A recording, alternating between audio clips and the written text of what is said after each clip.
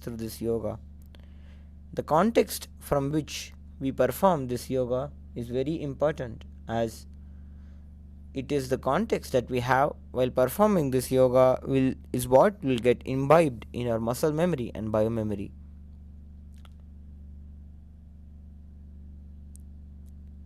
Being established in the space of Paramashivoham, in the space of Sohamasmi, that we are Paramashiva, let us perform the sankalpa now. Clasp your hands and place them on your right thigh as we chant the following mantra. Om Mamopatta Samasta Duridakshayadvara Bhagavat Shri Nithyananda Paramashiva Prityartham Shri Nithyanandeshwari Paramashiva Shakti Sameta Shri Nithyanandeshwara Paramashiva Prityartham Cha Adya Purvokta Evam Guna Visheshena Vishisthayam Asyam Shubhatithau पूर्ण आरोग्य युक्त दृढ़गात्र यौगिक शरीर सिद्ध्यर्थम परमशिव शक्ति आविष्करणार्थम नित्यानंद योगाभ्यासम करिष्ये. Now please wash your hand with an uddani of water.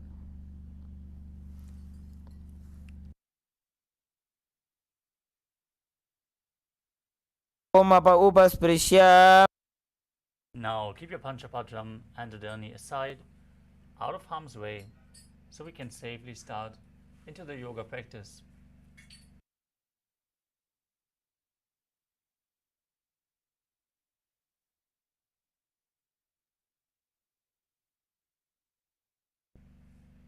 Now let us enter into the first asana of the sequence, Sukhasana. Now sit in a comfortable cross-legged position with your head, neck and spine in a straight line. Keep your index fingers and thumbs together and place them on top of the knees in Bindu Mudra. Engage all three bandhas, the energy locks, the Mula bandha, the root lock, as you contract your perineal floor and pull it up. Push the Kundalini Shakti up along the spine and prevent it from seeping out. Next, the Uddiyana bandha, the abdominal lock, as you push the Kundalini even higher and higher. Lock the muscles above and below the navel and pull your stomach in and up towards your spine. Finally, we have the Jalandhara bandha, the throat lock, as you prevent the Kundalini Shakti from dropping from the higher energy centers. You contract your throat muscles and tuck your chin to the chest. Lock any air from going up or down. If you perform these three bandhas together, they form Mahamudra bandha. Next is the visualization. Visualize Lord Shiva in your inner space. Perform the Samana Kumbhaka, which is the pranayama for the first few asanas. Inhale deeply into your stomach and hold your breath as you visualize a flame being kindled in your stomach and rising up your spine. And finally, internally, repeat the japa Soham as you visualize it rotating around your throat, activating and cleansing your Vishuddhi chakra, your throat chakra, and activating Vak Shakti, the power of speech. Let us enter into the first asana, Sukhasana. तत्सुखासनमित्युक्तमशक्तस्तत्समाचरेत् आसनं विजितं येन जितं तेन जगत्त्रयम्. Next up is Parvatasana. As you place your feet on top of opposite thighs in Padmasana, join your hands together in Anjali Mudra and raise them up above your head. Keep your elbows straight, engage all three bandhas, and visualize yourself as Mount Kailash. अथ वक्षे महादेव पर्वतासनमङ्गलं यत्कृत्वा स्थिररूपी स्यात् षट्चक्रादिविलोपनम्. Next up is Hali Bhavasana. Now extend your feet away from the body and join the soles of the feet together. Interlock your fingers behind your back in Parashva Mudra. Lean forward and down as you place your forehead on the ground behind your heels. Engage all three bandhas, Mahamudra bandha, as you gaze through your nose and visualize Swamiji in your inner space.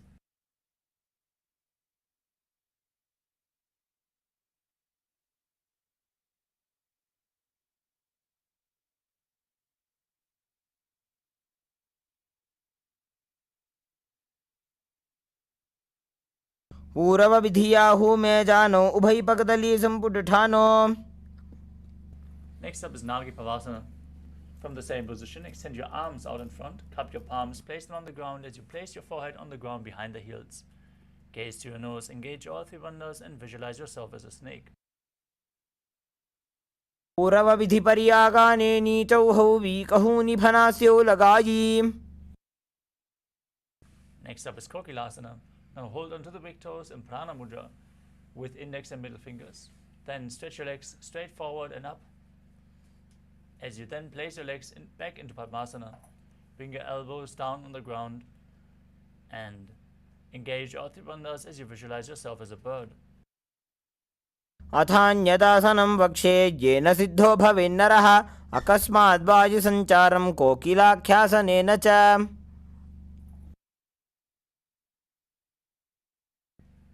The next asana is Nithyananda. Now place one foot on top of the opposite knee and the other one below the opposite knee as you hold on to opposite elbows and start rotating your arms in a circle. Engage all three bandhas, gaze to your nose, visualize Swamiji, and after some time change the direction of the movement. गोड़ा बामा पादकी आशमाहिली सोय दक्ष चरण को वारलोता परिगुल्भ समोय.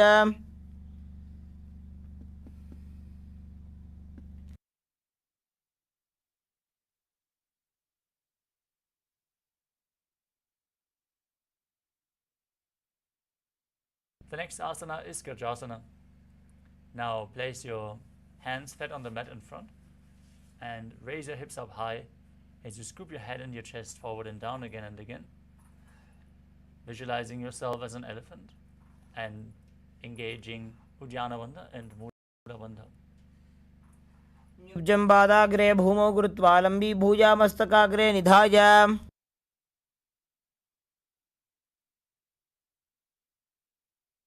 Next up is Vrikshasana.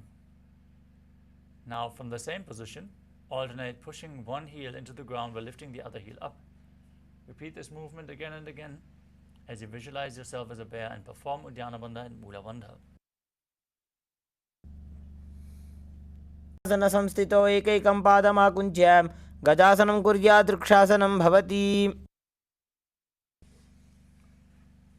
The next asana is Vaishyasana. Now raise up and stand on the tips of the big toes with all other toes raised off the ground if you can. Bring your hands to the chest with index, middle and ring fingers joined together in Hridaya Mudra. Visualize Swamiji in your inner space and keep engaging Uddiyana Bandha and Mula Bandha. केशेन पादयुगलं बद्ध्वा तिष्ठेत अधोमुखः.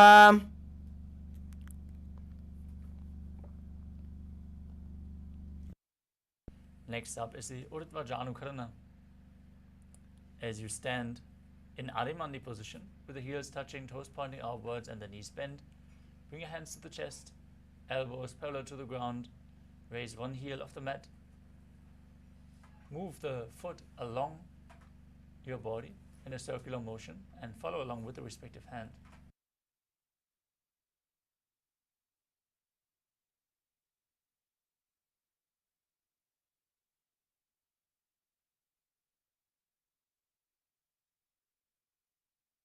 The next asana is Bala Ringasana. As you interlock your fingers from the outside in Sarva Shankari Mudra, pull one knee in up towards your chest. Engage all three bandhas and visualize yourself holding a baby. एकं जानु उरसि आलिङ्ग्य स्थातव्यं बाललिङ्गनं भवति. Next up is Padapidanasana. Now pull the foot back towards your buttocks and hold it with both hands. Stay straight on the mat. Engage all three bandhas and visualize Swamiji in your inner space. स्थित्वैकस्मिन् पादतले कराभ्यां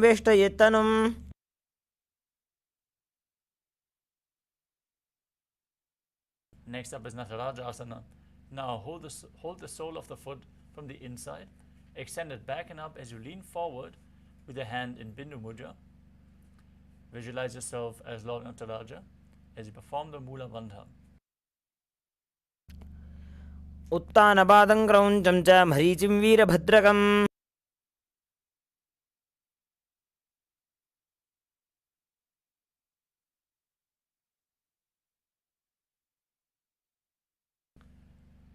The next asana is Balalingasana on the other side.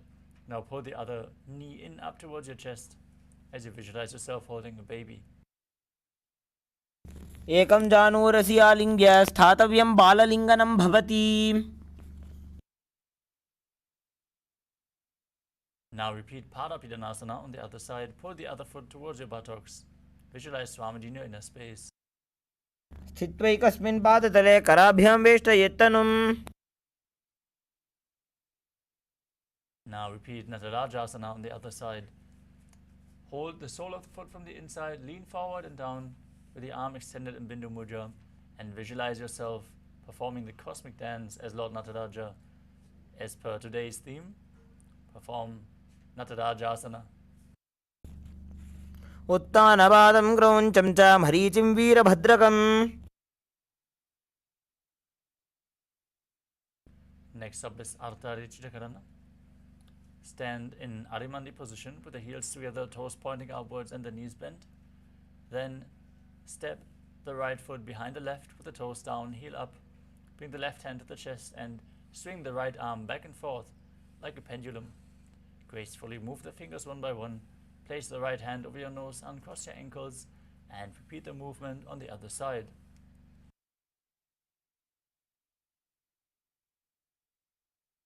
Next up is the skeleton dance. Now, visualize yourself as a skeleton and shake your body intensely.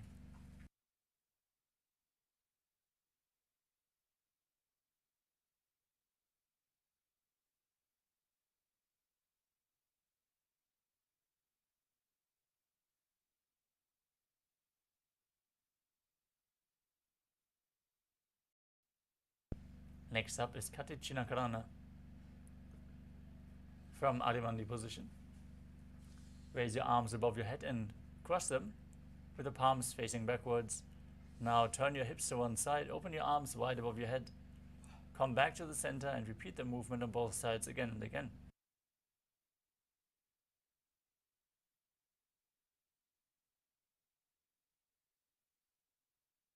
The next asana is Tadasana.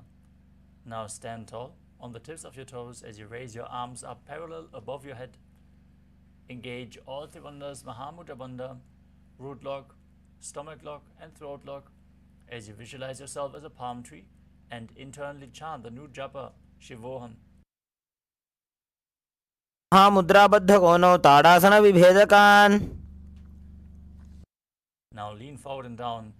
Place your hands flat on the mat in front of you if you can. Otherwise, stretch down as low as you can. Bring your forehead closer to the knees. Visualize Swamiji in your inner space and perform the Mahamudra Bandha in Uttanasana. महामुद्राबद्धकोनौ ताडासनविभेदकान्. Now place your hands flat on the ground, shoulder width apart, and step your feet back into a tall plank position. Contract the perineal region. Tuck your chin to the chest and start rotating your head from side to side as you visualize Swamiji in your inner space in Tadakshvasana.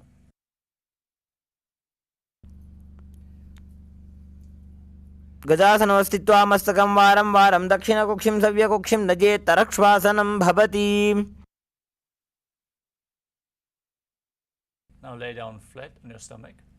Keep your hands next to the chest with the toes pointed backwards. Raise your head up using the strength of your lower back. Open your mouth wide. Inhale through your throat in Bhujangani Mudra. As you visualize yourself as a cobra, perform the Mula Bandha in Bhujangasana. अङ्गुष्ठनाभिपर्यन्तम् अधोभूमौ विनिन्यसेत्. Next up is Shashasana. Push your body back up into the plank position and alternate bringing one knee in towards your chest back and forth. Visualize Swamiji in your inner space and breathe calmly through your nose in Sahaja Kumbhaka, holding the breath on and off, being in complete control of your breath. Don't let the movement alter your breath in Sahaja Kumbhaka. गजासन संस्थितो जानुद्वयमाकुञ्च वारं वारं कर्तव्यं शशासनं भवति. Now step one foot in between the two hands, jump it back and exchange the position of your feet. Bring the other one in front again and again as you visualize yourself as a chariot. गजासन संस्थितो एकैकं पादं पूर्वमार्गेण भ्रामयित्वा कर्तव्यं रथासनं भवति. Next up is Vidavajrasana. Now keep the front leg bent with the knee in a 90-degree angle. Keep the back leg straight with the toes pointing outwards. Raise your arms up above your head, palms facing each other. Gaze to your third eye. Visualize yourself as Lord Vidavajra as you perform Uddiyana Bandha and Mula Bandha. वासिष्ठमथकौण्डिन्यम् ऊर्ध्वकुक्कुटमेव च अष्टावक्रमथोत्थानं मयूरं सेतुबन्धनम्. Now exchange the position of your feet and repeat Vidavajrasana on the other side as you visualize yourself as Lord Vidavajra. वासिष्ठमथकौण्डिन्यम् ऊर्ध्वकुक्कुटमेव च अष्टावक्रमथोत्थानं मयूरं सेतुबन्धनम्. The next asana is Vrikshasana. Now raise one foot up towards the inner thigh of the opposite leg. Join your hands together in Anjali Mudra and raise them up above your head. Keep your elbows straight. Engage Uddiyana Bandha and Mula Bandha and visualize yourself as a tree. वामोरुमूलदेशे च याम्यं पादं निधायतु. Now bring the raised foot to the opposite hip. Join your hands in Namaskara Mudra in front of the heart center and visualize yourself as Lord Garuda in Garudasana. गरुडासनमावक्ष्ये येन ध्यानं स्थिरं भवेत्. Now lift the other foot off the mat and repeat Vrikshasana, the tree posture, on the other side. वामोरुमूलदेशे च याम्यं पादं निधायतु. Bring the foot to the opposite hip. Visualize yourself as Lord Garuda in Garudasana. गरुडासनमावक्ष्ये येन ध्यानं स्थिरं भवेत्. The next asana is Trikonasana. Now step one foot forward and the other one far back with the front toes pointing forwards and the back toes facing sideways. Now extend your arms parallel to the ground, lean forward and down, gaze up along the arm as you visualize yourself as a triangle. उत्तानपादं क्रौञ्चं च मरीचिं वीरभद्रकम्. Again, exchange the position of your feet and repeat Trikonasana on the other side. उत्तानपादं क्रौञ्चं च मरीचिं वीरभद्रकम्. Next up is Nikuttaka Karana from Arimandi position. Heels together, toes pointing outwards and the knees bent. Raise one heel off the ground. Bring your hands in front of the chest with the palms facing each other.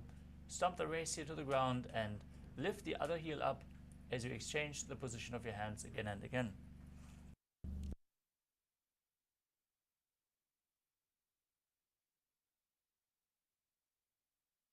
The next asana is Angushtasana. Now lower your body down onto the tips of the big toes with the heels raised, sitting down on the heels, knees off the ground. Join your hands together in front of your chest in Namaskara Mudra as you visualize Swamiji in your inner space. And start buzzing like a bee on the inhalation and exhalation in Brahmari Kumbhaka as you internally chant the new japa Sadashivoham. बन्धासनमित्याहुः गोरक्षासनमेव च.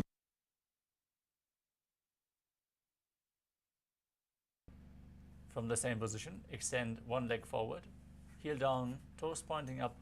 Keep your hands at the side of the body, palms facing forward in Vara Mudra, with the fingertips just touching the ground as you visualize Swamiji in your inner space and perform the Mula Bandha.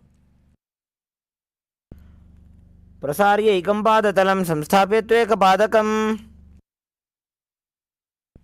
Next up is Vidunanasana. From the same position, lean forward and down and hold onto the big toes in Pranayama Mudra with index and middle fingers. Now hold the back heel of the other foot as you visualize Swamiji in your inner space.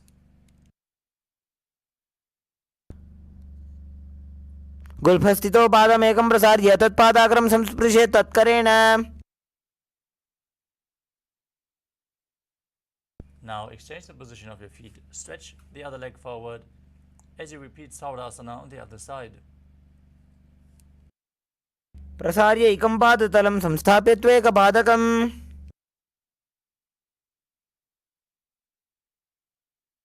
Lean forward and down, hold onto the big toes as you repeat Vidunanasana on the other side. गुल्फस्थितो पादमेकं प्रसार्य तत्पादाग्रं संस्पृशेत् तत्करेण.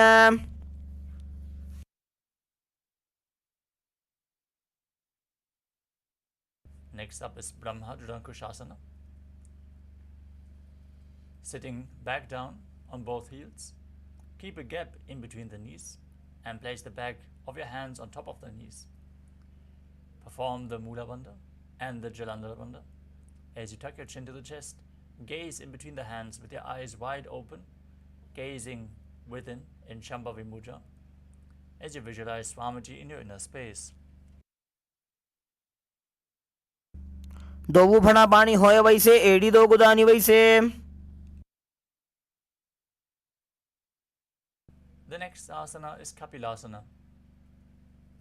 Now place your knees on the ground, spread wide apart. Sit down on the raised heels with the toes tucked.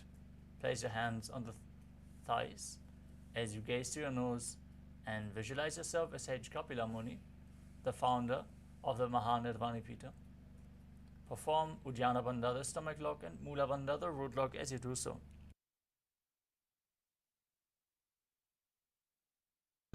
उभई पगतली समटारावे तिनकी माहिली को और मिलावे. Next up is Patala Godakasana. From the same position, shift your gaze to the third eye, your visualization to Swamiji, and the Bandha to the Mula Bandha. पगतली संपुट करे कोरवारली भूपरि धरे. Next up is Suryasana. Now raise your knees back off the ground, keep them spread wide apart.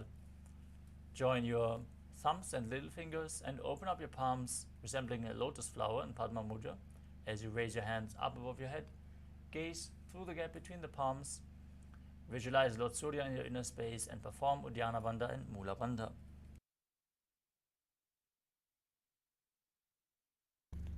एड़ी दो गुदा तरियाने फना पानी बैठक निठाने.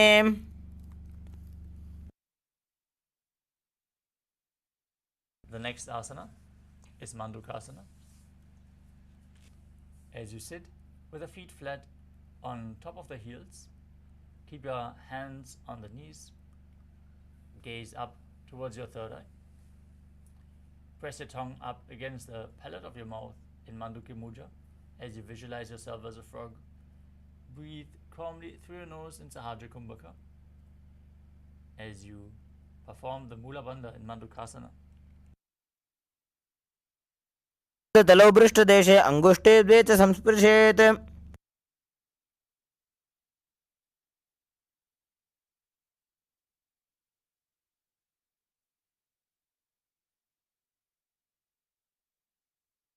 Next up is Uttana Mandukasana.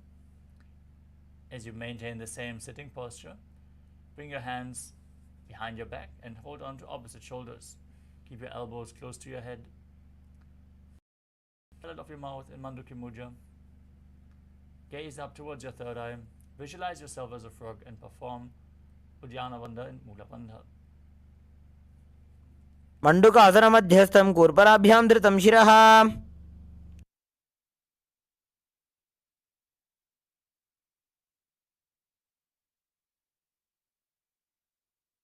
The next asana is Simhasana. Now cross your ankles and sit on your feet with your hands on the knees.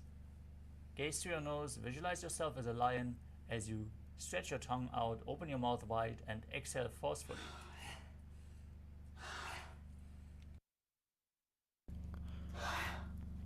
दोवू फणा पानी होए AD दो गुदानी वैसे।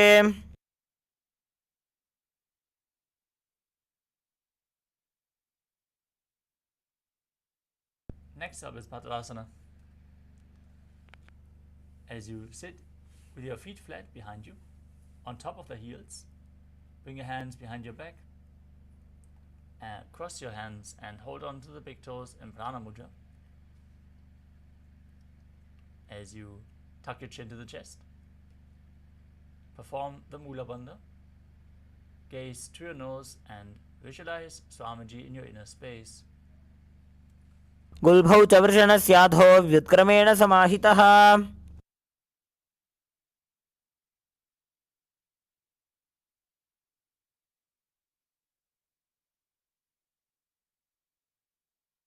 Next up is Kakabhushandi Asana. As you squat with your feet flat on the mat, open your knees wide and bring your hands in and around the raised knees. Interlock your fingers behind your back in Padasha Mudra. If you can't reach them, try to touch the fingertips behind your back as you gaze through your nose and visualize yourself as a crow. प्रथमे वेसको कटठाने दोवू हाथ बगमीच आने।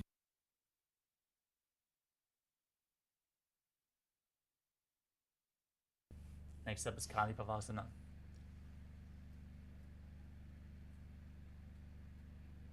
As you place your hands flat on the ground in front of you, shoulder width apart, bring your knees onto your arms towards your armpits.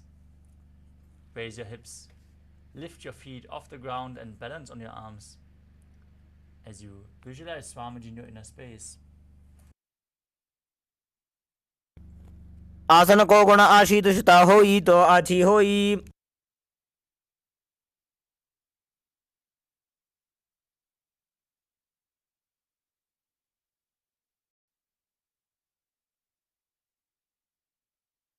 The next asana is Kapali Asana. This is going to be the first inverted posture of the sequence. So if you suffer from any upper back or neck, spine injuries or high blood pressure, take it slow with any of the inverted postures. If you need the support of a wall, set yourself up. And now place your hands flat on the mat, shoulder width apart. Bring your knees onto your elbows, head on the ground, forming a triangle between your hands and your head. Lift your hips up and stretch your legs up straight. As you gaze to your nose, visualize Swamiji in your inner space and keep buzzing like a bee in Brahmarikumbhaka. शीश शीशा धरती टेकी पगदो वो मिलिबा ऊंचा कुकरे। Gently lower your body down as you enter Paramashivoham. Now, in a squatting position, twist your body to one side, place your hands on the ground, align your knee and hip with the elbows, and then lean forward, find balance. Lift your legs off to the side. As you gaze to your third eye, visualize yourself as a peacock. Perform Rechaka Kumbhaka. Exhale fully and hold your breath in Paramashivoham. मयूरं दंडवत् कुर्यान् मायूरं दंडनामकम्।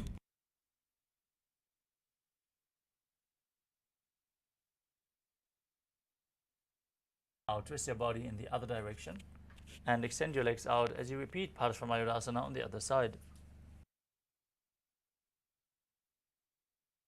मयूरं दंडवत् कुर्यान् मायूरं दंडनामकम्। Now place your hands flat on the mat and step your feet back into Talakshvasana, the plank position. As you step one foot outside the shoulder in between the two hands, gaze up towards your third eye. Visualize yourself as Lord Kala Bhairava in Bhairava. आसन को गुण पीती जाई। The front foot back. Bring the other one outside the shoulder in between the hands and repeat Bhairava on the other side. आसन को गुण पीती जाई।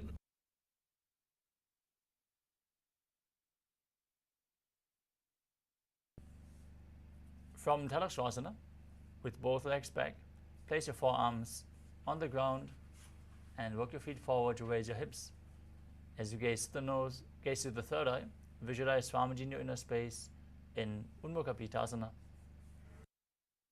भून्यस्तौ जानुनी हस्तौ चतुष्पदमवाङ्मुखम्.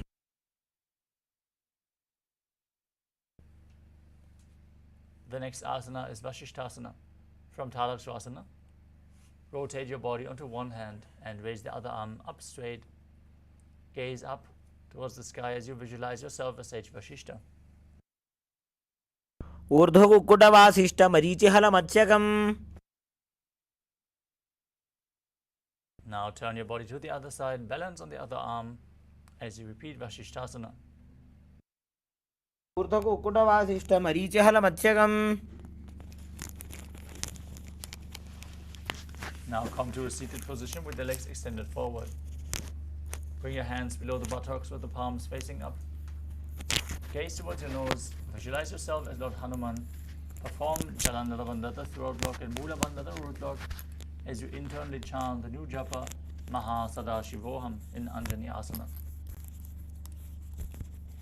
दोबू करके उबई हथेली कोरवारली मेले भेली. Next up is Paschimottanasana. With the legs extended forward, lean forward and down and hold onto the big toes in Prana Mudra with index and middle fingers. Now visualize Swamiji in your inner space and exhale and hold your breath in Rechaka Kumbhaka.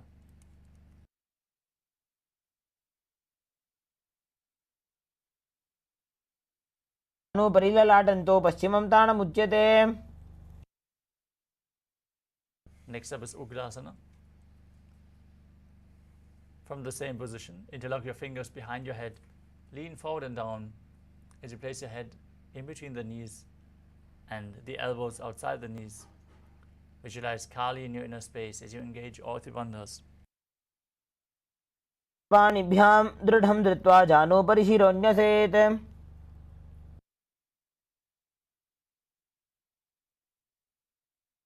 Next up is Asana.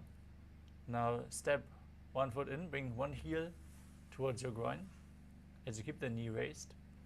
Lean forward, bring your arm in and around the raised knee, interlock both hands behind your back as you bring your forehead towards the knees in Marichi Asana. Visualize yourself as Marichi. उत्तानपादं क्रौञ्चं च मरीचिं वीरभद्रकम्. Now drop the raised knee to the side. Keep the heel at the perineum. Lean forward and down. Hold onto the front foot with both hands. Gaze to your nose. Visualize Swamiji as you perform Mahamudra Bandha in Mahamudrasana.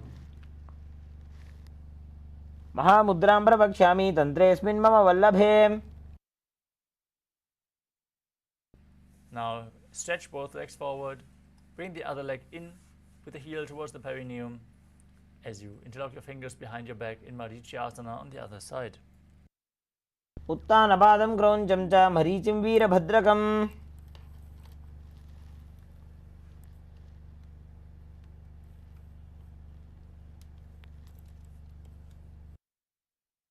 Drop the knee to the side. Keep the heel at the groin. Lean forward and down. Engage all three bandhas in Mahamudrasana on the other side. प्रवक्ष्यामि तन्त्रेऽस्मिन् मम वल्लभे.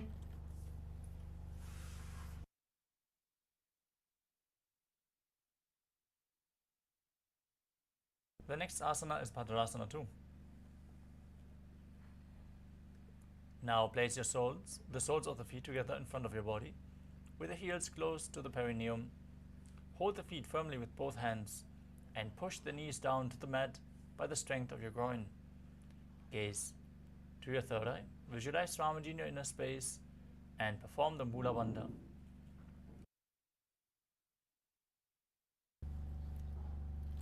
गुल्भौ च वृषणस्यादः सीवन्त्याः पार्श्वयोः क्षिपेत्. From Bhadrasana, extend your feet away from the body.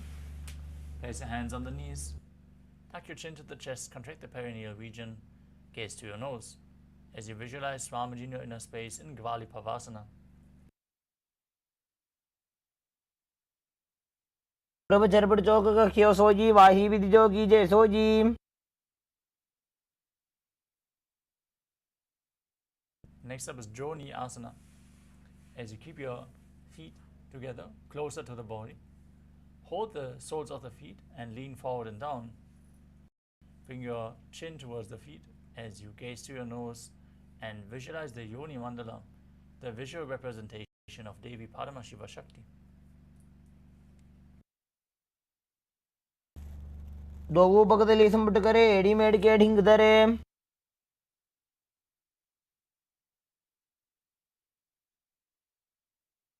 Next up is Midaki Pavasana. Keep your feet away from the body. Heels together, toes apart. Extend your arms out to the side and lean forward and down as you place your forehead down on the ground behind the heels. Gaze to your nose. Visualize Swamiji in your inner space and perform the Mula Bandha.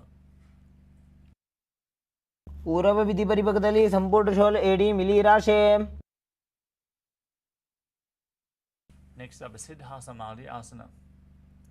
Now keep the heels together, toes apart. The toes together, heels apart. And bring your arms underneath the shins with the palms facing up. Lean forward and down. Bring your head down in front of the feet as you bring your toes towards the throat. Gaze to the nose. Visualize Lord Surya in your inner space as you perform the Mula Bandha. ದೋವು ಪಕ್ಕದಲ್ಲಿ ಸಂಬಿಟ್ಟುಕರೆ ಸೋಲೆ ಮೇಢ ಆಗ ಮೇಧರೆ.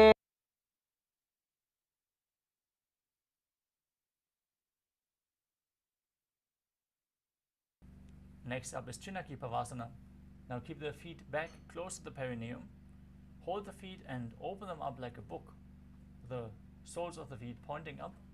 Press your elbows down onto your thighs as you gaze to your nose and visualize Swamiji in your inner space.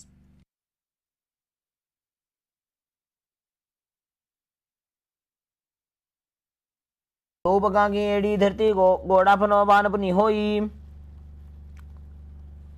Next up is Chalapata Chokasana. Now keep the soles of the feet back together. Place your hands on the respective knees and gently push them down to the ground as you gaze to your third eye. Visualize Swamiji in your inner space and perform Ujjana Bandha and Mula Bandha. ದೋವು ಪಕ್ಕದಲ್ಲಿ ಸಂಪುಟ ಧಾರೆ ಆಗಾನೆ ಗರ್ಜಾರೆ ಪಸಾರೆ. The next asana is Bhairavasana. With the soles of the feet together, raise your heels up and bring the toes down to the mat. Twist your legs intensely. You can use the support of your hands if needed, but then place your hands on top of the knees. In Bindu Mudra, index and thumb together. As you gaze to your third eye, visualize yourself as Lord Kala Bhairava and perform Uddiyana Bandha and Mula Bandha. गुल्फो संपीड्य चान्योन्यं व्युत्क्रमेणोत्थितं शनैः.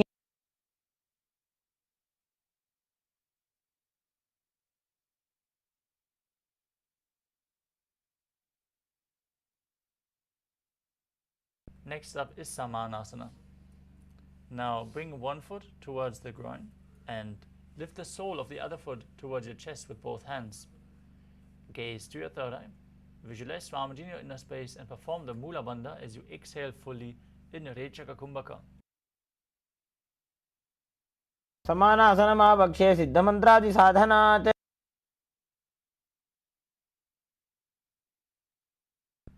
Next up is Apanasana. Now bring one leg over top of the respective shoulder and extend the other leg straight forward and up. Gaze up towards your third eye. Visualize Swamiji in your inner space. You can keep the hands at the side for balance. केवलं पादमेकं च स्कन्धे चारोपे यत्नतः. Now repeat Samanasana on the other side. Pull the other heel against the groin and the opposite sole of the foot against your chest.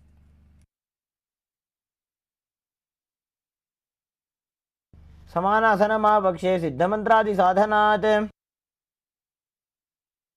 Now bring the other leg over the shoulder. Extend the opposite leg forward and up as you visualize Swamiji in your inner space in Apanasana on the other side.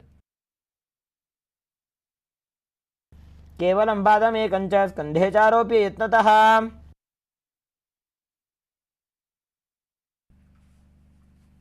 Next up is Gomukhasana. Now stack your knees in front of your body with the heels close to the outside of your hip. Gaze to your nose as you visualize the face of a cow and perform the Mula Bandha while breathing in Sitkari Kumbhaka. Now hiss through your teeth while inhaling as you press your tongue up against the roof of your mouth without touching the teeth. Internally chant the new japa Om Nithyanandoham in Gomukhasana. सव्ये दक्षिणगुल्फं तो पृष्ठपार्श्वे नियोजयेत्. Next up is Anasuyasana. Now hold the big toes in Prana Mudra, maintaining the same sitting posture. Gaze to your nose, visualize yourself as Rishika Anasuya and perform Uddiyana Bandha and Mula Bandha. दक्षिण गोडों नीचे उठाने, बाहों तागे ऊपर आने. From the same position, interlock your fingers behind your back, lean forward and down, gaze to your nose as you bring your chin over the knee, nose towards the ground as low as you can. Visualize yourself as Rishika Anasuya in Anasuyasana too. जीवना गोदा की संधि, ऊपरी डाबा गोड़ा की संधि. Next up is Garudasana too. Now sit with one heel against the groin, the opposite foot flat with the knee raised, hands on the respective knees. Gaze to your nose as you visualize yourself as Lord Garuda.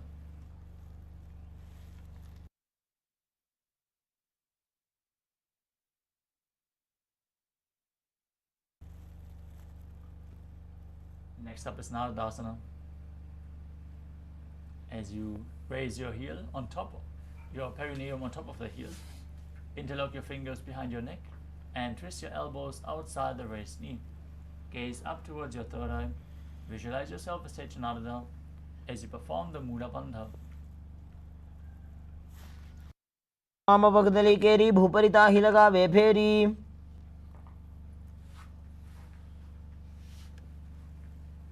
Now, place one foot on top of the opposite thigh.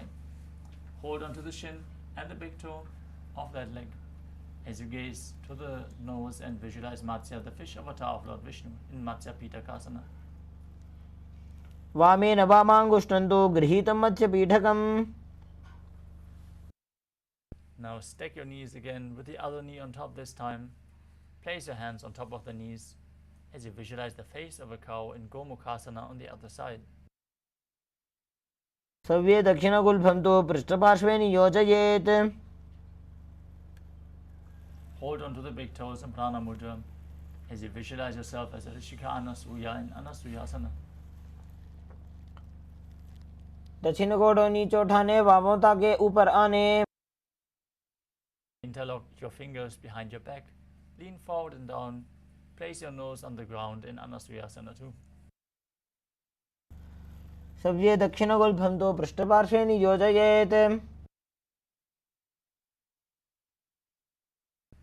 Next up is Garudasana too. On the other side. Now place the other heel against your perineum, opposite foot flat, knee up towards your chest. Gaze to your nose as you visualize yourself as Lord Garuda. डाबो पगमोडी एडी माहिलो गुल्फमूलद्वार नीचैदे. Now raise the perineum up on top of the heel. Interlock your fingers behind your neck, twist your elbows outside. Visualize yourself as Sage Narada in Naradasana. पिष्टिज वाम पगदली केरी, भूपरिता ही लगावे फेरी. The next asana is Matsya Pitakasana on the other side. Now place the other foot on top of the opposite thigh. Hold onto the shin and the big toe and visualize Matsya, the fish avatar of Lord Vishnu. वामेन वामांगुष्ठं तो गृहीतं मत्स्यपीठकम्. Now extend your legs out in front. Place one foot on top of the opposite thigh. As you raise the opposite knee and twist your elbow outside the raised knee, hand by the neck, the other hand on the ground behind you, twisting your spine. As you gaze to your third eye and visualize Sage Matsyendana, the master of Hatha Yoga, in Matsyendasana. पश्चिमाभासं कृत्वा तिष्ठति यत्नतः. Now extend the front arm down towards the foot. Hold onto the big toe in Prana Mudra as you hold onto the back ear with the other hand, gazing up to your third eye and visualizing yourself as a camel in Kubasana. आसन को गुण झोलो जाए.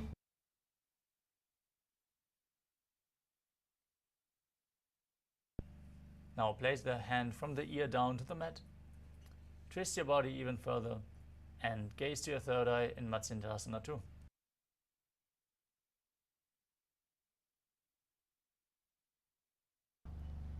मत्स्येन्द्रपीठं जठर प्रदीप्तिं प्रचंड रुक्मण्डल खण्डनास्त्रम्. Now extend both legs, place the other foot on top of the opposite thigh and repeat Matsindrasana on the other side as you visualize Sage Matsindranat.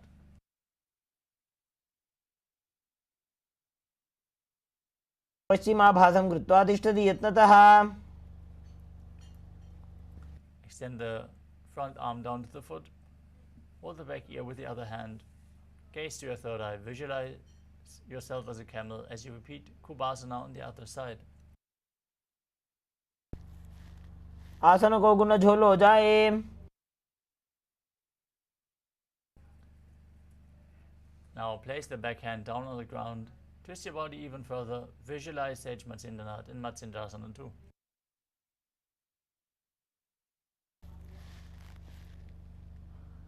मत्स्येन्द्रपीठं जठर प्रदीप्तिं प्रचंड रुक्मण्डल खण्डनास्त्रम्. Now place your feet on top of opposite thighs. Gaze towards your nose as you keep your hands on top of the knees. Visualize yourself as Lord Shiva as you breathe in Sitali Kumbhaka, pressing your tongue against the back of the teeth and hissing through the teeth while inhaling. Engage all three wonders and internally chant the new japa Om Nithyananda Paramashivam.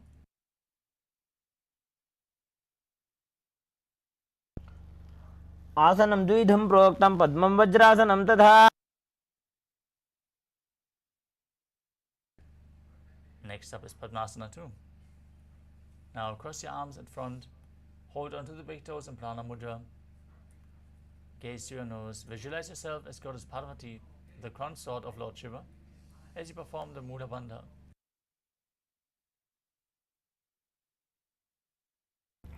उत्तानौ चरणौ कृत्वा ऊरु संस्थो प्रयत्नतः.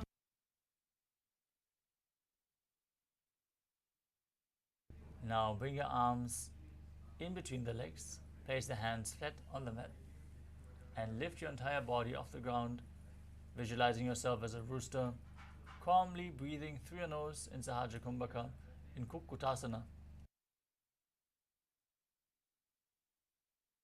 पद्मासनं सुसंस्थाप्य नान्वोरन्तरे करौ.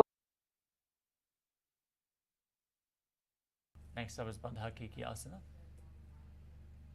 As you rise up onto your knees with the legs in Padmasana, place your hands flat on the mat with the fingers pointing backwards. Lean onto your elbows as you lift your knees off the ground and balance. Visualize Swamiji in your inner space. धरामोष्टभ्यकरद्वयेन तत्कोर्परि स्थापिता नाभिपार्श्वः.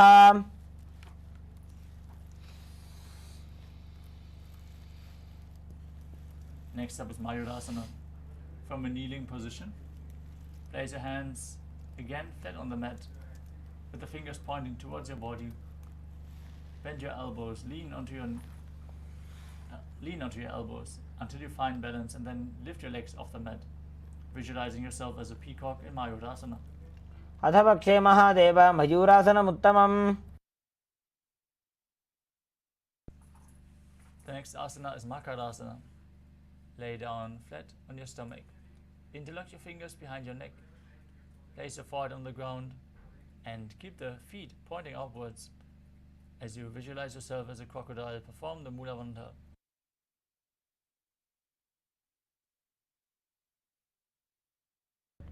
अध्यासशेते हृदयं निधाय भूमौ च पादौ च प्रसार्यमानो.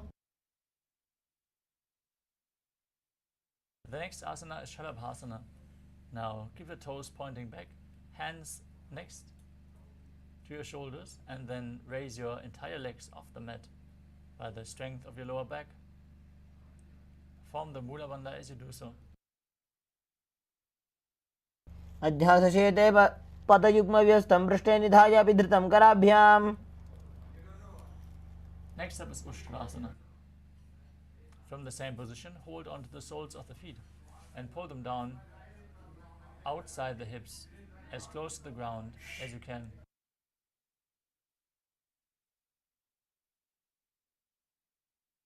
Visualize yourself as a camel as you perform the Mula Bandha.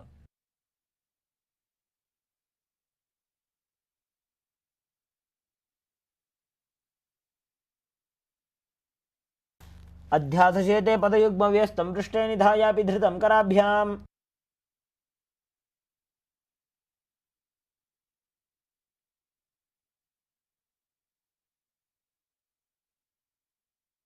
Now keep holding onto the feet, kick your legs back and up as you raise your chest and head up, gazing up to your third eye, visualizing yourself as Pinaka, Lord Shiva's bow in Dhanurasana.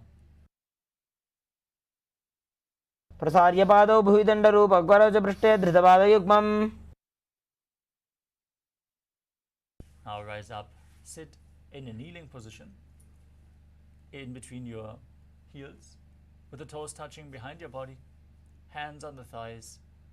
Gaze to your third eye, visualize Swamiji perform the Mula Bandha as you internally chant the new japa Om Nithyananda Paramashivoham in Bhagasana.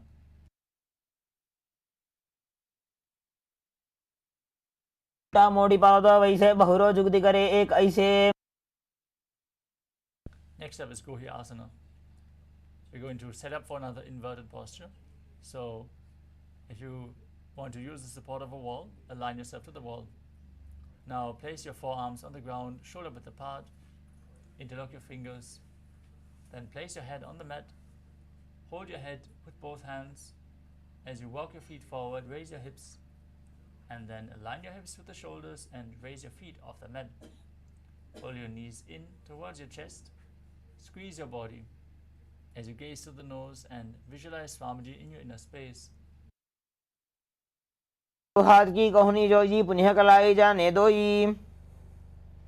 From Gohi Asana, extend your legs up straight into Shirshasana. Gaze to your nose. Visualize Swamiji in your inner space as you perform the Mula Bandha. इदं मण्डलं च द्विधैव विदितं हिनः. Gently lower your legs back down. Extend them forward and get ready.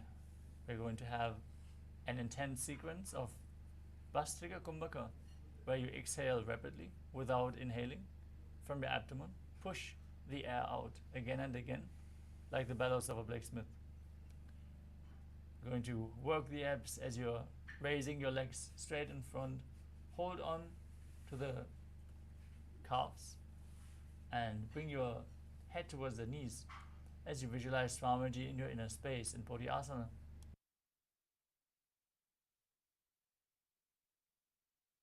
दो हाथ पग बाहर आने घोड़ा तरे का कसी ठाने. Next up is Padakasana. With the legs extended in front, bring your hands behind your back to the opposite shoulders.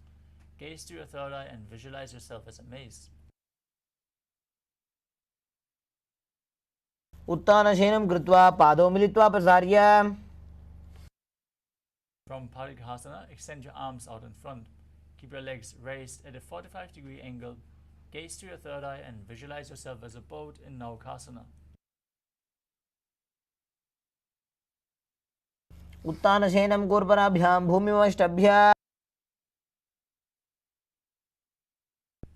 Next up is Rudrasana. Still breathing in Bastika Kumbhaka. Join the soles of the feet together and scoop your hands below to pull them in towards your chest. Balance as you gaze to your nose and visualize yourself as Lord Rudra.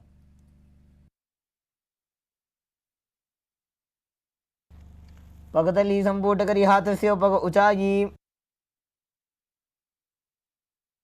Now you can breathe calmly again, normally, as you lay down on your back with the feet flat, knees raised.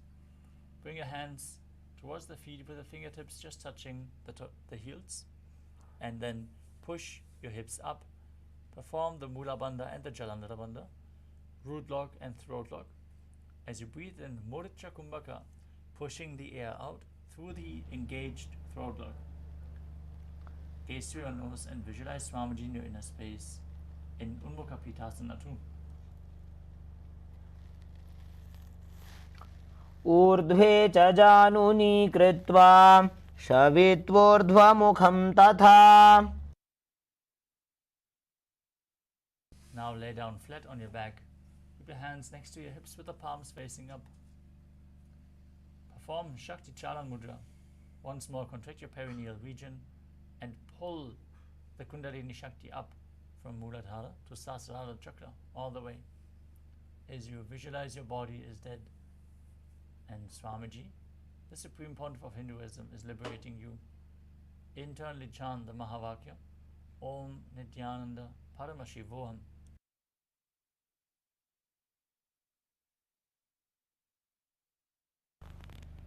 उत्तानं शववद्भूमौ शयनं तु शवासनं शवासनं श्रान्तिहरं चित्तविश्रान्तिकारकम्.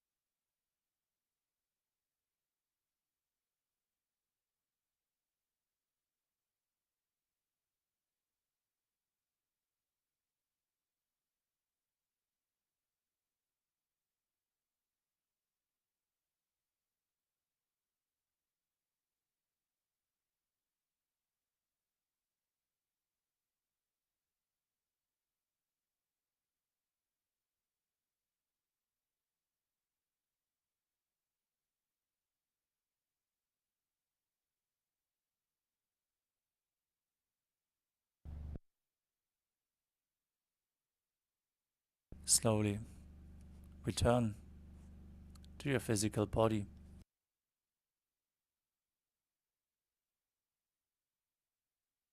Start to wiggle your fingers and toes, your wrists and your ankles, your elbows and your knees. Pull your knees up towards your chest and rock your body from side to side. Slowly return to a comfortable cross-legged position. Congratulations! You completed the first 108 asanas of the sequence, the Pratama Vinyasa Krama.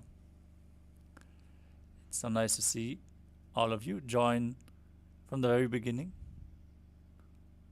like Wesley Silver, Shiva Talam, Srinitya Guru Prasadini, Sen Yang Lee, Sudong Wang, Shenzhou. Nice to see all of you. And let us now move on to the next asana of the sequence, which is Yathasanishthasana. Now sit in a posture that brings ease to your physical and mental space. Any comfortable position is fine. Then place your hands on top of the knees in Bindu Mudra. Visualize Swamiji in your inner space. Breathe in Samana Kumbhaka. Breathe into your stomach and hold your breath, visualizing a flame rising up your spine. As you perform the Mula Bandha and internally chant the Mahavakya, Om Nithyananda Paramashivoham. पर्यङ्कं तत्समाख्यातं यतसंस्थं यथा स्थितिः. Next up is Samasana, in a cross-legged position with your hands on the knees in Bindu Mudra. Inhale and exhale deeply. After each inhalation, hold your breath for a while and then visualize Swamiji in your inner space. इदानीं गर्भिणीनां योगाभ्यासो यथा लघु. Next up is Muktasana. Now place the left heel against the genital region and place the right foot over top of the left, crossing your ankles. As you keep your hands flat on the knees, gaze to your nose and visualize yourself as a sage liberated by the Supreme Pontiff of Hinduism. निबीड्य सीविनीं सूक्ष्मां दक्षिणेतरगुल्पतः.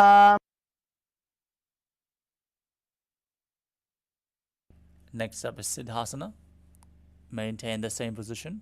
Shift your gaze to the third eye. Keep visualizing Swamiji in your inner space.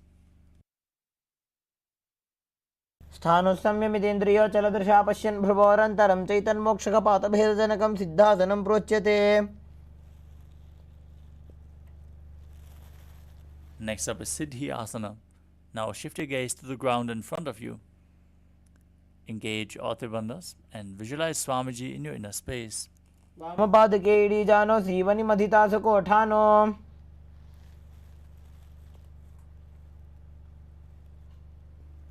Next up is Rudrasana 2. Now rotate your hands on top of the knees, back into Bindu Mudra with index fingers and thumbs touching. Gaze to your third eye. Visualize yourself as Lord Rudra as you perform the Mula Bandha. वामचरण Biraj दक्षिण राखे एक जुगति ऐसे विदिदाखे. Next up is Santarunasana. Keep your hands in Bindu Mudra, gaze to the nose and embody tranquility and an unshakable nature. सन की गुण मन की जन जलता मीटे. Next up is Siddhasana 2. Maintain your legs in the same position and place one hand over the other as you cup your hands in front of the navel in Samputa Mudra, resembling a lotus flower, as you visualize Swamiji in your inner space. समासीन सिद्धासनमुदीरितम्.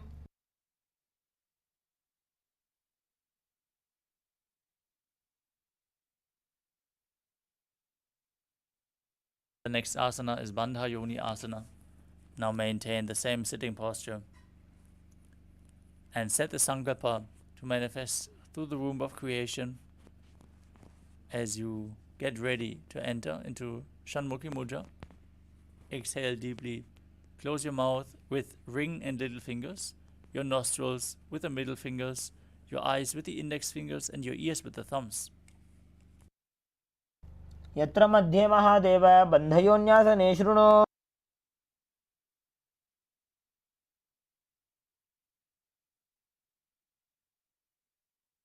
Next up is Virasana. As you maintain the same position, place your hands on top of the knees in Bindu Mudra. Embody the state and space of bravery. Vida. एकं पादमथैकस्मिन् विन्यस्योरुणि संस्थितः.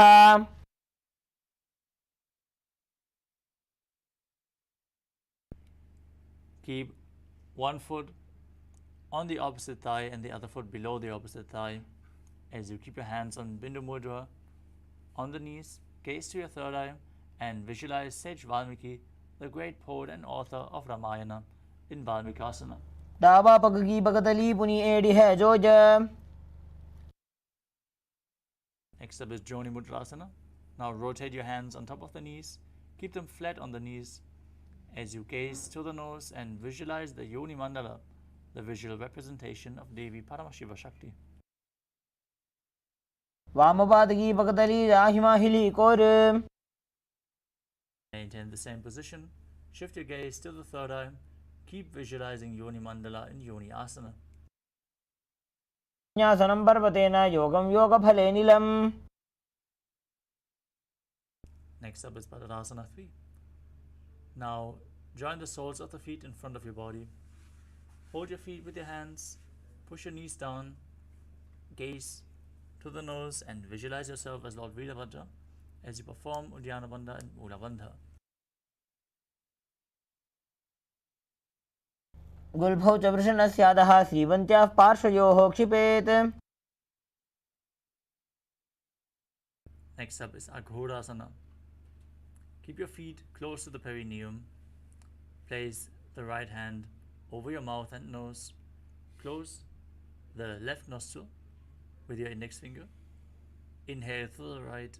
Close both nostrils. Hold your breath. Then exhale through the left nostril and repeat on the other side in Abhyantara Kumbhaka.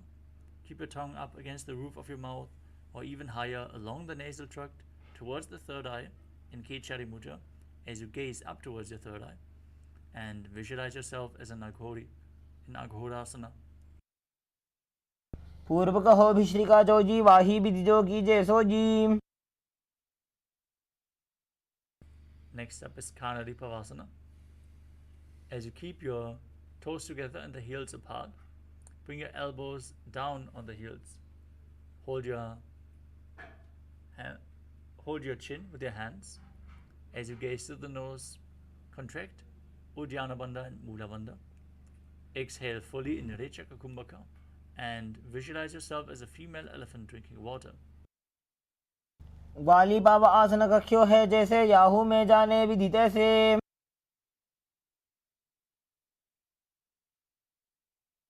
Next up is Padasana. As you sit with the knees raised, keep your arms between the thighs and calves. Interlace your fingers and lift your feet off the mat. Gaze towards your nose, visualize Swamiji in your inner space and perform the Mula Bandha. ततोर्ध्वम्रे च जेत् वायुं मृदुनिश्वास संयुतम्. Next up is Gopi Chandasana. As you hold the feet with the soles together, with interlocked fingers, lift them up towards your throat, keeping the heels on your chest. Place your chin on the interlocked fingers as you gaze to the nose and embody the state and space of a king.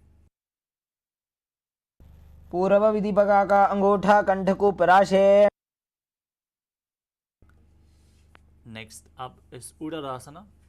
Now scoop your hands below the chins and hold on to the feet with interlocked fingers. Lift your feet up. Touch your throat with your hands as you gaze to the nose and visualize your body free from any defects in Uttarasana. ದೋಬೂಪಕದಲ್ಲಿ ಸಂಪುಟಟಾನೆ ಉಭಯ ಹಸ್ತಕರಿಯುರದ ಹಿತಾನೆ. From the same position, raise your feet even higher in front of your face. Keep the interlocked fingers in front of your forehead as you visualize yourself excelling in everything in Vishishtasana. ದೋಬೂಪಕದಲ್ಲಿ ಜೋಡಿ ಸಂಪುಟ ಕರೆ.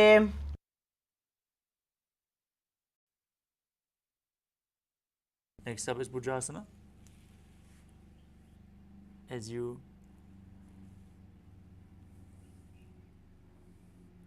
raise your legs over top of the respective shoulders, bring your arms underneath your legs and up, interlacing your fingers around the back of your neck. Now, visualize yourself as a cobra as you perform the Mula Bandha. ಶಿರಾಸನಂ ತು ವಿಜ್ಞೇಯಂ ಕಕ್ಷಾಸನಮತಃ ಪರಂ.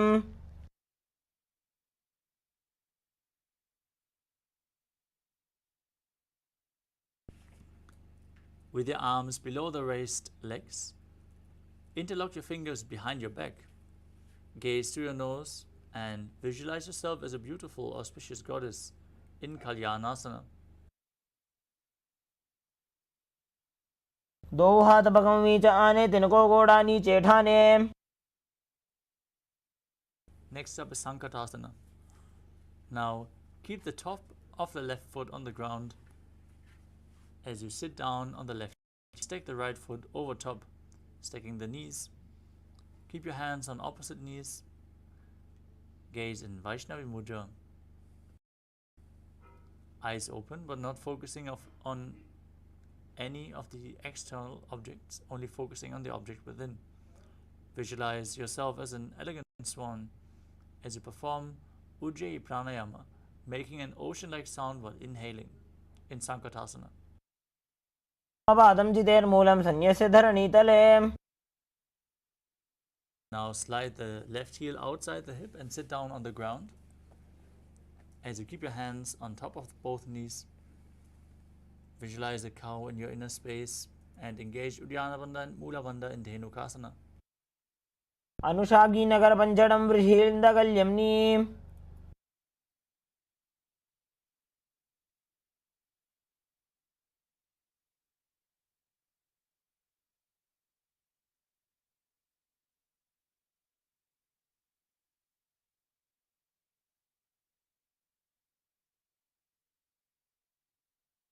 Next up is Machandrasana. Now place the right foot on top of the left thigh and the left foot on the right knee. Bring the left hand behind your back. Twist your body to hold onto the right thigh with your hand. Place the right hand on the left thigh. Twist your body even further. Gaze to your third eye and visualize Swamiji in your inner space. वामजंग प्रदक्षिणटाने वामहस्तपिष्टी दिशाने. Next up is Machandrasana 2. As you maintain your legs in the same position, untwist your upper body, hold onto your feet, and lean forward and down as you bring your forehead down to the ground. Visualize Swamiji in Machandrasana 2. जी मनो चरण जो जी वामजंग परिराखे सो जी. Next up is Guru Asana. With your legs in the same position, interlock your fingers and place them on the top knee. Engage all three bandhas and visualize Swamiji, your Guru, in your inner space in Guru Asana. गुरुमूले इतरपादस्य कनिष्ठिका प्रदेशगुल्भं संस्थाप्य.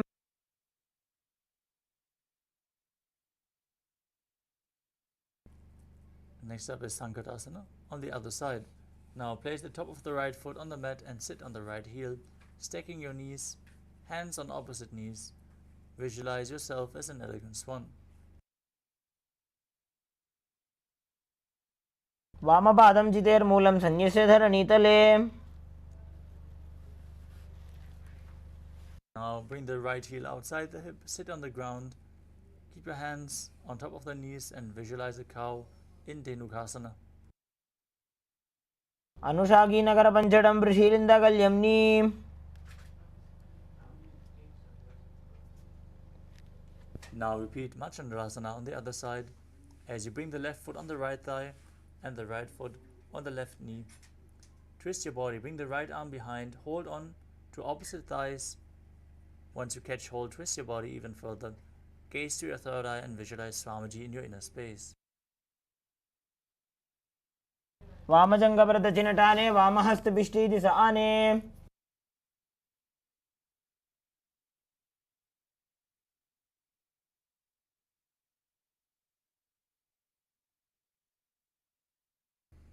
Now repeat Machandrasana 2 as you untwist your body. Hold onto your feet and lean forward and down, placing your forehead on the ground.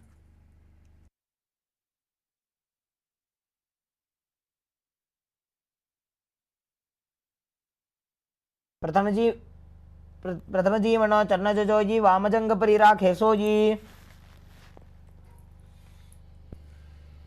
Now keep your hands on the top knee, engage all the bandhas, and visualize Swamiji, your Guru, in Guru Asana on the other side. गुरुमूले इतरपादस्य कनिष्ठिका प्रदेशकुल्भं संस्थाप्य. The next asana is Parshasana. Now place the feet flat on the mat in front of you and pull your knees in towards your chest with opposite hands. As you gaze to your third eye, keep your tongue pressed up in Kechari Mudra and visualize Swamiji in your inner space.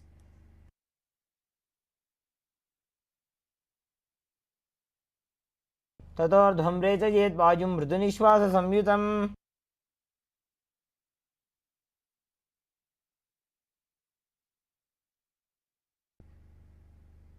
Next up is Bodhashukasana.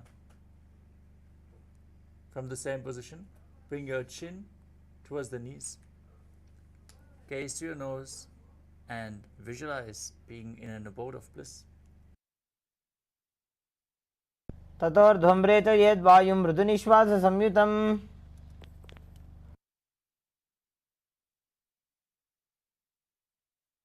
Next up is Kurakatasana.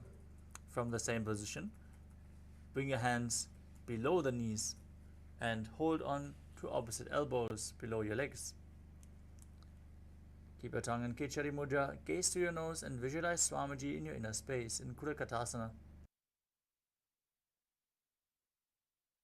वो हाथ पगों नीचे आने तिनको गोड़ा नीचे ठाने.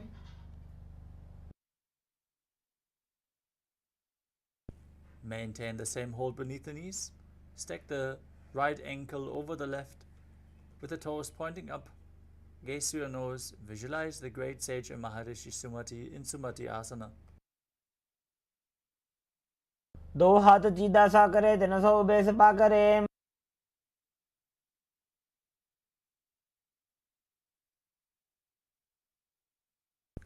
Next up is Dandasana.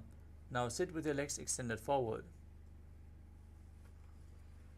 Interlock your fingers and raise your arms up above your head with the elbows pointing out, with the wrists pointing outwards. Gaze towards your nose. Engage all three bandhas as you visualize Swamiji in your inner space in Dandasana. इदानीं गर्भिणीनां योगाभ्यासो यथा लघु. Now lean forward and down. Hold on to the big toes as you bring your forehead as low as you can. Inhale through one nostril and exhale through the other alternatingly in Nadi Shodhana without the use of your hands as you visualize Swamiji in your inner space in Arambhasana. बैसी दो पाव पसारी कछुक उर्द को कुरड़ो डारे.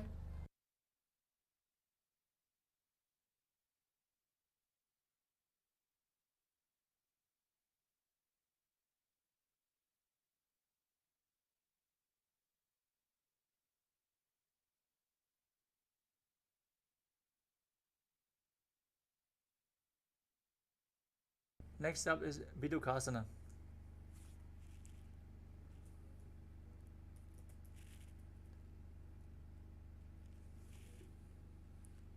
As you sit with your legs straight, Extend your knees slightly up, lean forward, and bring your arms in and around the legs as you hold onto the soles of the feet from the outside. Gaze towards your third eye. Visualize Swamiji in your inner space and perform the Mula Bandha.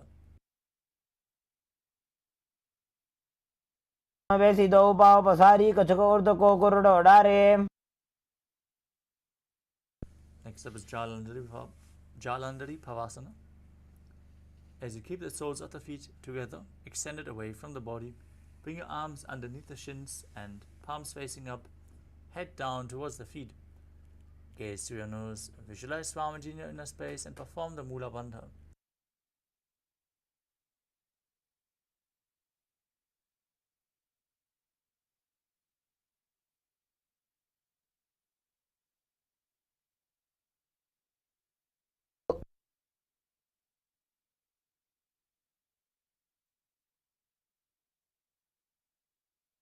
एड़ी mail के दीजिए हाथ पसारी.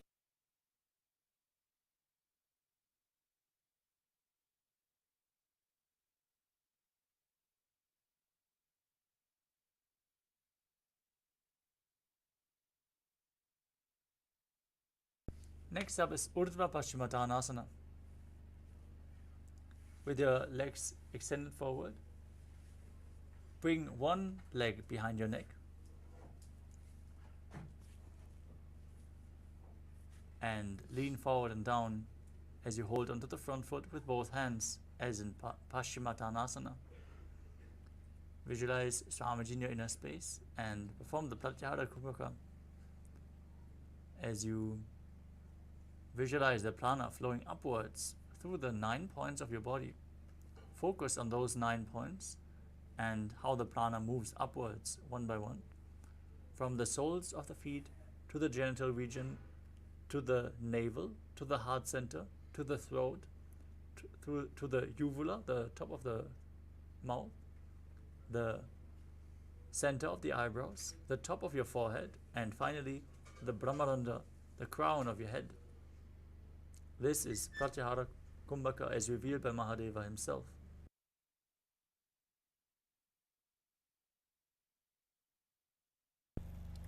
दो एड़ी mail के दीजिए हाथ पसारी. Next up is Anantasana. With your leg behind your neck, straighten your spine, hold onto the foot with the opposite hand. If you can't bring your leg behind your neck, you can pull it up towards your chest or bring it over your shoulder. Try to open up your hips and stretch your leg as much as possible. Now, visualize you are eternal, Ananta, as you gaze to your nose. उत्तानशयने एकैकम्बायि ग्रीवायां विन्यस्य.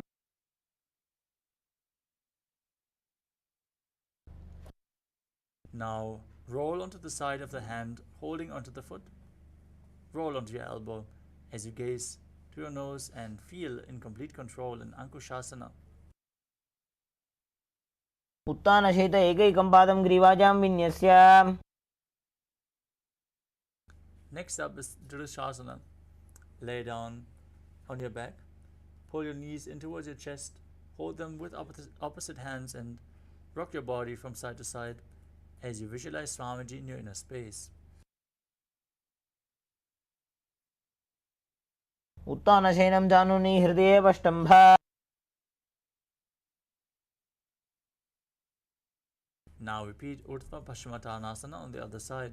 Lift the other foot behind the neck, over your shoulder or towards your chest as you lean forward and down and hold on to the front foot with both hands, visualizing Swamiji in your inner space. पश्चिमतानवत्सं स्थितिं कृत्वा एकं पादं ग्रीवायां धृत्वा तिष्ठेत्. Next up is Anantasana. On the other side, lean back, straighten your spine. Visualize you are endless.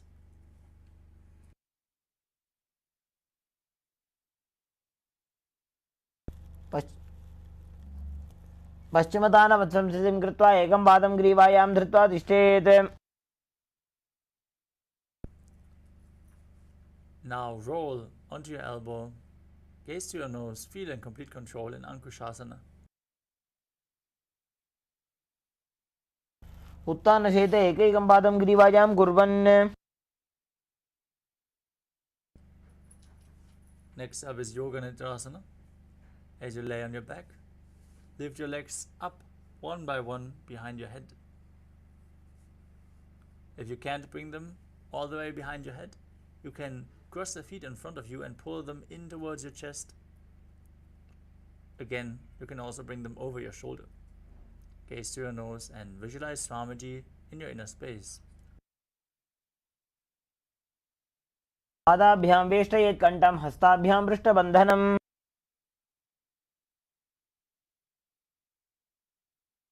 Next up is Atmaramasana.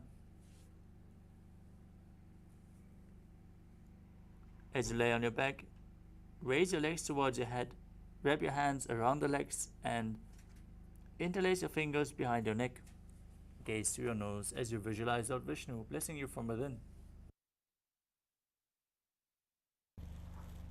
Atmaram आसन प्रथमसुधोत्सवे.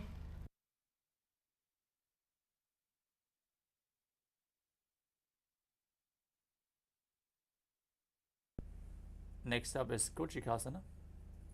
As you lay on your back, pull your knees in towards your chest with the soles facing up towards the sky and the arms extended outwards at shoulder level. Gaze to your third eye, visualize Swamiji in your inner space as you perform the Mula Bandha.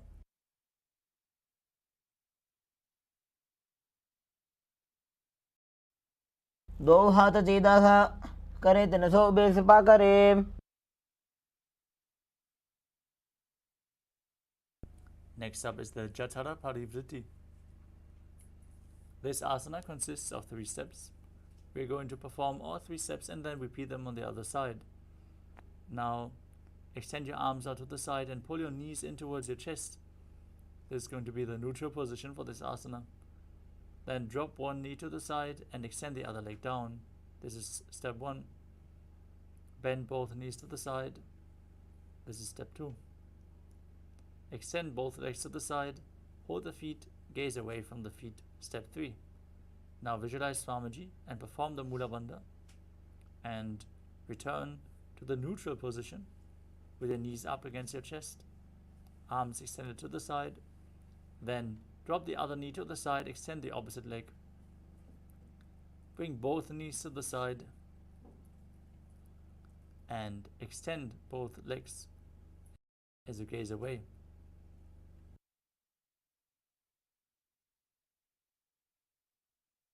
परिवृत्ते कुक्षिभागे त्रिधा हि परिकीर्तितः.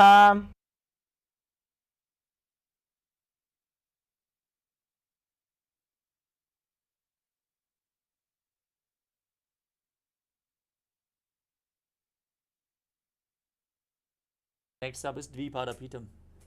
As you lay on your back, place your feet flat on the mat and hold onto your ankles.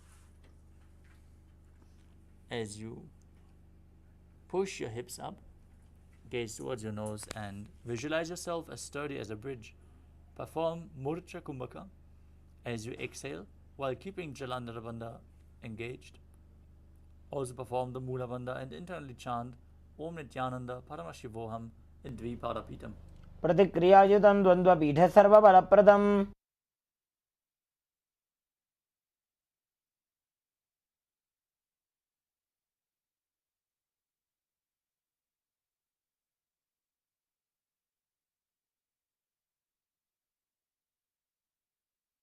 Next up is Paryankasana.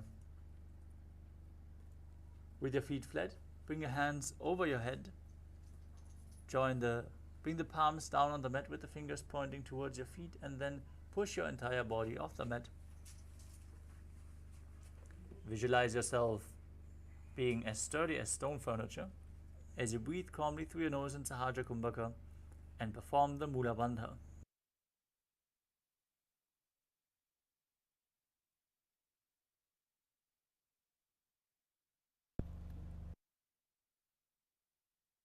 उत्थानशयनं हस्ततलाभ्यां भूमिमष्टभ्याम्.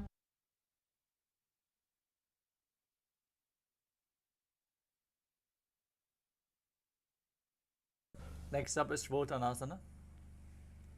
As you lay on your back, pull your knees in towards your chest and place your hands on the respective shoulders as you move your knees and hips round and round in circular motion.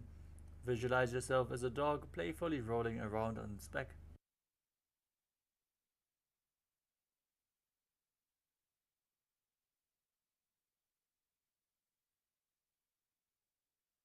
शरीरं संस्थाप्य जानुनी सम्मील्य नाभवानी च.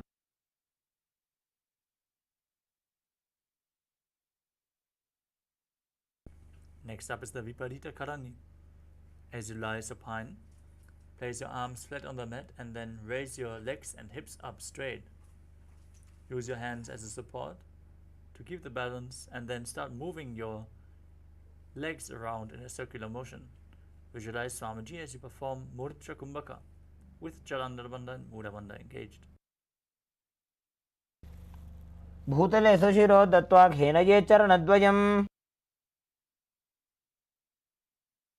Next up is Viparita Karani 2.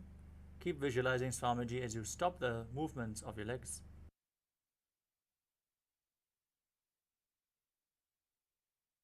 Karni विपरीताख्या सर्वाधिव्याधिनाशिनी. Lower your body down and enter Langalasana as you raise your hips and bring your legs over top of your head. Keep your hands on the ground behind you with fingers interlocked in Parashamudra. Visualize yourself as a plow as you perform Jalandharbandha and Mulabandha. नरकासने स्थित्वा नासिकाप्रदेशे भूमौ पादपृष्ठे स्थाप्य. Next up is Shaita Paschimottanasana. From the same position, hold on to your feet.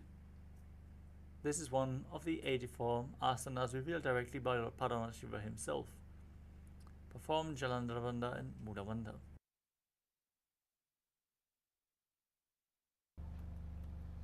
तां शयित्वात् कुर्वीत शयितपश्चिमतानकम्.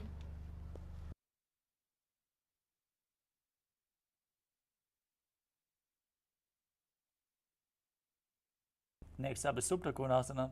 From the same position, bring your hips over the shoulder level and then open your legs wide to the side. Now visualize Swamiji in your inner space. परिवृत्य कुक्षिभागे त्रिदाहि परिकीर्तितः.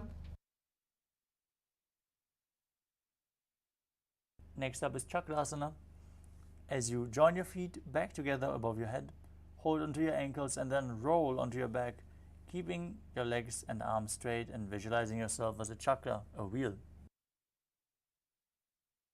वासनस्तद्वौ पादौ कुर्यान्मस्तकतः परौ.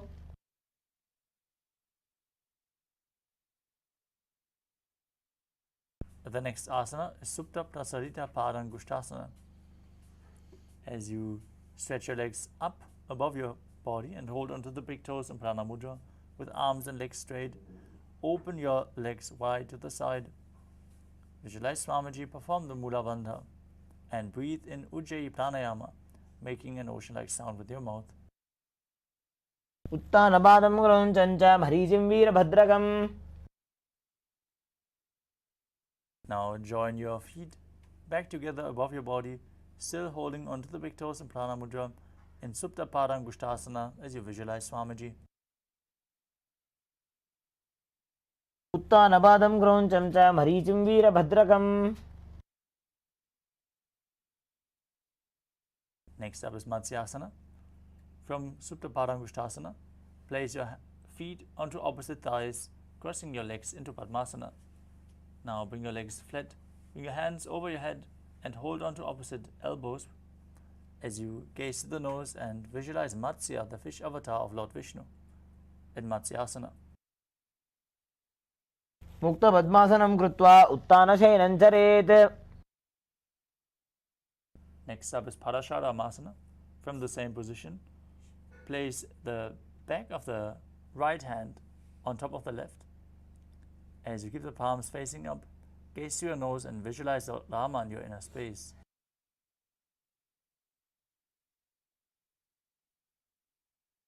प्रथमकरे पद्मासन आचे सूधो सोवे भूपरिपाचे.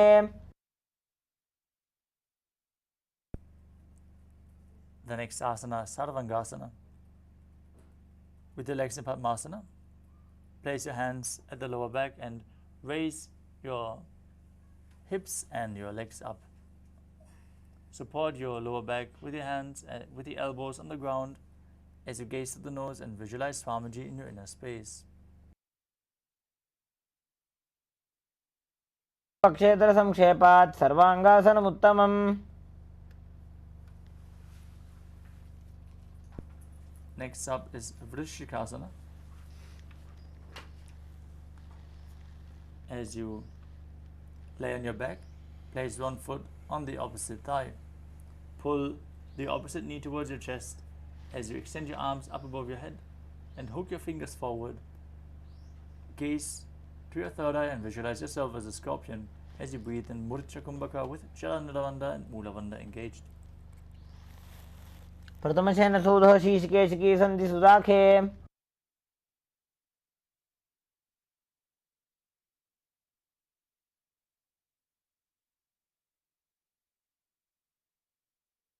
Now exchange the position of your feet and repeat Vrishikasana on the other side.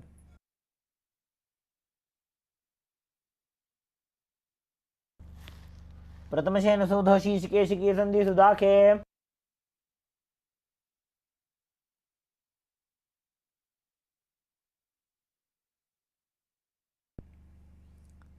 The next asana is Vrishaparakshipasana.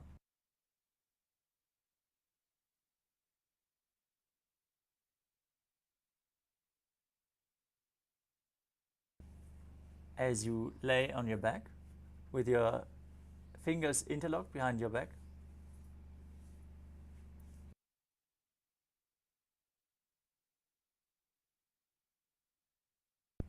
lift your legs off the mat and alternate bringing one knee in towards your chest back and forth.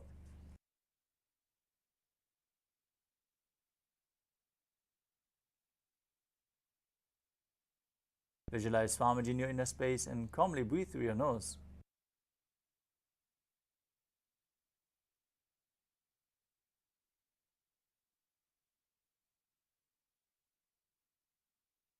उत्तानशयनं कृत्वा अङ्गुलिभिः कन्द्रां बद्ध्वा. Next up is Marutanasana. As you place your hands next to your body, next to the hip, lift your knees up and touch your ears with your knees back and forth as you visualize Swamiji in your inner space. श्रोतानवत् संस्थितिः कृत्वा जानुद्वयं पर्यायेन कर्णयोः संस्पृशेत्. Next up is Vrikasana. As you lay on your back, place the soles of the feet flat on the mat and stand up and sit back down as you visualize yourself as a wolf. Breathe calmly in Sahaja Kumbhaka.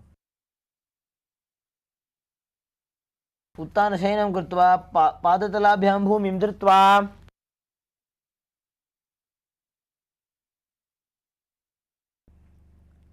Next up is Lutasana. As you lay down on your back, quickly throw your legs up above your head and roll over completely. Repeat this movement again and again as you visualize Swamiji in your inner space, and after some time just stay laying on your belly.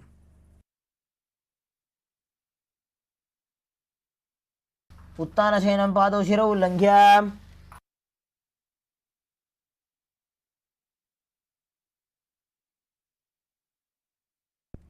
As you lay flat on your stomach, keep your hands by the shoulders, toes pointing backwards. Contract your lips, making a whistling sound while inhaling. As you visualize yourself as a chariot, carrying warriors into a battle for Dharma on a chariot back in Saradhasana.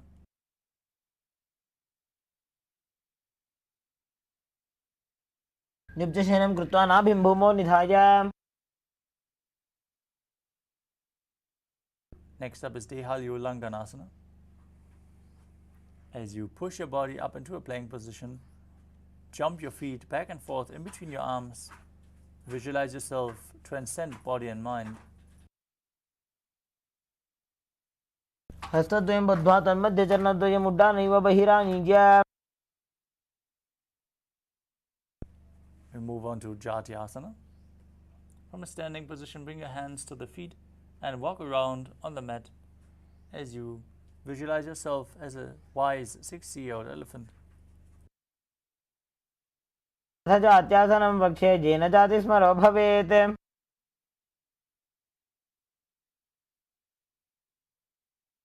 Next up is the Lolitika Karana.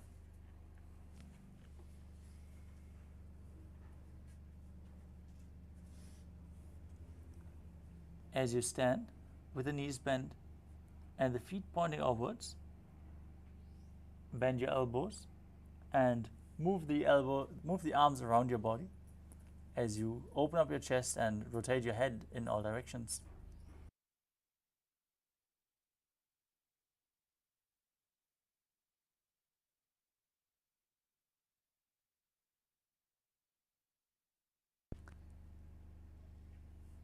Next up is Sarapasana. As you stand straight on the mat, tie your feet with a rope. Keep your hands on your thighs, arms close to the body. As you perform the Mula Bandha, breathe through your nose in Sahasrara Kumbhaka and visualize your Kundalini Devi rising and curling upwards along your body in Sarapasana. अथ सर्पासनं वक्ष्ये वायुपाणाय केवलम्. Next up is Ushra Sadhanasana. From a standing position, lean forward and down and hold the toes from the front with your hands. Step onto your fingers and walk around on the mat, visualizing yourself as a camel. मुष्टिकनिष्ठिका प्रदेशेन भूमौ निधाय उपरि पादतले संस्थाप्य. From the same position, hold the feet from the outside and walk around as you visualize yourself as a horse in Ashvasana. मुष्टिकनिष्ठिका प्रदेशेन भूमौ निधाय उपरि पादतले संस्थाप्य. Next up is Kapota Nitakasana. As you stand with your feet together, hold and interlock your fingers behind your back. As you open up your chest wide, pull your hands down towards your calves. Visualize yourself as a soaring bird diving headfirst with rapid speed in Kapota Nitakasana.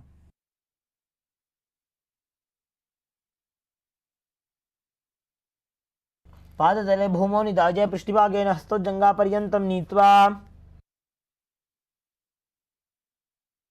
Next up is Tala Pushpa Karana.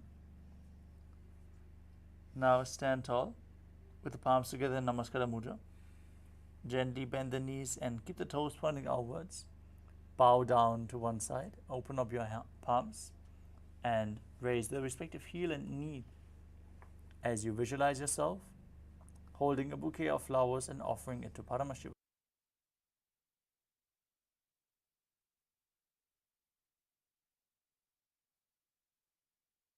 Next up is Khadgasana. Now visualize yourself as a rhinoceros as you gaze through your nose. Then lay down on your stomach. Place your hands flat on the mat and jump your feet forward in between the hands. Raise, stand back up and bring your hands in Namaskara Mudra in front of your body, forming the horn of the rhinoceros.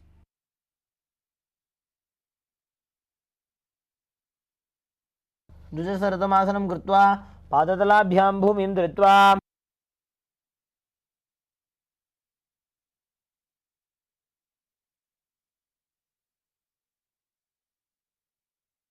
Next up is the Uttanottanam. You can hold weights if you want to intensify this asana. Now sit down all the way or as low as you can and then stand back up. Gaze to the nose and visualize Swamiji in your inner space. पुनः पुनः उत्थातव्यमसितव्यमिति उत्थानोत्थानं भवति.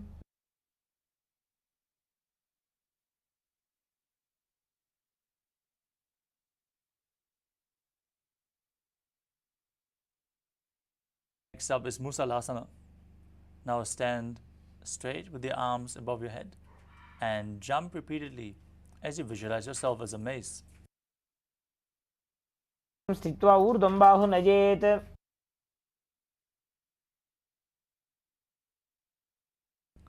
Next step is Utsheshakasana.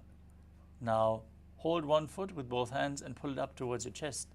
Then sit down and stand back up, repeating the movement on the other side again and again. Gaze to your nose and visualize Swamiji in your inner space. एकैकं पादतलं कुक्षौ निधाय तिष्ठेत् उत्शीर्षकं भवति.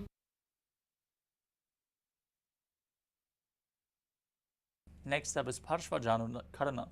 Now keep one leg bent with the toes pointing outwards and pull the other knee in towards your chest. Keep your hand in a fist as you place the other hand onto the inner thigh with the fingers pointing inwards. Parshvajanu Karana.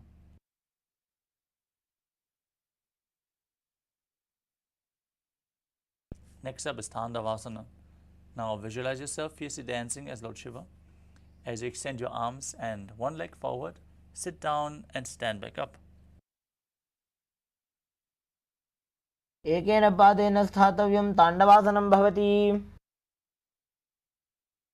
Next up is Brahmanasana.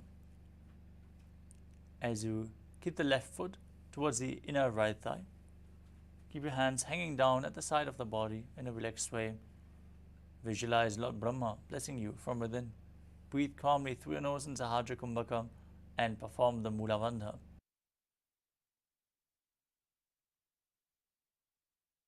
आसनमावक्ष्ये यत्कृत्वा ब्राह्मणो भवेत्. Next up is Garudasana 3. Now bring the left leg over the right and hook the left toes behind the right calf. As you bring the left arm below the right and place your hands in Namaskara Mudra. Visualize yourself as Lord Garuda as you perform the Mula Bandha in Garudasana 3.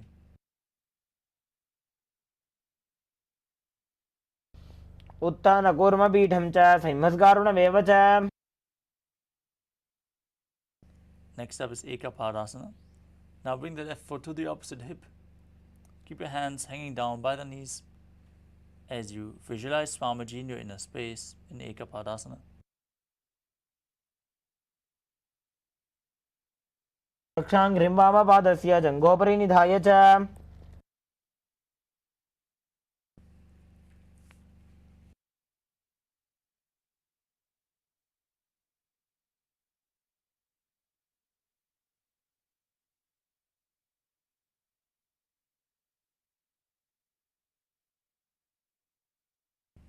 The next asana is Dhruvasana. Now stand on one leg and hold on to the big toe of the other foot in Prana Mudra, extending that leg out to the side. Visualize yourself as the North Pole star as you start rotating quickly on the standing leg. एकेन हस्तेन दण्डरूपस्य एकस्य पादस्य अग्रं धृत्वा. Next up is Trivikramasana. As you stand on one leg, bring the other foot behind your neck. If you can't bring it behind your neck, bring it over your shoulder or just pull it up and then stand straight. Visualize Lord Vishnu. Sit down and stand back up.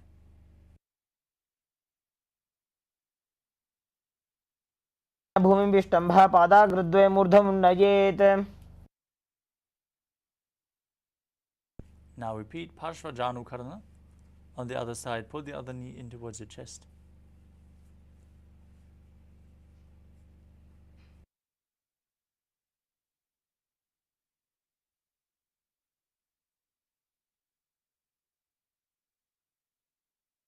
Repeat Tandavasana on the other side. Extend your arms and one leg forward. Sit down, stand back up. Visualize yourself fiercely dancing as Lord Shiva.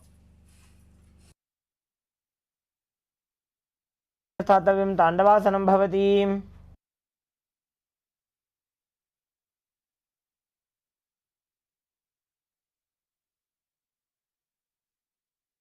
Next up is Brahmanasana.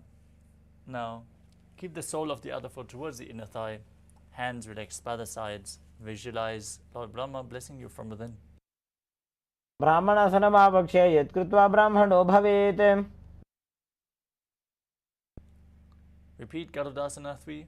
Bring the other leg over top, the feet below, and cross your arms and keep them in Namaskara Mudra as you visualize yourself as Lord Garuda. उत्थानकूर्मपीठं च संवस्गारुडमेव च.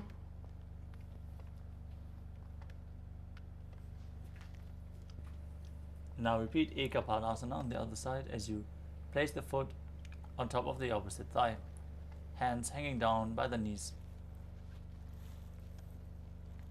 दक्षाङ्घ्रिम्बामपादस्य जङ्घोपरि निधाय च.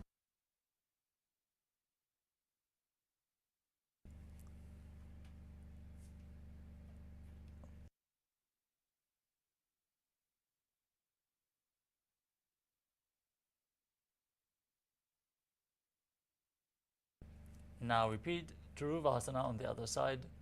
Extend the other leg out as you rotate on the standing leg, visualizing yourself as the North Pole Star. एकेन हस्तेन दण्डरूपस्य एकस्य पादस्य अग्रं धृत्वा.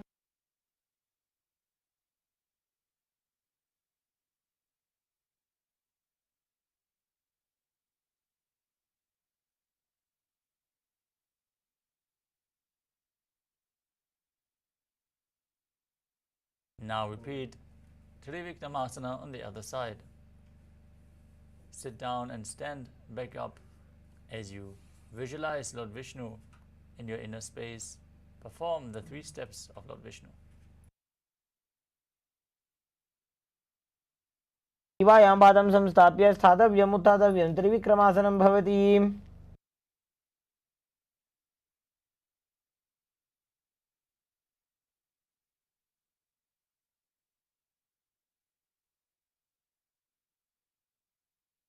Next up is Samanaka Karana. Now stand on the mat with the heels together, fingers slightly extended away from the body, fingers spread one by one in a natural position. Recover from this intense sequence of asanas as we move on to the final 100 asanas of this Vidya Vinyasa Krama.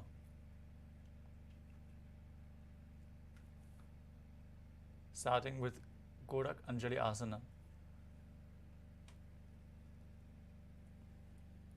Now stand erect and then bend forward, interlacing the fingers behind your knees in Parusha Mudra.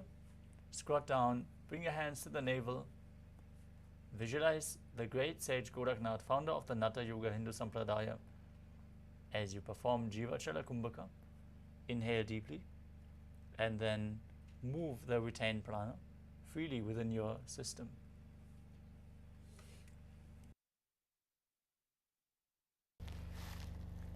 प्रथमहि बोहोए बाहुरी नीचो पुनिहोवे.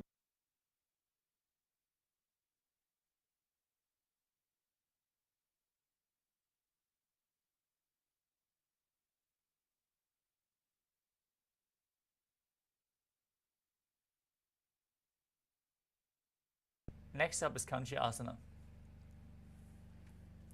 As you insert your hands between the thighs and calves, wrap your hands around behind the butt and interlace your fingers in Parusha Mudra. Squat down, hold your hands behind as you visualize Swamiji in your inner space.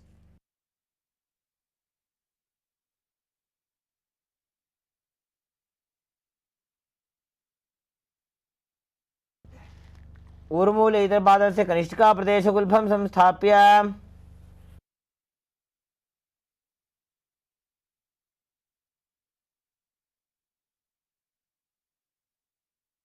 Next up is Bhairava Asana. As you sit in a squatting position with your heels touching the perineum, interlock your fingers behind your back and gaze towards your navel as you visualize Bhagavan Kala Bhairava, the Lord of Time, in Bhairava Asana. को झोलो जाए. Next up is Varaha Asana. As you sit with the heels together and the toes apart in a squatting position, bring your hands together in Anjali Mudra and bring them over your head behind with the fingers touching pointing downwards behind your back. Keep your elbows closed, gaze to your nose, and visualize yourself as Varaha, the boar avatar of Lord Vishnu.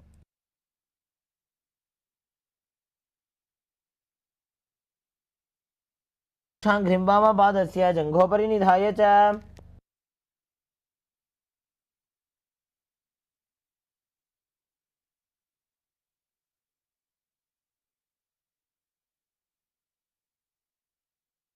Next up is Plipitasana. Now hold the big toes in Prana Mudra and then raise your hips to the same level as your knees. Visualize Swamiji in your inner space and perform the Mula Bandha.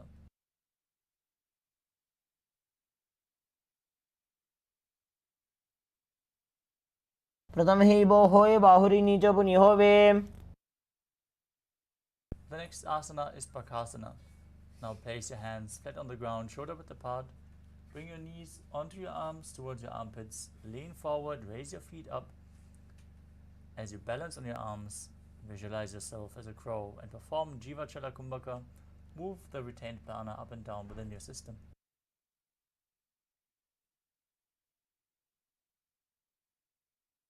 आसन गोगुण कपाला छो होई. The next asana is Sushtanga Kapali Asana, another inverted posture. Now keep your hands flat on the ground.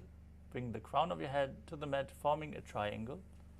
As you keep the knees on the elbows, raise your legs up and bring them into Padmasana. Gaze to your nose. Visualize Swamiji as you perform the Mula Bandha.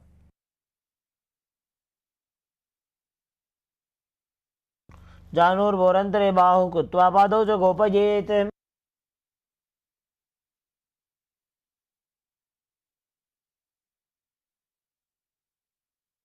Next up is Guptasana. As you lower your body down, free your legs from Padmasana and then sit in between the heels with the toes touching behind in a kneeling position, hands on the thighs, gaze through your nose. You are now sitting in the secret seat with Paramashiva and Guru. Internally chant the Mahavakya Om Nithyananda Paramashivoham in Guptasana.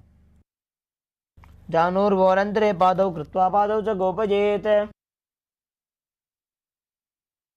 Next up is Vrikshasana 2.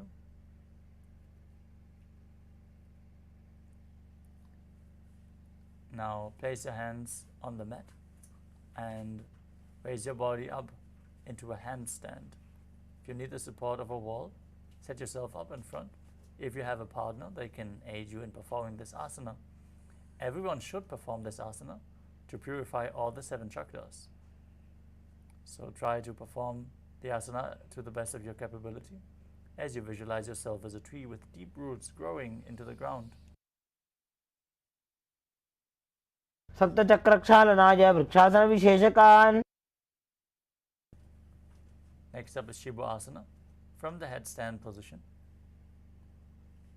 Join your arms and feet closer together and gaze to your third eye as you visualize Tejas energy flowing to your third eye, rejuvenating your body, bringing divine radiance to your being.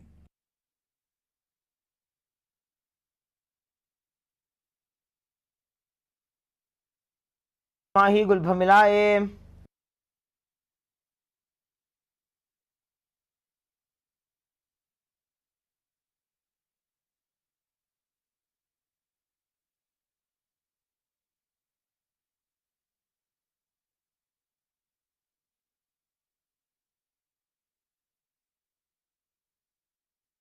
Next up is Matsyasana 2. Now place your hands flat on the mat in front, shoulder width apart. Step your feet back and then lower your body down to the mat and push it back up again and again as you visualize yourself as a fish in Matsyasana 2. शयनं कुरुपुरो पार्श्वभागाय मूर्धकृत्य.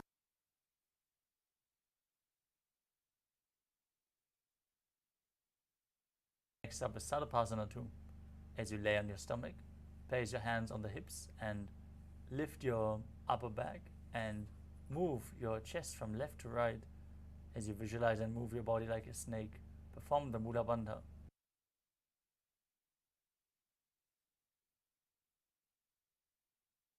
निब्जं शयनं कृत्वा हस्तौ नितम्बं संस्थाप्य. Next up is Asana, laying on your stomach with the toes pointing backwards.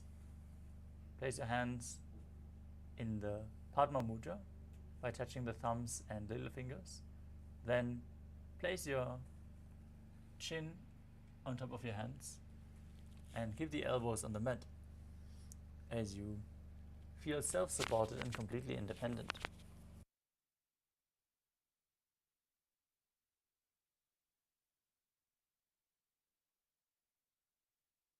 कराभ्यां पङ्कजं कृत्वा तिष्ठेत् कुर्परयासुदीः.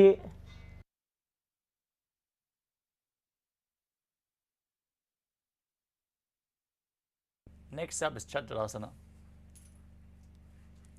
As you lay on your stomach, keep your hands at the chest level and then straighten up your arms and bend your knees to pull your feet up towards your upper back. Lift your head and visualize yourself as an umbrella, protecting your guru from the sun rays.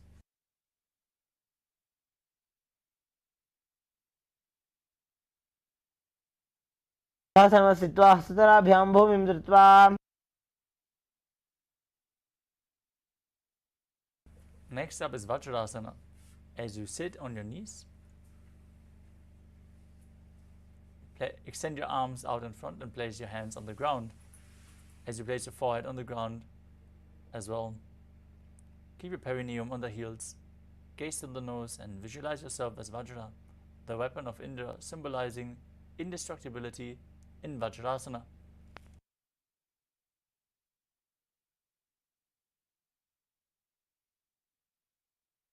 इदानीं गर्भिणीनां योगाभ्यासो यथा लघु. Next up is Meshasana. As you place your hands flat on the mat, walk your feet forward, raise your hips up into Gajasana, and then alternate striking the ground with your hands. Visualize yourself as powerful as a ram. आसन संस्थितो एकैकं बाहुं भूमौ ताडयेत् मेषासनं भवति.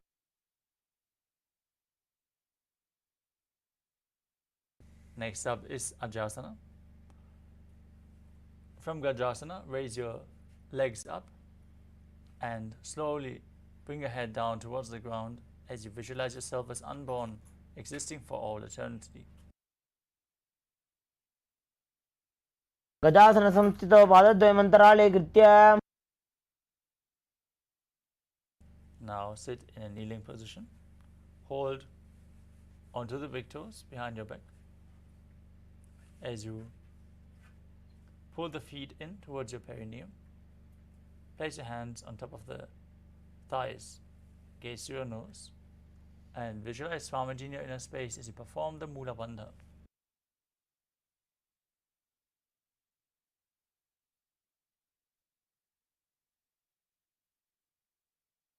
विधि परिहादा की काकसी से फणा शरामोड़ी.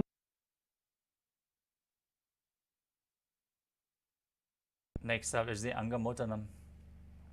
Now interlace your fingers and stretch your arms in front, to the side, up, down, left, right, in all directions, giving massage to various different joints and muscles of your body as you visualize Swamiji in your inner space.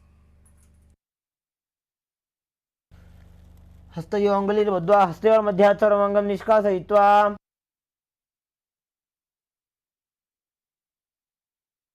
Next up is Garudasana form. As you sit with your heels in Vajrasana, turn your feet out to the sides, keep your thighs and knees resting on the ground and your spine straight with the hands on the knees. Gaze forward in Shambhavi Mudra. Actually gaze within as you visualize yourself as Lord Garuda, flying Lord Vishnu and Lakshmi on his back. Make an ocean-like sound with your mouth in Ujjayi Pranayama. Form the Mula Bandha and internally chant Om Nithyananda Paramashivoham in Garudasana form. जङ्गोरुभ्यान्तरां पीड्य स्थिरकायो द्विजानुना. Next up is Ananda Mandirasana. As you sit with the legs folded back, toes pointing backwards, hold onto your ankles and place the front of the buttocks on the ground as you gaze to your third eye and visualize yourself residing in the blissful space of a temple.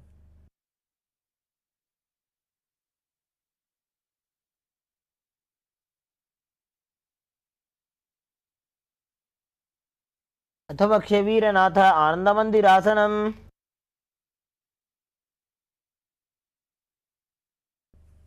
Next up is Mandukasana 2. Now, cross your feet behind you and sit down on your heels as you keep your hands under the knees. Keep your tongue up against the palate of your mouth in Manduki Mudra. Visualize yourself as a frog as you perform Uddiyana Bandha and Mula Bandha in Mandukasana 2.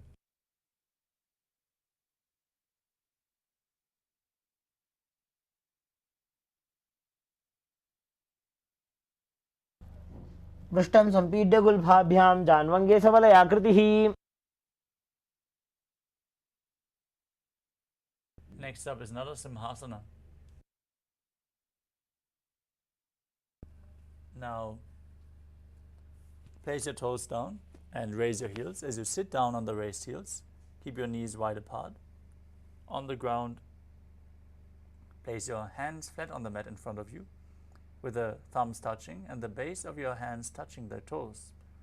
Gaze to your nose and visualize Narasimha, the lion man avatar of Lord Vishnu, as you open your mouth, stick your tongue out and exhale forcefully again and again.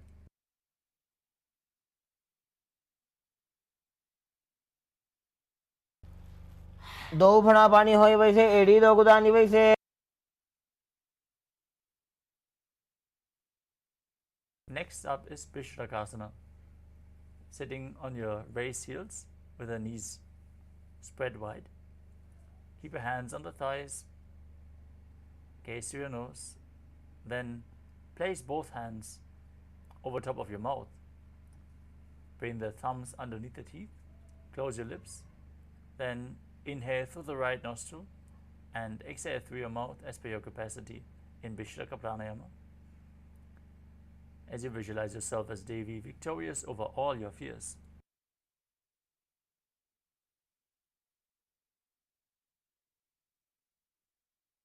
उपगागी एड़ी जोई गोड़ा फनोवान पुनि होई.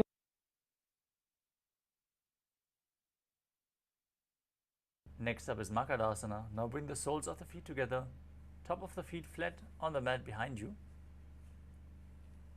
As you sit down on the heels, bend your elbows and bring your fingers in towards your armpits and imitate as if you are a monkey scratching itself as you visualize yourself as a playful monkey. Gaze to your third eye and perform the Mula Bandha in Makadasana. दो उपग दली संपुट आने तिनकी पिष्टि भूमि परिठाने. Next up is Vajrasangarasana. As you tuck the toes and sit on the heels with your perineum, hold the opposite elbows behind your back and keep your knees raised off the mat. Gaze to your nose and embody diamond-like strength for you and your Sangha, your spiritual community.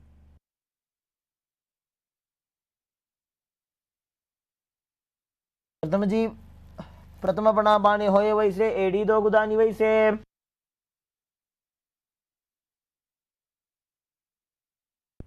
Next up is Kanjanasana.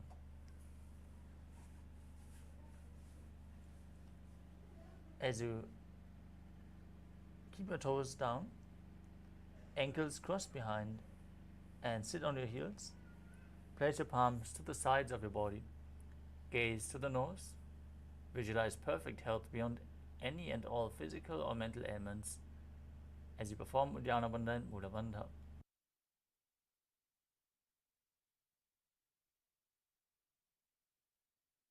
खञ्जनासनमावक्ष्ये यत्कृत्वा सुस्थिरो भवेत्. Next up is Kurmasana. From the same position, place your hands on the knees. Gaze at the nose and visualize yourself as a turtle with a stable body and mind to live for centuries. गुल्फौ च वृषणस्याधो व्युत्क्रमेण समाहितौ.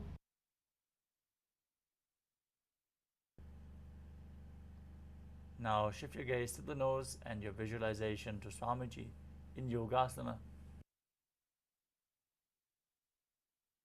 गुदं नियम्य गुल्फाभ्यां व्युत्क्रमेण समाहितः.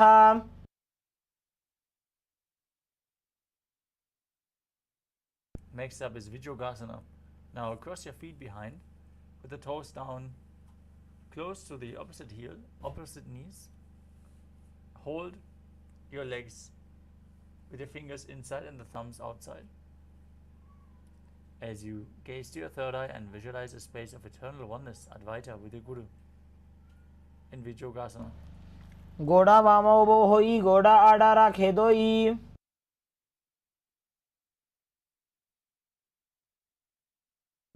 Next up is Ushtrasana. As you stand on your knees, hold on to the ankles with your hands and push your hips forward as you tilt your head back. Visualize yourself as a camel as you perform the Mula Bandha.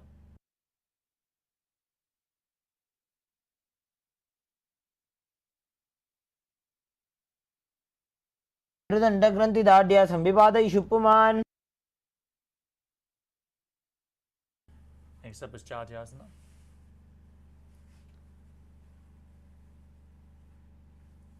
With your heels together, hands on the soles of the feet, slowly lean backwards and place your elbows and the crown of your head onto the mat. Gaze to the nose and visualize yourself as a lotus blooming.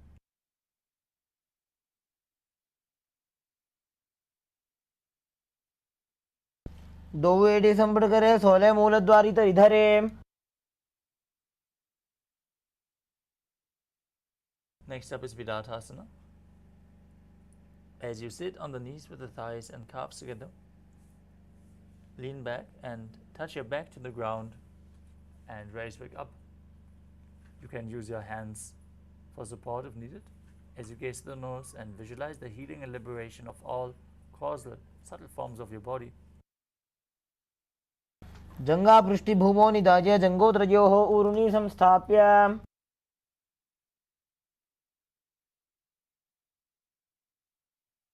Next up is Kapotasana. From Vidathasana, raise your hips even higher. Bring your forearms on the mat and hold the back of your heels as you bring your head in between the feet. Visualize yourself as a beautiful dove.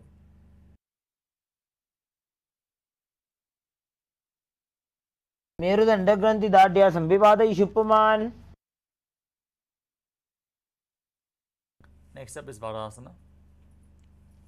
As you stand upright on your knees with the toes tucked, hold your arms with opposite hands as you gaze to your nose and see this is the boon fulfilling posture. Receive your boon from Paramashiva as you internally chant the Mahavakya Om Nithyananda Paramashivoham.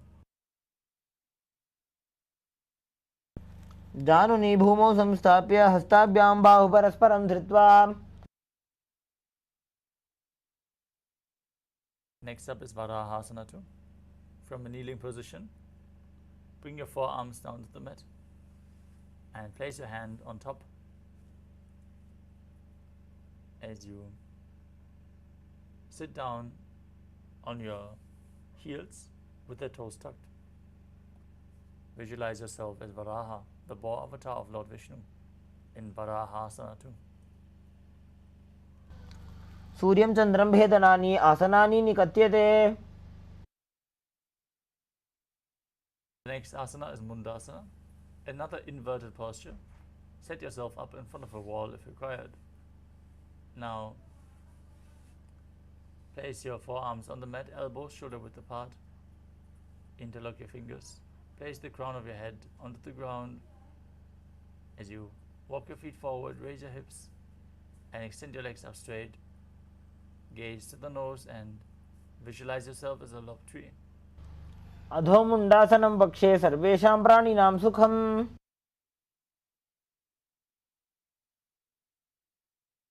Next up is Andhasana. As you lower your body back down, bring your head in between the knees. Hold your head with both hands and bring the elbows outside the knees. Sit down on your perineum as you gaze to the nose and visualize Swamiji in your inner space. प्रथम भगतली समटरावे कोरमाहिली उभे मिलावे. Next up is Viparita Shalabhasana. You can hold weights if you want to intensify this asana as you lay down on your stomach. And extend your arms, legs, and your thighs off the mat. Now visualize yourself as a locust as you perform the Mula Bandha.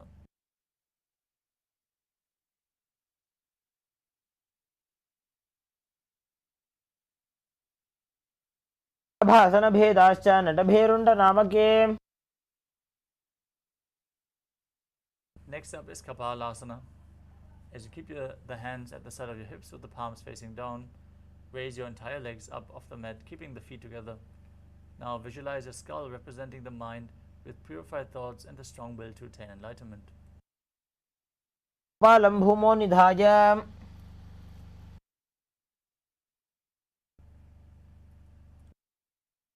Next up is Akasha Kapotasana. As you keep your hands back, flat on the mat, raise your hips and bring your legs over top of your head and bring your feet down onto the mat in front of your head. Now visualize yourself as a free and open dove as you perform Sahaja Kumbhaka in Akasha Kapotasana.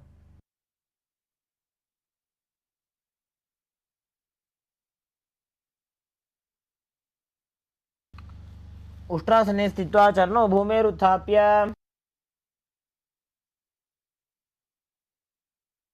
Next up is Chatakasana. From a kneeling position, place your forearms on the ground in front of you. Be sturdy and visualize yourself as a sparrow. कूर्पपर्यन्तो हस्तो धरामोष्टभ्य.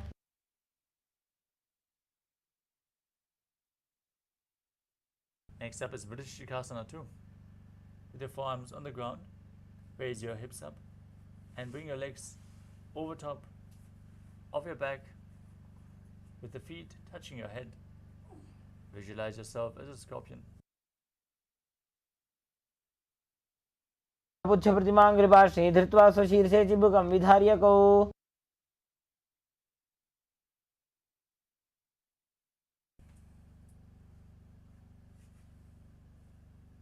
Next up is Vrishasana. Now sit with your feet flat, one foot outside the respective hip with the toes pointing outwards. Place your hands in front of the knees on the ground as you visualize yourself as a bull, forcefully inhaling and then holding the breath for a short while, then exhaling slowly in Antaranga Kumbhaka.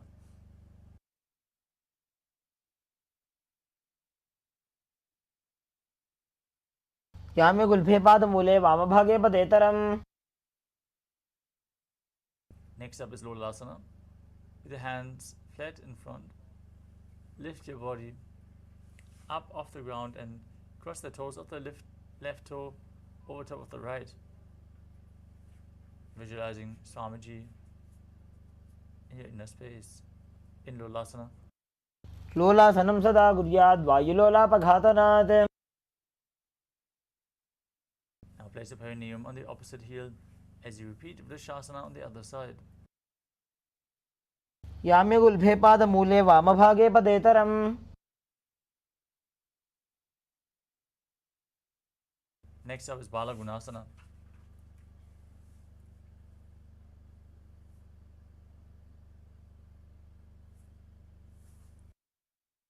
As you tuck the toes of the left foot, sit on the left heel and keep the right foot flat with the knee against your chest. Visualize Balagunahai, one of the 84 siddhas in your inner space.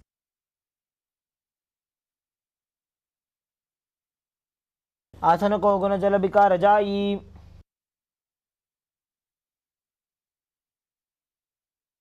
Next up is Grahasana. As you squat with the feet flat on the mat, bring your arms under the thighs and wrap your hands around and outside the feet, holding onto the ankles as you visualize yourself as the entire planet. पादतले भूमौ संस्थाप्य जानुमध्ये कूर्परौ स्थाप्य. Next up is Balagunasana on the other side. Now sit down on the right heel as you visualize Pranaguna Hai. आसन को गुण जल विकार जाई.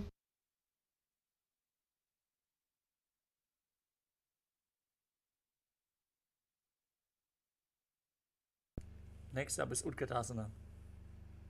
You can hold weights if you want to intensify this asana. Now raise your heels off the mat and sit down on the raised heels with your knees together in front of you. Place your hands on the knees and visualize Swamiji in your inner space.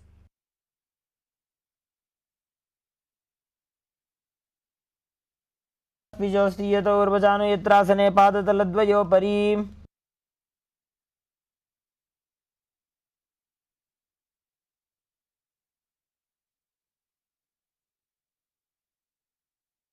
Next up is Vajrasangadasana 2.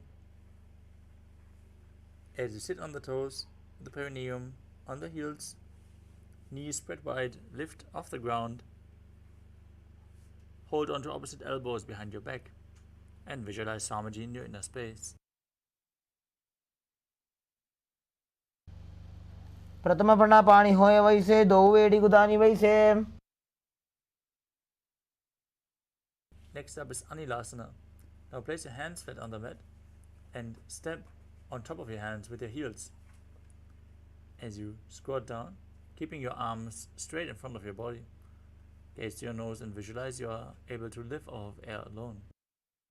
दो हाथ भूमि पर टाने कहनी जाड़ी ना भी लगा आने.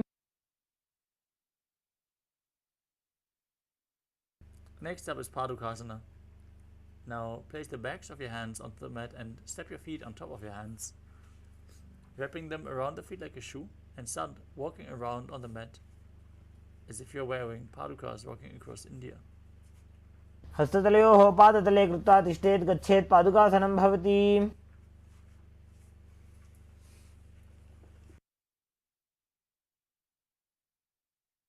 Next up is Kukuranasana. As you place your hands flat on the mat, jump your legs up again and again, visualizing yourself as a rooster. हस्ततले भूमौ कृत्वा पादतले च ऊर्ध्वमुड्डानं कृत्वा.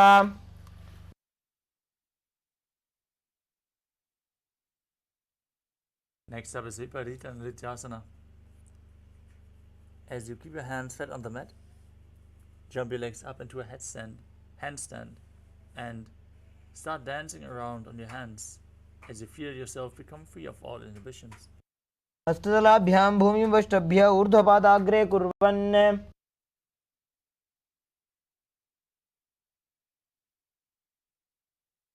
Next up is Kunjarasana.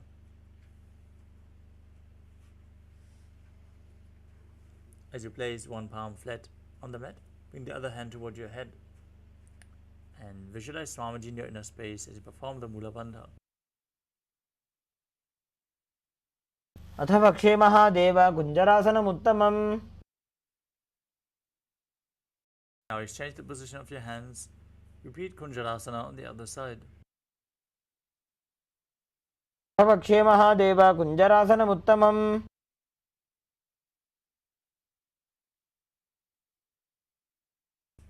Next up is Kalambasana.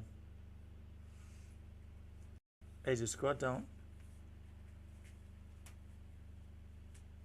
with your heels close to your body, hold your respective ankles with your hands and lift your feet off the mat as you visualize yourself as a kadamba tree. पार्श्वभ्यां भूमिं वष्टभ्य हस्तद्वयेन गुल्फौ धृत्वा.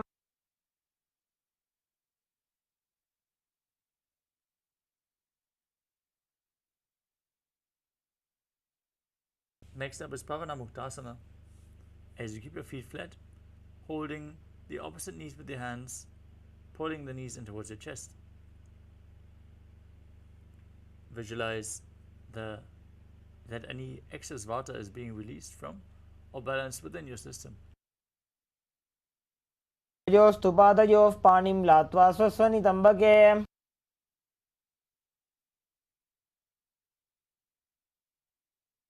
Next up is Chakrasana. As you lift one leg behind your neck,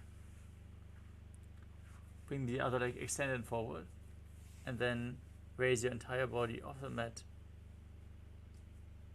as you gaze up towards your third eye and visualize yourself as a powerful source of energy.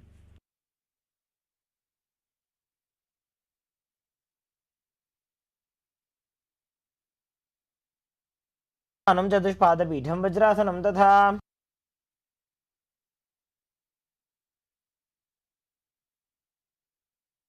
Next up is Dhanurasana 2. Now keep one leg extended forward and hold the big toes of both feet in Prana Mudra as you pull the other foot in towards your ear, visualizing yourself as a bow.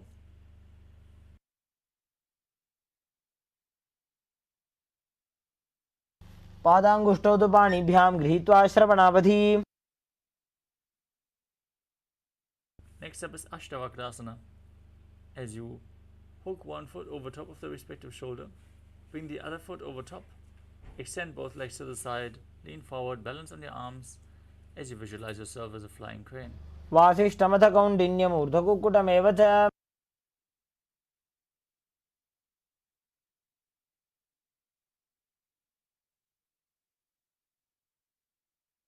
Next up is Pranasana.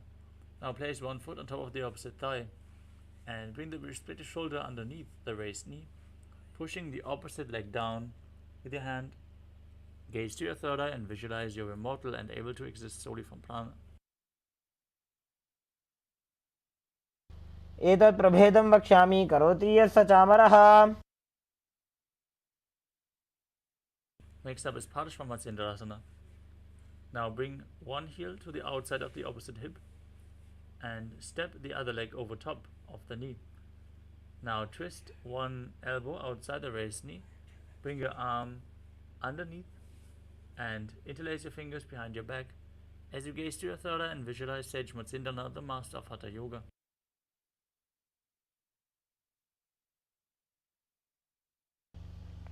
वामपार्श्वमुदं संस्थाप्य दक्षाङ्घ्रिवामजगने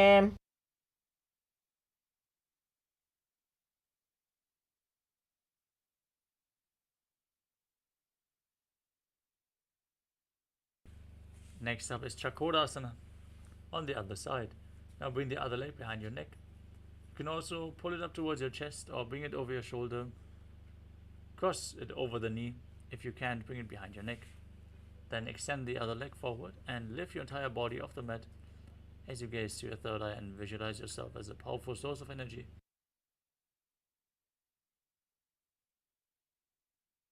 पूर्वतानं चतुष्पादपीठं वज्रासनं तथा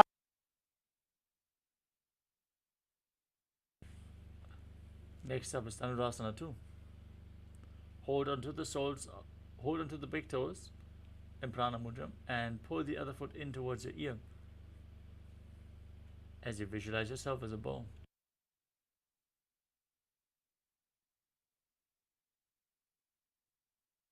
पादाङ्गुष्ठौ तु पाणिभ्यां गृहीत्वा श्रवणावधि Next up is Ashtavakrasana.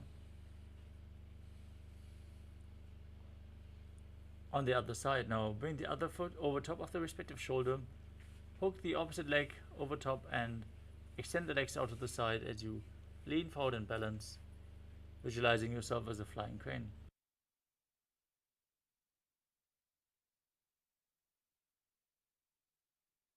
वासिष्ठमथ कौण्डिन्यमूर्धकुक्कुटमेव च Now repeat Pranasana on the other side. Bring the other foot on top of the opposite thigh, bring the respective shoulder underneath and push the opposite knee down as you visualize yourself as immortal, able to exist solely from prana. एतत् प्रभेदं वक्ष्यामि करोति यः स चामरः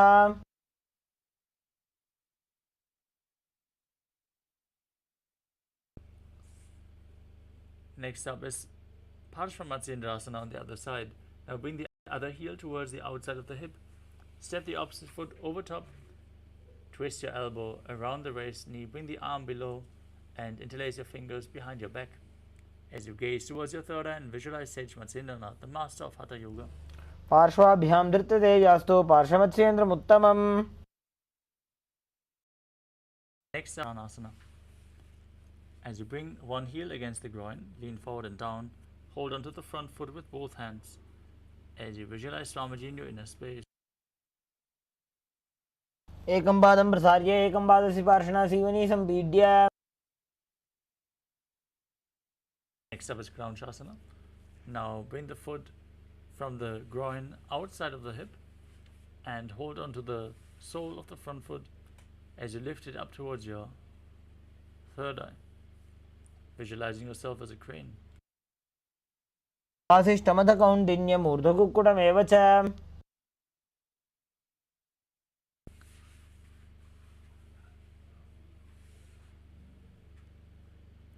Now repeat Ardha Paschimottanasana on the other side as you press your heel, the other heel against the perineum, lean forward and down and hold the foot. Perform Jivatman Kumbhaka, moving the prana up and down within your system.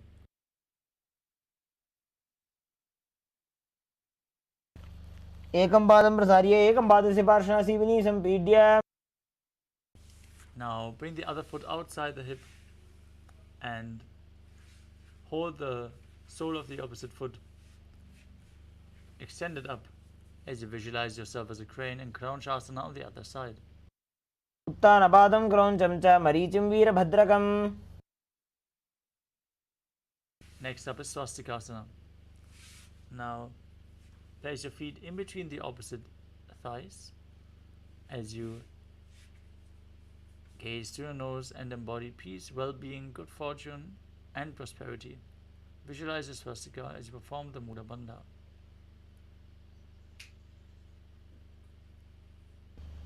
जानोर्वोरन्तरे सम्यक् कृत्वा पादतले उभे.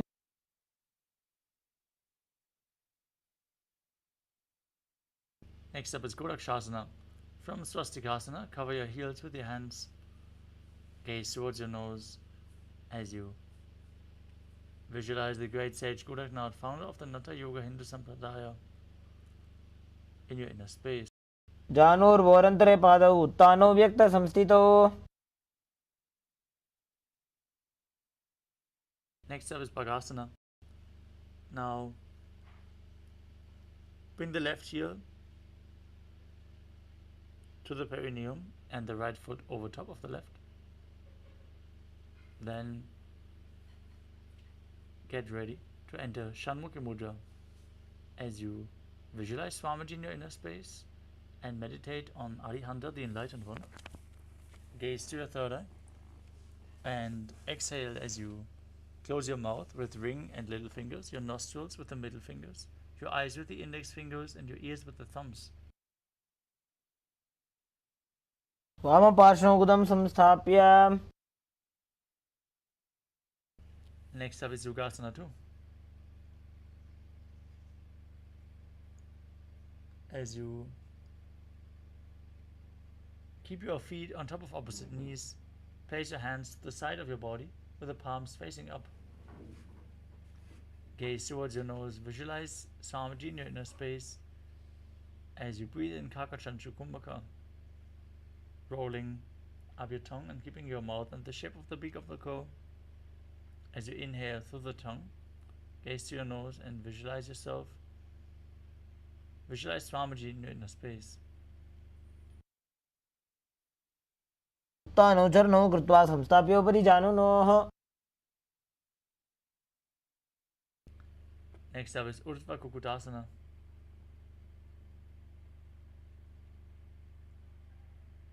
From the same position, rotate your hands at the side of your body and push them into the ground, lifting your body up. इष्टमथकौण्डिन्यमूर्धकुक्कुटमेव च.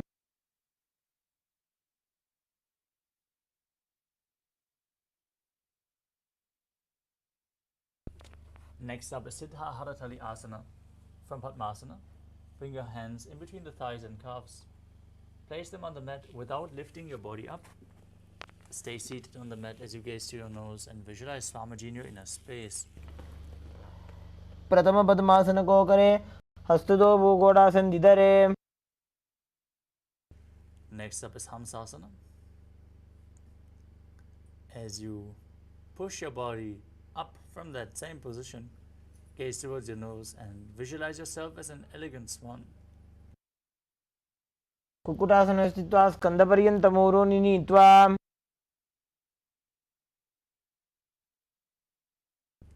Next up is Karmukasana. Bring your hands in between the legs and push them back behind your body as you lean forward and place your forehead on the ground. Interlock the fingers behind your back in Padasha Mudra and visualize yourself as Pinaka, Lord Shiva's bow.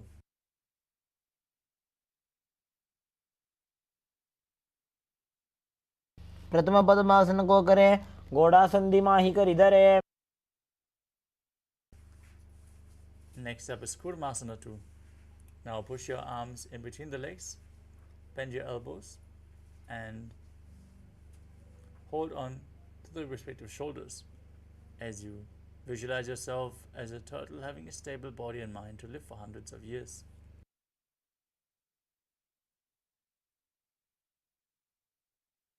जंग प्रदर्शन बावा दाई जंग परिबाइन लियावा. From the same position, tuck your chin to the chest, gaze at the nose, and rejoice knowing you're sitting in Shiva's secret knot posture. अथ पक्षे नीलकंठ ग्रंथिभेदासनं शुभम्. From the same position, roll onto your back and embody a turtle laying on his back in Uttana Kurmasana as you gaze to your nose. कुक्कुटासनमन्धस्थं कराभ्यां धृतगन्धरम्. Next up is Pangu Kukutasana. From Padmasana, place both hands in between the thighs and calves. Keep one hand flat on the mat and hold its wrist as you push your body up on one hand. Visualize yourself as a rooster. कुक्कुटासने स्थित्वा एकेन हस्तेन अन्यसमनिबन्धं धृत्वा.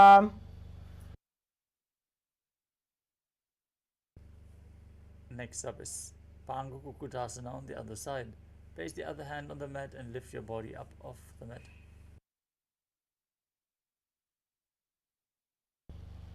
कुक्कुटासने स्थित्वा एकेन हस्तेन अन्यसमनिबन्धं धृत्वा.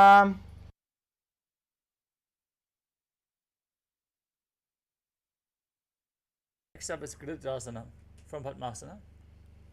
Place your elbows on the toes.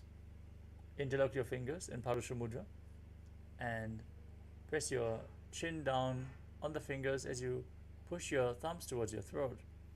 Visualize you have gone beyond all greed and covetous as you keep breathing in Kaka Chanchukumbhaka. जानोर्भवरन्तरे पादौ उत्तानौ व्यक्तसंस्थितौ.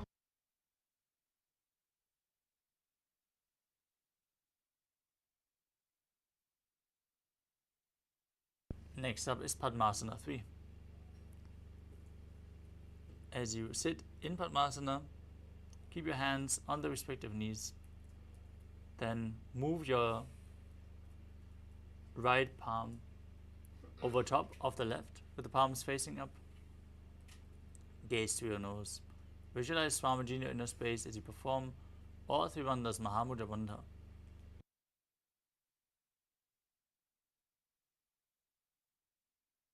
चरणों विधाय विधिवत शक्ति स्थितो योगिरात्.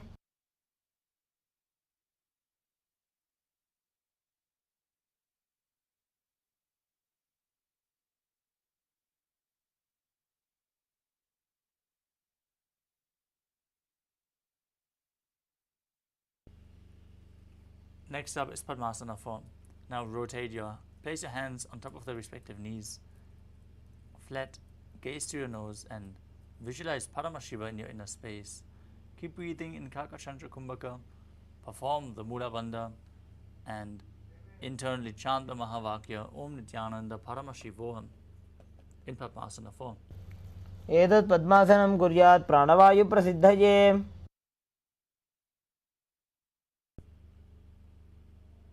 Next is Karmukasana 2. From Padmasana, keep one hand on the respective knee and hook the other hand around the respective big toe. As you move the toe round and round, visualize yourself as Pinaka, Lord Shiva's bow, and then repeat the movement on the other side.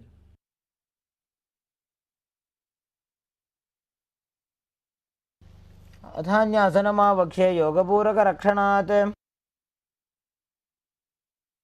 Next up is Karmukasana 3. From Padmasana, cross your arms behind your back and hold onto the respective big toes with your hands in Prana Mudra as you gaze to the tip of your nose and visualize yourself as Pinaka, Lord Shiva's bow, engage all three bandhas.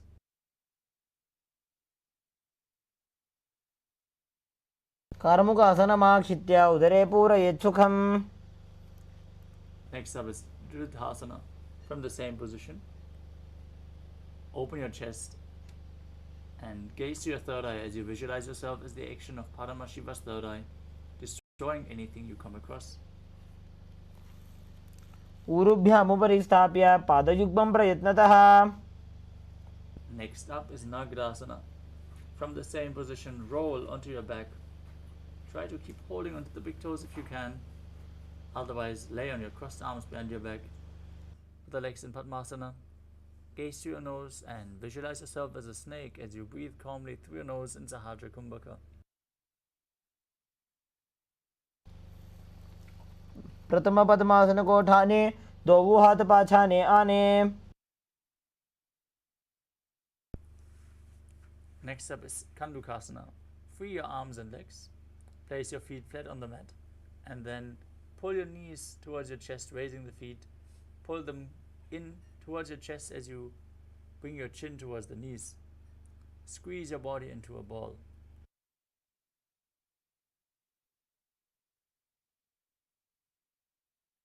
नेत्रासने स्थित्वा हस्तपादान् निष्कुष्य. Next up is Urdhva Pavanasana. As you keep the feet flat on the mat with the knees raised, interlock your fingers behind your head. Gaze to the nose and visualize Swamiji in your inner space. प्रथमे सूधो सैनकरावे घोड़ा उभाराशि मिलावे. Madhakata Pitasana. As you bring your hands down towards the feet, place your palms behind the heels, touching. Place your upturned palms underneath the heels as you push your hips up off the ground. Perform Murcha Kumbhaka with Jalandhar Bandha and Mudha Bandha engaged as you visualize yourself as a powerful alpha ape.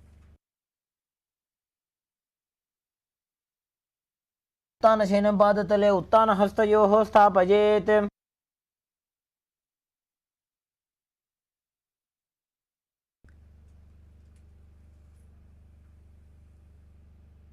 The next asana is Uttana Shikipitakasana. As you place your hands at your lower back, raise your hips up high. Bear the weight of your body with your arms, elbows on the ground. As you stretch your legs down, gaze to your nose and visualize Swamiji in your inner space. जङ्घोरुबलहीनश्चेत् उत्तानशिखिपीठकम्. Next up is Narakasana. As you keep your arms flat on the mat, raise your hips and legs up straight. Support your body with your hands on the ground. Balance as you visualize yourself blissfully traversing through Naraka Loka unscathed. ग्रीवाकण्ठेन भूमिं विष्टम्भ. Now bring your hands to the lower back. Keep your legs straight and slightly lower and angle them, keeping the core engaged as you visualize yourself as a boat crossing the ocean of samsara in Tirya Naukasana. नौकावत् स्थित्वा ऊर्ध्वं पादाग्रद्वयं नयेत्. Now place your hands back on the mat. Push your legs straight like a flagpole as you visualize yourself as the KAILASA flag, respected across all nations in Dvajasana. नौकापते ग्रीवापृष्ठकूर्परैः भूमिं वष्टभ्य. Now lay down flat on the mat with your Arms straight, hands next to the hips, palms facing up. In the final asana of the sequence, Mritasana, perform the Shakti Chalan Mudra. Pull the Kundalini Shakti up from the Muladhara all the way to the Sahasrara chakra. Forcefully pull the Kundalini Shakti up and then relax. Completely unclutch from any micro movements of your body and mind. Be completely still as you visualize your body is dead and Swamiji, the Supreme Pontiff of Hinduism, is liberating you. Internally chant the Mahavakya, Om Nithyananda Paramashivoham. उत्तानं सबवद्भूमौ शयनं तोषवासनं शवासनं श्रान्तिहरं चित्तविश्रान्तिकारणम्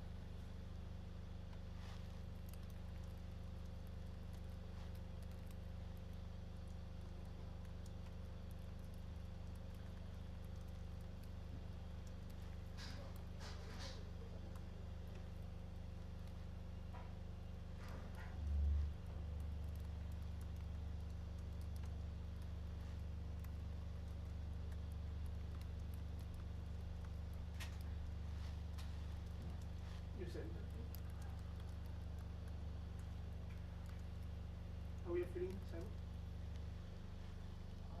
Alright. Why is the chat coming soon? Where is the TV plug connected to? Down? Yeah. Table ಅಡಿಲಿಂದ TV ಅದು ಇಂತ axle ಕೊಡ್ತಾನೆ ಹಾಂ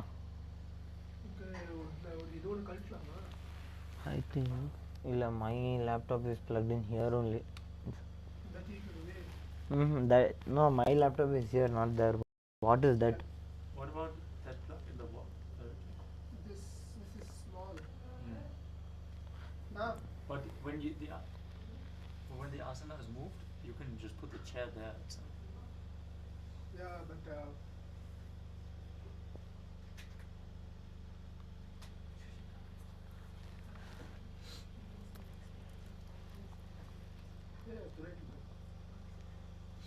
you uploaded everything whatever I gave us. Okay, I'm gonna complete it. Perfect. Slowly return to your physical body. Start to wiggle your fingers and toes, your wrists and your ankles, your elbows and your knees. As you pull your knees in towards your chest, rock your body from side to side and slowly return to a seated position.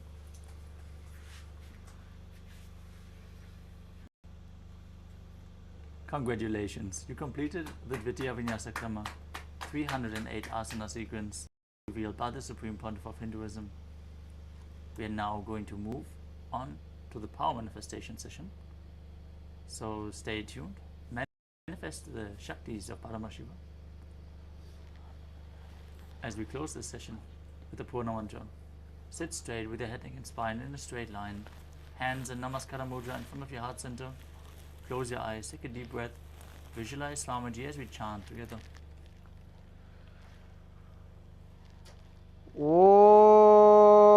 ॐ पूर्णमदः पूर्णमिदं पूर्णात् पूर्णमुदच्यते पूर्णस्य पूर्णमादाय पूर्णमेवावशिष्यते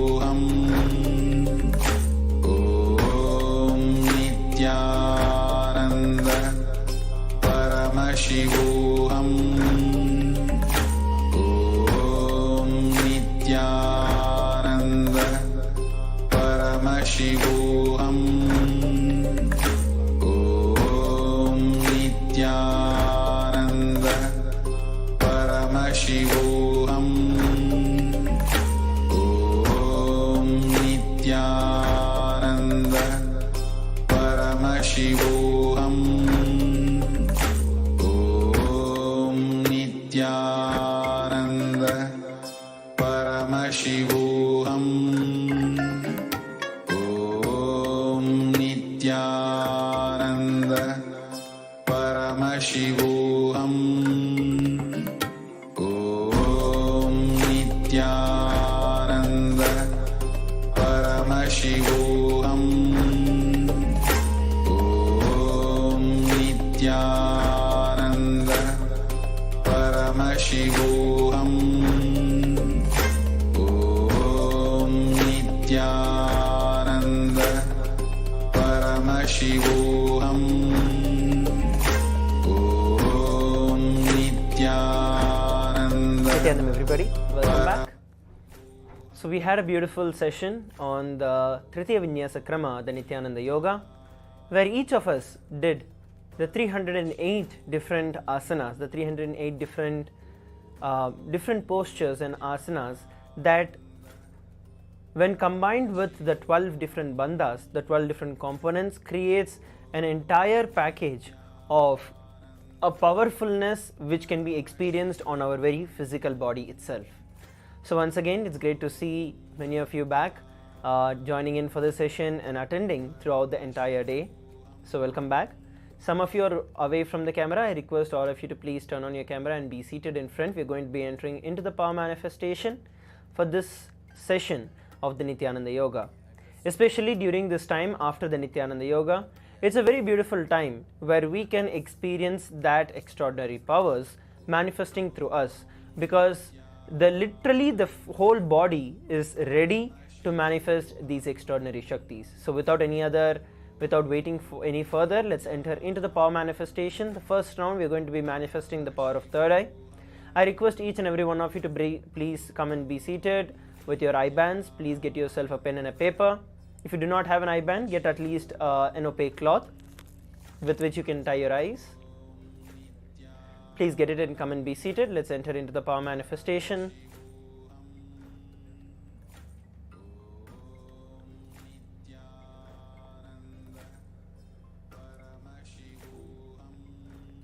So let's get ready for the power manifestation. We are going to be now looking at the Shastra Pramana, which is the scriptural reference for this science of power manifestation.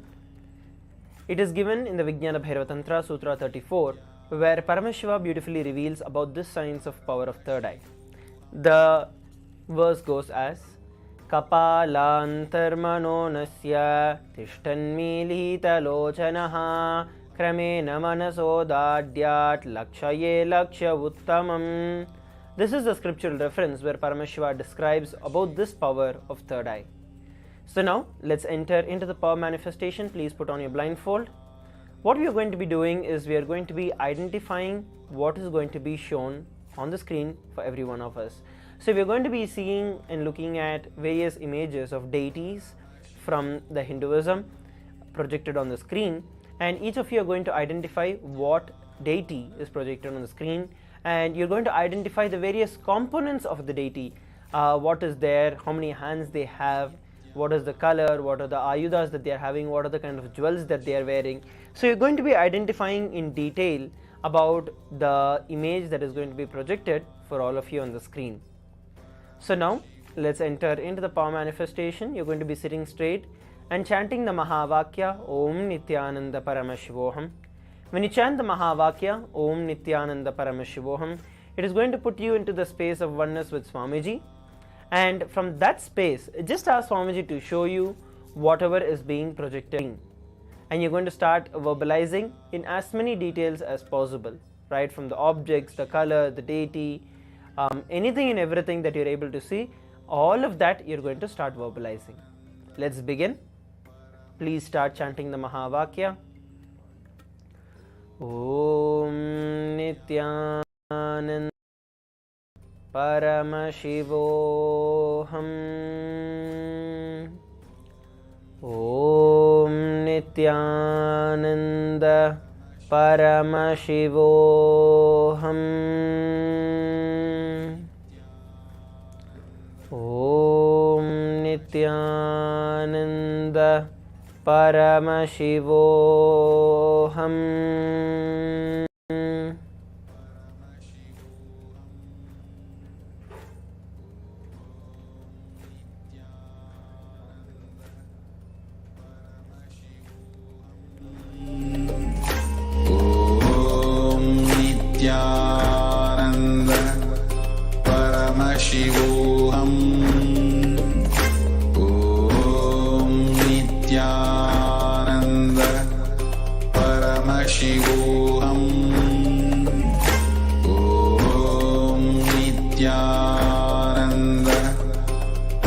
Paramashivoham.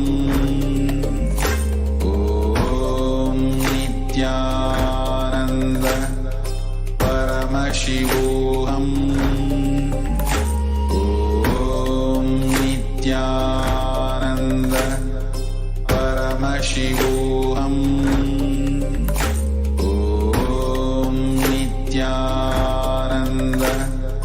Paramashivoham. Om Nithyananda Paramashivoham. Om Nithyananda Paramashivoham. Om Nithyananda Paramashivoham. Om Nithyananda Paramashivoham.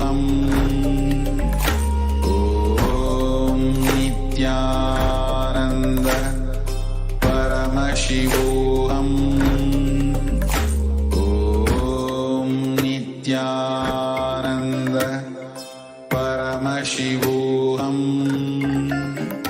Om Nithyananda Paramashivoham. Om Nithyananda Paramashivoham. Om Nithyananda Paramashivoham. Om Nithyananda Paramashivoham. Om Nithyananda Paramashivoham. Om Nithyananda Chant the Mahavakya intensely and identify the image that is being projected. Paramashivoham. Describe in detail whatever you're able to see, Om whether it is the Nithyananda color, whether it is the background, the object, whatever you're able to see. Identify it in detail. We have a few more moments before we verify the answer, so please take a few more moments. Om Nithyananda Paramashivoham.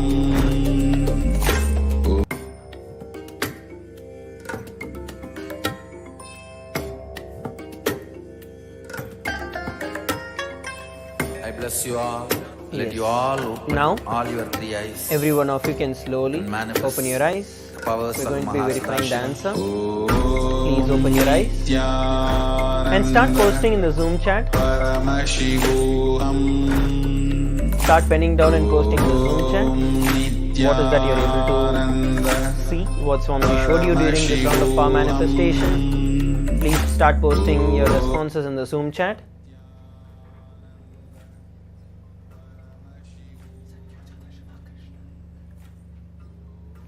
Yes, so we have Satyajata Krishna who is sharing Krishna, red clothes, yellow clothes, blue, Deviya Swamiji. Yes, wonderful. We go ahead, others also keep posting. And verbalize it much more in detail. See, even if you saw Krishna, how did you see Krishna as? What kind of jewels did Krishna wear when Swamiji showed you? Pen it down in detail and you will see that the answers are right. So pen it down in detail.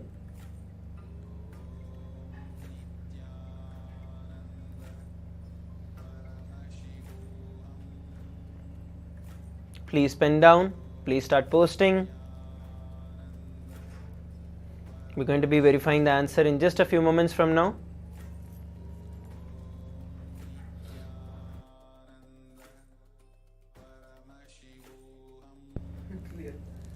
Yes. Please start posting.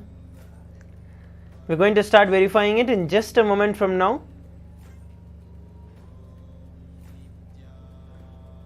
Krishna was dark blue, he was very colorful with an face and a flute, wearing yellow clothes with golden stripes. Okay, so that's actually to the image that we had presented, we were projecting for all of you.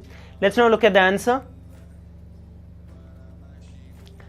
So yes, so as you can see, it is the image of Nandi Bhagavan, and the cloth on Nandi is actually yellow in color with a golden border. So that's exactly right. And there are also the red stripes all around the whole thing. Like in the background, if you see, the entire wall is all with red and white stripes. And yes, you have the blue sky too, which is right. So the more and more you're able to enter into the details, the more and more you will see that you are able to manifest the power. So the key here is into the details. And if you are able to identify, if you are telling it in more details, like even about the jewels, which is like you have the bells, you have like the balls, you have like the chain, and then you have like the various different designs which are there engraved on Nandi Bhagavan. So all of these will show you that you are manifesting the power. Okay, so now let's enter into the next round of power manifestation. So please put on your blindfold. We're going to enter into the round 2 of the power manifestation. From this renewed understanding, what you're going to be doing is making sure that you are going to start verbalizing in much more detail, and that is going to be the key for our power manifestation in this round. So please sit straight, those of you who have not been able to manifest yet. So all of you, once again sit straight, chant the Mahavakya, and you're going to ask Swamiji to show you what is going to be projected. And for you to stabilize, for you to manifest the power more and more easily, attend the entire day's program, attend the entire day's Paramashivoham level 3 program that is happening today. And when you get initiated towards the later part of the day from the Supreme Pontiff of Hinduism, our beloved Swamiji, you will start manifesting the powers more and more. As Swamiji said, just sincere attending the entire program and following the various steps, the various processes, the various things that is being taught in the program, just that will reach you to manifesting the power. So let's enter into the next round. Please sit straight, put on your blindfold, and let's begin the power manifestation. Please start chanting the Mahavakya, Om Nithyananda Paramashivoham, and ask Swamiji to show you whatever is being projected on the screen. Let's begin. All please close your eyes. Let's start.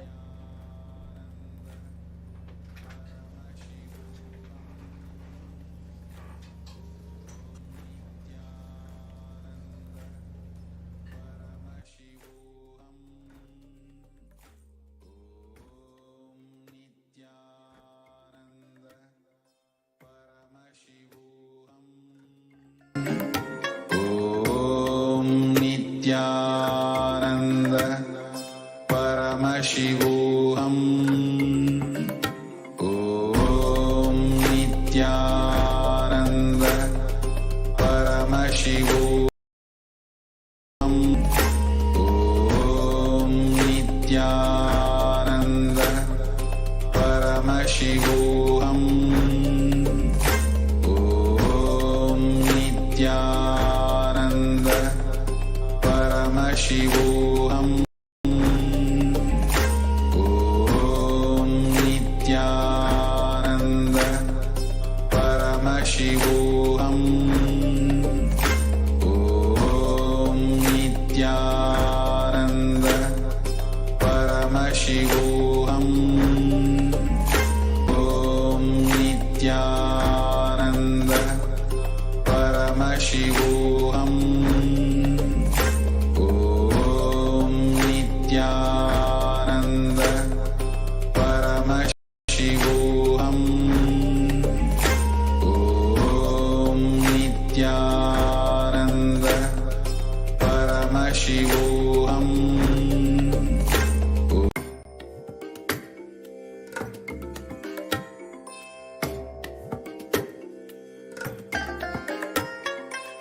I bless you all. Let you all open all your 3 eyes and manifest the powers of Mahasadashiva. Om Nithyananda Paramashivoham. Om Nithyananda Paramashivoham. Om Nithyananda Paramashivoham. Om Nithyananda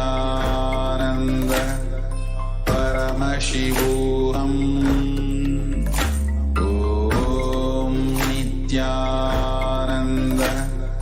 Paramashivoham. Om Nithyananda Paramashivoham. Om Nithyananda Paramashivoham. Om Nithyananda Paramashivoham. Om Nithyananda. Chant the Mahavakya intensely and ask Swamiji to show you the colors, the image, the objects, and the various different things that are being projected on the screen. Paramashivoham. Om Nithyananda Paramashivoham. Om Nithyananda. Yes, now slowly, all of you please open your eyes.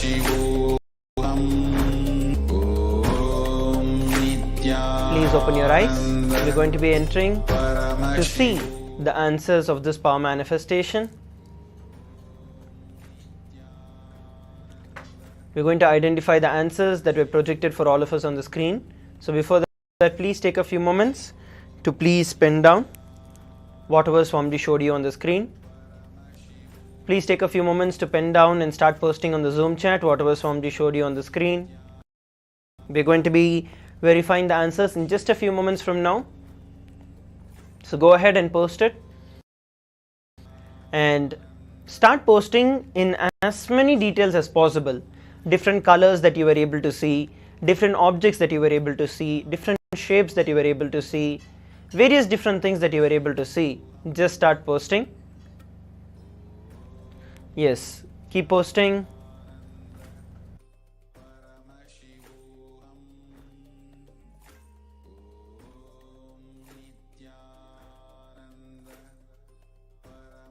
Yes, we have Daniel who has posted yellow and blue color. Okay. Yes, the rest of you also please start posting. So now let's look at the answer that was projected. We're going to look at the image that was projected for all of us on the screen. It is the image of Mahaganapati. And as you can see, you have the various other colors. We have the colors of green. We have different shades of green. We have like the white flowers, a lamp, flame, smoke. Yes, we have participant sharing Dakshinamurti under banyan tree, Biddi banyan tree. His hair is tied up, letting his long jatas fall. Blue sky in the back, giving blessings. He's also wearing the golden jewels around his neck, smiling, blue or green dress. So yes, so in this there are certain things which are right, there are certain things which have not come right. Like for example, the green dress is right, and you have like the yellow colored dress which is there, and we have the golden jewels that Mahaganapati is wearing, and then you have like the greenish background that is there. Of course, it's not the Biddi banyan tree itself, but a green background. So yes, so the more and more we are manifesting the power, the more and more we play with this power manifestation, the more and more we are able to manifest it. So now please take a few moments. You're going to go over to the Facebook and to other social media platforms, and you're going to project, you're going to start posting the various answers that you have got, and then we're going to move on to the next session. Please take a few moments to do it as we get ready to move to the next session. Paramashivoham. Om Nithyananda Paramashivoham. Om Nithyananda Paramashivoham. Om Nithyananda Paramashivoham. Om Nithyananda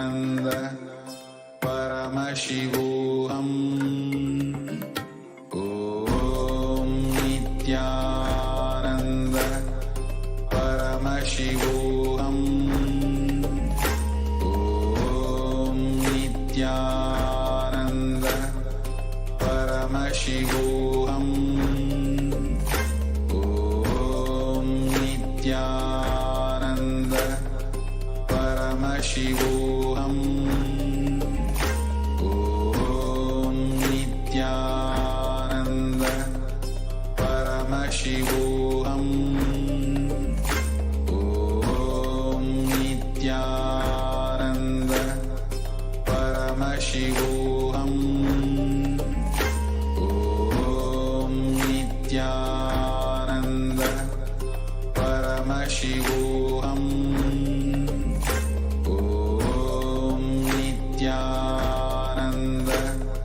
Paramashivoham. Om Nithyananda Paramashivoham.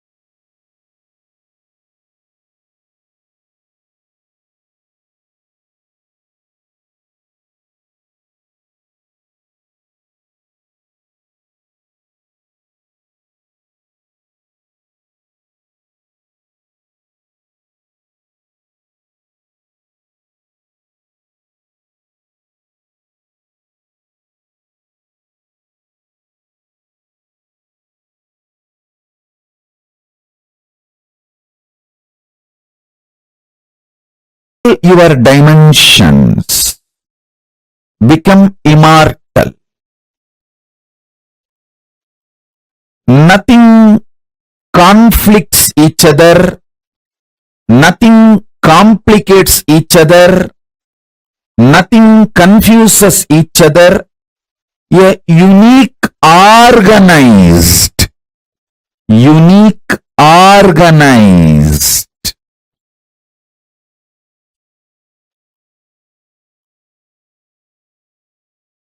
multidimensional being starts opening up in you when the conscious DNA, Amrita DNA, is breathed into you. Listen, this Amrita DNA superconscious mutation suddenly will take away a lot of your complications. Don't be afraid of life. Don't be afraid of life. Don't try to hang on to your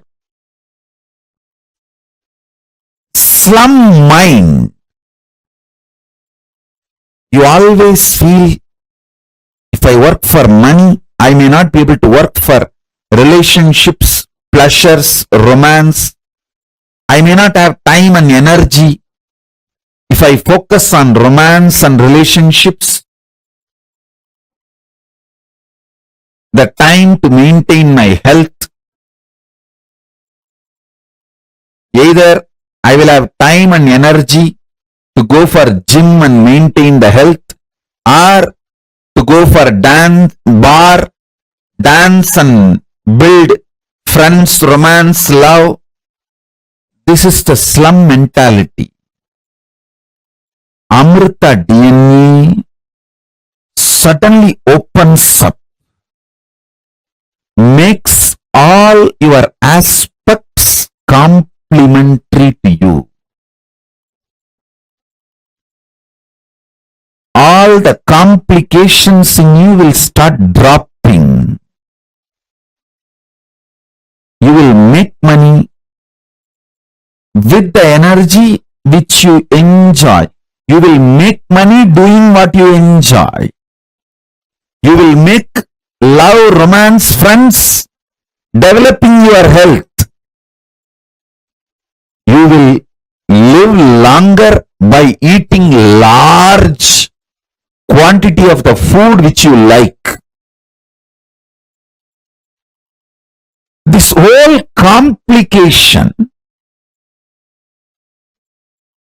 or the conflicts and confusion gets burnt when the nectar DNA, Amrita DNA, is added to you. I'll bow down to Ganapati, then Paramashiva, then Garuda.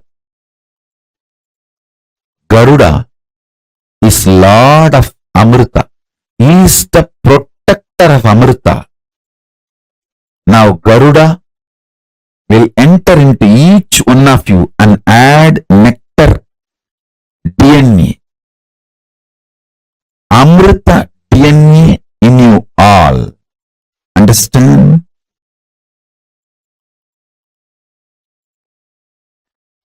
Amrita gives entry into Amara Loka, which is Swargaloka, the first vertical time zone. All the devatas are called Amaras in Sanskrit because the Amrita superconscious DNA process is done inside you. Listen, the process now going to be done is eternal. Nectar principle, Amrita principle infuses such vast consciousness in you. The inner space goes through such explosive understanding. The right, wrong, good, bad, sin, merit, all this idea gets organized with a larger picture of the cosmos and enormous energy to handle all the complications and manifest it as complements starts happening.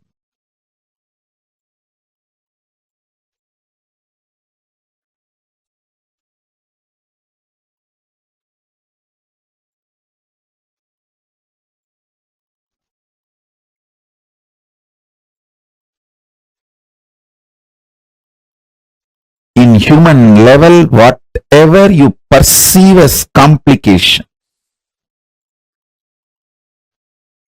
all of that is blasted with Amrita, nectar DNA. And this nectar DNA suddenly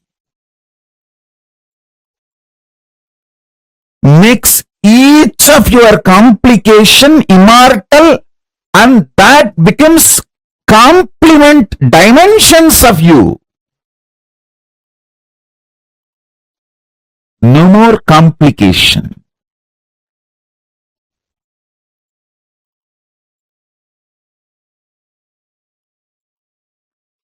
What I say, even if you logically understand, that is enough. And even if you don't understand, it's okay, because I'll pour this Amrita DNA in you, nectar DNA in you. Amrita Tattva, Amritattva in you. Most fortunate are those who are going to experience today's superconscious mutation process, because today you will see your ability to enjoy the sensual pleasures and your ability to manifest power both expands. Both are not conflicting each other. Both don't complicate each other. Both actually complement each other.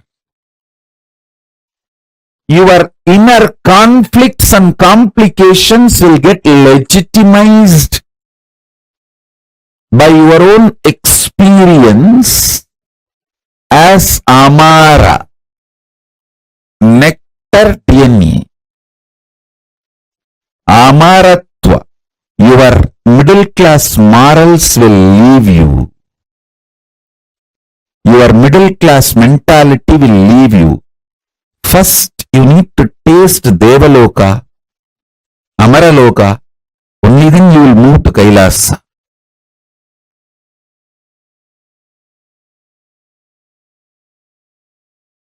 Listen.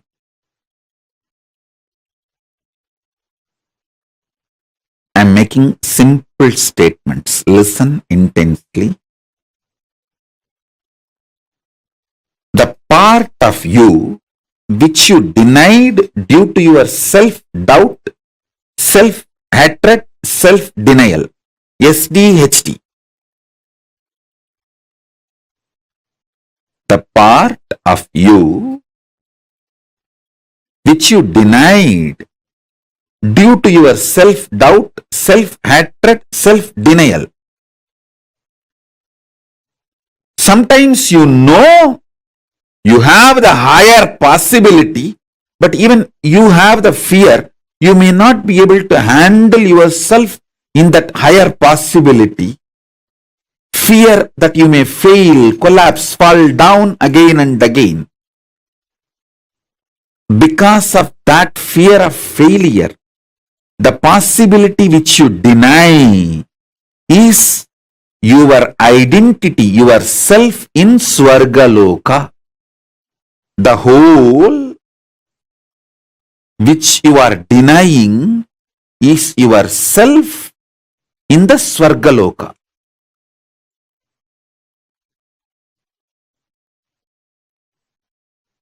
when you decide to live that whole,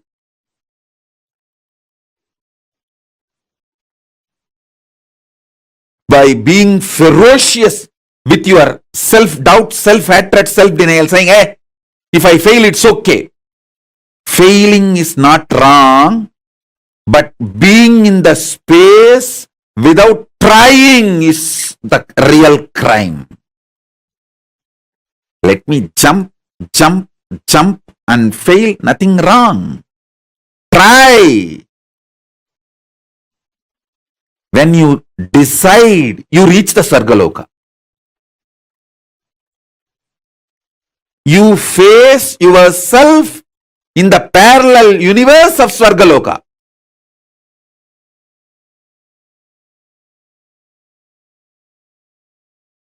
When you are frustrated, angry, I tell you, highest renunciation, greatest tyaga is renouncing your self-hatred. See, Paramashiva worshipped in Devaloka. In Indraloka, he is called as Tyagaraja. I was wondering, Paramashiva worshipped in Swarga should be called as the Raja of the pleasure, king of pleasure. Why is he called as Tyagaraja? Musukunda Chakravarti, the Chola king of Tiruvarur, when he went to Swarga, Indraloka, understand, Hindus had a regular communication and travel to other dimensions. It was a lifestyle for us. It is a lifestyle even now for us. We used to go and come to other dimensions. It used to be very usual, regular. Till we were invaded and all the science was destroyed and demonized. Much was destroyed. The remaining left over was demonized.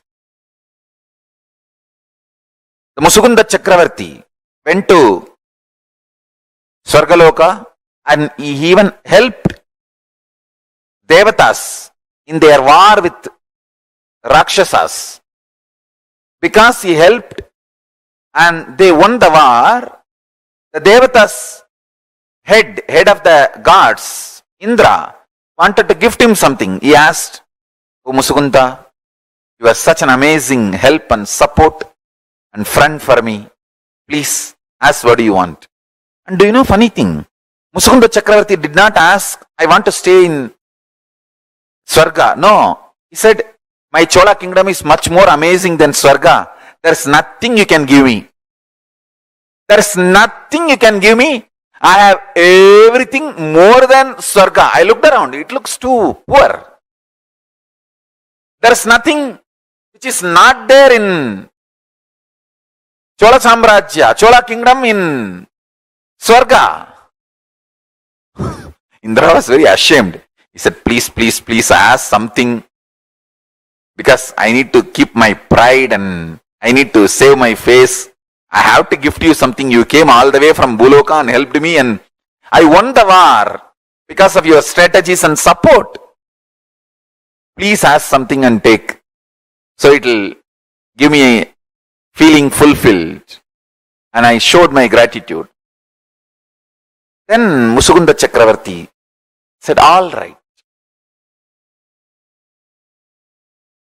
One thing I liked in your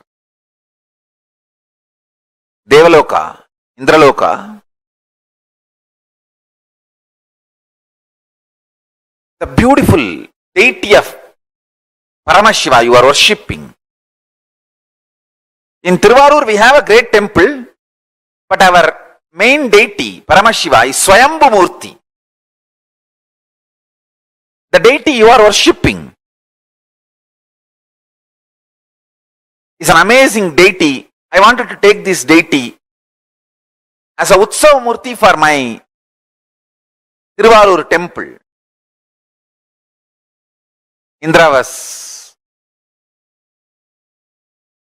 first, he was shocked that because his own Atma Murti, the worshipping deity, is asking. Then finally he felt all right. Anyhow, he asked for some gift, so I should not say no. And he gives the deity to him. That deity is called Tyagaraja Swami. So the god of Devaloka is Tyagaraja. It should be Bhogaraja. If you see logically, Mahadeva's version who gives all the bhogas, like either it should be Swarnagarshana Bhairava or Bhoga Raja, something like that, who gives all the pleasures. But surprisingly, god of Indraloka is called Tyagaraja. I tell you,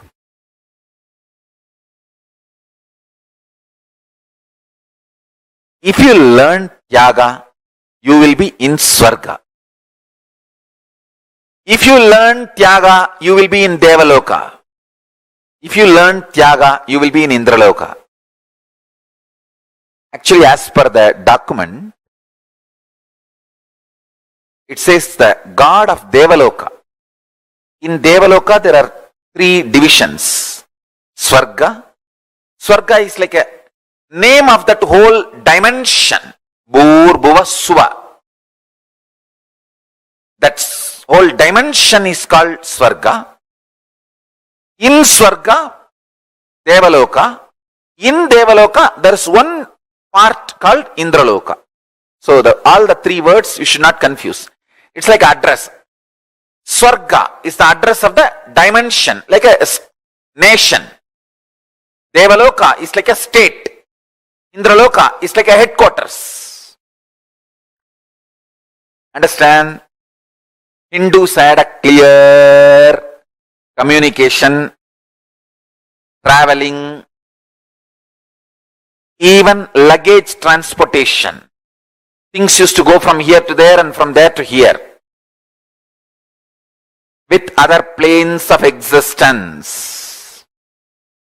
Nobody is alien for us in the whole cosmos. That is why the word alien does not exist in Hinduism. Understand? I was wondering why god of Devaloka is called Tyagaraja. Either he should be called Yogaraja. If you do yoga, you will reach Devaloka. Or he should be called Bhogaraja. In Devaloka, he is Paramashiva gives all the bhogas to anyone who wants any bhoga. He should be called Bhogaraja or Yogaraja. Why Tyagaraja? Tyaga is the key to become God. The most difficult Tyaga is renouncing self-hatred, because the society teaches you self-hatred is great. It makes you delude between humbleness and self-hatred. Listen. Humbleness is not self-hatred. Listen carefully. Self-hatred is thinking you are less. Humbleness is thinking about you less. Less self-remembrance is humbleness. Self-hatred is constantly thinking about you, but very cheap, very low. Understand, there is a big difference between humbleness and self-hatred. Person with self-hatred will never be really humble. Adivinayam durta lakshanam. He will show himself very humble. But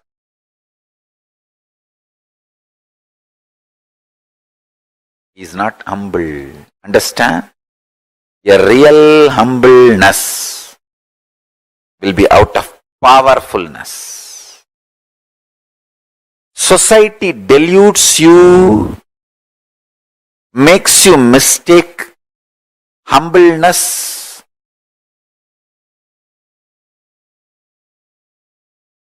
your humbleness as self-hatred. And as you always in the state of self-hatred, so that you will be humble.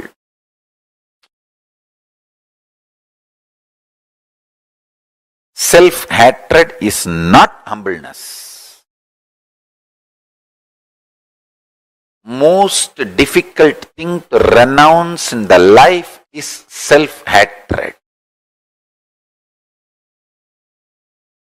So much of self-hatred, self-doubt, self-denial.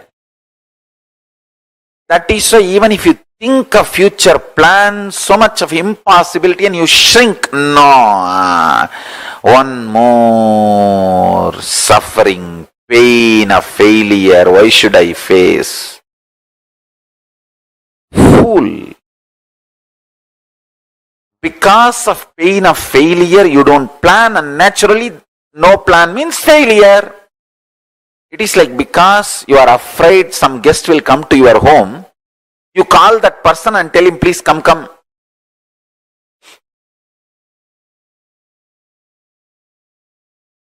You are afraid failure will come to your life, and you stop planning and force the failure to come to your life. Self-hatred, self-denial, self-doubt. Most difficult thing to renounce in your life is SDHD. Renounce that. Dhira, courage is moving the SDHD out and having the vision for your future.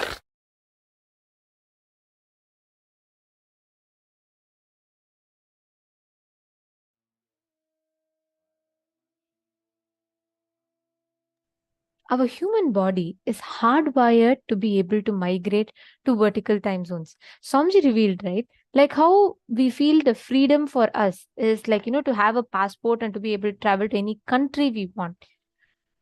We think that is freedom. But we have had the freedom of traveling to any vertical time zones that we want, any of the parallel universes as we want.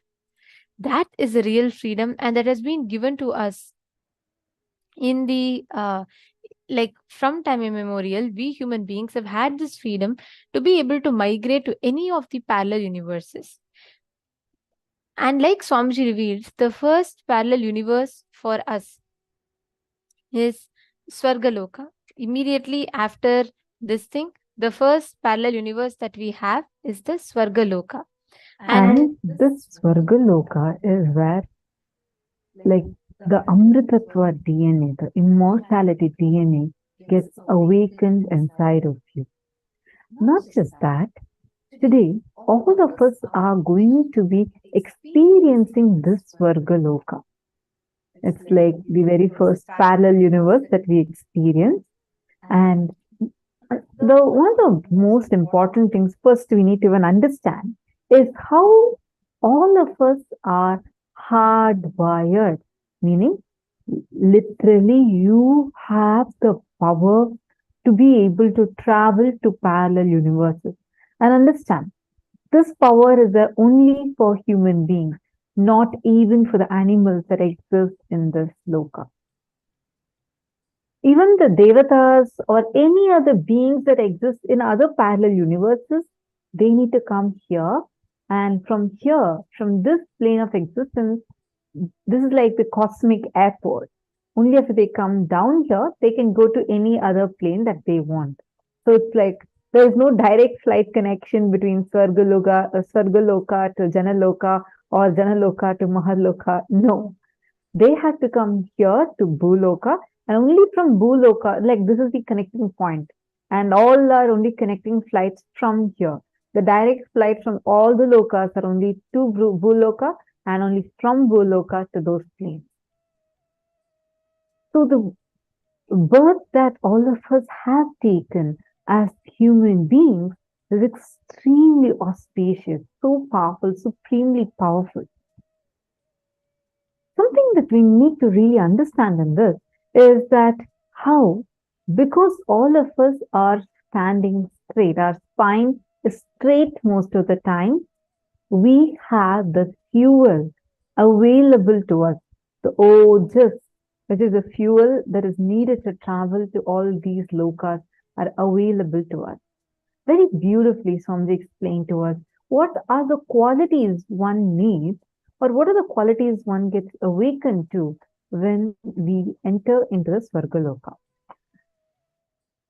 Name the qualities, at least one or two qualities from what Swamiji has revealed as to what qualities will take you to Svargaloka. Come on. Please take a moment now and post it in the chat. What are the qualities that will take you to Svargaloka?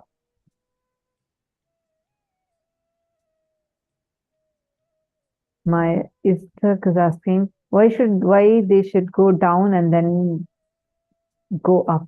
Yeah, because here only we have the freedom to choose. Understand, no other being in any of the planes have the freedom to choose. Okay, Tyaga. What else?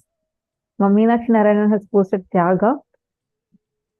Tyaga will keep you in Sargaloka. Swamiji beautifully explained even with Tyagaraja. Come on, name few more qualities. Prithvi has posted Tyaga of STHT. Okay. Come on, others. What type of consciousness does one have if they have to experience a parallel universe?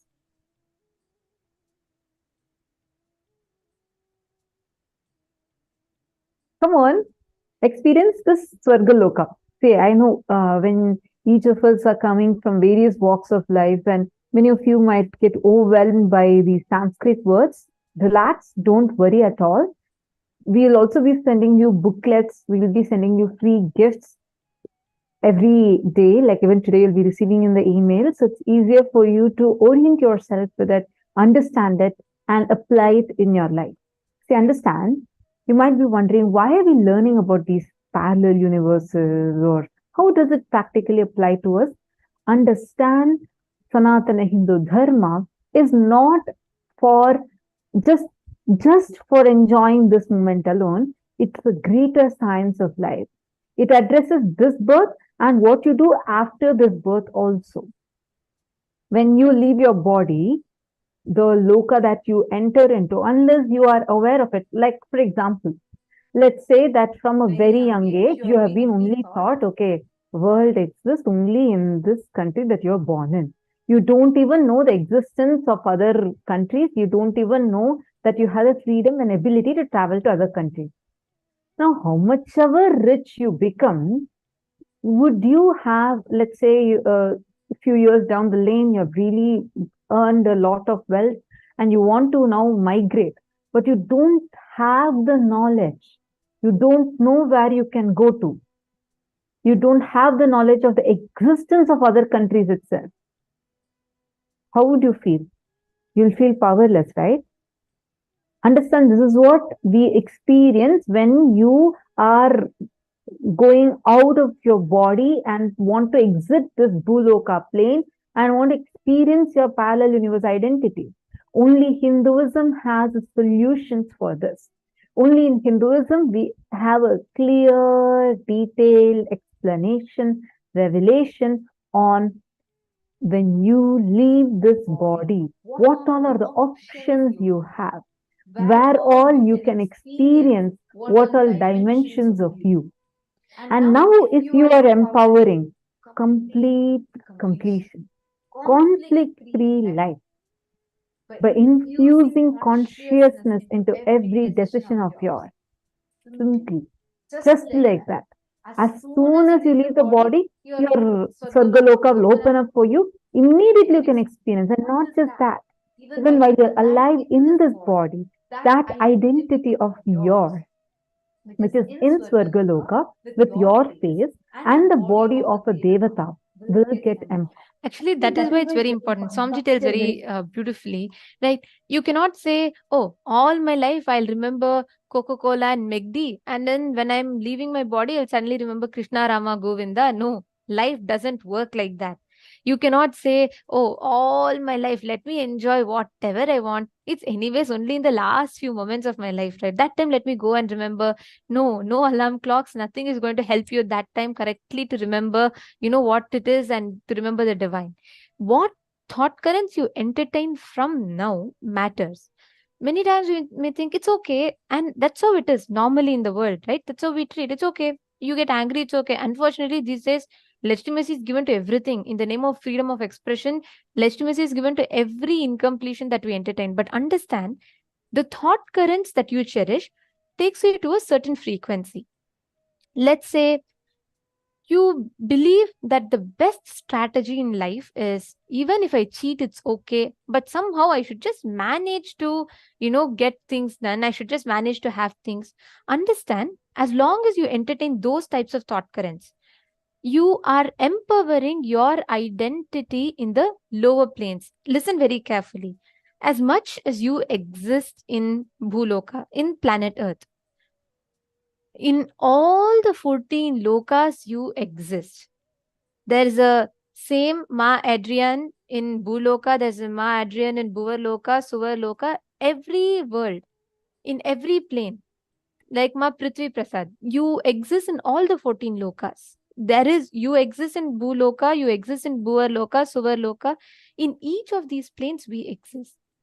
And the one thing that connects us, our identities are same in all the 14 lokas, meaning your face is the same, but the body is different. And understand, there's an elaborate verse, Shastra Pramana, which describes every single line of what we are saying. And Swamiji has revealed it from these Shastras, from these scriptures of Hinduism. So, in all these 14 planes, right, what has an impact on each other is the thought current that you cherish. If you entertain always grabbing from others, or even if I cheat, it's okay, as long as I win, that is fine for me. If you entertain these type of thought currents, then understand, you empower your existence in the lower planes. If you entertain the thought currents enriching based, life positive based, and all of these life powerful cognitions, you empower your existence in the higher planes.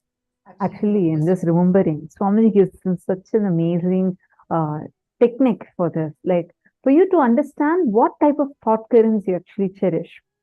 Whenever, like, to understand what will happen to you when you leave your body, right? Just study how the last thought you are having when you fall asleep. If you see, when you're going from this waking state, slipping into the dream state, the kind of thought currents that you cherish, what kind of ideas you cherish. See, till before that, you might be planning something, a lot of things. The mind will be very active in a very logical manner. But you will see, when you're slipping into the dream state, your eye consciousness will reduce, meaning that thoughts will be so haphazard. It wouldn't be under your control, almost. That's how you feel. But when you start attending to it consciously, you can decide not just for a joyful, blissful life while you're living in this body, but after you leave this body also. That is why these sessions, learning about the existence of parallel universes, existence of yourself in these parallel universes, are very, very important. Simple thought. Acha, today I'm going to just manage my boss. That is enough for me. I just need to manage him for a few more minutes, and I know I can easily get away with it. That simple thought can also make you cherish some of the lower loka identity of yours. Simple thought. This person is hungry. Let me feed him. Let me give him some food. Can help you to empower your higher lokas. It's not about good or bad as per what society teaches you. Even a simple thought of you wanting to give food to someone who is hungry, if it is having a conflict inside you, You don't want to, you're from inside, you're not wanting to do, but you are working for it for the sake of getting a good name from someone else. And in front of the other person, you want to give food to the hungry person. That conflict inside you will make you empower a lower loka. So you need to be very clear, aware of what kind of thought currents you cherish. And Of these impacts are immediate. See, don't think, oh, right now it's anyways end of the life only. Even if I change 2 weeks later, or even if I change towards end of my life, it's fine. It is not going to work like that. Your every moment of your present is a cumulative result of your past actions and the past thought currents. So the earlier you change, the better it is for you. Like, it reminds me of a story that Swamiji tells. Like, once a preacher goes to a group of people in village and he's preaching. He's telling about Raja Harishchandra's life. So for those of you who don't know, just to tell in a nutshell, like, Raja Harishchandra is known for being honest and integrated. Okay, he's known for his integrity and standing with the dharma. And it comes to a situation where, just to keep his word, he'll have to even give away his own wife and his son, his child. And a lot of things happen later on. But this preacher comes and he's preaching this, and he's telling everyone about, how great Raja Harishchandra was and all of that. And then he sees the whole crowd is so inspired, and with lot of expectation, he's asking the crowd, so what did you all understand from this? And one man raises his hand and says that, I understood the best thing in life to do is, you have to be honest, you have to be integrated. And that is the right principle. This preacher is so happy. He's feeling very proud. And then he looks at another man standing who's even more excited. He's so inspired than anyone else. Then he looks at that man with so much of expectation. He asks, what did you understand? He says, understood, if the situation if the situation demands, even selling your wife is not wrong. You can sell your wife also. See, same situation, you can come to any conclusion that you want. Same situation, you can come to any understanding that you want. But be smart, derive the right understanding. You need to start the change from this moment. The thought currents that you entertain matters. The thought current that you cherish matters. So if you start aligning yourself, look into your life. If you entertain self-doubt, self-hatred, self-denial, all these thought currents, it is going to take you to the lower planes of existence. And how does that have an impact? Not just when you leave the body, even when you are alive. When you entertain a particular set of thought currents, that existence gets strengthened. As much as you strengthen your existence in the lower lokas, it starts influencing your decisions, actions, even in the bhuloka as you navigate through your life on daily basis. Now let's understand more about how our existence is there in Swargaloka. That's the very first parallel universe that you can experience. Swargaloka, first, the part of you that you have denied due to your self-doubt, self-hatred, self-denial. You have such a high possibility. You feel that, but you are also afraid to express it or empower that identity because of your self-doubt or self-hatred or self-denial. That part of you that you're denying because of your SPHT is your parallel universe identity in Swargaloka. The highest possibility that you're denying because of your self-doubt, self-hatred, self-denial is your very identity that is existing in the Swargaloka. So let's all take a few minutes. Now, just look in at any of your higher possibilities that you have. You know that you have a higher possibility, but even you have a fear that, oh, I may not be able to handle myself in that higher possibility because of your self-doubt, self-hatred, self-denial. What is that? Pen down that. Take a few minutes and please pen that down.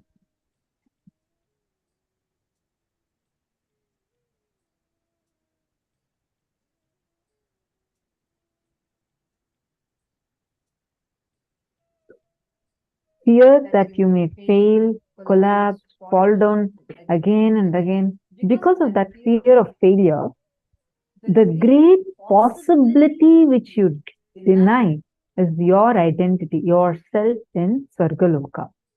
When you decide to live that whole thing by being ferocious with your SDHD, saying, hey, if I fail, it is okay. Failing is not wrong, but being in the space without trying is a real crime. Let me jump, jump, jump and fail. Nothing wrong. Take an action to manifest your higher possibility. Now take a few minutes. First, you're going to identify.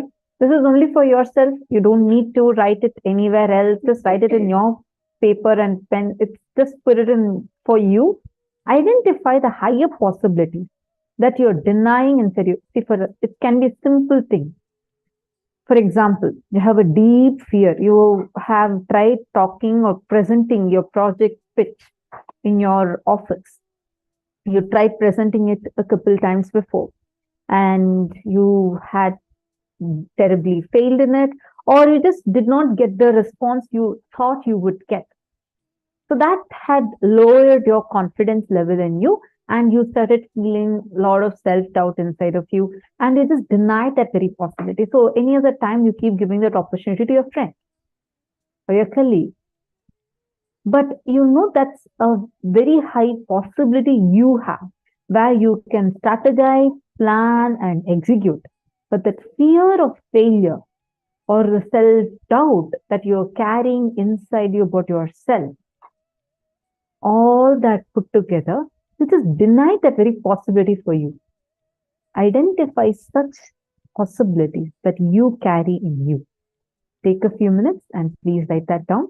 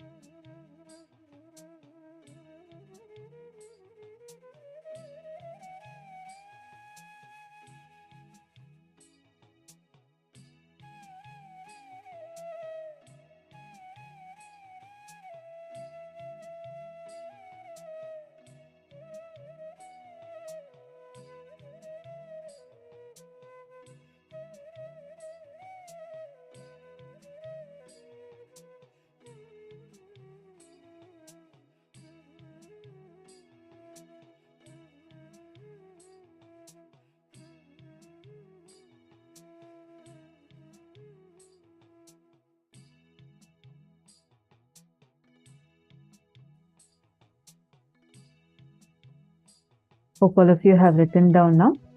See, just take a ferocious decision inside of you. Now, whatever you have written down, just look at it. These are all your own higher possibilities that you are stopping because of the self-doubt, self-hatred, self-name. See, if you anyone here coming for the very first time, like or this is your very first program, you might have been coming for this program in the last few days, but this is your very first program. Anyone like that here? Please, can you put it in the chat if you are here as this is your very first program that you're attending?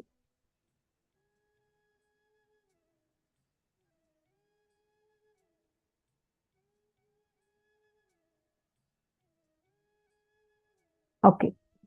See, why I was asking this is, now whatever you have written down, sit and do the completion with it. Take a ferocious declaration. Understand, unless you give up, there is nothing called as failure. Your failures, see all the successful people, are there any one, even one, is there even a single person who is successful without having to face failures? No. The only difference is they never gave up. The problem is we give up. Swamiji very beautifully said, there is nothing called failure unless you stop and give up. Only when you stop and give up, you are declaring it as a failure. Because all those are just your path to success. Take a ferocious declaration inside of you. See, if you have been faced with a really bad situation, it is causing a lot of incompletion in your sit. Do the completion process. If anyone does not know how to do the completion process, please let us know in the chat. We'll give you the link where Swamiji explains in detail about how you need to do the process of completion. And decide ferociously, no matter what, I will not give up on this higher possibility that I carry. Take that decision and do it. You will see the success will just open up for you. Actually, the very next session that we are having is just about this. It's a very powerful session where Swamiji is going to be explaining to us in detail how to never get stuck in your life. Never get stuck in your life. It's called as the Ananda Tandava of Paramashiva. But before we enter into that, we are first going to be doing a round of power manifestation, and then we are going to be entering into that session. And also today, it's a weekend. This is the best way to spend someone's weekend, to awaken their DNA, to be here, to spend the time. This is the best time for you to invite your family members, friends, everyone. Let them come along. And it can be a different weekend for them. And this will lead them to awakening their own higher possibilities and powers. So Swamiji is gifting this program completely for free. So make sure you are reaching out to your loved ones and inviting them as well to enjoy the program. All right. So today we're going to be manifesting a very, very beautiful power. We're going to be manifesting the power of oneness over the elements. How we can play, this is called Bhuta Jaya in Sanskrit. And these powers, see, all of us are inherently embedded, hardwired to be able to manifest these powers. So every time you manifest a powerful cognition, you work on yourself. If you see, all our programs are structured in such a way that every 30 minutes, 40 minutes once, you do a round of power manifestation.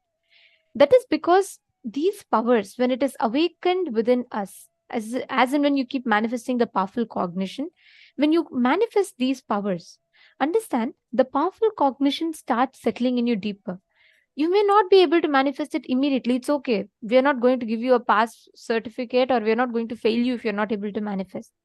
But this is more like just like a training. You are starting to get used to you manifesting your own higher possibilities. You are getting used to manifesting your own higher powers. So even if you don't get it, it's okay.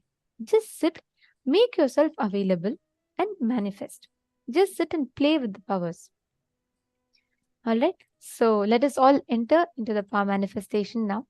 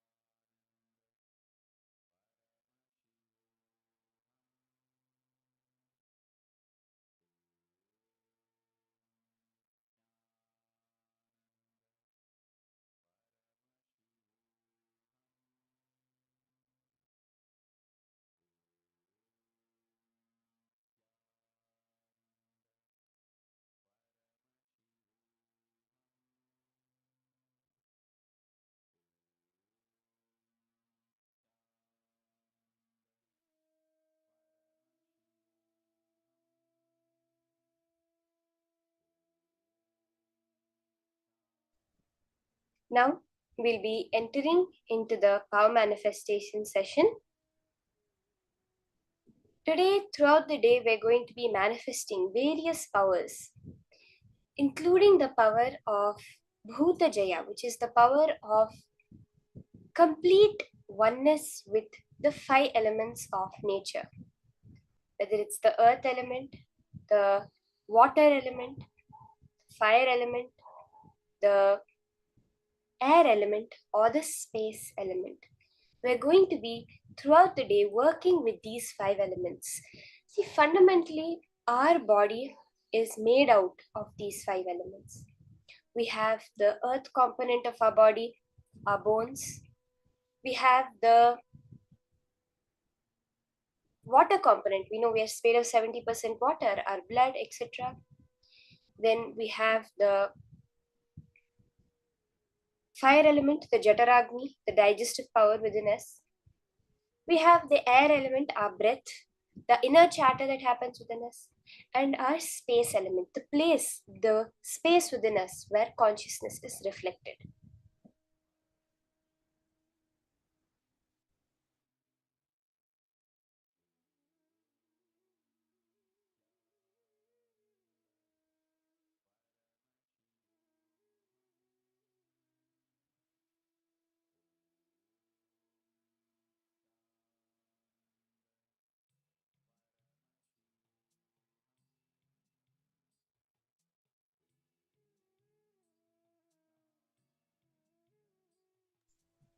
So for today, we'll start with the power of Vayu Shakti, the power of air bending.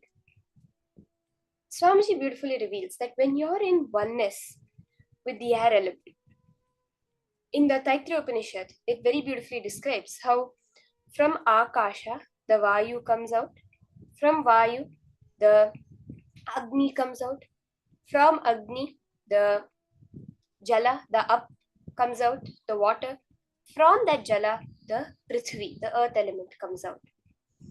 When our space, it depends on what's inside our space that manifests the other rest of them. What the whole science we're understanding. See, we have full control over our space right now. Of the 5 elements, right now, at this moment, the easiest one, the subtlest one, where we have a full conscious will to decide, is our space element. Every power, whether it's the power of Vayu Shakti, whether you're doing the Agni power, power of fire, power over the earth element, it is about what your space is established in, which manifests that. Let's understand a little more about what Swamiji reveals about Vayu Shakti, about this connecting with the elements.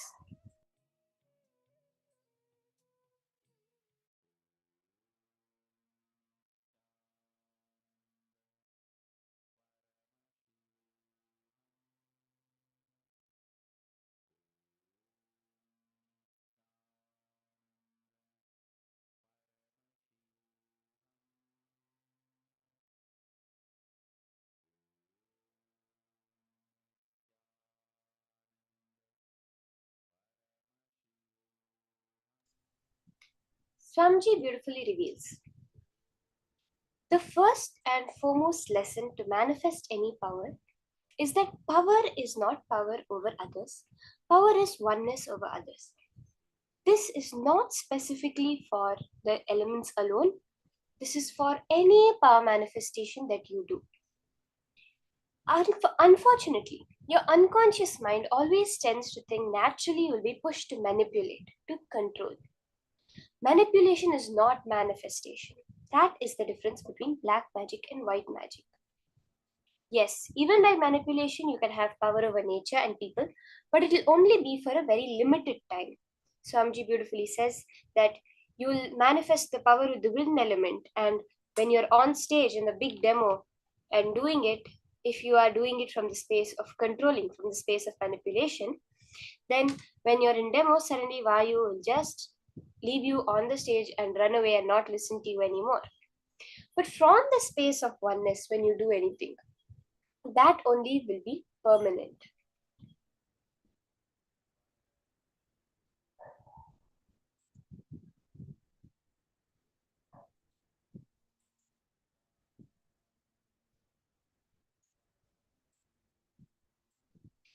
Understand, every time you play with the wind, see in this Swamiji gives us the example of the Vayu element, the wind, either stopping or agitating or aggravating.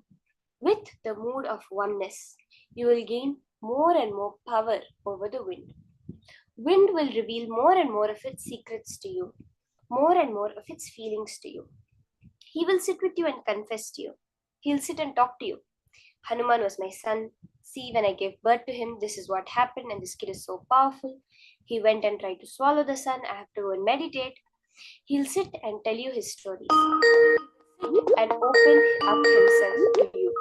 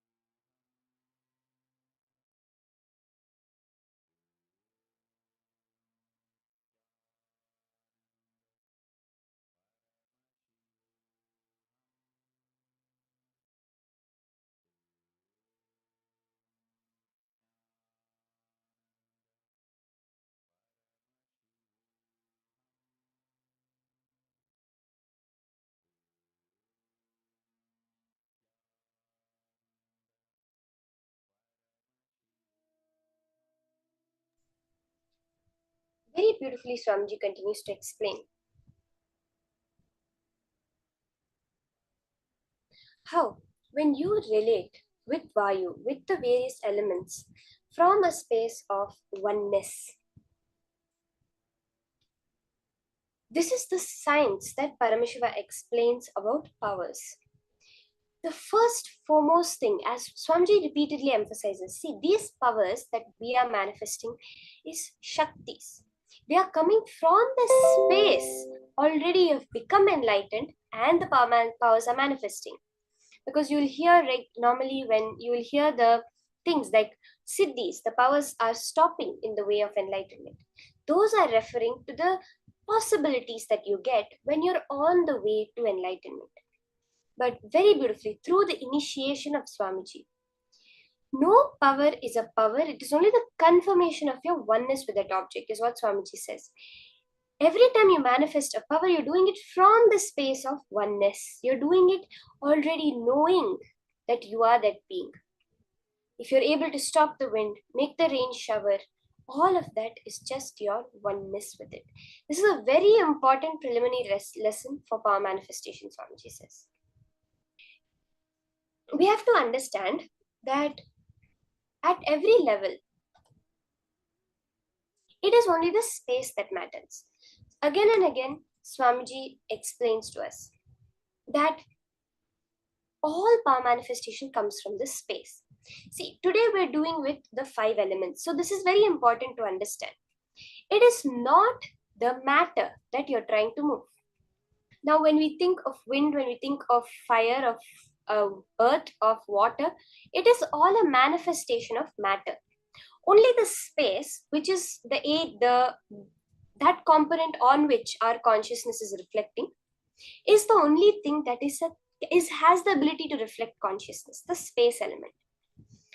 And all the other elements will align to what you hold in your space. This is a very important thing. How many of you are understanding this?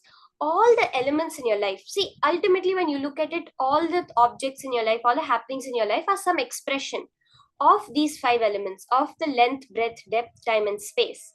which is the water, the earth, water, fire, air and space, right? So how many of you are catching this? All the elements in your life manifesting are some way an expression of your space.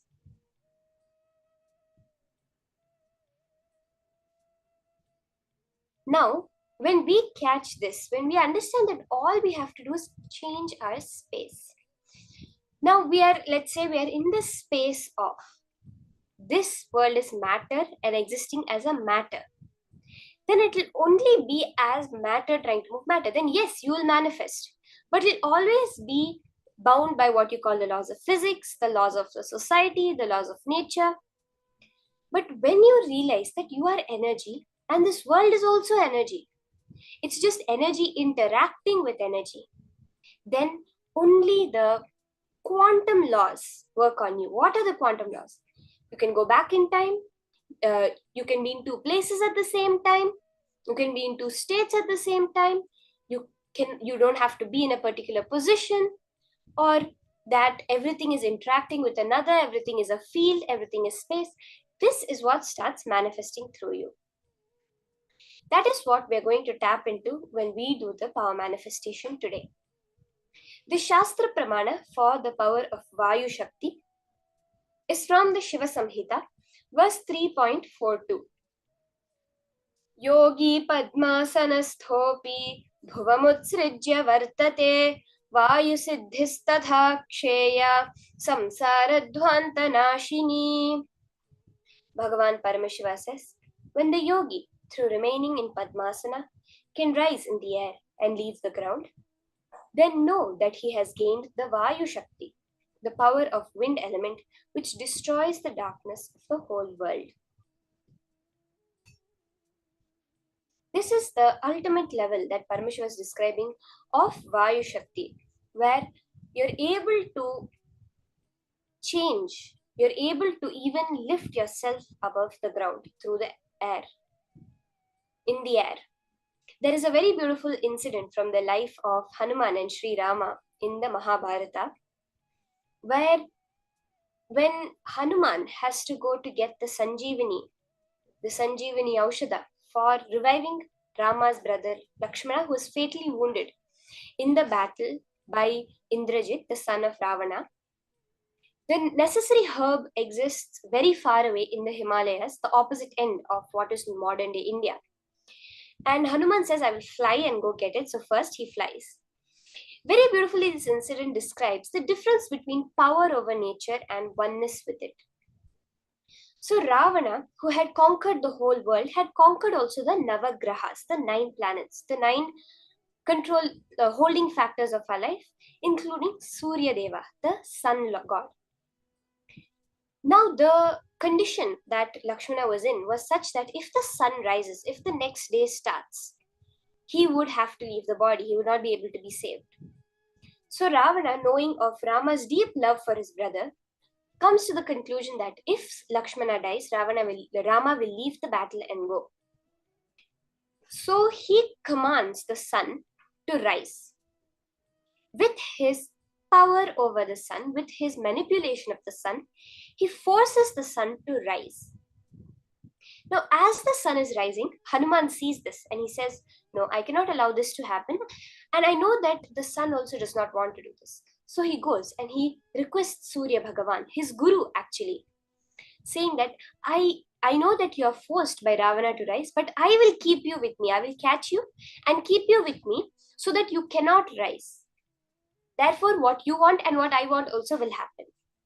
And with that space of friendliness, with that space of oneness that he has with Surya Bhagavan, he takes Surya, he literally takes the whole sun and puts it in his armpit and keeps it.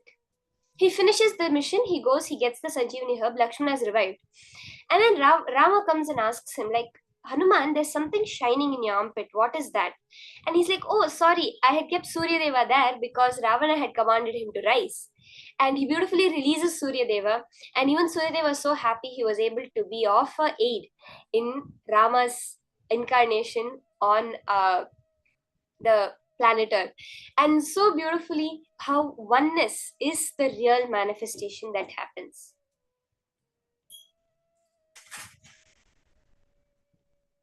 in the first round. So actually, for this power of Bhuta Jaya, we have seen so many manifestations of Swamiji himself. You can ask any long time devotee, anyone who's been there, they'll know that they will have at least 10 incidents where Swamiji has manifested the power of oneness with the various elements.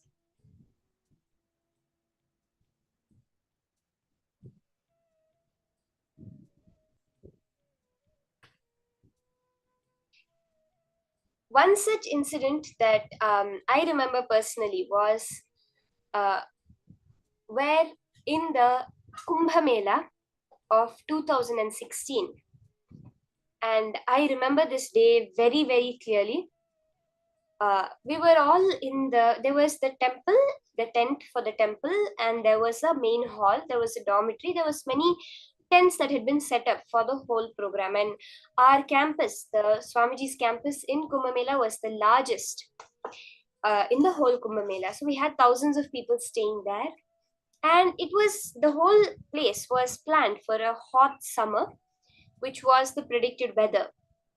And suddenly, out of the blue, there was a huge cyclone.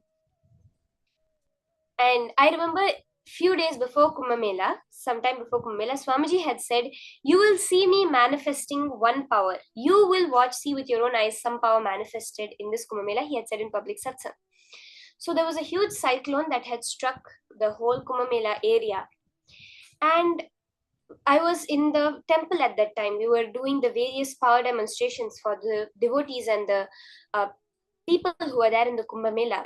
And it started becoming very dusty, and there was so much sand everywhere. So we had to duck under the table. And after some time, they said, okay, everyone go to the side room, which was set up for the Gurukul Balasans. So we all went there. It was a full chaos. The roof, tin roof sheets were flying away.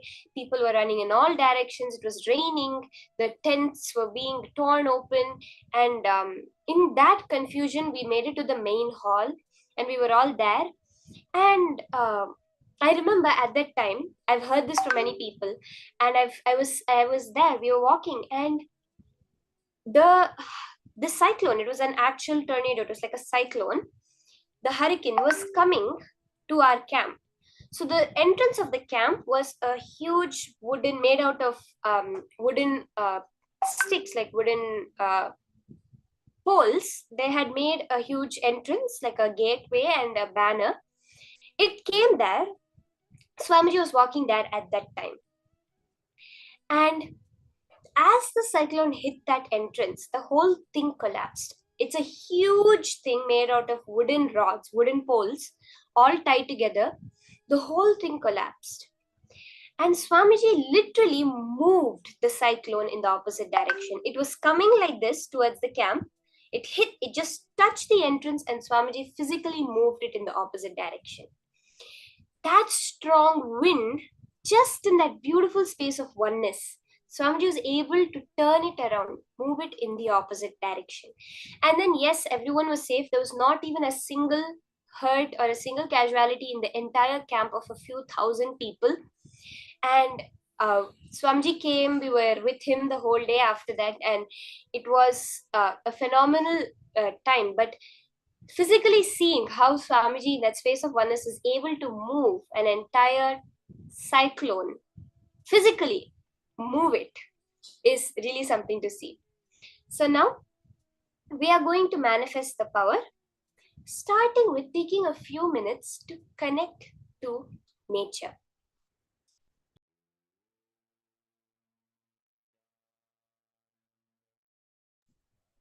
Now, all the participants, I request you to go to an open nature, whether it's wind,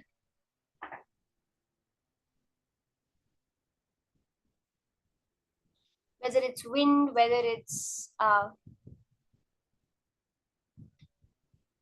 whether it's a window or a door. You can go to some open area where you can connect with the nature.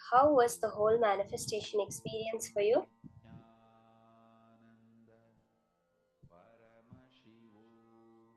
Connecting with Vayudeva. In the further rounds, we're going to be, as you saw, level 1, turning off a flame using the wind, going into further more very advanced powers, working with these 5 elements. You will see it happen. See, the more and more you connect with Paramashiva, the more and more you realize your oneness with these 5 elements, you will see the manifestation just start happening. Now, in the next session, we're going to be understanding what exactly this Ananda Tandava of Nataraja is. The Ananda Tandava of Paramashiva symbolizes, is an embodiment of that, how not to get stuck in life. Let us now hear about these powerful cognitions from Swamiji himself.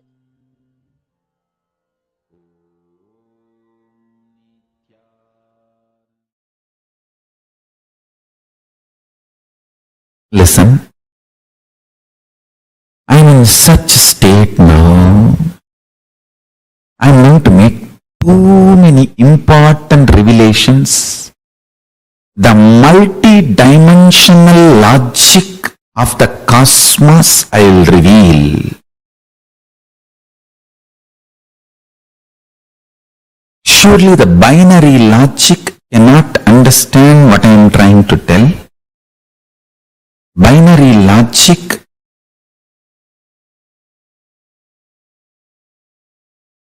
will not be able to, because it is not matured enough, it has not grown up enough to catch the cosmic reality. Understand? If you can grasp a being, conscious being, creating the principles of creation, creating the principles of creation, not just creation, creating the principles of creation with one hand and sustaining the principles of creation, sustenance, rejuvenation, pulling out of delusion and liberation, and rejuvenating in one hand.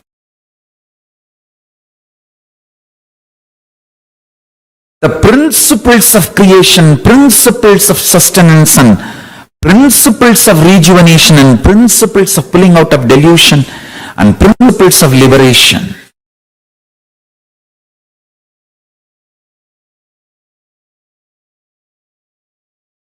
Through one hand, manifesting the principles of manifestation,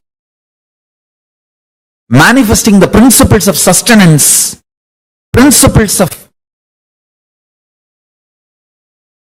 rejuvenation, principles of pulling out of delusion, and principles of liberation. To the other hand, sustaining, not just sustaining what is created, sustaining principles of creation and principles of sustenance. On the other hand, not just destroying or rejuvenating, rejuvenating even the principles of rejuvenation. And through the thrown up leg,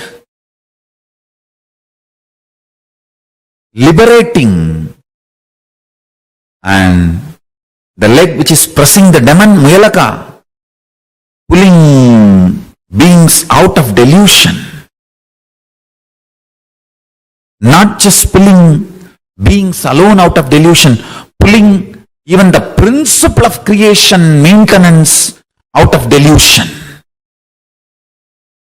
And with the leg which is thrown up in the air, giving liberation not just to the beings, even to the principle of creation, maintenance, rejuvenation,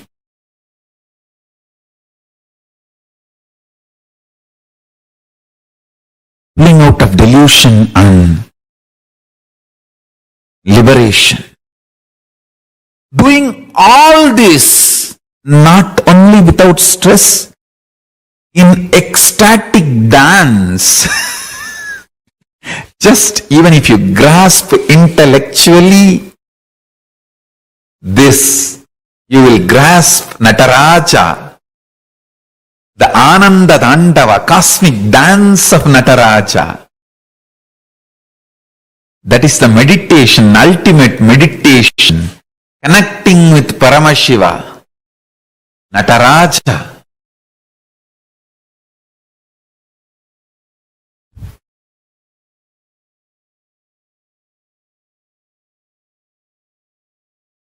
Ananda Tandava, bliss dance, Nataraja, who manifested from Ishana space of Ishana face, PHASE, face, space. Listen carefully. All the other four, Satyojata, Vamadeva, Satyojata, Agora, Vamadeva, Tatpurusha, all these other are FACES, faces, and PHASES, spaces of Paramashiva. Ishana is face, space, space. FACE, PHASE, SPACE, all three. Chidambara, from the Ishana space, Nataraja manifests. Nataraja is the liberating principle, Mukti Tattva. Understand?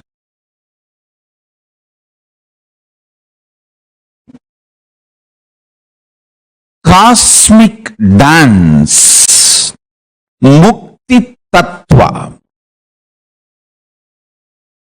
of Nataraja, cosmic dance of Nataraja.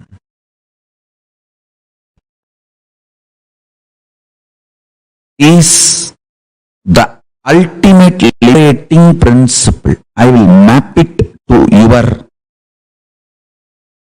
prajna now and support you and make you manifest this as a reality. Listen carefully. I'll bring it down to my prajna and manifest it in all your prajna and make it into vijnana. Listen. Paramashiva, when he was dancing, suddenly one anklet falls, but he is not stopping the dance. He doesn't feel stuck. He doesn't bother about the so-called perfection. Understand? He is an absolute perfectionist, but when he is dancing, perfectionism does not stop his action. Perfectionism does not put him in inaction. If you lived around me, you will know exactly the meaning of this word. I am an absolute perfectionist, but my perfectionism will never stop me starting my projects, starting my work. I will not even miss putting the jewelry on the throne, but when I started this whole Sri KAILASA project, I did not even have my own land. People who live around me, they know how perfectionist I am, but my perfectionism never stops me starting new projects or venturing into projects. He continues to dance and Adisesha rushes and ties himself and makes himself as an anklet, and Paramashiva continues to dance. This is the key. Perfectionism, which does not make you stop or feel stuck and capped is the liberating principlic action. Understand? You cannot see more perfect than Paramashiva's Ananda Tandava. But when his anklet falls, it doesn't wait. He continues. In your life, either you give up perfectionism or you give up beginning, initiating, continuously moving. In these two, you give up any one. That is what is delusion. Listen, feeling stuck is the only sin in the life. Cosmos does not feel stuck just because of its nature of not feeling stuck. It manifests the space of perfectionism. Understand? Listen to what I am talking intensely. Intense action. Start 10 projects. If you are stuck, feeling stuck in one project, go on be doing other 9. By the time you're pushing the other 9, this feeling stuck will dissolve. Understand, there is no such thing as stuck in reality. It is always only feeling stuck. Eschatology does not exist in Paramashivam Jnana. Everything is ontology. There is no end. Understand that. There is no end. Paramashiva Tandava of cosmos.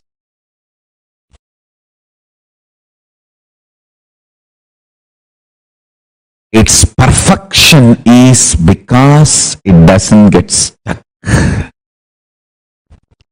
Stop feeling stuck. Stop being stuck. You will manifest perfectionism. Understand?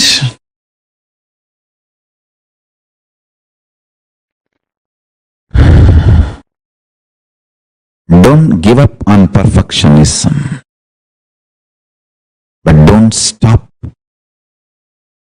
actions. Binary logic teaches you, if you want to be perfect, start late after preparing everything. Multidimensional logic teaches you, only by your action you will reach the perfection. You will manifest the perfection. Do not give up on perfection, but do not stop acting. Understand? Enlightenment is ultimate, not final. It is constant happening.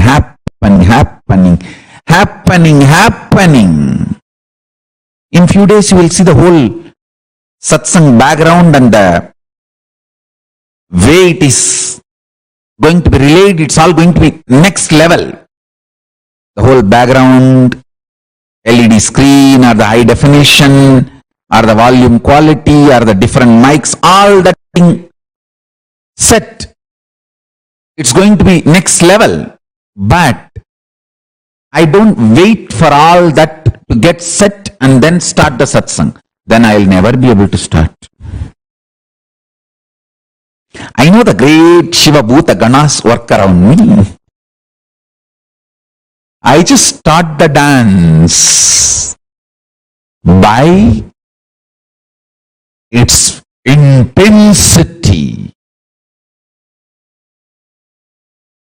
Perfection to perfection to perfection to perfection. manifests.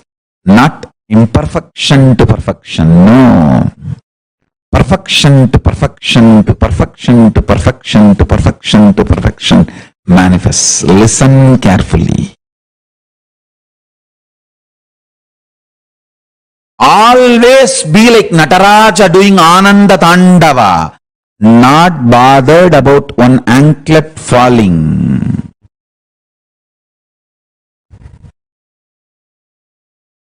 Not bothered about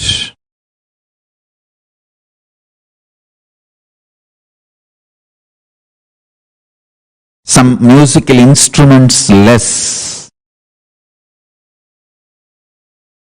Let Ananda be your fuel. Nithyananda be your fuel. Start the cosmic dance. Start the cosmic dance. Start the cosmic dance. I tell you,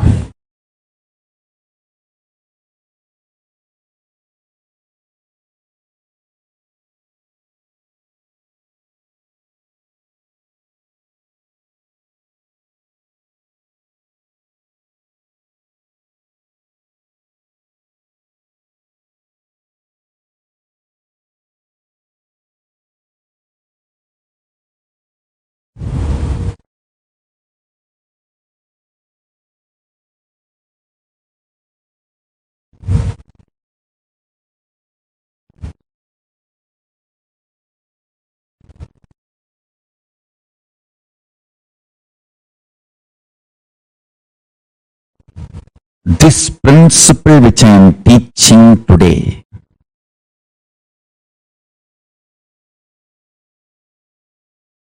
always manifest ultimate.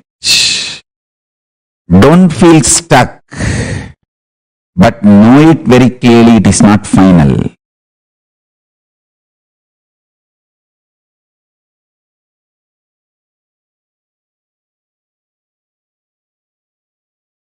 My publicly recorded biography starts maybe from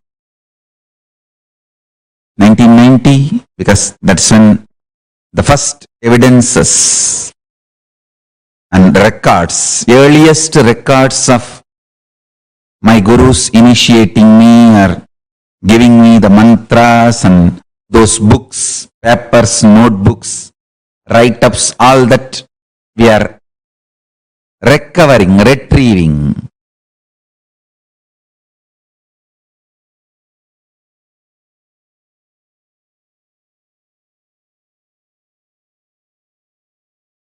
Earliest recorded public life.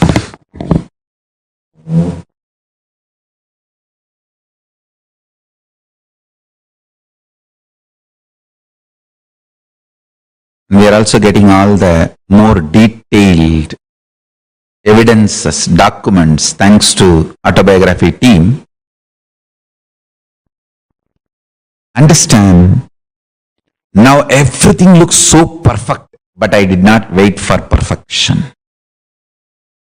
Started. Start the Ananda Tandava, bliss dance of your life.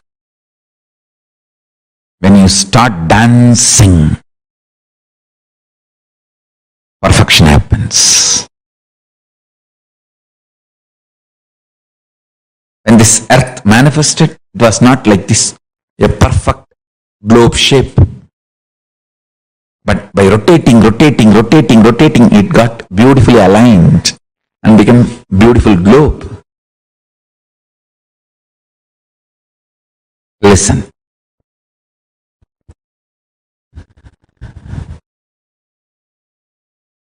When I look back into my life, how Arunagiri Yogeshwara has installed this powerful cognition into my system.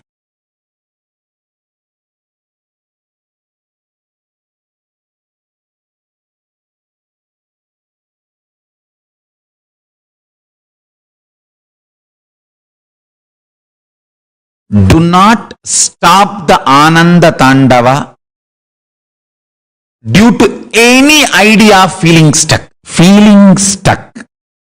If it does not stop your Ananda Tandava, it is only feeling stuck. If it stops your Ananda Tandava, you are stuck. This is the essence of today's satsang. Listen. Feeling stuck. If does not stop your Ananda Tandava, it is only feeling stuck. If it stops your Ananda Tandava, you are stuck. Don't stop Ananda Tandava, the cosmic life. Whether your actions to manifest the state of Paramashiva, space of Paramashiva, powers of Paramashiva, being of Paramashiva, superconsciousness of Paramashiva, KAILASA of Paramashiva, whether your actions to manifest health, wealth, beautiful relationships, career, success, enlightenment, mental health, happiness, whatever you think as your cosmic dance. Go on, go on, go on. Continue the dance. If you are feeling stuck, intensify the dance. That feeling stuck will disappear. If you stop the dance, slow down the dance, and feeling stuck will become stuck. Dangerous. Feeling stuck is delusion.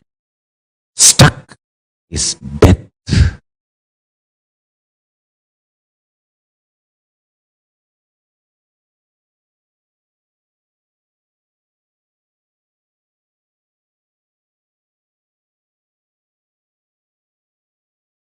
Don't stop.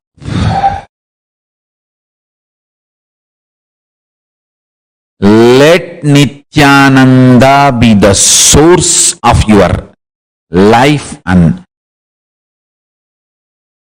be highly active. You will become life positive, and all the perfectionism of Paramashiva will manifest through you. Understand the epistemology of Paramashiva Jnana. Epistemology is a branch of philosophy that investigates the origin, nature, methods, and limits of human knowledge. Feeling stuck is the worst thing binary logic does to you.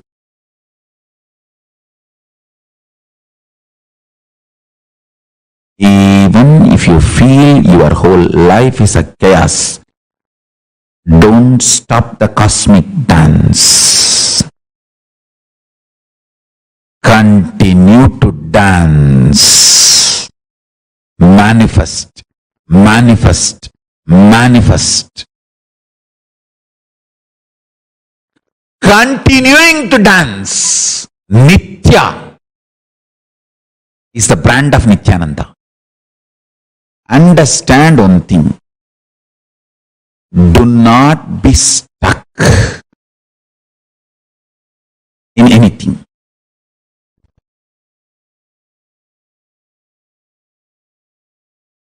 Nothing is a bad decision in your life other than being stuck. Being stuck is only delusion, only trobhava, only negativity.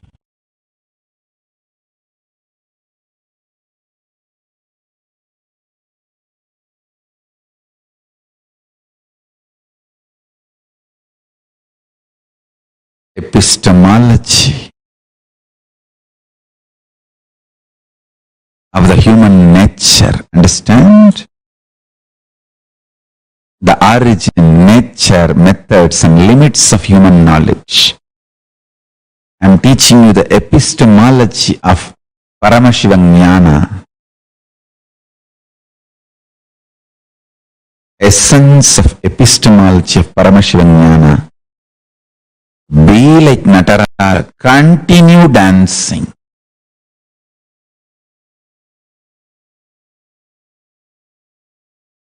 Continue dancing. Continue dancing. Be Nitya, eternal.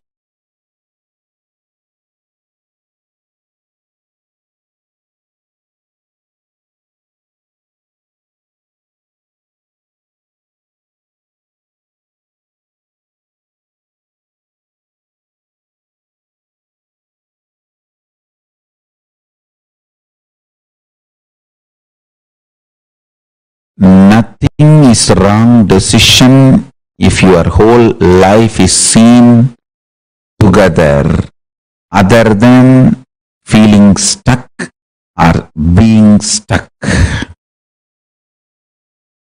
Nothing is wrong decision. As long as you are flowing, flowing, flowing, flowing, flowing.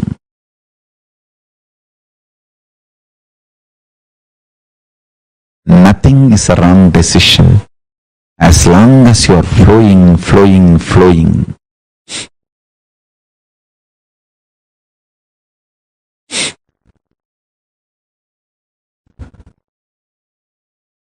That is the beauty of life.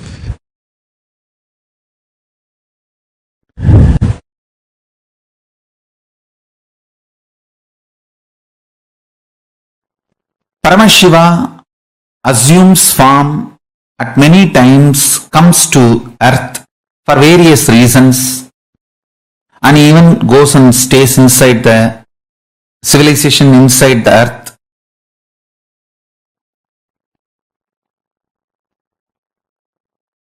Six times planet earth, all life completely got extincted on the planet earth. Planet earth became empty, no life. Six times this has happened from the time earth is formed.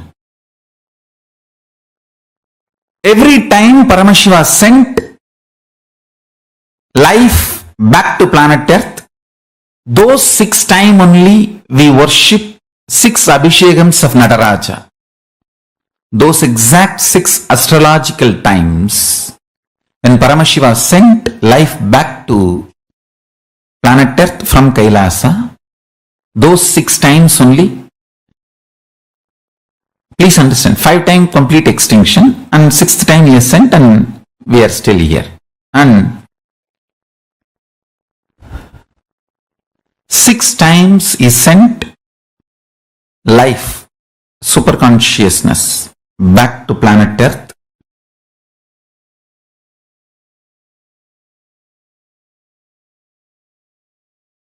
Whatever level it is, prayer is the most powerful, ultimate way of connecting with Paramashiva. Intense prayer, intense prayer, intense prayer, intense prayer. Connect with Paramashiva. Today, great day. Nataraja's first Abhishekam. So in all the Kailasas, Puja, Abhishekam, Arati to Nataraja is getting done. Nivedyams are offered.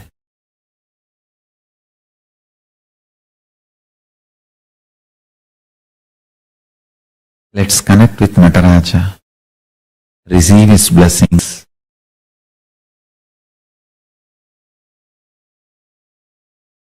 So nice to have wonderful Nataraja Abhishekam, Nataraja's Puja. Life is cosmic dance. Life is cosmic dance.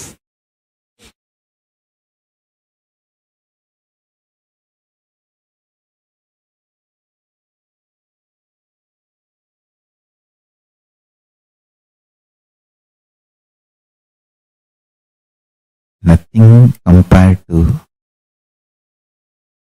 the beauty of cosmic dance, the highest, most powerful principle or most powerful manifestation of Paramashiva is Nataraja,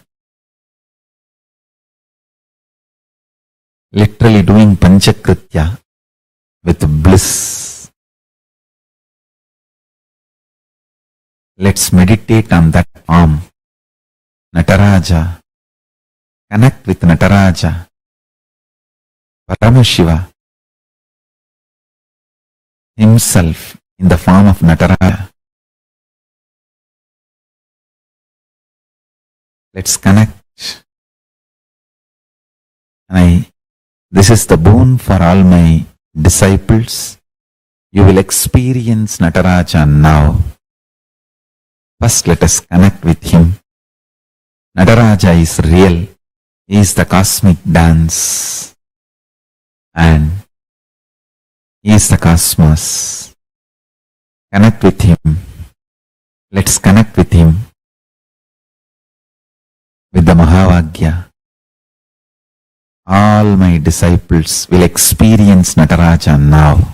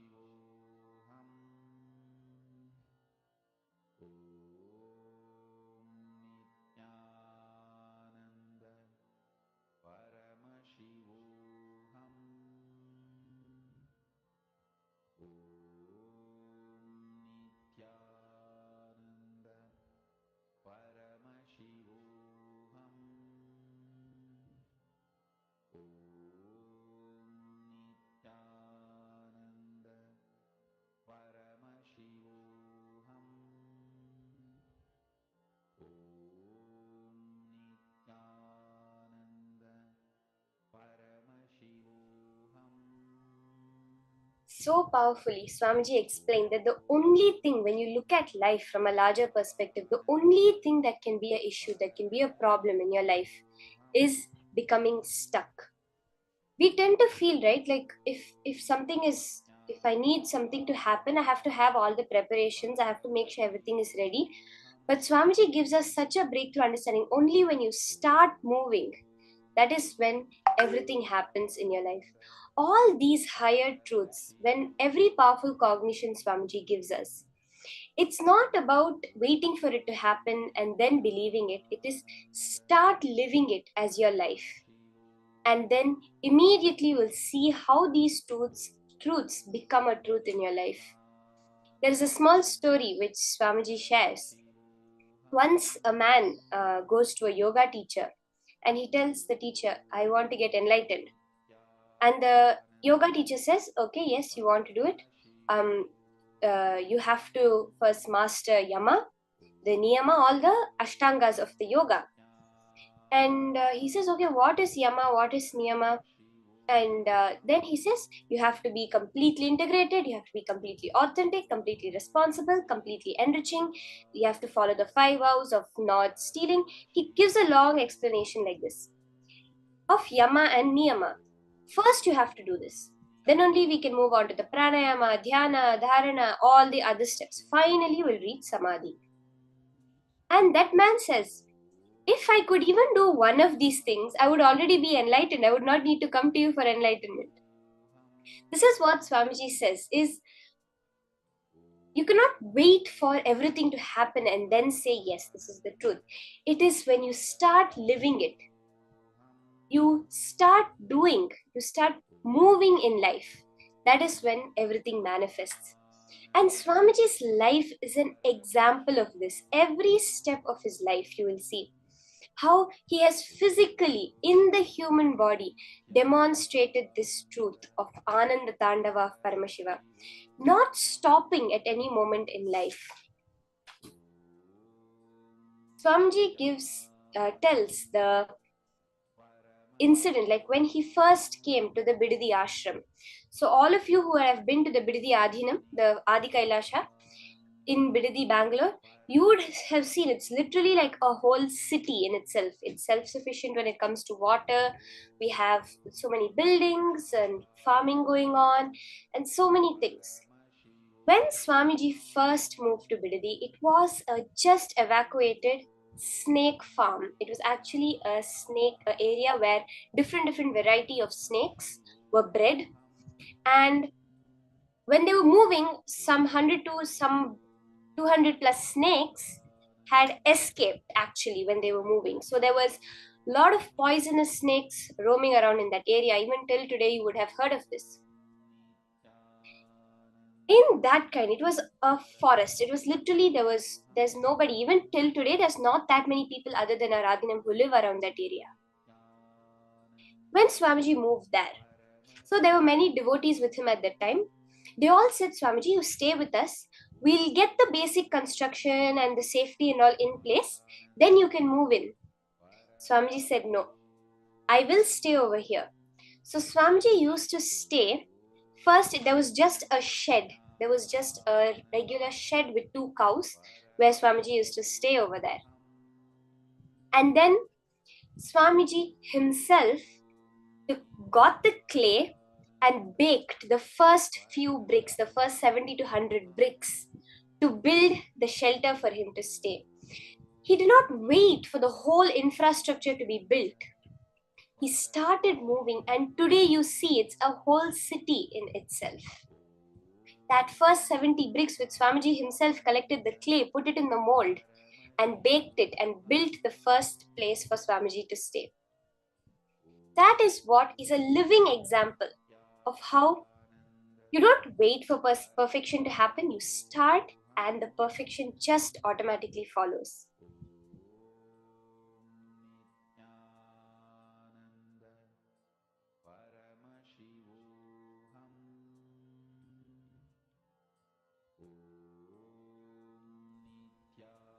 The essence of the whole thing never gets stuck. Be constantly moving, constantly doing. Where Swamiji says, take up so many projects, take up 25 projects, constantly move on it. And as you're moving, you'll see if one gets stuck, move on the other, automatically even this will open up.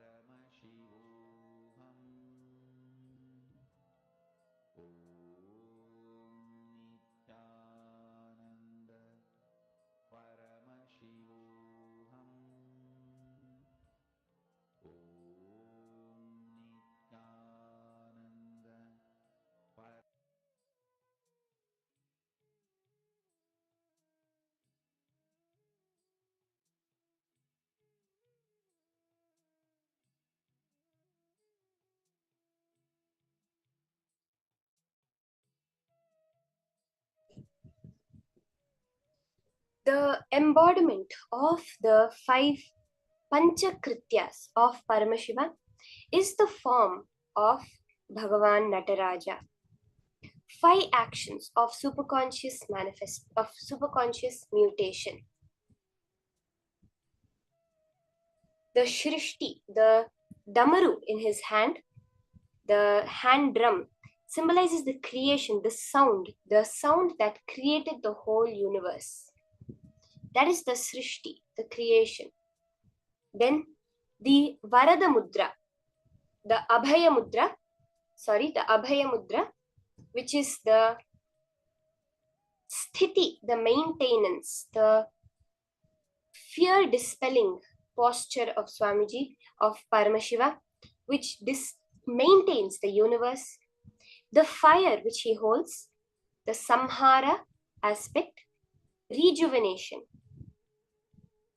Him standing on the demon Apasmara, on the demon Moyalaka, the demon which is the Apasmara, which is the forgetfulness demon, which Paramashiva is standing upon, symbolizing the pulling out of delusion, and the raised leg, which is the Anugraha, which symbolizes where you reach Paramashiva's leg, which is actually, you see his left leg, Devi Parashakti's leg, reaches you to liberation. This picture is actually on your screen, the world's tallest and largest deity of Bhagavan Nataraja outside of India, installed by the Supreme Pontiff of Hinduism in KAILASA's Seattle Sarvagnya Peetha, USA, and the first life-size deity which was carved by the Supreme Pontiff of Hinduism himself.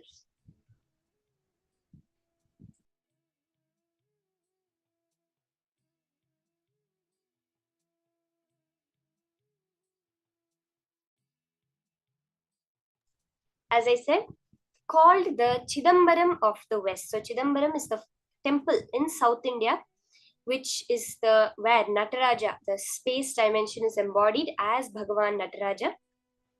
It was inaugurated on the 24th February 2008 by Swamiji himself. It's a 15-foot Nataraja deity.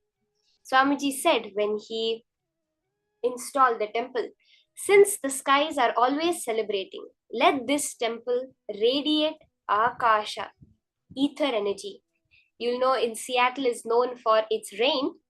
And Swamiji is saying, since the skies are always celebrating, let this temple radiate the energy, the space energy of Nataraja.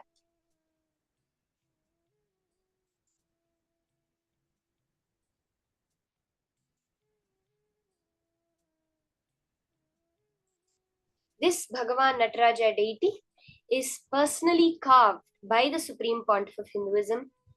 And Swamiji beautifully shares how he would chant the mantras and carve the deity. In his exact words that he says, I will sit the whole night and carve in Bididi and the workers.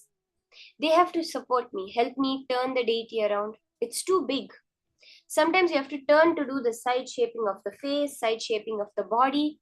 So the workers have to be there supporting me, helping me. This is the first life-size deity that Swamiji himself carved with his own hands. Today we have the huge sacred arts department, but this is what is the first step, not being stuck because of no resources, because of an idea of no supplies, but just moving and how the perfection happens. The SPH continues. In those days, there was no electricity in the Viridi ashram. Only the night torch, the light lamp torch and launder lamp will be there. So in the launder lamp, I would keep a paper with the original Dhyana shloka. Every moment when I would carve, I would be chanting, humming the Dhyana shloka. So beautifully, Swamiji tells how Paramashiva himself has come down as Swamiji, sculpting his own deity.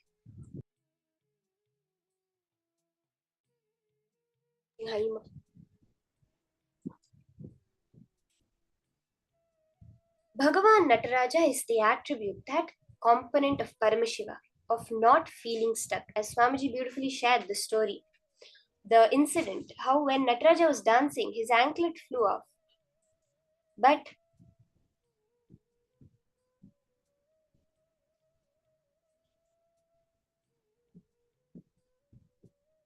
automatically the perfection manifests.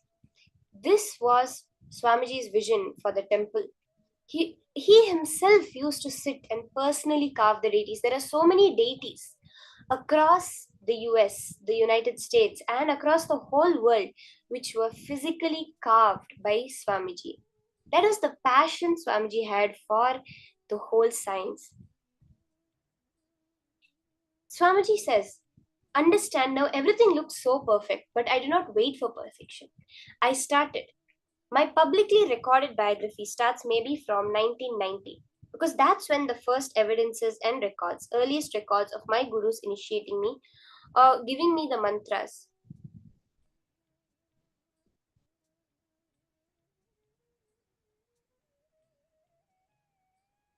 Books, papers, write-ups are available. Swamiji says, start the Ananda Tandava, bliss dance of your life. When you start dancing, perfection happens. Always manifest the ultimate. Don't feel stuck. How many of you have physically seen Swamiji's passion in the way he manifested, how he started with that whole idea, the whole cognition out of which Swamiji has manifested his life? When you are building the boat, while you're swimming, build the boat.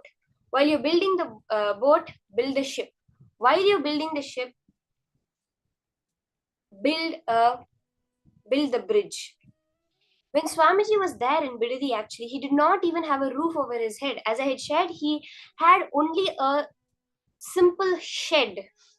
But he did not wait for the perfection, for the whole infrastructure to manifest. He just did it. He made it happen through constant action, through constant happening, not getting stuck at any point. You can see from his childhood how so many things have started getting documented in his life, where you see in this picture the box of Rudraksha malas and Rudrakshas which Swamiji used in his childhood. At that youngest age, from then building up, not waiting for some money to come, for some people to come, for some infrastructure to happen, but with whatever he had. On the other side, you see the traditional malas that Swamiji used to use for his Shabrimala Yatra, the temple in South India, which is dedicated to Ayyappa, which is the energy of Paramashiva and Mahavishnu. From the childhood itself, Swamiji shares how he would go from one temple in his village to another temple as a yatra, and he would be just walking, and people will ask, like a young boy on his own going on the yatra will ask, and from there he will start, one person at a time, enriching them, causing them, telling them, explaining these great spiritual truths to them. Swamiji never waited for people to come. He went one person at a time. For each one of us, I think we all can share in our life how it was Swamiji that personally how he has attended to each one of us.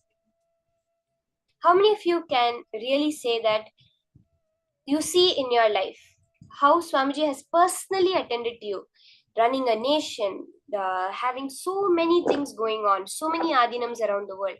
Each one of us, how he personally attends to us.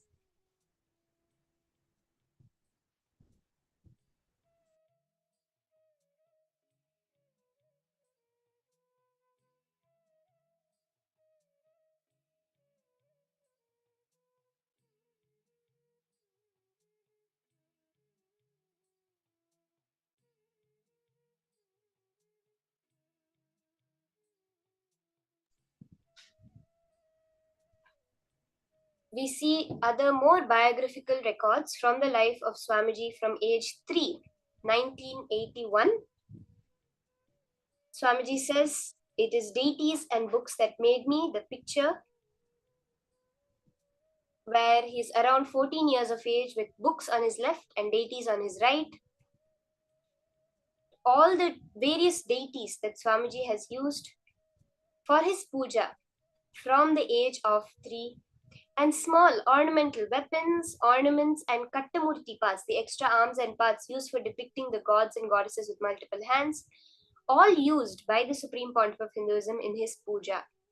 There are so many different components. You can see the detail. If you see, Swamiji says how he would sit from day and night, even as a young boy, and make deities.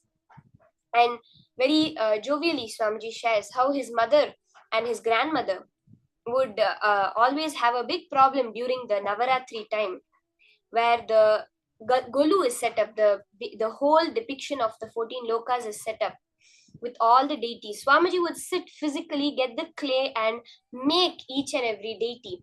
And Swamiji himself had his own shed in the house so that he would not create a whole confusion in the house with deities and mud and everything drying around everywhere. They had to give him his own shed, his own room in the house where he could do all this without disturbing anyone else, because that was the passion Swamiji had for deities. He says, deities and books made me.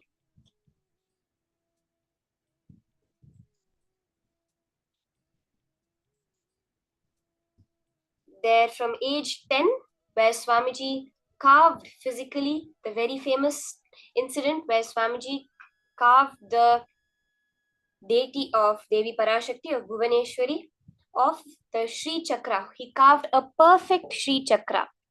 And Devi Mahalakshmi, all carved personally by the Supreme Pontiff of Hinduism. We have other more records. See, all these are the hard work that Swamiji has put in. The way we see that Swamiji never stopped, he never waited for something to come to him, but he made everything happen by his constant activism. We see a depiction of Arunagiri Yogeshwara and Swamiji as guided by him, guided by Swamiji himself. Here we see many things, many items that Swamiji had given to him, gifted to him by Arunagiri Yogeshwara. We have the Vibhuti bag gifted by Arunagiri Yogeshwara, the wooden padukas gifted by Arunagiri Yogeshwara, gifted to Arunagiri Yogeshwara by Swamiji, where till today you can see the imprint of Arunagiri Yogeshwara's feet. A small capsule where the Supreme Pontiff of Hinduism kept the Aushadha that Arunagiri Yogeshwara had given him.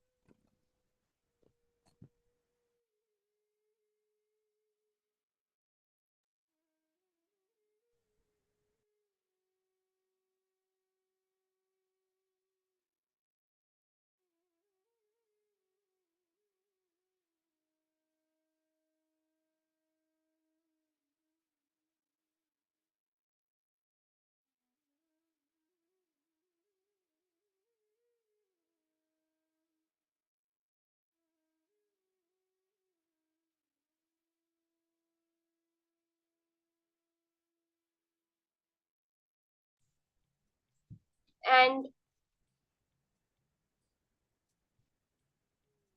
we see many other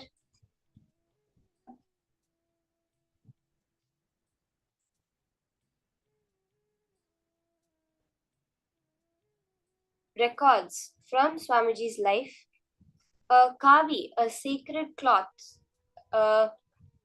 given to Swamiji by Arunagiri Yogeshwara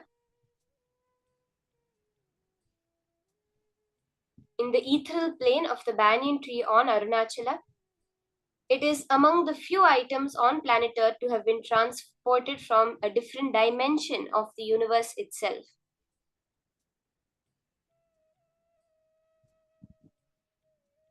Where beautifully this cloth, actually samples have been sent to more than 7 many cloth industries and clothing experts, and they are not able to identify till today which fabric this is made out of. And this is not just the case with what Arunagiri Yogeshwara has given. There are so many instances of the disciples and devotees of Swamiji who have received Swamiji's personal clothing items that never rot, never decay, never become old, and remain fresh despite how many ever years that they have been there.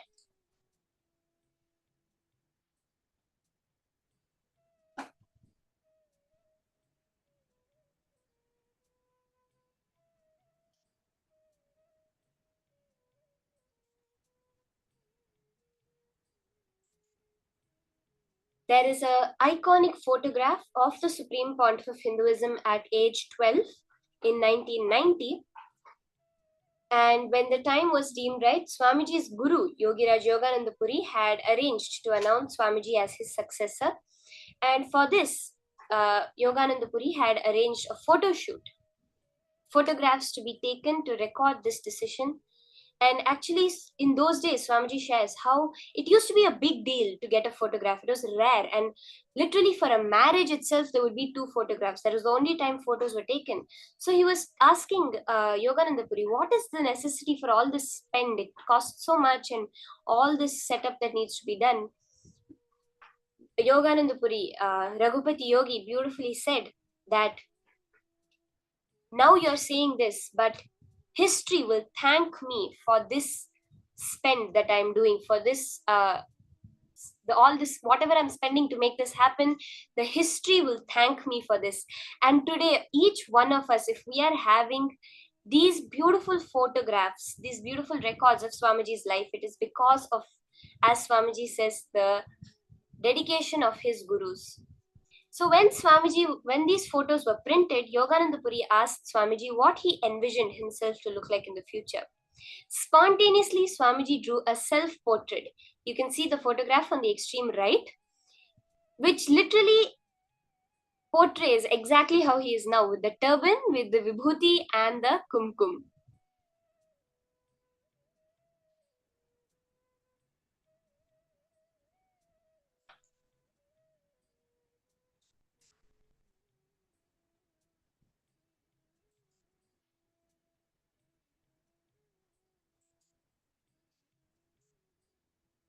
There are so many more biographical records. This is age 10 to 12, 1988 to 1990, where from Sri Narayana Swami Pillai, one of Swamiji's gurus, had given several handwritten initiations with sacred mantras to Swamiji to chant for the consecration of particular aushadas.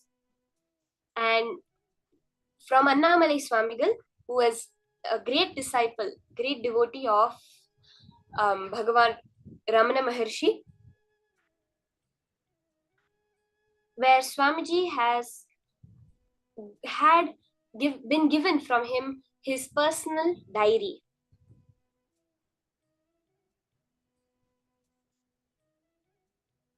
We have so many more going ahead.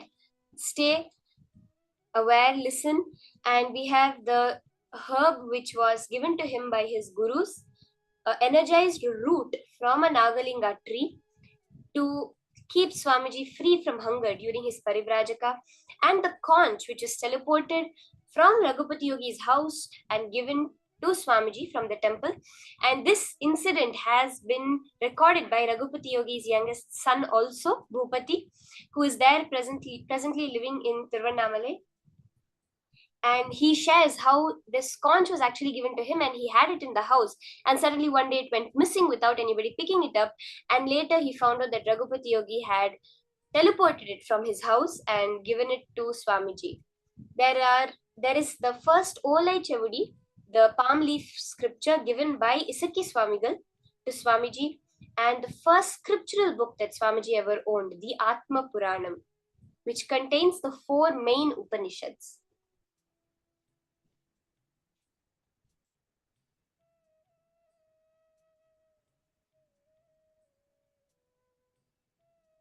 This photograph, such a beautiful photograph of Swamiji in what is now known as the Ananda Gandha cave, the Ananda Gandha Guha, where Swamiji was taken during a period of the first great pause, which was defined by long hours of meditation in the caves of the Arunachala hill. And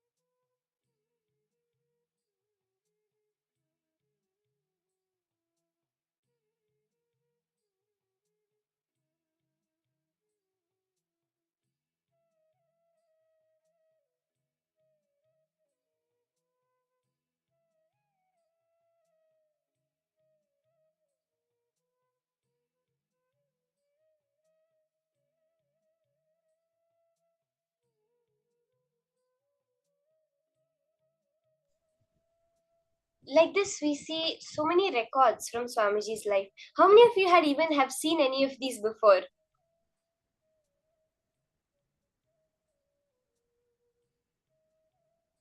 How many of you known? There's actually so many more various different records from Swamiji's life which he has shared. Each and every part, which how just his dedication is shown through the so many parts of his life. So now let's now get into the process. Let's all now manifest this dimension of Paramashiva.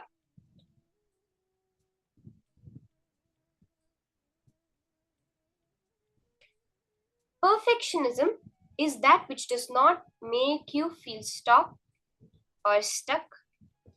Handicapped is the liberating principalic action. Now, how many of you understood this whole thing? Can we all post a small understanding in the chat of what all we understood about perfectionism? Because you'll see in your life where you say that, okay, I can either be perfect, I have to make everything happen, or else I have to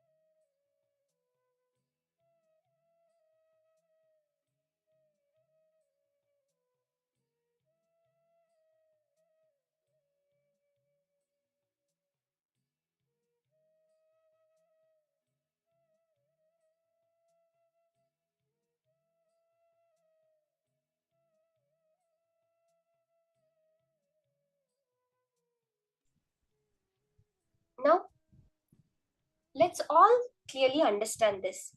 In the various aspects of our life, where we feel like, you feel like, okay, it has to be perfect before I can make it happen, or else I can just do it as it is and it'll just be some shoddy work, and if I have to make it happen immediately, I cannot make it perfect, I cannot make it the way I want it to be, I just have to do it however it happens. There is a How many of you are able to see this in your life actually? In the various aspects, for example, now you have to make a presentation, let's say for your boss, and you require some particular software, and you're not able to get that software, it's taking you time, you're not able to get it, so you just stop. You say, I cannot do this presentation because if I want to make a perfect presentation, I need only this software. And you stop. And you're just stuck over there. That is what what Swamiji is saying. We should not get stuck because of that. Let me start with whatever I have. You will see how so many higher things get opened up, how much more starts manifesting. When you give up one of them, either perfection, you say, okay, I'll just use whatever software I have. It'll not be the best, but nothing else can be done. Either you do that, or you say, till I get that software, I'm not going to move on this. I'm just going to sit on it. Either of these is what is delusion. Swamiji says it's the only sin that you do in life is getting stuck. Because cosmos never feels stuck. You never see the planet saying, oh, this planet is in my way, I cannot move anymore. No, the planets move, and automatically, because of that cosmic intelligence of the cosmos, it all happens perfectly. Can I have all of you share once, telling me how you're able to see this in your life, where you tend to stop moving because you get stuck. You get stuck in life because you think that, okay, it has to be perfect and I cannot make it perfect. Ma Yanan Mang, Ma Luluni, Ma Margarita, Ma Pinuchen, can all of you type up quickly in the chat whatever you understood from this session? Ma Sumita, Ma Susan, Ma Revati, can I request all of you, Ma Parvati, Ma Donna, can I request all of you to share in the chat what did you understand from this session? Ma Gwenel, Ma Sunny-chan, Ma Candice. Okay, Ma Prithvi is saying, yes, I feel stuck, but Swamiji made it clear to move on no matter what. The understanding, Ma, see, even the stuckness comes, it may be feeling stuck, but if it stops your actions, then it becomes really being stuck. Don't allow that stuck to define your life. When you feel stuck, then you become active again. See, now let's take an example. Let's say that you need to you have to get through to someone, you want to talk to someone really badly, and you need to make it happen, and the person is not picking up your call.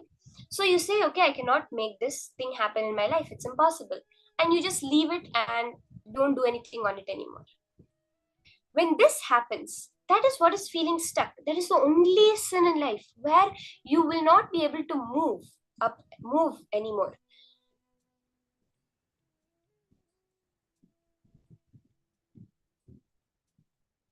Because Swamiji says that you can either expand or shrink. There's no such thing as stopping. So when you get stuck, what actually happens is the expansion stops and shrinking starts. So let's say you want to start a business.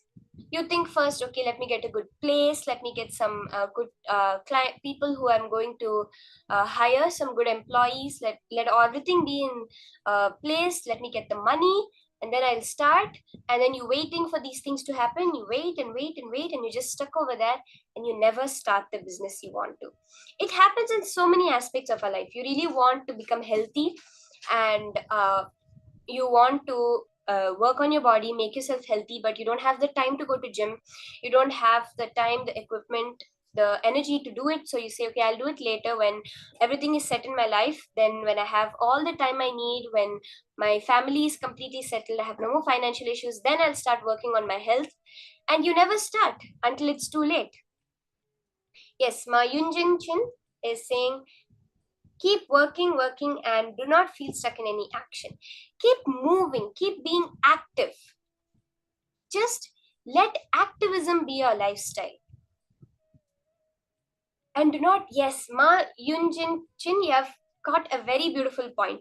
Do not entertain the thought of feeling stuck. That is so important. Because many times we start to think that it's okay to be stuck in life. And that is where the biggest problem starts.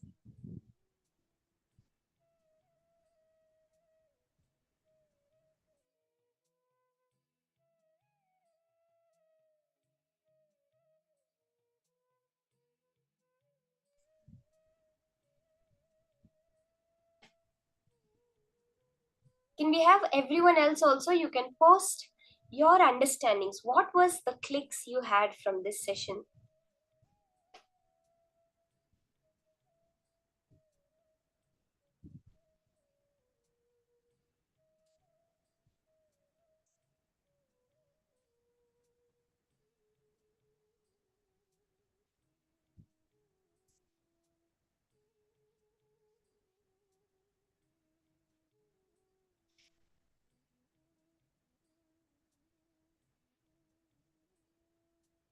Okay, Ma Mahaguhamba has shared.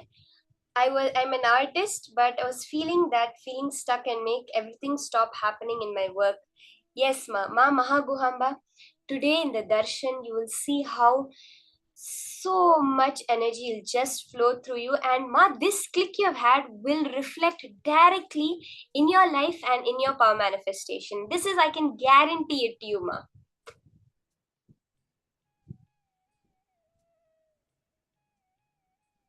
Never getting stuck. See, the things will happen in your life. Ma Stephanie, what you've shared is so beautiful. How things will take time in your life to happen. The proverb which you shared, where good things sometimes take time, that is our perception. Sometimes we see, yes, it's not happening yet.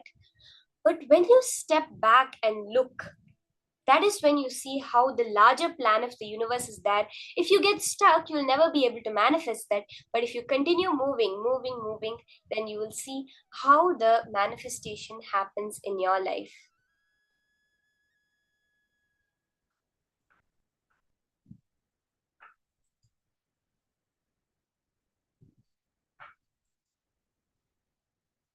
Now let's do a quick exercise.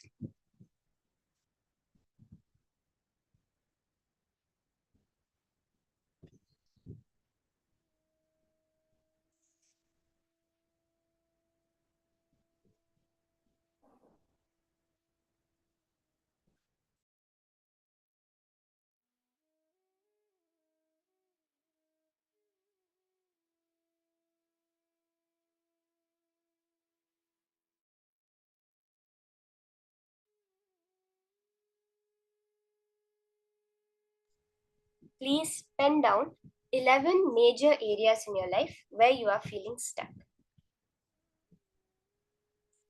Let's take the example of you want to increase your monthly income, but you do not know how, and your current job is not giving you the financial freedom you want. It's taking up all your time and energy. Neither have the time to look for other options, nor able to grow in your current job, and you feel stuck. So this is one example.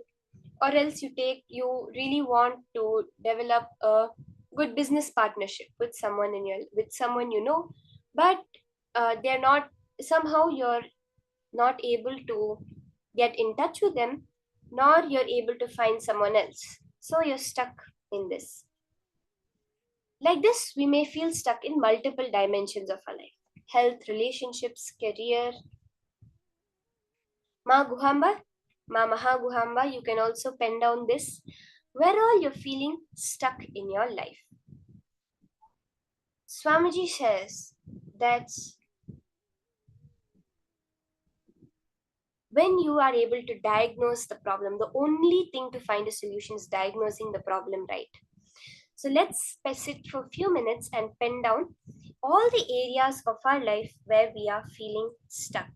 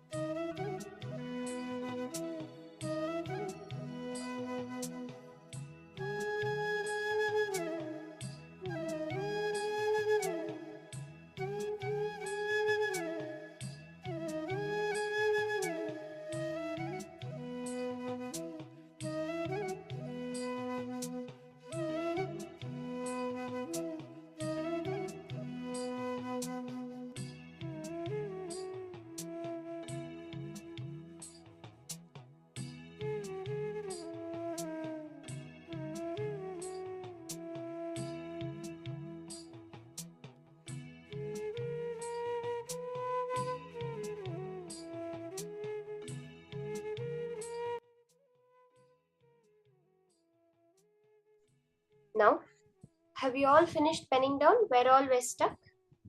Ma Yunjin Chin has also posted.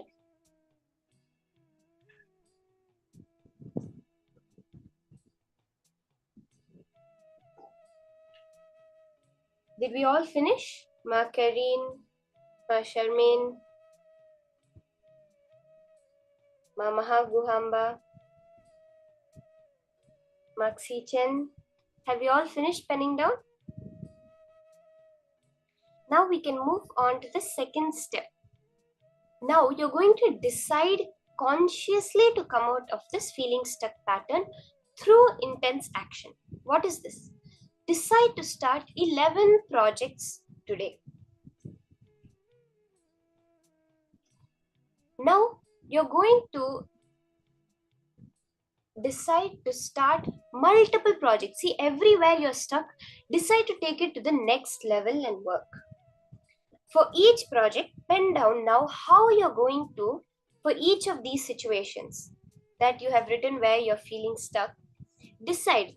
Now physically plan, decide how you're going to come out of this feeling stuck pattern. For example, you're saying that you're not able to, let's say you're an author and you're having the so-called writer's block and you're not able to continue. Decide now that I will write 5 new chapters in this book and I will start another book as your active project. In these 11 parts, decide now how you're going to get active.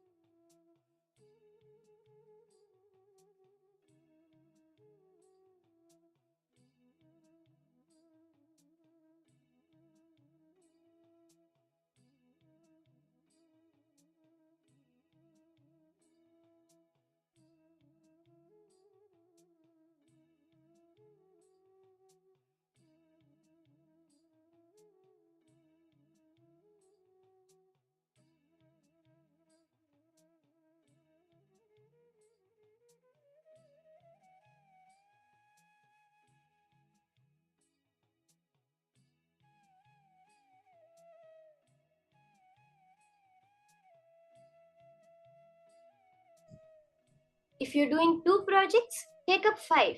Expand. In all the places you see that you are stuck, expand in those places. Become intensely active in every situation of your life.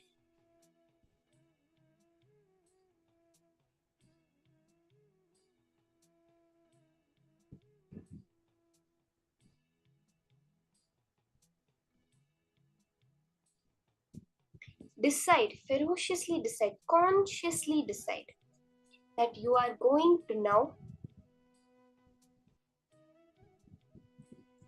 expand, not encourage this feeling stuck in your life at any aspect. There can be no part of my life where I am going to be stuck.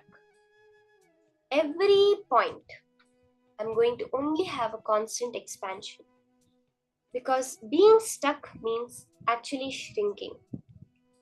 It is when can we all post our declaration in the chat?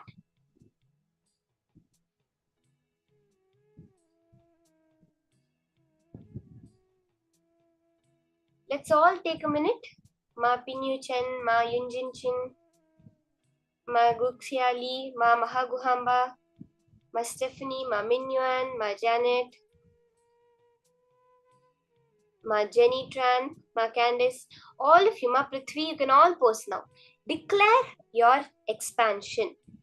See, when we put it in words, we are strengthening that decision in our life. Every time you take a decision from a particular thought current, you are strengthening that thought current in your life.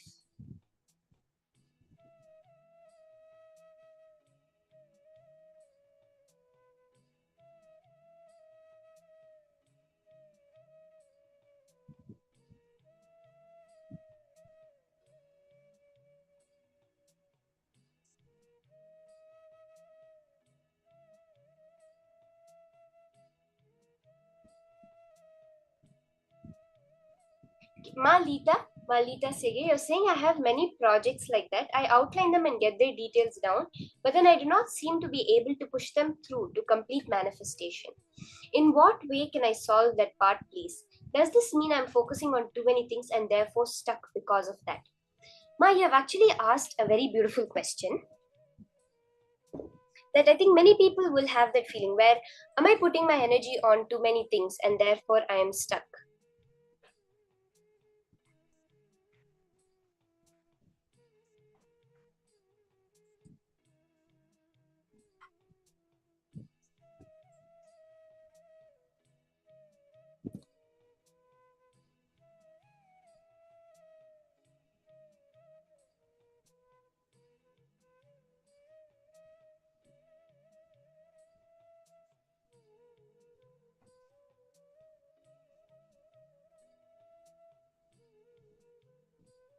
See, there is this fundamental cognition we have. If I put my energy into many things, then I won't be able to be excellent in one. I won't be able to be successful in one.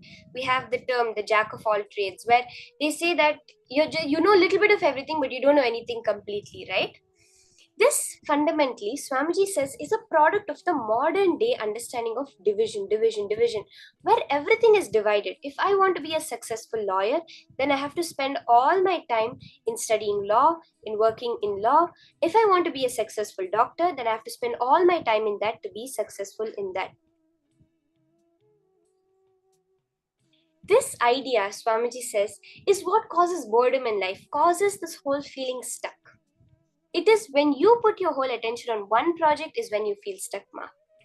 Swamiji, you would have heard, you've been attending so many programs, how he says, if you take up 10 projects, you may be successful in 5, you will fail in 5. If you take up 100 projects, you may be successful in 30, and you may be successful, you may fail in 30 projects, but you'll be successful in 100 projects. If you take up 1,000,000 projects, you may fail even in if you take up 1,000 projects, you may fail in 500 projects, but you will be successful in 1,000,000 projects. Because fundamentally it is activism. Swamiji said yesterday during the abundance webinar, when you increase your activism, just increase your waking hours, abundance will happen. Because you are realizing your true potential. See, ma, fundamentally you are Paramashiva. Malita, you are Paramashiva. You have the capability to manifest universes, sustain universes, destroy universes, rejuvenate universes, delude and liberate universes at the same time over zillions of years in the present moment. This is our true possibility. When we realize this, when we get active, we will realize this, ma. Why is it not becoming a reality? You have to look in and see where you're allowing yourself to be stuck in them. Why are you feeling you can't manifest them? Sometimes we feel, oh, I do not have enough time. This is the biggest thing that all of us feel. I do not have enough time. Fundamentally, time is a delusion. When you decide to get active, ma, when you get integrated, authentic, responsible, time will just manifest.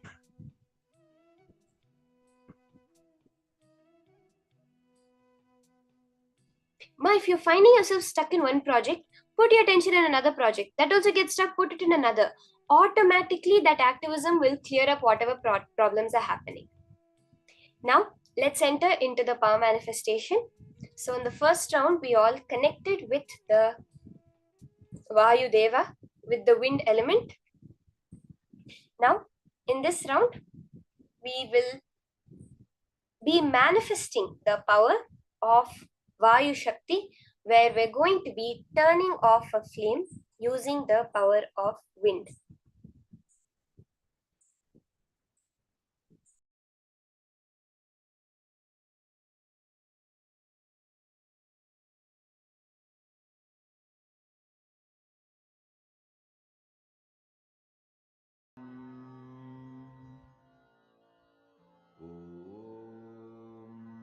Nithyananda Paramashivoham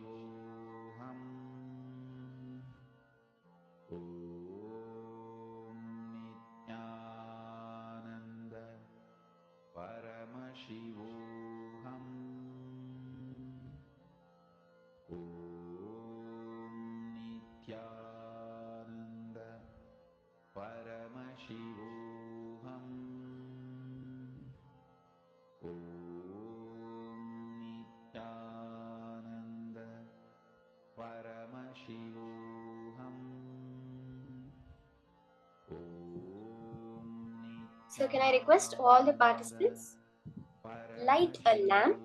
In this round, we're going to be playing with the wind element to turn off a flame.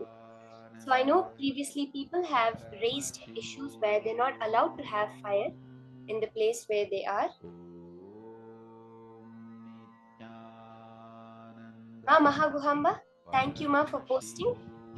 You will see how everything gets manifested when you see it from a context of power manifestation, from this new click that you have had. As Nataraja, where all the Panchakrityas are happening simultaneously as a dance, as a play, not with some serious work or some effort that needs to be put in. So if you do not have a lamp, the ability to light a lamp or a candle, you may keep a paper or a feather in your hand, which you're going to, you can keep it in front of you, and with the wind, you're going to blow it. Let's remember again, powerful cognition, connecting from the space of oneness with the nature.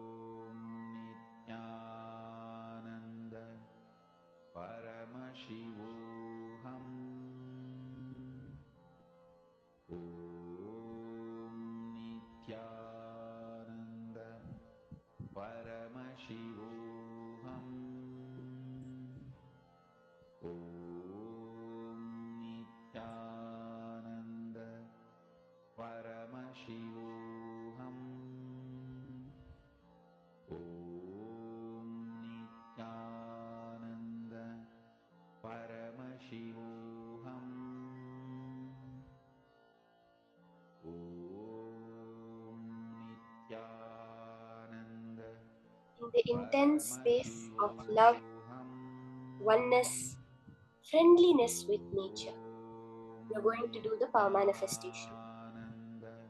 Remember, Vayudeva is waiting to respond to you. Swamiji says that Paramashiva is not going to get jealous when you declare Shivoham, when you declare Paramashivoham. He's not going to feel threatened by you. He's waiting to shower himself on you.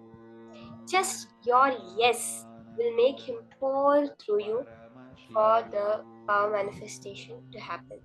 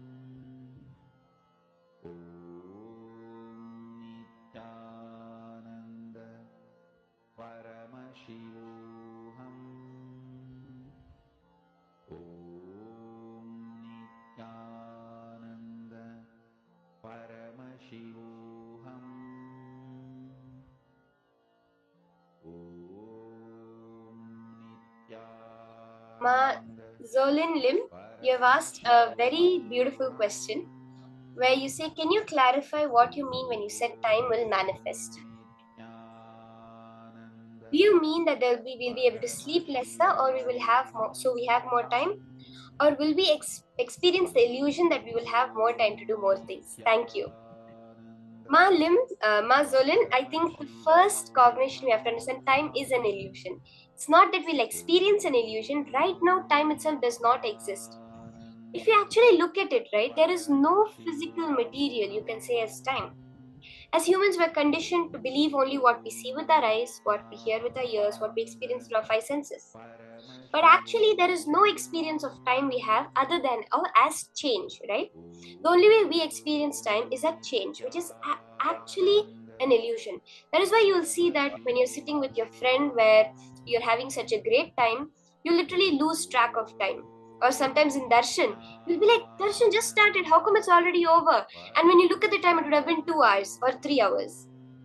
Or else, let's say you're in your college, you're sitting in front of your professor, and you're checking the time every 5 seconds and you're like, why is the clock not moving? It's already been at least 10 minutes, but the clock has not moved even an inch.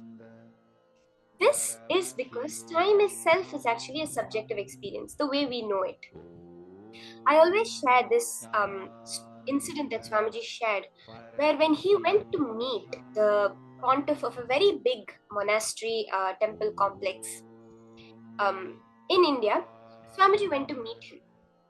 And he was running a temple, he was running a monastery, he had meetings, he had various rituals he had to attend to. But in his personal living space, in that pontiff's room, in that Pithadishwar's room, there were so many clocks. The walls were filled with clocks. Different time. That was the funniest thing. Each clock had a different time on it. And when he inquired and he asked the Adinam head, what is this? He said, no, whenever I want it to be a certain time, I just pick up that clock and I choose it as that time. A head of a monastery, running a successful monastery, a successful temple, attending all the meetings, the rituals, the projects he needs to, functions by choosing what time he wants to. This is a possibility for all of us. When we are able to understand the nature of the universe, when we are able to play with the wind element, you'll be able to play with time. Fundamentally, when you're able to play with the wind element, you're able to play with time. Because our time is actually subjective. It's not a physical entity out there. The amount of gap you have in your thoughts defines your time. That is why in the Swargaloka, in the Devaloka, 1 year for us is 1 day for them. It keeps going progressively the higher lokas you go, because the gap between the thoughts becomes more. And Swamiji says it is that inner chatter which is the microcosmic manifestation of the air element. The macrocosm, we see it as air, and the microcosm, we see it as our inner chatter, as our thoughts. So when we are able to get that gap between our thoughts, ma, you will actually see physically, ma, time will expand for you. Now you say I have 1 hour, I'm able to go to 10 places and do 10 projects. You will see in that same hour 100 things will happen and you will not realize how. We have had sharings from so many devotees where Swamiji is talking and talking, something is supposed to start in 1 minute and the 1 minute is not even getting over. Where Swamiji is talking, he's getting some things, he's sending some things, he's doing some things, he's attending to some people. There's 1 minute for the screen to open. We have so many Ajinavasis who have shared this. But the time does not move. You will be able to manifest this in your life.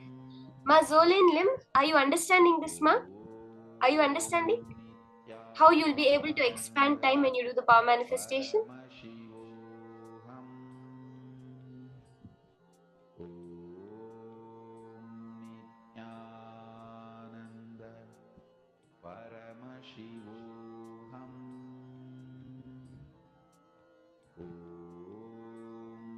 Yes, ma. So we have a few more minutes to do the power manifestation. Understand that when you play with the wind element, you are directly playing with that aspect of the cosmos. The time of the cosmos you can change. When you play with the earth element, you can directly change the length of the cosmos. When you play with the water element, you can directly change the breadth of the cosmos. When you play with the fire element, you can directly change the depth of the cosmos. And when you play with your space, you are changing the whole ether, the whole akasha of the cosmos. Chant the Mahavakya. Let your inner space become filled with Swamiji. Ma Zolan, if you have been beginning to sleep lesser as a natural process and you have more time to do multiple things without any sort of psychological imbalance and physical imbalance, that is a manifestation. There's a power itself. It's called Kutakesha, which actually is a name of Arjuna also. He's called Gudakesha. Kutakesha power initiation, where you go completely beyond sleep. So ma, if you're manifesting that is awesome. You can make a sharing Share it on the Paramashivoham Facebook page. It will be so beautiful for people to understand how you no longer have to have sleep as a defining factor in your life. Let's continue the manifestation.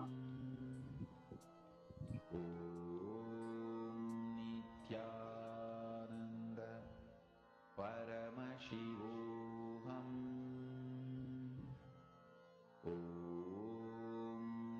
Nithyananda Paramashivoham. Nithyananda Paramashivoham.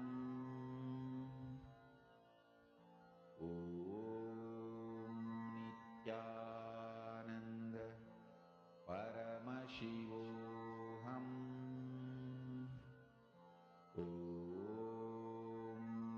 Nithyananda Paramashivoham.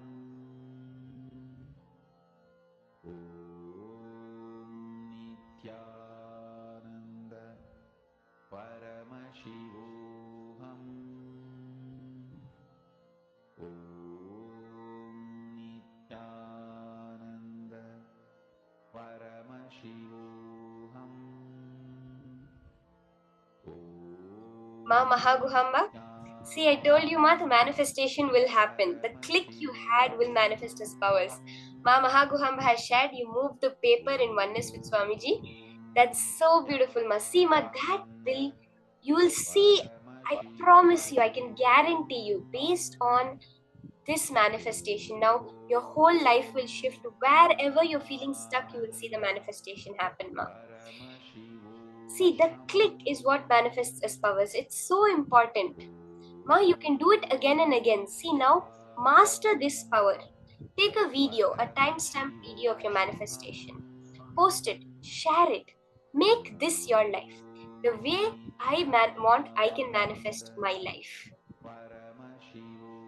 Now, we are going to be entering into the next session.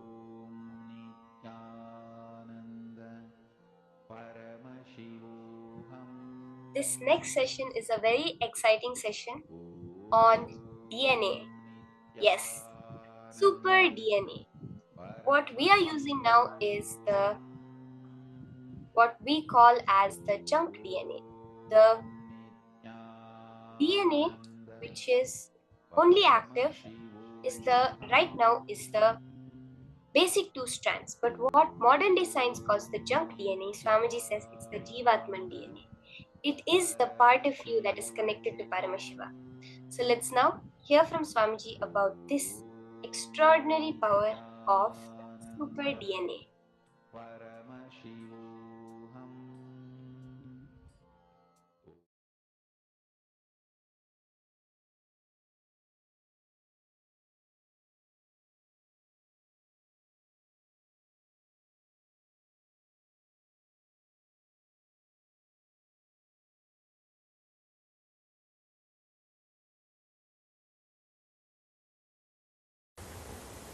I have something about indigo children, so that you understand the super DNA.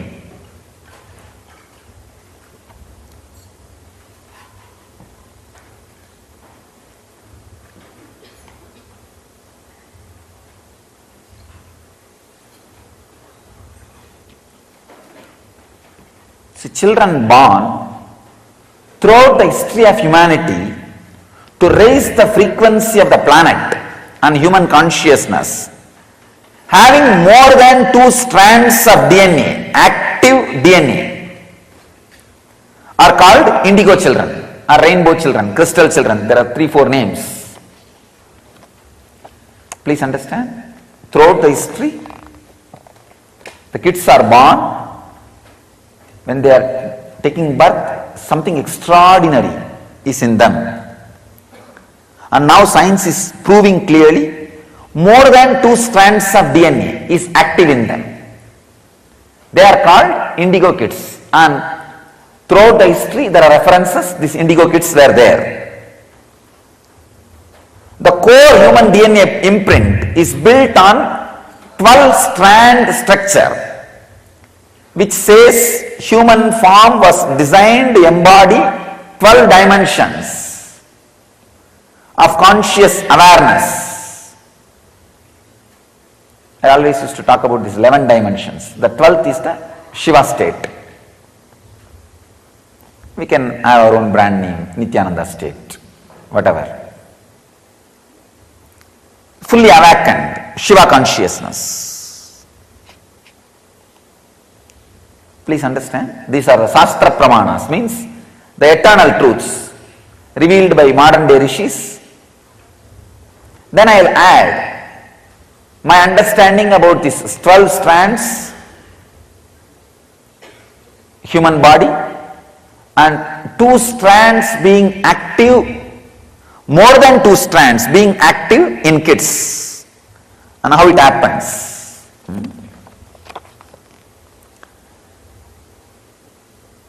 It's from a scientist and researcher, Cheryl Kakshialansa. The junk DNA or a dormant DNA activation is a tremendous gift to accelerate the spiritual awakening of collective consciousness on the planet. This is a quotation, means some research from that person. A person with 2 strands of DNA with only 1 strand active is like a computer with access to only 16 MB RAM memory. Can run only few programs.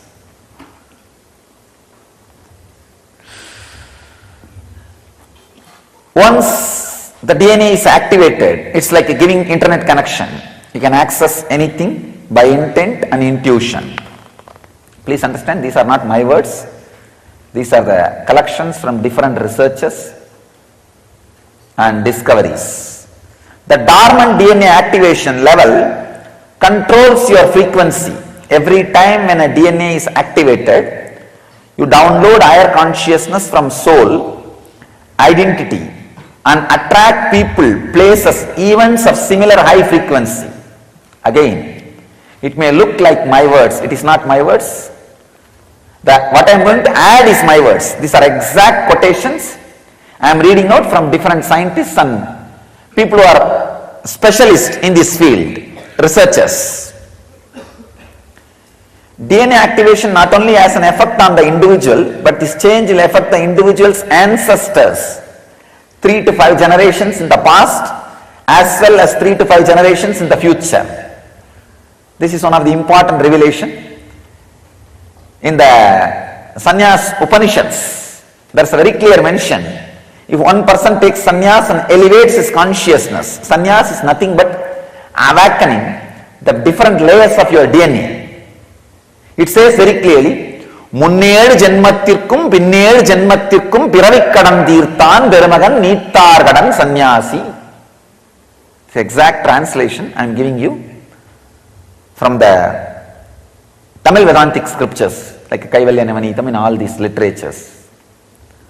So that says, when somebody takes sannyas and raises his frequency, please understand, not the after 7th generation of you. Don't think only the after 7th generation, not just after 7th generation, before 7th generation, who passed away, who left the body, their frequency is raised. In Vedic tradition, there is a story called Bhagiratha story. His ancestors were cursed by a rishi, Kapila only, who is the father of our tradition, Nirvanya Kada. Kapil was disturbed by these guys, so he cursed them, and they all became ashes. He did not even curse actually, he opened the eyes, the power of his eyes, and the karma they did burnt them completely. So, in his generation, the 3rd generation person was in their generation, 3rd was the Bhagiratha. So what to do? What is the way to liberate them? They all have become just heap of ash. The only way for liberating them is bringing Ganga and sprinkling that water on them. Means that raising their consciousness through the Amrita nectar, the spiritual nectar. And he does tapas, brings the Ganga to planet Earth, means infusing consciousness into their dead DNA structure. Please understand, infusing consciousness into the dead DNA structure was a science available in Indian tradition.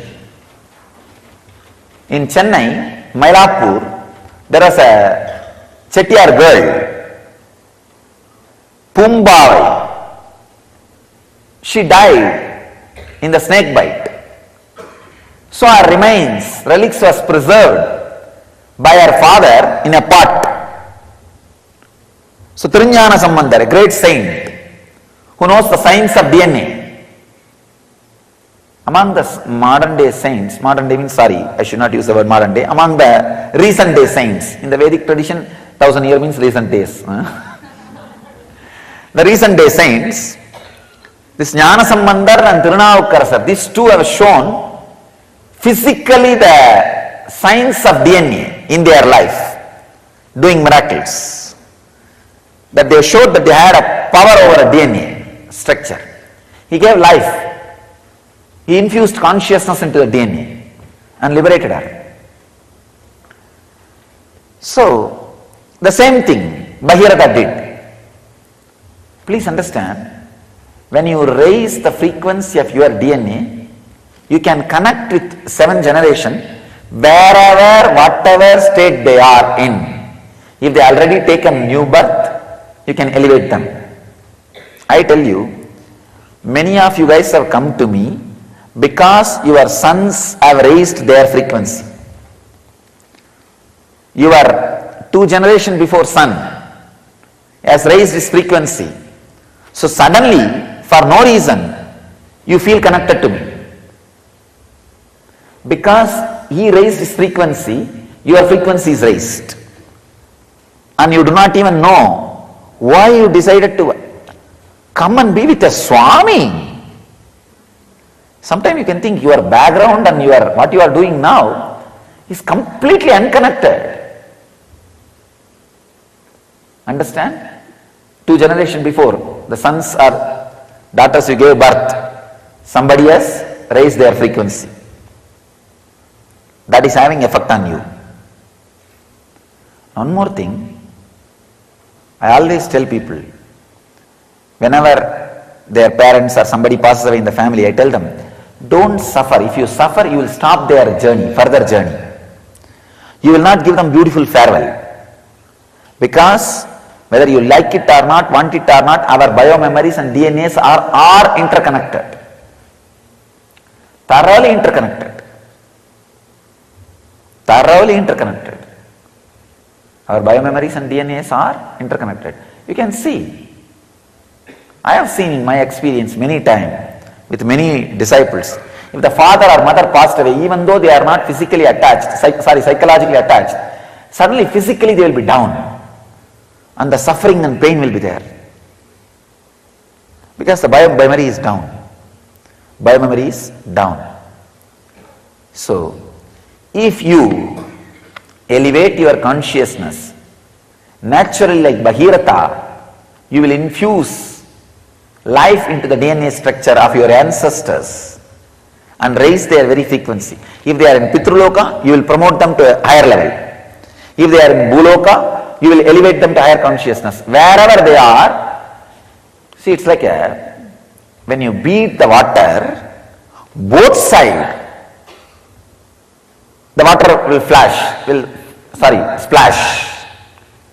Same way, when you beat the consciousness and raise yourself, not just future, even the past will be raised. Because, one more thing, unfortunately you can only see future. You do not have the energy to look into the past, but I can see past, that's why I am telling you it is possible. It is possible. It is just possible.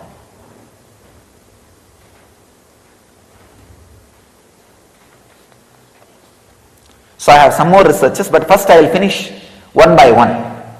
So I have brought some 3-4 important truths today. I will first talk one after another. First thing, Children born throughout the history of humanity to raise the frequency of the planet that have more than 2 strands of active DNA. They are called indigo children. Fortunately, after the 60s and 70s, the 60 rebels and 70 hippies, most of them were indigo children. Please understand. The 60 rebels, 70 hippies. The 60s, there is a huge rebel movement started. The 70s, there is a huge hippie movement started. Many of them were indigo children. Unfortunately, the society is so cunning, so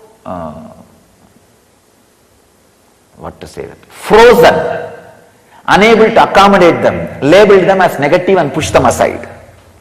And they are made to negative, nothing else. And recently, after 90s, enormous amount, please understand, the guys who are working on this line, they are saying something like a 40 times more kids than the 60s and 70s are taking birth whose DNA is more than 2 strands active. Please understand. Huge number of kids whose DNAs are active more than 2 strands. Means the multi-dimensional kids are taking birth. And another important thing, the core human DNA imprint is built on 12-strand structure. Means it can radiate, it can embody 12 dimensions of conscious awareness. I think I have spoken on this 11th dimension in a very detailed way. I may not spend much time on this 11th dimension. The 12th is the ultimate Shiva consciousness which can't be described. When you experience the 12th, you are an incarnation. That's all. So, there's a second truth. I want you to know the third truth is, I think I already read out, the person with 2 strands of DNA is only with a 16 MB RAM memory. And the DNA structure is activated. Once the DNA is activated, it's like giving internet connection. You can access anything by intent and intuition.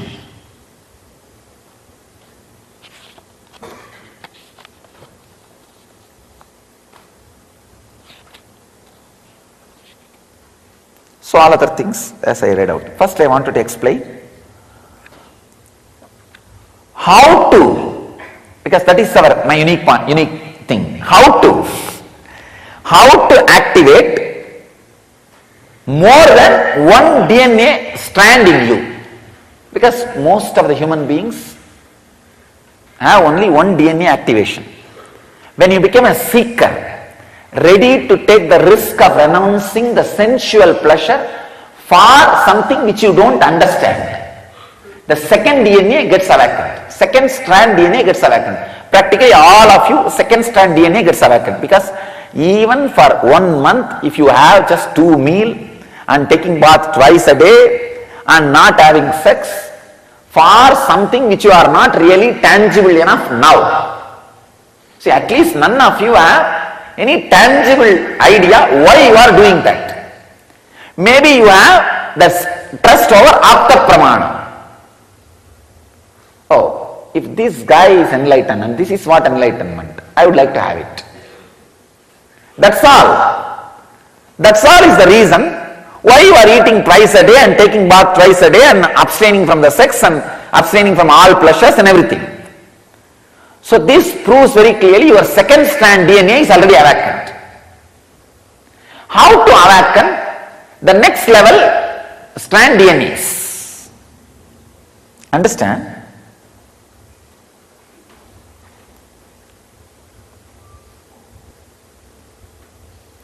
I'll give you exact that how. I don't want to use the old words. If I use the old words, you will say, oh, I know about it, it's okay. I tried it, not working out, so I am not going to I will not be able to awaken the third strand of DNA. No, you can. You can. Please understand. remember who you are really. Remember who you are really. So naturally, like a lump you will feel, one part is that identity which you are showing to the world. Then one part will say, no, this is not, because this changes. I myself can convince myself to change the identity which I am projecting to the world in half an hour and can change it into another one. Is it not? See, sometimes when you are not able to maintain that identity, or when that identity gives you suffering, in half an hour, one cycle of time, one circle of time, the 21 minutes, you sit and talk to yourself and change it. Is it not? Then how can you be that? Not. It's liquid. It's changing. How can that be the me? No. Then what is me? What is me? In few minutes, naturally, you will feel there is some point in which you are cornering you. What is me?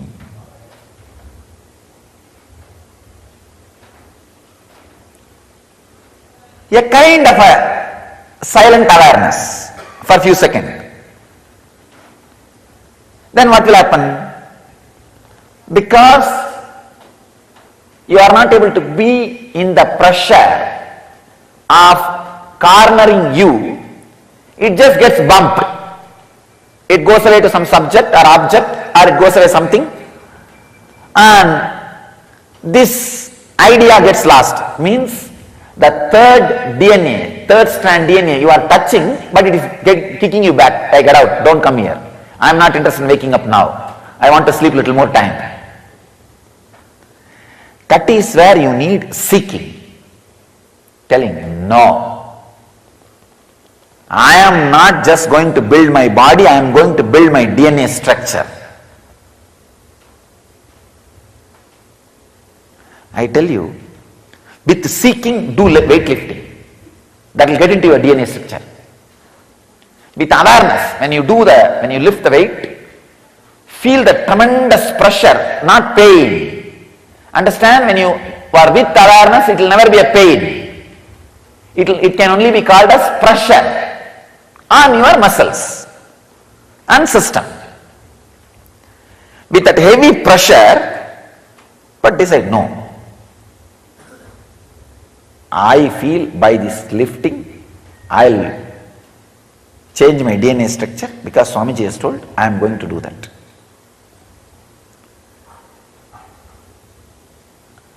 With awareness, with seeking, go on doing which your muscle does not want to do.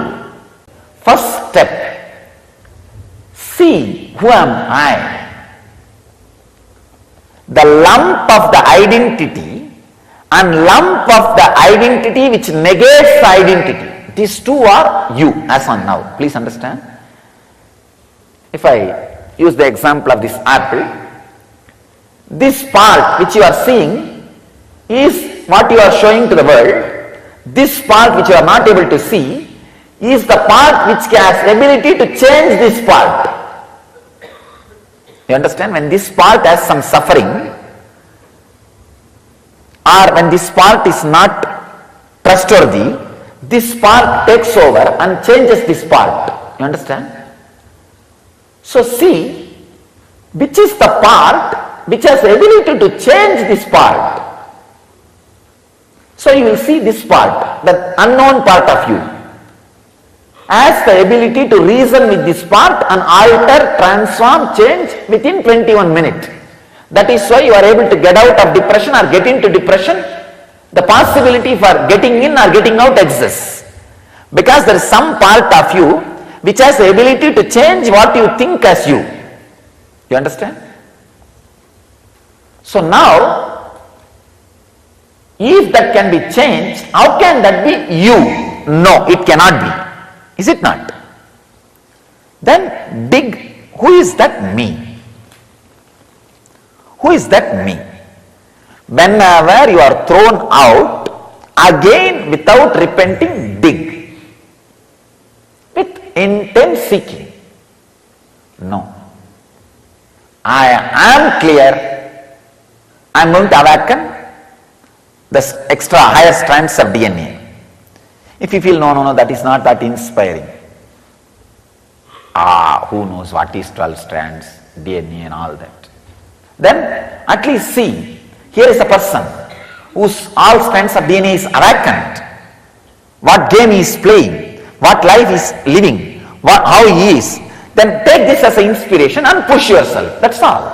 I tell you, intense seeking simply awakens at least 4 to 5 strands of DNA. Nothing else. Nothing else. You don't need any sadhana. Just intense craving. See, the intense craving suddenly makes this apple grow into 3-4. It's like that seed becoming a simply 4-5 apples. Like one stem cell becoming 2-3. Same way, it just becomes many. So slowly the identity which you are showing becomes a superficial small part of you. It is no more half of you, it is half of you. Not half of you, it is half of you. Understand? It is not that I do not have identity which I am showing to you all. It is not half of me, it is half of me. The identity which you are showing to the world, if it is half of you, you are man. If it is half of you, you are God. It's not that will not be there in you, but it will be half of you. Biggest job, I can say biggest job on the world, on the planet Earth, is keeping the seeking alive in people. I tell you. God assumes human body only for this job of keeping seeking alive in human beings. Understand? It has 5 jobs. ஆக்குவாய் காப்பாய் அழிப்பாய் அருள் தருவாய் போக்குவாய் என்னை புகுவிப்பாய் இன்றொழும்பில். 5 job: creation, maintenance, destruction, putting people into maya, illusion, and liberating them. This 5 job. First 4, creating, maintaining, destroying, and putting them into illusion, he does not need to move his butt. He can just lie down, Ananda Sayana, and he can be in Yoga Nidra. It goes on. Nothing needs to be done. And he can be in Samadhi in Kailash, or he can be in Yoga Nidra in Vaikunta. No problem. It goes on. But to keep seeking alive in human beings, he has to assume human body. Understand? Then most difficult job on the planet Earth is keeping seeking alive in human beings. Understand? Keeping the seeking alive. One more thing. Whenever you feel the seeking has dried up, don't worry. The next strand of DNA is getting awakened. You are progressing. Don't think my 3 years life is wasted, 4 years life is wasted, 5 years life is wasted. No. Next strand of DNA is getting awakened. How can something be wasted? Understand? Very beautifully Shankara says, even one sloka of Bhagavad Gita chanting, little Ganga water drinking, once casually saying Krishna Govinda cannot be wasted. Even that cannot go as waste. Then how can so many years meditating or practicing or being around the master can go waste? No. Next strand of DNA is getting awakened. That is why the dry land That is why the dry scene.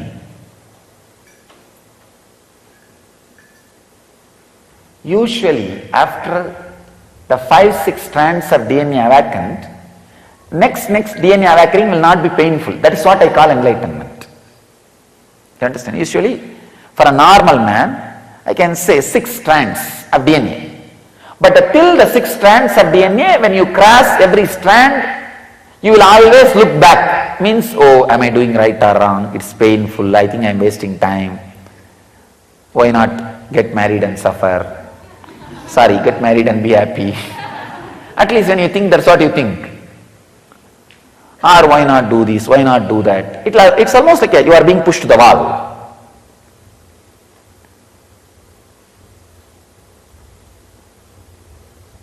But after 6th, no. After 6th, any transition of that next strand of DNA awakening, there will not be any pain. It's just smooth thing. That's what I am saying. See, 0 to 6, 1 will be always awakened the moment you have the body. And the second will be awakened the moment you start seeking. And the 2nd to 6th is enlightenment period. The 6th to 12th is the incarnation period. By the time the 12th is awakened, you are an incarnation. And one more thing, after the 12th is awakened, there are hundreds of new layers opens up.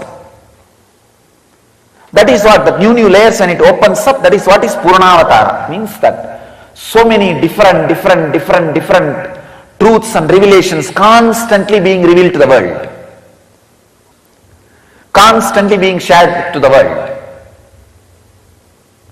So the essence is 3 things. First, see who am I. The personality which can be changed is not you. So dig, then who am I? When you feel you are hitting the dead end or suffocation, increase the seeking, intensity, passion, and look again. When I say again, again and again and again and again,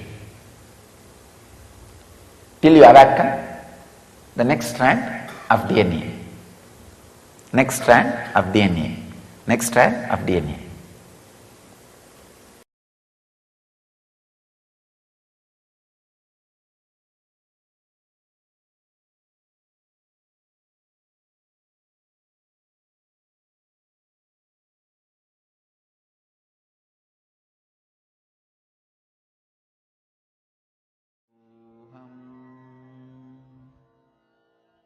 The science of DNA.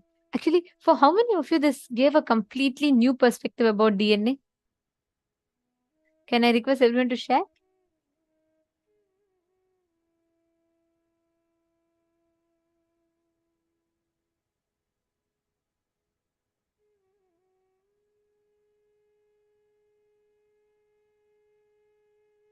Very nice.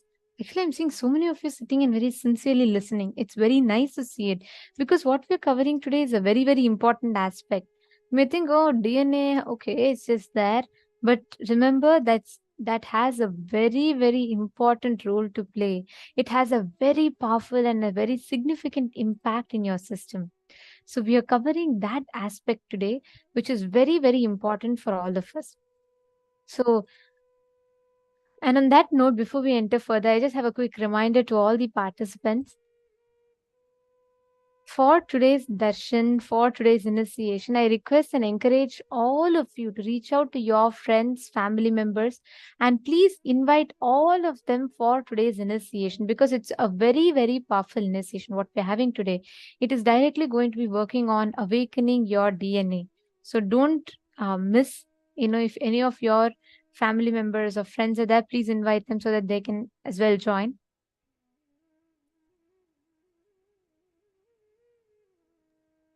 Very beautifully, Swamiji was making all of us understand about what is DNA, how we can awaken the various strands of our DNA. Swamiji explained about the indigo children. Swamiji explained to us the example of Pumbavai, how Trinyana Sambandar awakened the DNA from a dead person's DNA and gave life to her. And we saw various examples, case studies, and amazing revelations in detail with a lot of depth about this one concept of DNA. You might be wondering, but what can this knowledge do to me? Like when I know about DNA, what can it potentially help me with? Understand, just even imagine how about having the ability to live the longest. Like you literally have the power to live as long as you want, or you literally have the power to decide what time you want to leave the body. And many of us even believe that if I am born in a particular family that has a history of, let's say, diabetes, then you are already prone to believing that diabetes is going to be coming for you. Swamiji gave us a very, very important revelation. See, because this earlier belief that you carry about your DNA, how the genes operate, it is only going to make you feel more in an enslaved manner. Oh, it's in someone else's hand.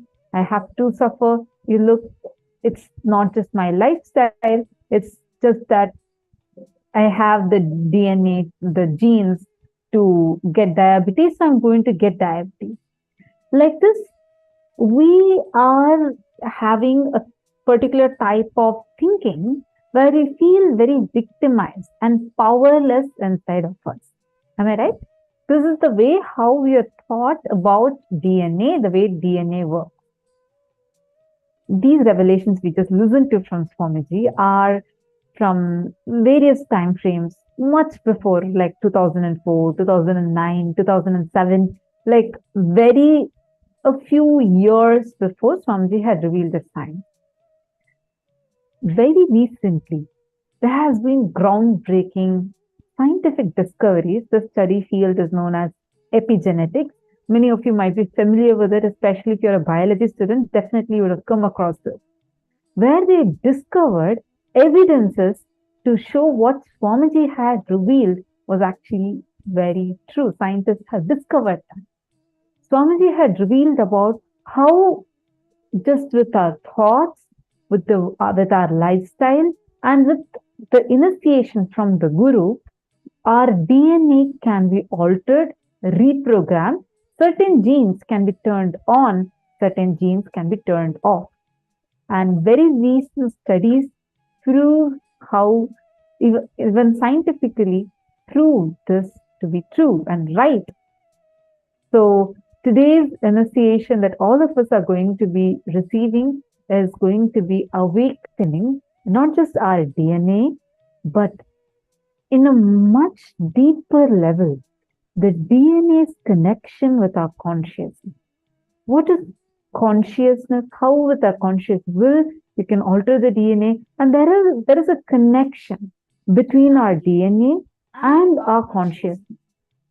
So And that connection is what we are going to be literally, Swamiji is going to be cutting those knots and reprogramming the connection. So if you have any relatives that are suffering with any genetic issues, it might be diabetes, even cancer, because most of the times the doctors tell you that if it's a genetic disease, there is no cure at all for it.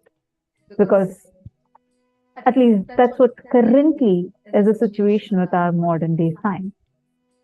Any such people that you know, we urge you to invite them right away, because now we have already entered into the subject. We are going to also be even all those people who are having, see, one is even genetic disorders or something like that, but also even children and who are going to universities, colleges, we can invite them as well, because awakening the strands of the DNA means enhanced intuition, enhanced higher intelligence, IQ, everything increases. This is what Swamiji told, right? About how that a person with the two strands of DNA and only with one strand active, it is like having a 16 MB RAM in a computer. But awakening your DNA is like giving you the internet connection itself, which will enable you to access everything in the internet. Literally, like you have access to the whole cosmos. That is a science behind how the DNA works, right?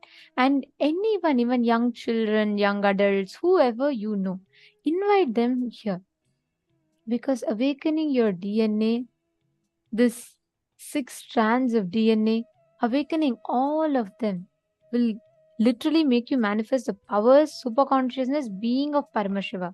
It's a very, very powerful initiation. See, I see some of you posting.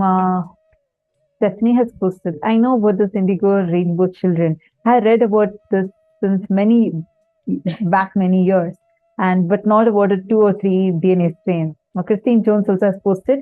That was very interesting. I have heard a lot about indigo children, but didn't really know much about it. Wonderful. I just want to say, amazing, good that, see, now both of you, because you have even learned about the indigo children, it will be very easy for you to understand and grasp what Swamiji had revealed about it. How, when you are born, the moment you assume the body, the first layer of the DNA is already awakened for you. There are a huge chunk of people that live just with this one DNA strand awakened, live their entire life and die. There are other people who, with their conscious will and effort, whether it's lifestyle, like whenever you tap your highest potential, with a lot of especially when you hit your puberty and you change your dynamics physically and consciously, all of these are the stages where even second level DNA, the second strand of your DNA gets awakened. Indigo children, or the gifted children, or the rainbow children, these are the various terms for those children, for who, they're sometimes even identified as child prodigies, because they have more than this 2 or 3 strands of their DNAs awakened. This enables them to live their life in a much higher possible way. Actually, today's initiation is going to awaken some of the deeper strands in you to help you elevate your very conscious, the way how you live, how you exist can transform phenomenally. Alexander is asking, do we have a quick join-in session link, please? Yes, our support desk team would post you the join link, where you can just send it to your friends or family members who you want to invite. But I really request all of you to do it right away, because this session and the further sessions are going to be very important for preparing for today's initiation. So please take a few minutes and quickly go and invite all the family members and friends, especially people that are suffering with genetic issues, because this program today is going to be directly addressing them. Zolin Lim has asked, which DNA are we activating today? Yes, you're going to be activating the jivatman DNA, which is there inside of you, like how beautifully Swamiji explained. All of us have what scientists call the remaining 9 strands of DNA as junk DNA, but Swamiji says that is the jivatman DNA, which holds a lot of powers within it. And that DNA is what Swamiji is going to be awakening today. And more than that, Swamiji is going to be specifically awakening and reprogramming the connections that are there within your deeper DNA level. We're going to talk about that in some time. So make sure that you're inviting all your family members and friends right away, so they don't miss out on any of them. Now let's enter into the exercise. She revealed to all of us, right, about understanding the awakening of this DNA strands in us. Usually for a normal man, 6 strands of DNA gets awakened. But till the 6 strands of DNA, when you cross every strand, you will always look back. Means, oh, am I doing it right or wrong? Is it going the right direction or wrong? Is it painful, or am I wasting my time? Why this? Why that? But after the 6 strands awakens, it's just a smooth transition one to another. Swamiji tells, right? Remember who you are really. So naturally, like a lump, you will feel like one part is that identity which you are showing to the world. Then one part will say, no, no, no, it's not because of that changes. When you are not able to maintain that identity, or when that identity gives you suffering in half an hour, one cycle of time, in 21 minutes, you sit and talk to yourself and change. See, please understand, every one of us have this DNA in us. Science calls it junk DNA, but it's jivatman DNA. Means there are so many hidden potentials that is there inside of us, which just by awakening the DNA can be awakened. Just take a few minutes.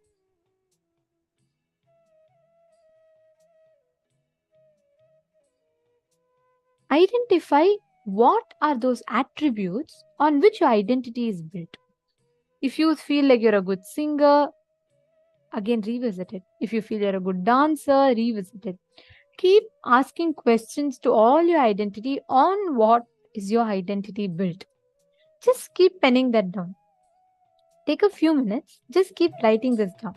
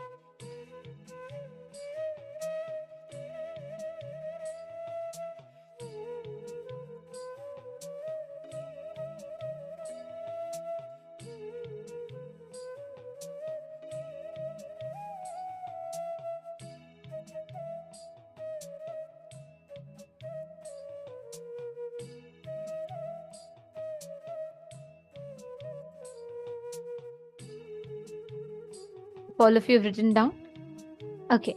So now, all of us are going to be entering into a next very, very important aspect. See, please understand. When you feel that, you are going to that last point where, beyond this, it's not going to be possible, all of those thoughts, when you just awaken your DNA, all of these extraordinary abilities, which even you would have not known is already existing in you, gets awakened. And today, science is beginning to catch up with this concept of DNA awakening. Science is beginning to understand about this concept of what is awakening the DNA, what it means to, to be able to enable you to access your own higher dimensions. So your DNA is like the supercomputer. It stores all the information about you in your current life, your past lives, in all your births put together.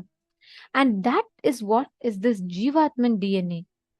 Many of this information might not be relevant to you, let's say, in your 9 to 5 job, but it is relevant to you in your consciousness evolving.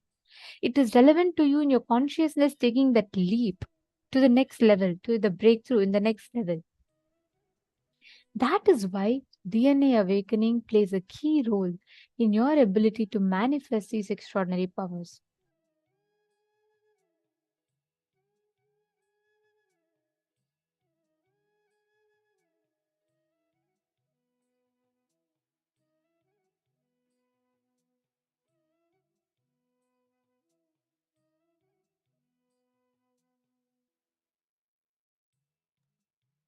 So, are all of you understanding?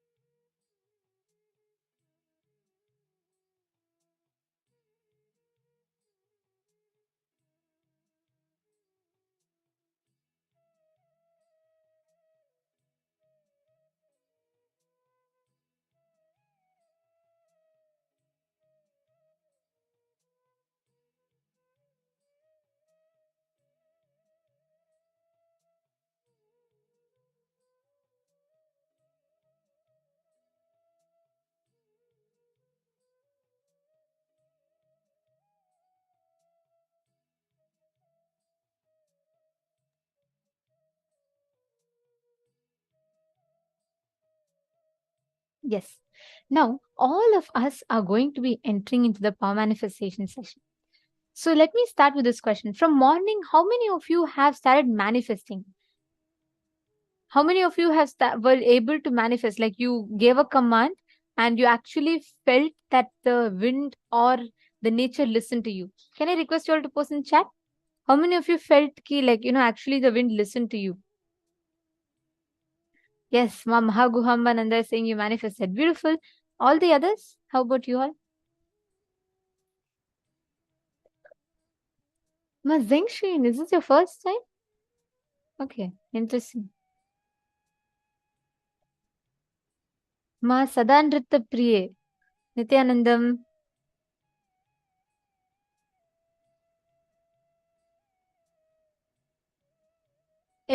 Actually, just look around you, right? Ma Mary Mahabri, not yet, no problem. Who all have not yet manifested? Okay, Ma Prithvi is saying you're yet to feel. Okay, sure, no problem. See, listen very carefully. For all of you who are manifesting, we are going to be going layer by layer by layer. Okay, fire, wind element, and then water element and space element. Listen very carefully. You don't need to try and conquer it. Don't try to say, like, oh, I want it and I'm commanding it has to listen to me. No, it doesn't work that way. For you to listen to it, for you to experience it, you need to first build that space of friendliness, oneness with it. That's why Swamiji uses a very careful word. Swamiji says the oneness with wind. It's not, you're not building power over the wind, you're building oneness with the wind. So understand, you're all going to be now connecting to the elements of the nature in front of you, and understand you can actually manifest. Just by your conscious will, you can command the sun, the moon, everything to listen to you. See, I'll tell you one basic cognition in Gurukul that we're all taught. Let me give you all a scenario, an example. Let's say you have a meeting coming up. This is for all of you, okay? So let's say you have a very important meeting coming up. You've been waiting for this for days together and you're about to go, but suddenly it starts raining heavily. Like it's unbearable and it starts raining heavily. Okay? So what will you do? Each of you can post your answers. What will you do to reach?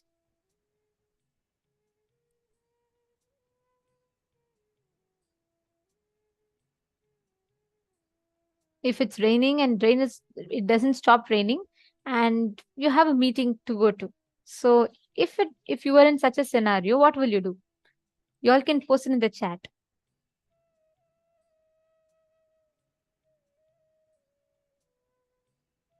You will still go, okay? Probably take an umbrella or raincoat. Okay, many of you posting, you'll go, or all right. Or sometimes you may cancel it. Correct, makes sense. You may cancel it. Okay. Now, the exact same thing. What will a Gurukul kid do when you are initiated with the power? If we are in such a scenario, we will just connect, stop the rain, and go, and we'll ask the rain to continue, and the rain will continue. That's the key. In Gurukul, this is literally the lifestyle that we live. Ask any kids, we all do the Rudra Homa every day, right? And every single day, without fail, it will rain. When we ask it to rain, it rains. When we stop the rain, it stops. Listen, it is not that, you'll think, oh, that means the wind is under my control. I am the Lord of the wind. No. When you experience tremendous friendliness, we are all so used to constantly carrying that animosity with everything around us. Because that's the way it is. We always keep individualizing ourselves. We're like, okay, this is me, this is my body, this is my skin, and that's all. There ends the thing. But just next to the skin, the breeze that touches you every moment, we forget about that. We take that for granted. We don't feel the same space of oneness with the nature, elements of nature around us. When the belt fits, the belly is forgotten. When the shoe fits, the foot is forgotten. When the tie fits, the neck is forgotten. When the watch fits, the wrist is forgotten. Every one of us are constantly living in our own juggle, constantly between so many other things around, that we literally lose that space of oneness with the nature, elements of nature around us. If you see Swamiji, when Swamiji is walking, right, he will be so aware about the surroundings. It is not just awareness in terms of like being cautious, no. he will be so sensitive and friendly with that nature around him. That's why we all have been a witness. So many times Swamiji will just declare and play with the nature, and the nature will almost instantaneously respond to Swamiji. That connect that we all have, all of us tend to miss it. This power will work on establishing yourself back to your space of oneness. Okay, let's all do one thing to manifest this power. Can I request every one of you to go to a place where you can actually see the sky? Maybe go next to the window, go to the door, go out of the door for a few minutes. Just connect to the nature. Even if it's nighttime in your house, just go to the window and see the sky, stars. Gaze at the space, feel the air. Just take a few minutes, go connect to the nature and come back. Can I request every one of you to do it? What you're going to do in this round, you're only going to play with the nature. Means don't try to say, oh, come on, I have come, it has to move. No, see, the rain is not coming, it's not listening to me, then it doesn't work for me. No, don't do any of that. Just go connect to the nature. I request every single person to do this. You're just going to feel the wind, feel the breeze, just connect to the breeze, talk to it. Like Swamiji said, the wind will reveal itself to you. Nature will reveal itself to you. You just need to connect to it like a friend. Like, for example, let's say if Ma Prithvi, if I'm your friend, I'll not think twice to ask you something. And I'll just say like, oh, Ma Prithvi, can you just do this for me? And you will do it. And you will have the same rights over me, correct? That friendship is what you need to establish with the nature. We are like that. We are made of nature. It's just that we build this animosity as we grow. Just connect to it. Don't drop any expectation, drop anything. Just go connect to the nature. Maybe touch a plant. Just speak to the nature. Connect to the nature. Express your gratitude. Don't do anything else. Just play with the nature. Talk to nature.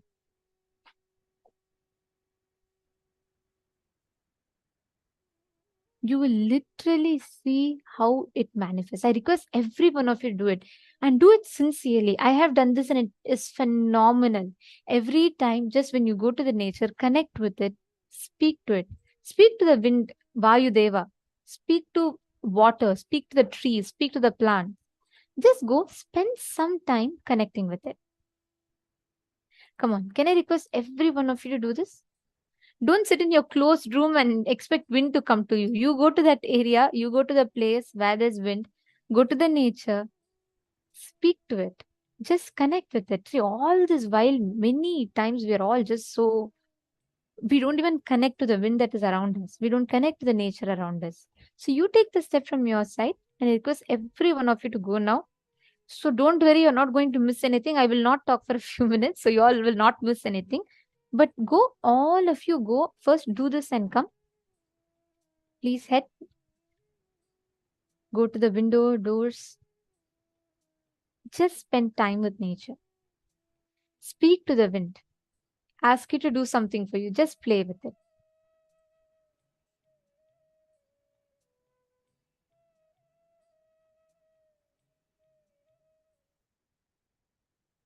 Please start. I request everyone to do this sincerely. Paramashivoham. Om Nithyananda Paramashivoham. Om Nithyananda Paramashivoham. Om Nithyananda Paramashivoham. Om Nithyananda Paramashivoham. Om Nithyananda Paramashivoham.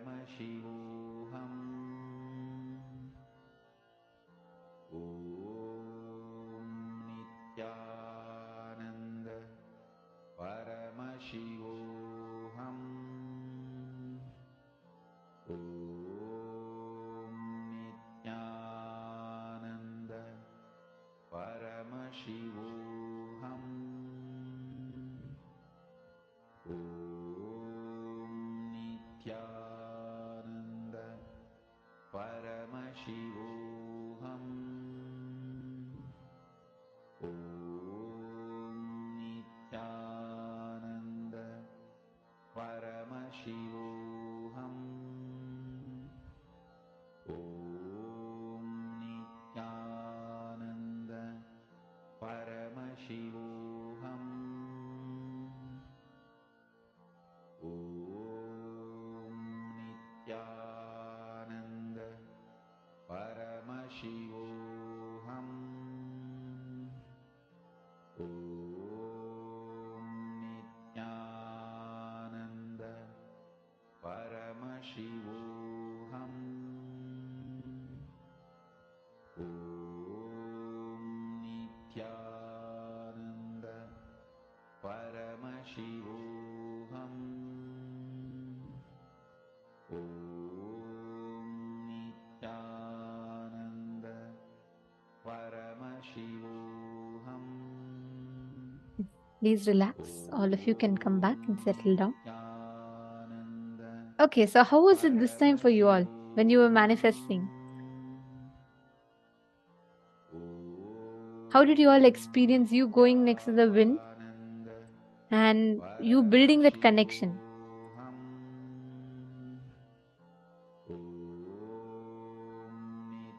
Very nice. So many of you did it.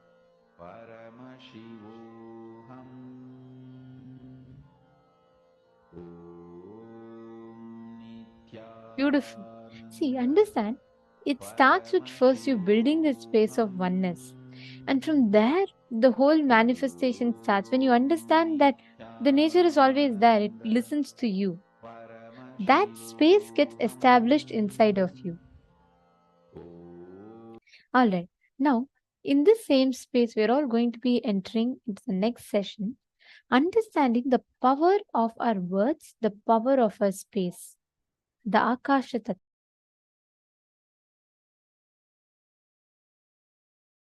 Space, kasha.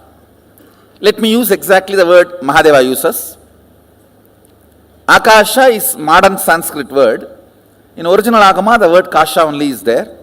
There is a possibility in that palm leaf. Sometimes this corner of the palm leaf gets broken.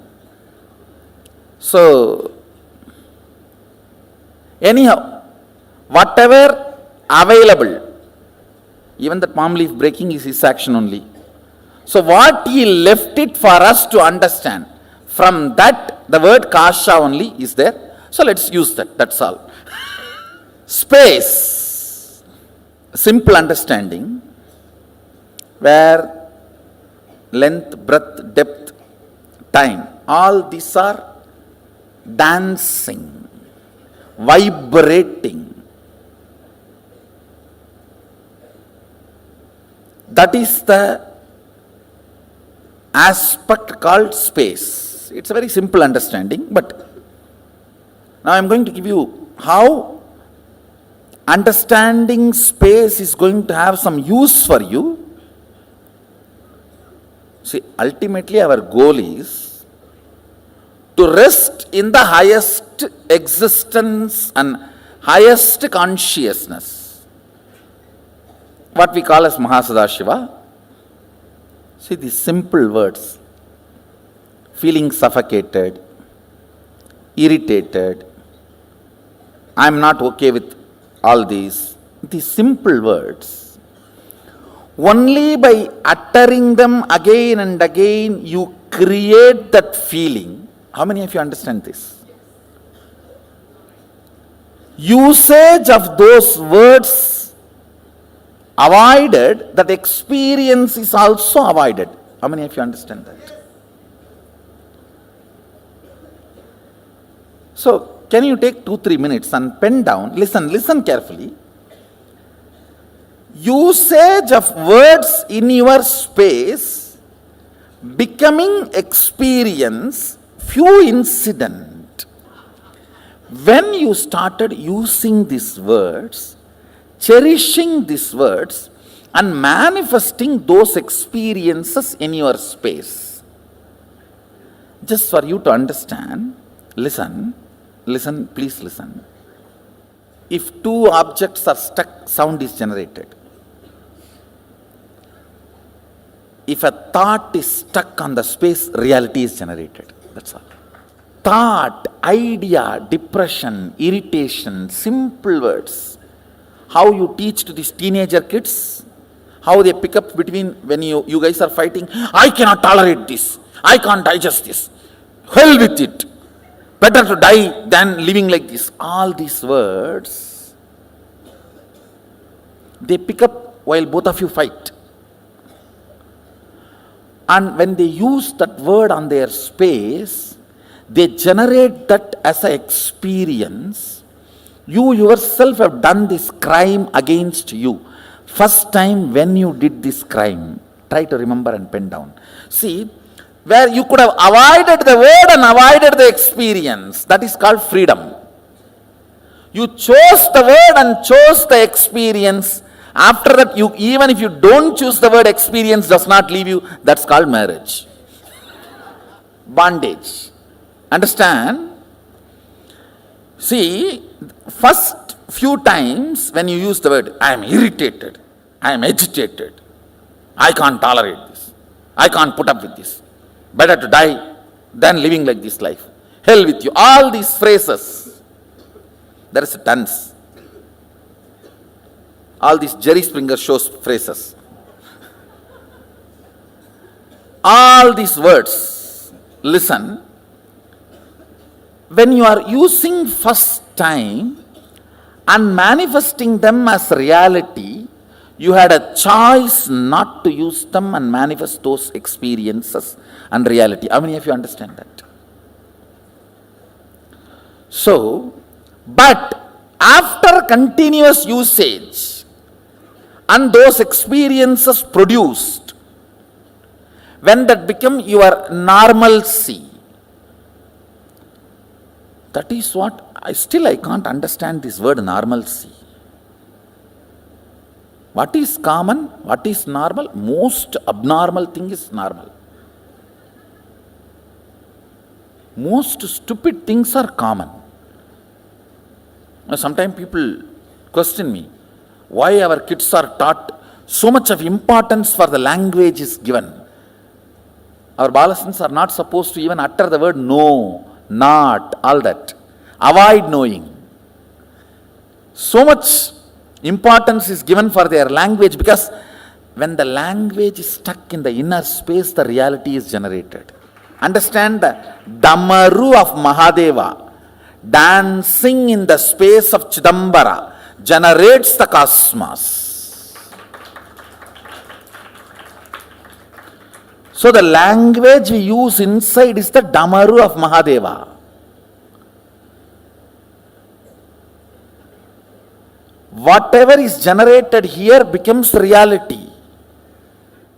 Just remember one or two incidents and write, so you will understand when you started doing this big crime against you, using strong words and generating those ideas and experiences in your inner space stupidly.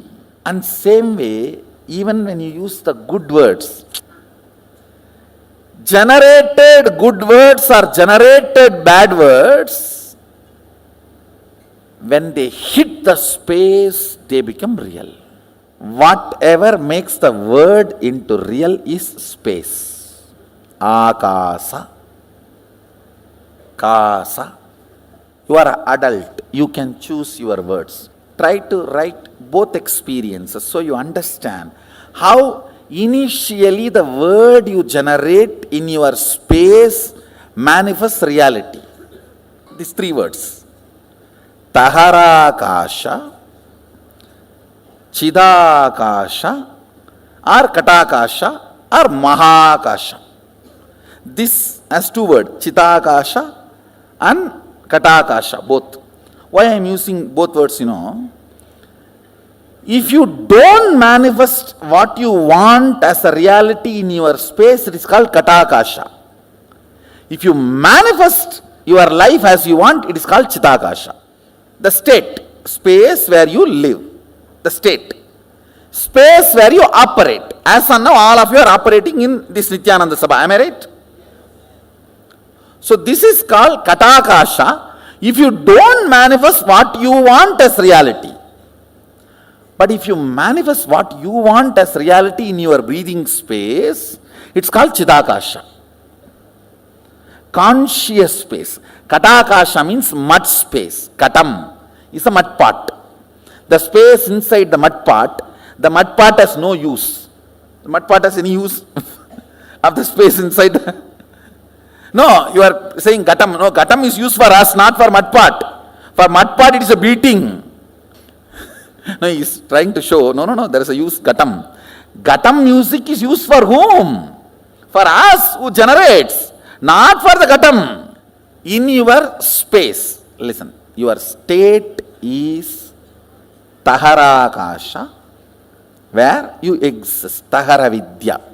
Taharavidya means the knowledge of enlightenment science. Now, whatever I am talking to you, all these can be classified as Taharavidya. Precisely, if I have to translate that word, grounded in existence. Tahara. Grounding you in your soul. Atman. Enlightenment is called Taharavidya. Where you are grounded is called Taharakasha. The space of your life. Alive. Your state. The words you generate there and hit you decides the state you are in. Feeling experienced, expanded, joyful or suffocation, all is within this. How many of you are understanding?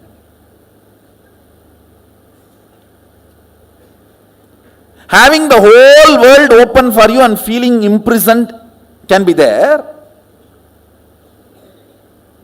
Sitting on one small cave, feeling enlightened can be there. Because it is on Tahara.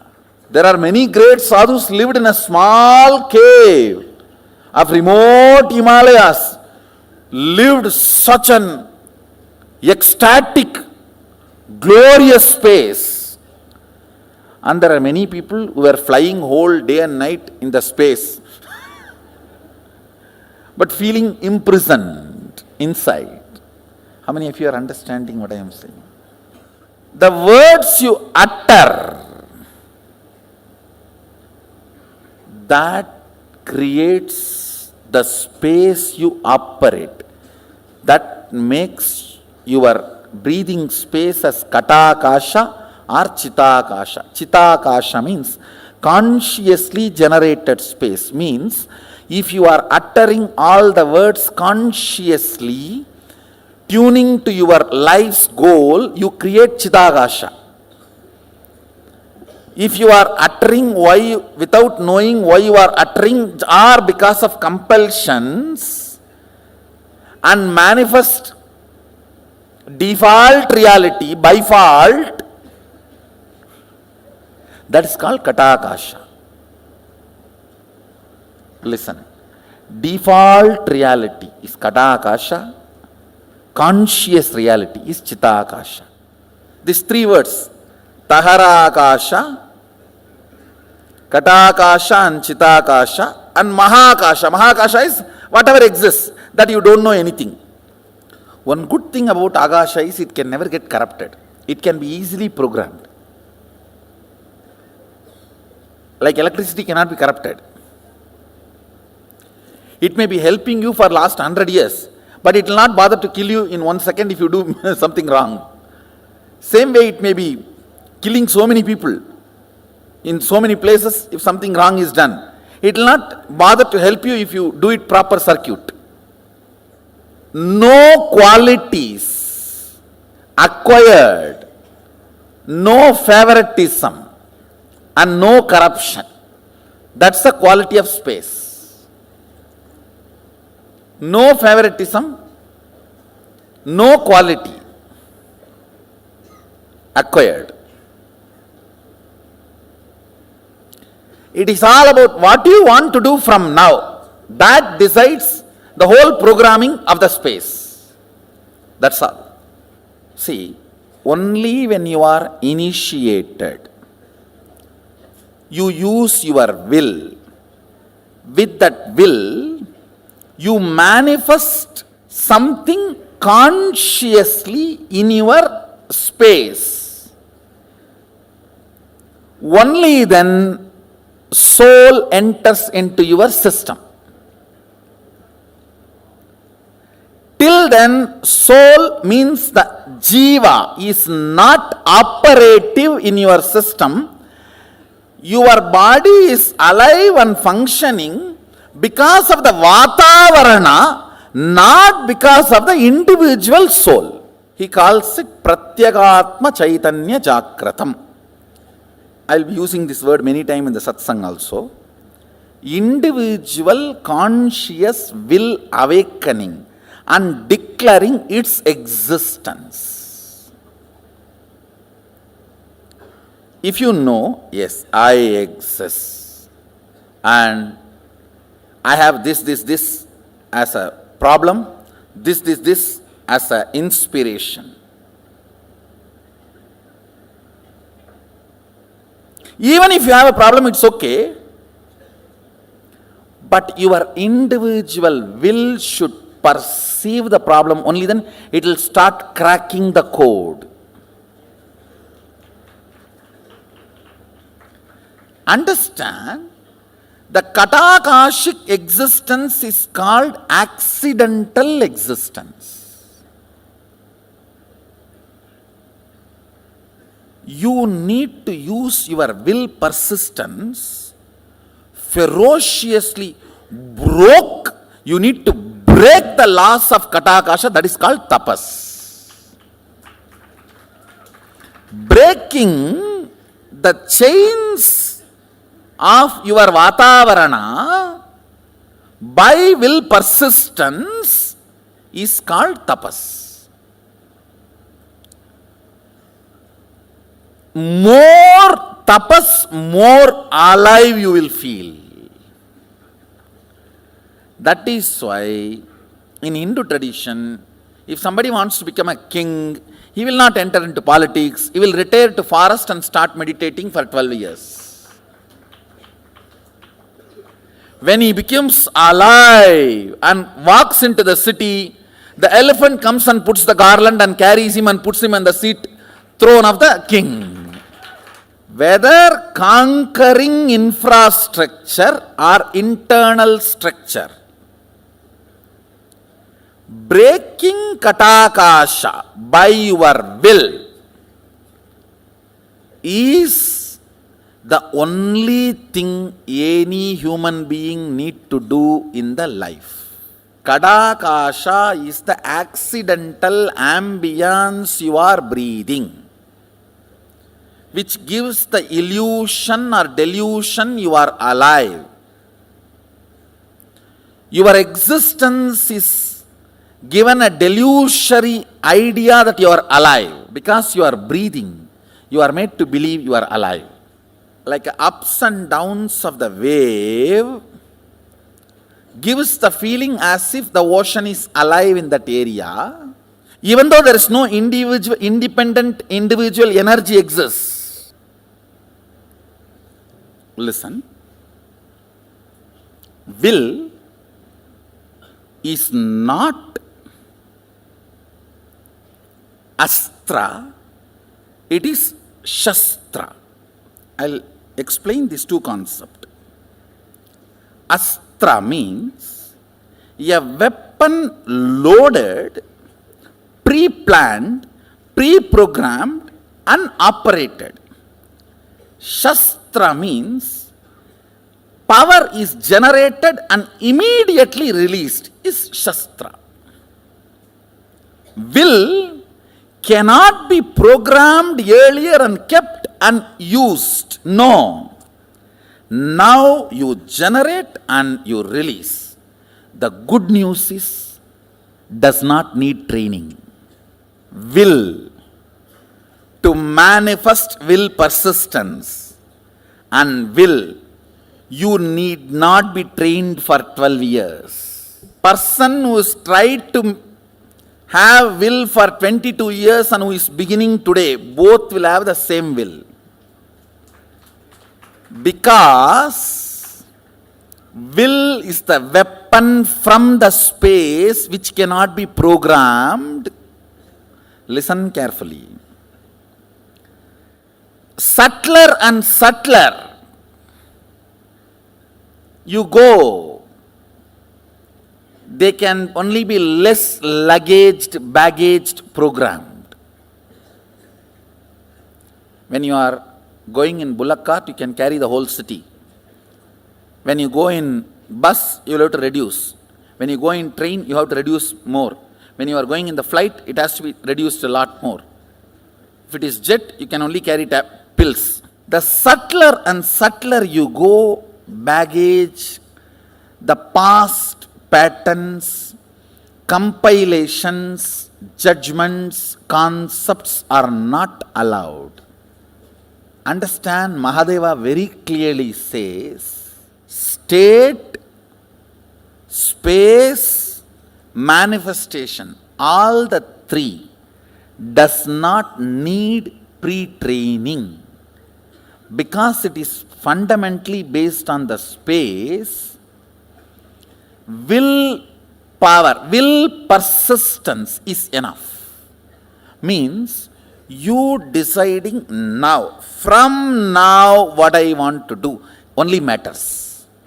Till now what I have done does not matter. Understand, past, the good news I have for you. Past is irrelevant when you are working with the space, akasha. Present is too relevant when you are working with akasha. Clear?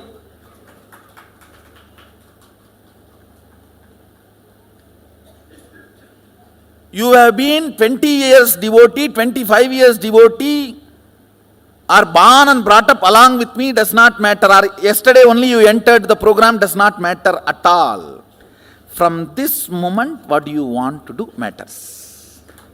Taharakasha means your soul is infused into you in the form of Shaktipada as a will.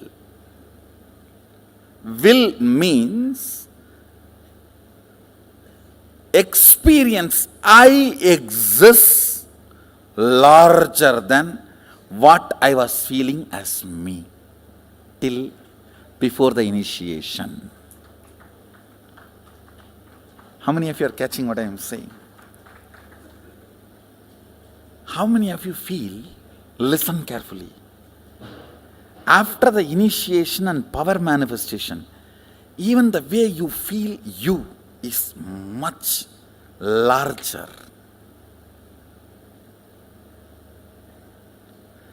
That only manifests into Katakasha and makes it into Chidakasha. If you don't manifest power, your Nithyananda Sabha is Katakasha.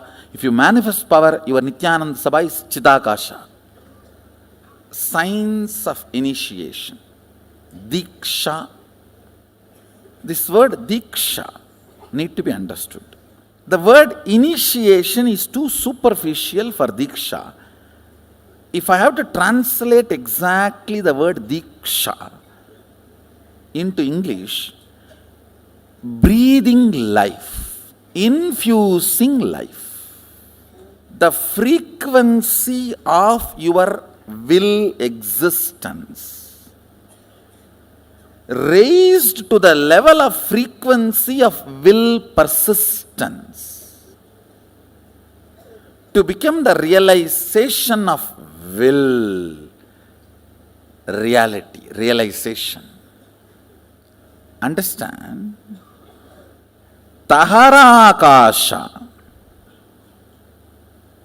breathed, Guru breathes life into Taharakasha. With that you start that will persistence. with the will persistence you start manifesting not only powers, even the life as you want. Katakasha becomes Chitakasha.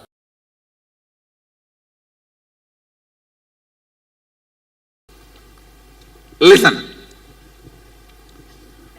Gap between one thought and the other thought is space.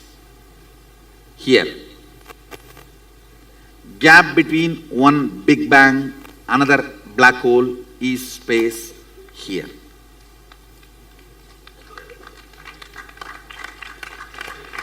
Listen. Listen carefully.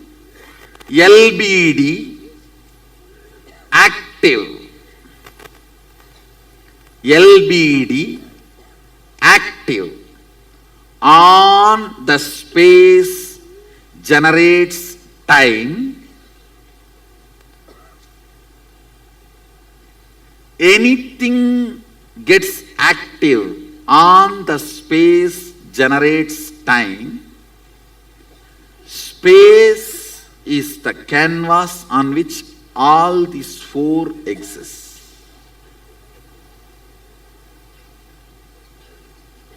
Listen. Whenever a mass rotates, it creates gravity. Whenever LBD gets active, it generates time. Where all four exist is space. Because you have space inside, you are able to perceive everything. Because there is a space in the cosmos, all the generation, maintenance, destruction, delusion, liberation happens. The space here, Chidakasa, perceives everything. Space here, Parakasha, allows everything to happen.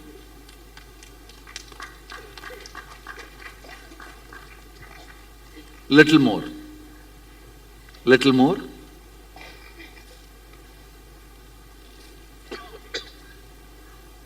Eyes receive information, digitize it.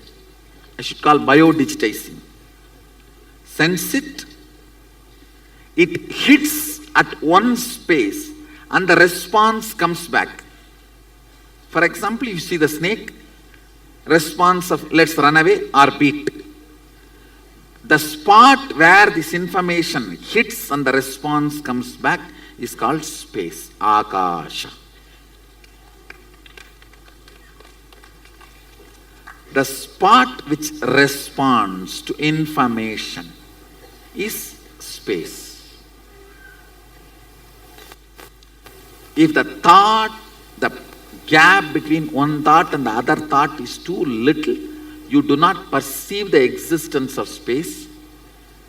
If there is a more gap, you perceive the existence of space. It's like if you are taking 2000 files, quickly you have to come back. If you are taking only 2 files, you can spend time with him. Ability to spend time with him is called luxury, Lakshmi.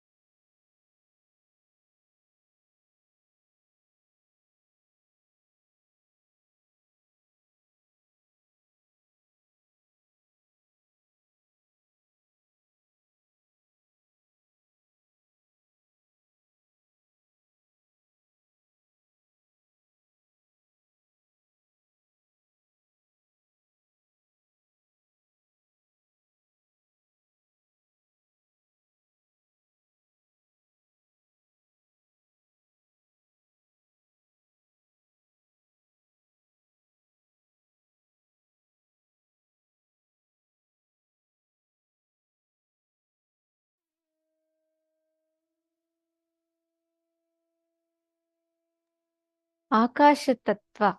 Oh my God, this is such a powerful session. Actually, this is one of my most favorite sessions of Paramashivoham. Because Swamiji tells one of the most powerful truth in one of the most subtlest ways. Every one of us are having this space, the power of our words, which just we do not harness it, but which is abundantly available every second of our life, which is there always for us.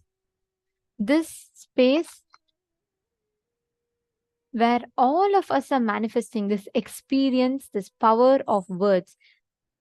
Every word that you repeat it again and again and again to yourself becomes reality.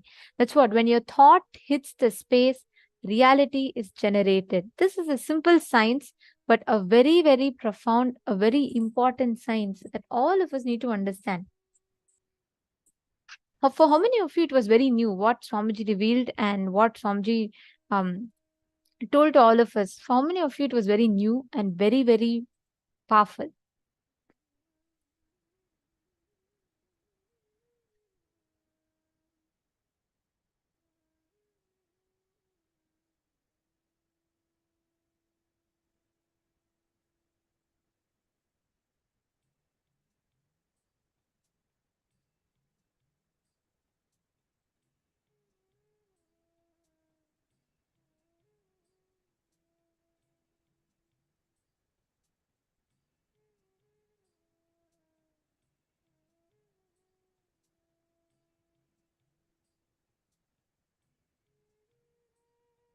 Actually, I'd like to share my own experience here. Um, yes, can I request everyone to come on camera, please? Hello, whoever has gone to different states of consciousness, please come back up to the state of Jagrat. I can see slowly some people drifting. They're trying to figure out whether this is their dream or their dream is their dream. Can I request all of you to come back? Nithyanandam, go grab a cup of coffee. I know it's late night for many of you here. Please take a few minutes, quickly go grab a cup of coffee, tea, hot chocolate, something that you'd like to. See, it's very important that you hydrate yourself. I know 16 hours a day you're all sitting here and it's not a joke, right? You have taken out 16 hours from your busy schedule and each of you have committed your time. So I just want to make sure none of you are missing out. But at the same time, just make sure even though you're here, be available here fully. Some people sit, look at the screen so intensely, but they'll be thinking about, oh, what should I eat for lunch today? Last week only I ate spaghetti. Maybe this time I should try something new. So please be here physically, mentally, in all your levels, and please be in the wakeful state of consciousness.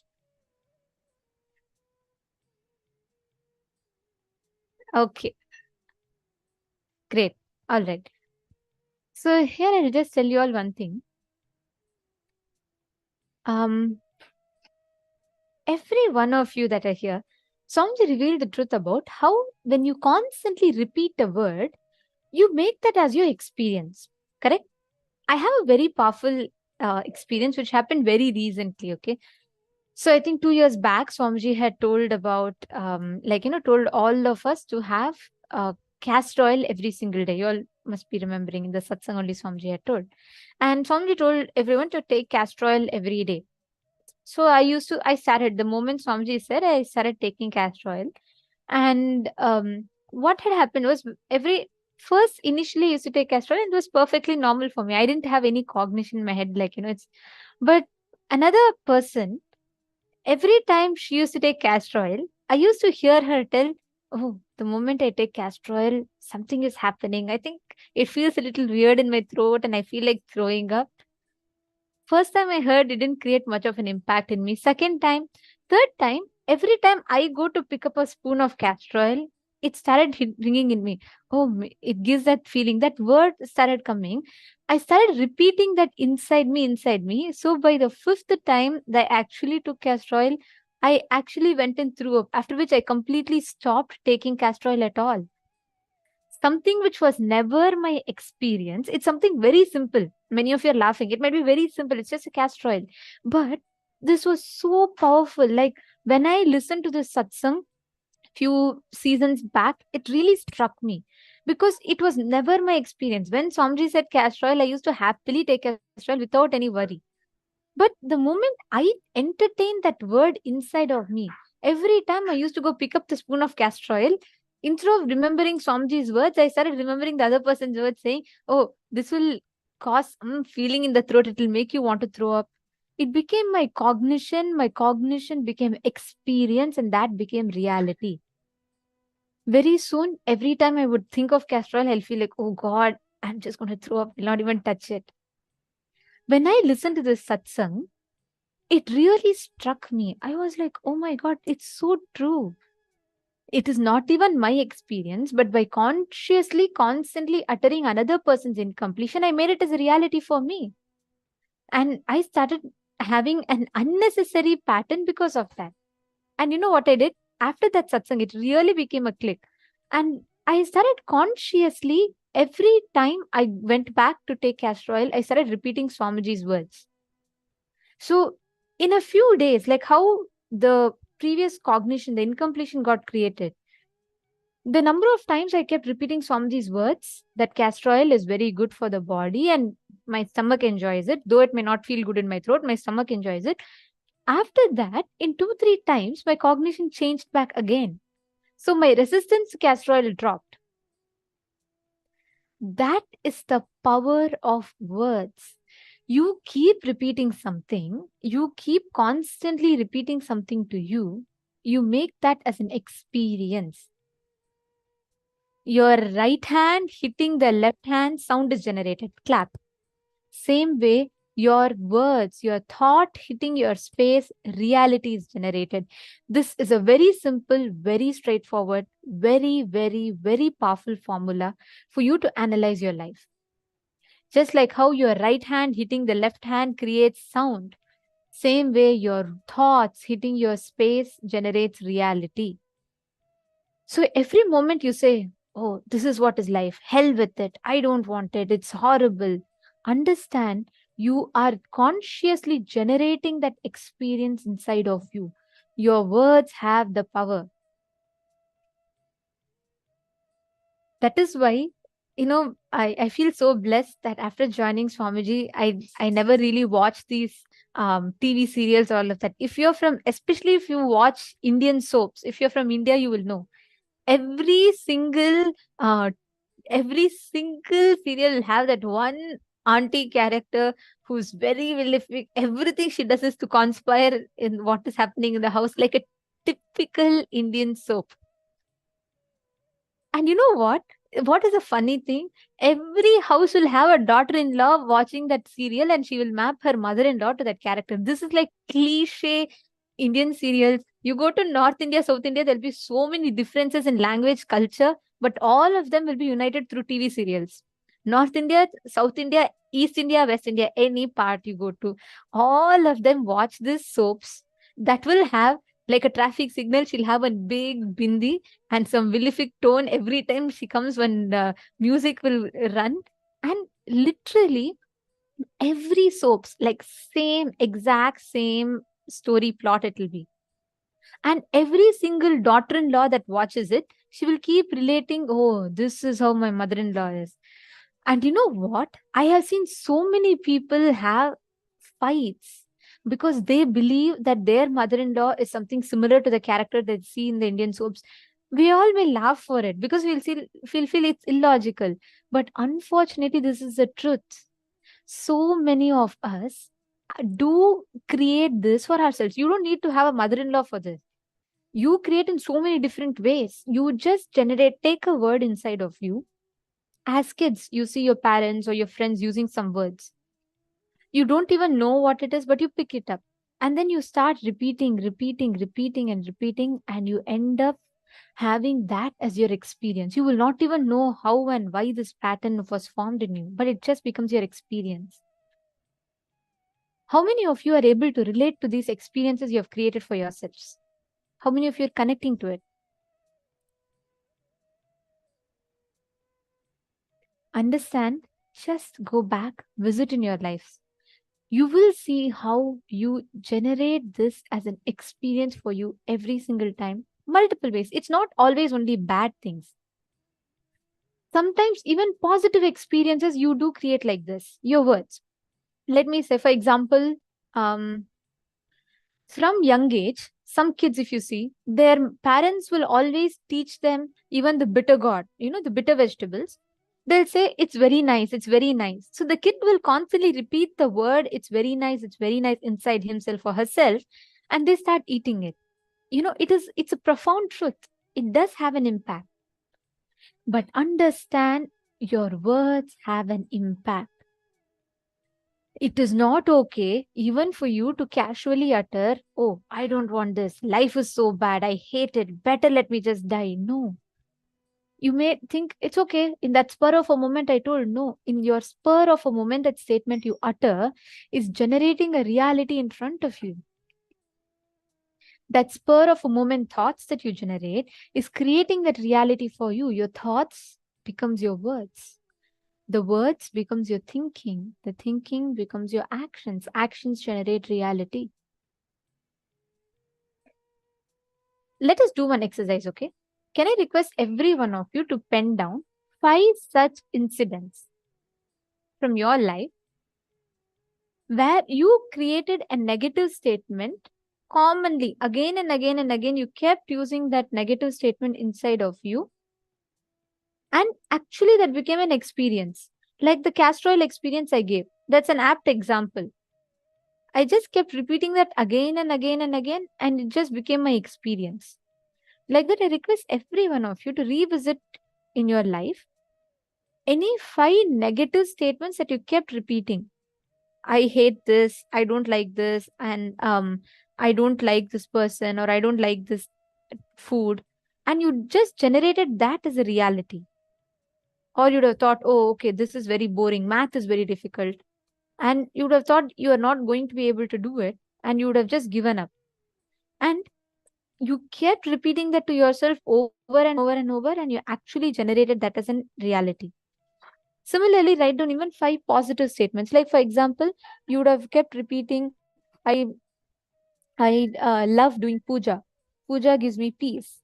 And because you kept repeating that, it actually became your experience. Write down both. Take a few minutes, pen down.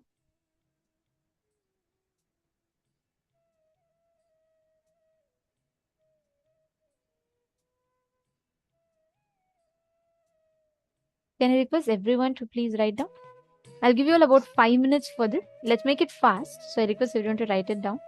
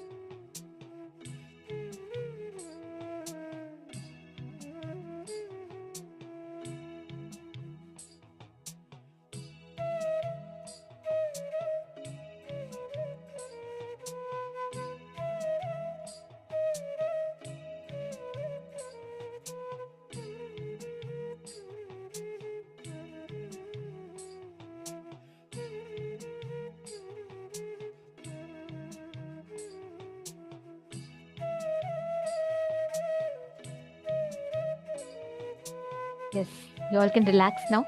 So hope all of you have written down. So please understand and remember, every time the words that you utter to yourself and others, with that understanding, with that space, you will be able to manifest, you will be able to have tremendous clarity with the words that you utter. And you will be able to understand it so much more better than what it is right now. And the way you harness the power of your words will be very different. All right. So with this session, you also get a gift on a book of called Akasha Tattva, which is a glimpses of this session, and this will be emailed to all of you. So every day, please do check out your emails. We have been sending out gifts every day for all the participants who are attending. So you should be receiving the gifts in your email. So just make sure you're checking it out and receiving your gifts. All right. So now let us all enter into the power manifestation. Okay.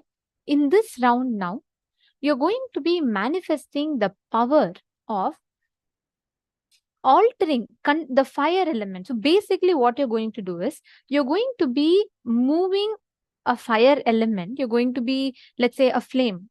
Okay, let's say you have a flame in front of you.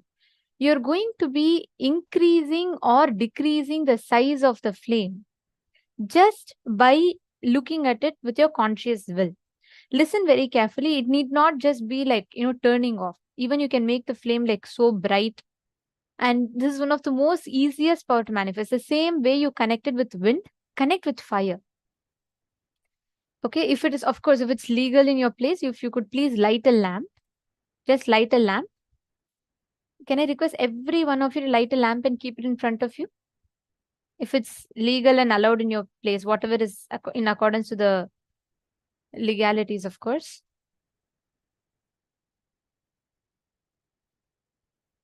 Just light a lamp. Keep it in front of you.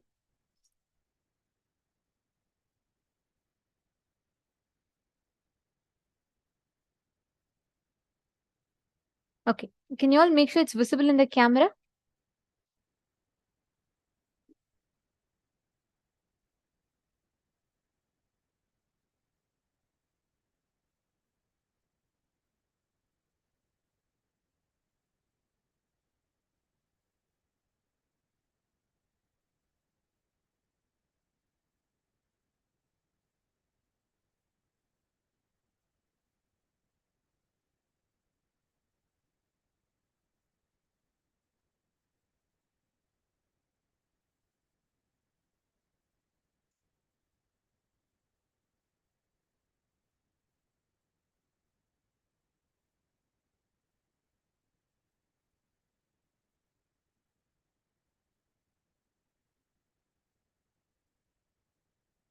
I'm just giving you all a few minutes. Please make sure that you're keeping the lamp in front and make sure it's visible in the camera. Okay. One thing you all need to make sure is just ensure your fan is not on, or some external thing should not be the factor for the flame to get affected. See, only if you make sure all the other factors are taken care of, you can manifest with confidence. Madhyana Spilav. Madhyana, come on, manifest. I know you want to become a sannyasi. I know you've signed up for becoming a sannyasi. And from the very short span of time that you've known Swamiji for, the way you are, you're very intense. You already want to take the jump for sannyas. That's right. And only courageous people can do that.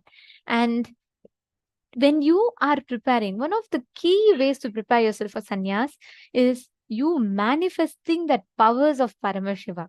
So focus on that. Consciously build yourself to prepare yourself to receive sannyas. Okay, ma? So do all the power manifestations sincerely. Sit, manifest, play with the powers. Only then your inner space gets trained, matures to become a sannyasi. Yes, for all of you, whomever it is night time, please hydrate yourself, drink water. Make sure you're all staying hydrated. Perfect. Okay, Madonna, I see many of you have kept the fire. Ma Sumita Som, you also have the fire, ma? When I say fire, I mean a lamp, a diya in front of you.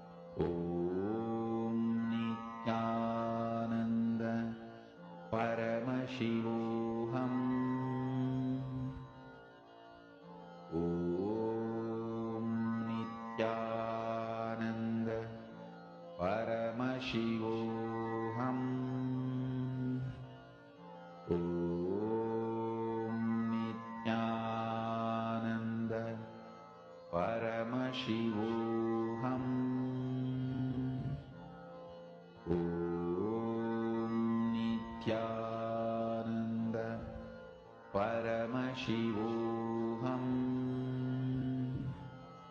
Om Nithyananda Paramashivoham. Om Nithyananda Paramashivoham. Om Nithyananda Paramashivoham. Om Nithyananda Paramashivoham. Om Nithyananda Paramashivoham. Om Nithyananda Paramashivoham. Om Nithyananda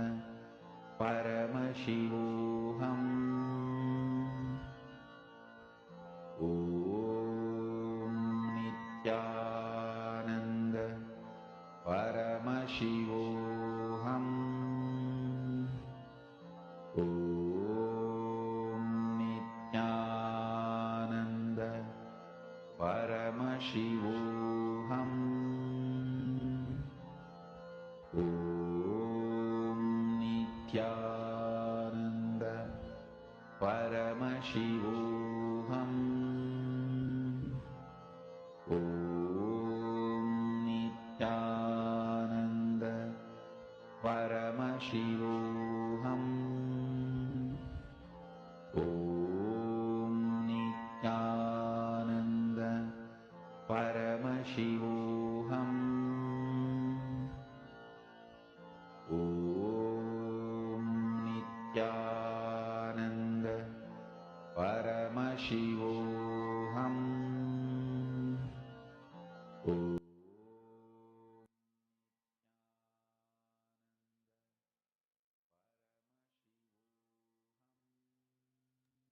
Yes, all of you can now please relax. Slowly, please relax. We are now going to be entering into our next very important session. We are going to be understanding about the two parts of the DNA. Let us now listen to the revelations. The scientists say that human species has evolved with two-stranded DNA found in every cell, determining the form.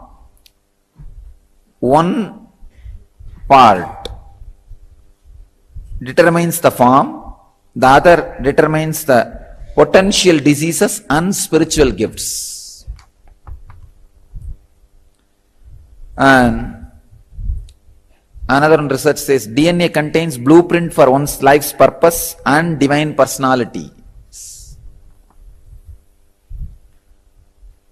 Scientists are very clear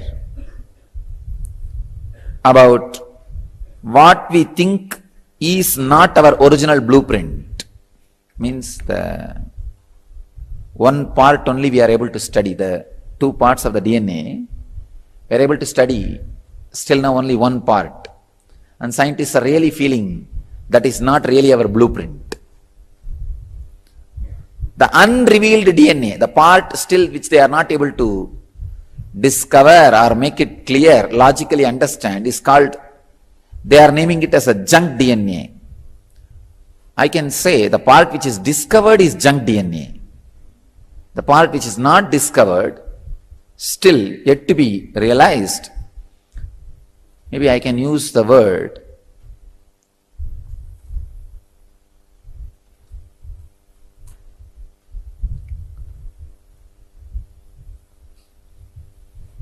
even the words like a biomemory, all these are too small words.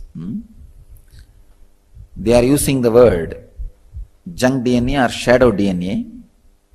that contains information about who you really are on a level of spiritual beingness, I can say that part is what I can give the name jivatma.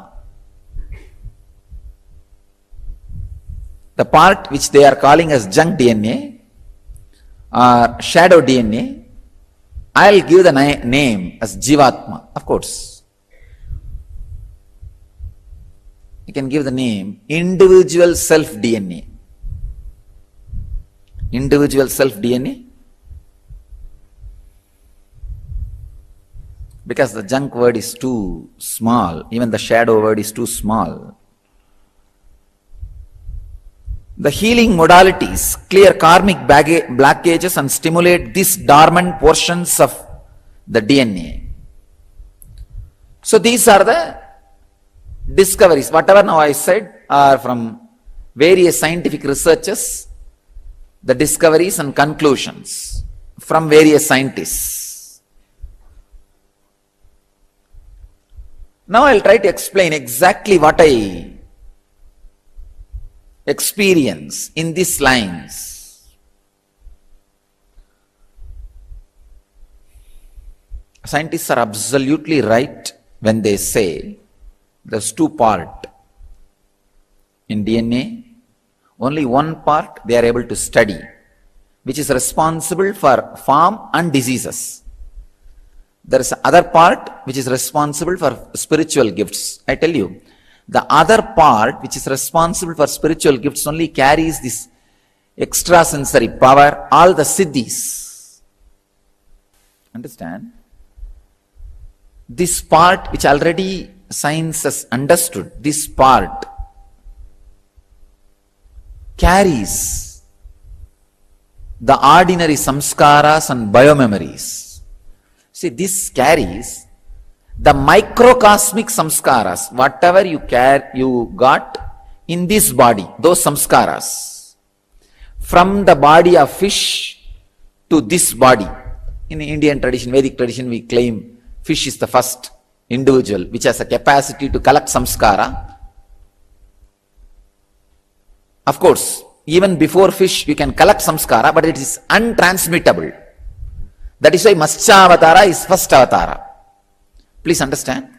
As fish, any engram you collect only can be transmittable. Till then it is so subtle, negligible, it cannot be transmittable. That is why the Vedic tradition we call first incarnation is Matsyavatara. Then the avatars, then the incarnations expand and grow. Actually, you need to understand, everybody is an incarnation who knows they are incarnations. That's all. See, incarnation means what exactly? Taking birth again and again. If you know you took birth again and again, that will lead you to enlightenment and you are incarnation. That's all. Nothing else. If you know you took birth again and again and again, and it's a reality, you will just realize, oh God, hey, I'm doing the same thing. That's enlightenment. Then you are incarnation. Understand, when I say, in 2000 I realized I am an incarnation, that is what I mean. It's not that before 2000 I was not incarnation. Only in 2000 I realized I am an incarnation. You understand what I am saying? You see, when you realize you took birth again and again and again, that suddenly makes you an incarnation. That just makes you an incarnation. So, even now all of you are incarnations. Now if you realize that truth, you are an incarnation, you can write a biography, autobiography of an avatar. With that understanding, when you look your whole life back, you will understand whole thing was very synchronized way, very synergetic way, was planned for the peak hit. For the peak hit only, everything was very synergetically planned in a synchronized way. Now you will not understand that. You will see, oh, it's a big chaos. No, it is not. It is not. No chaos is a big chaos. You thinking that everything is chaos is the biggest chaos. Nothing else.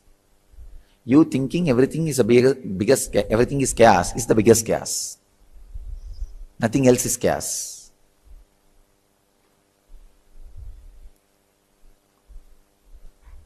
It's a very revolutionary idea which I heard from Ram Surat Kumar, that Yogi Ram Surat Kumar, saint who lived in Arunachala. Many of you have heard about him, and very revolutionary thought, very revolutionary process. When somebody goes to him for liberation and all that, it's a little unconventional, untraditional. He always used to keep a rope, bunch of rope. I have seen. And he will completely tie them. He will tie their leg, he will tie their hands, and he will make them sit. Sometime even 24 hours he will make them sit. And those poor fellows have to be sitting. And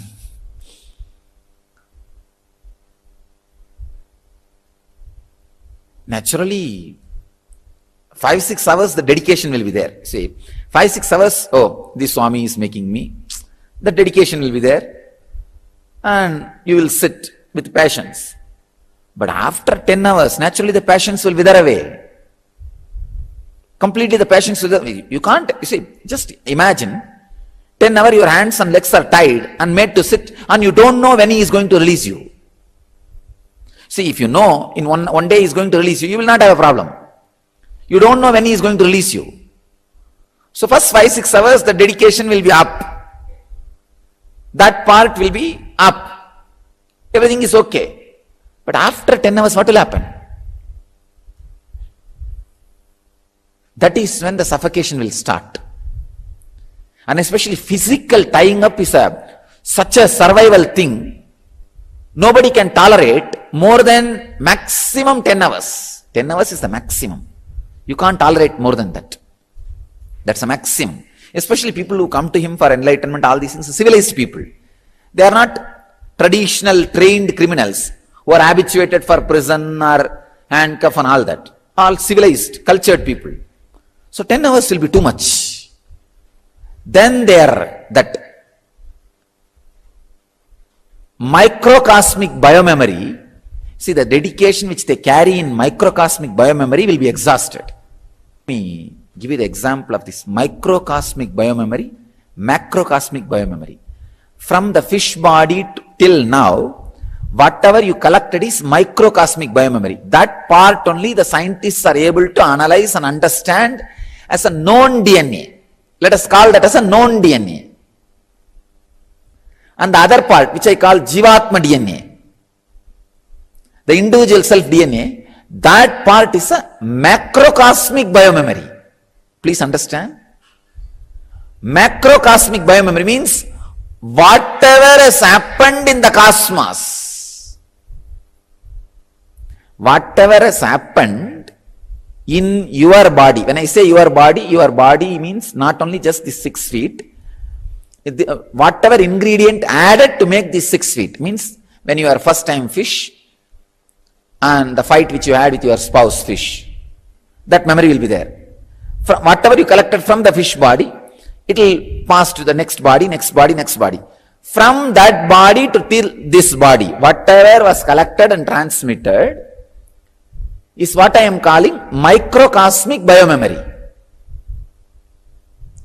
And whatever has happened in cosmos is macrocosmic biomemory. A certain dedication or love will happen in microcosmic biomemory. With that only you recognize my microcosmic biomemory. See, in my microcosmic biomemory, something extraordinary expresses.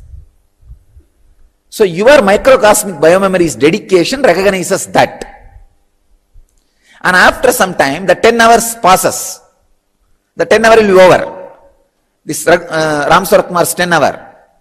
If you see his photograph, he will always be having a thick coconut fiber rope, kaya rope. He will be having it. So he will tie the people with that only. He will tie their hand and leg very tightly. They can't move. And after that, he will put the hands on the leg and tie it. And those fellows have to be sitting. In 10 hours, that microcosmic dedication, microcosmic biomemory dedication will go away. That devotion will go away. That will be exhausted. After that, when the suffocation starts only, he will just sit and wait. He will watch how they are irritated. And by 10 hours, they will start telling him, no, leave us, it's okay, wait. And then he will ask, so this is your dedication for enlightenment. He will make them very clearly understand that their microcosmic biomemory strength is only this much. Only this much spiritual experience can be acquired by them. See, it's like your microcosmic biomemory's dedication gets attached to my microcosmic biomemory's expression. Now I want to define God. Whatever you don't have is God. All that you don't have put together is God.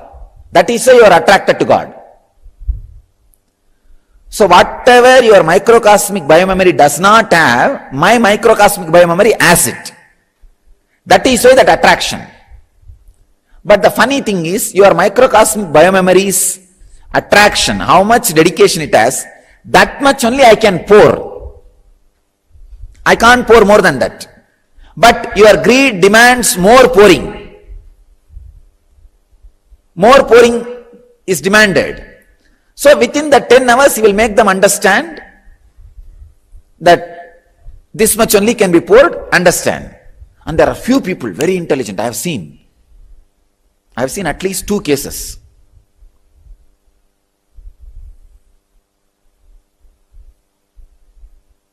Who just withstood more than 10 hours also. When they lie down, I have really seen completely,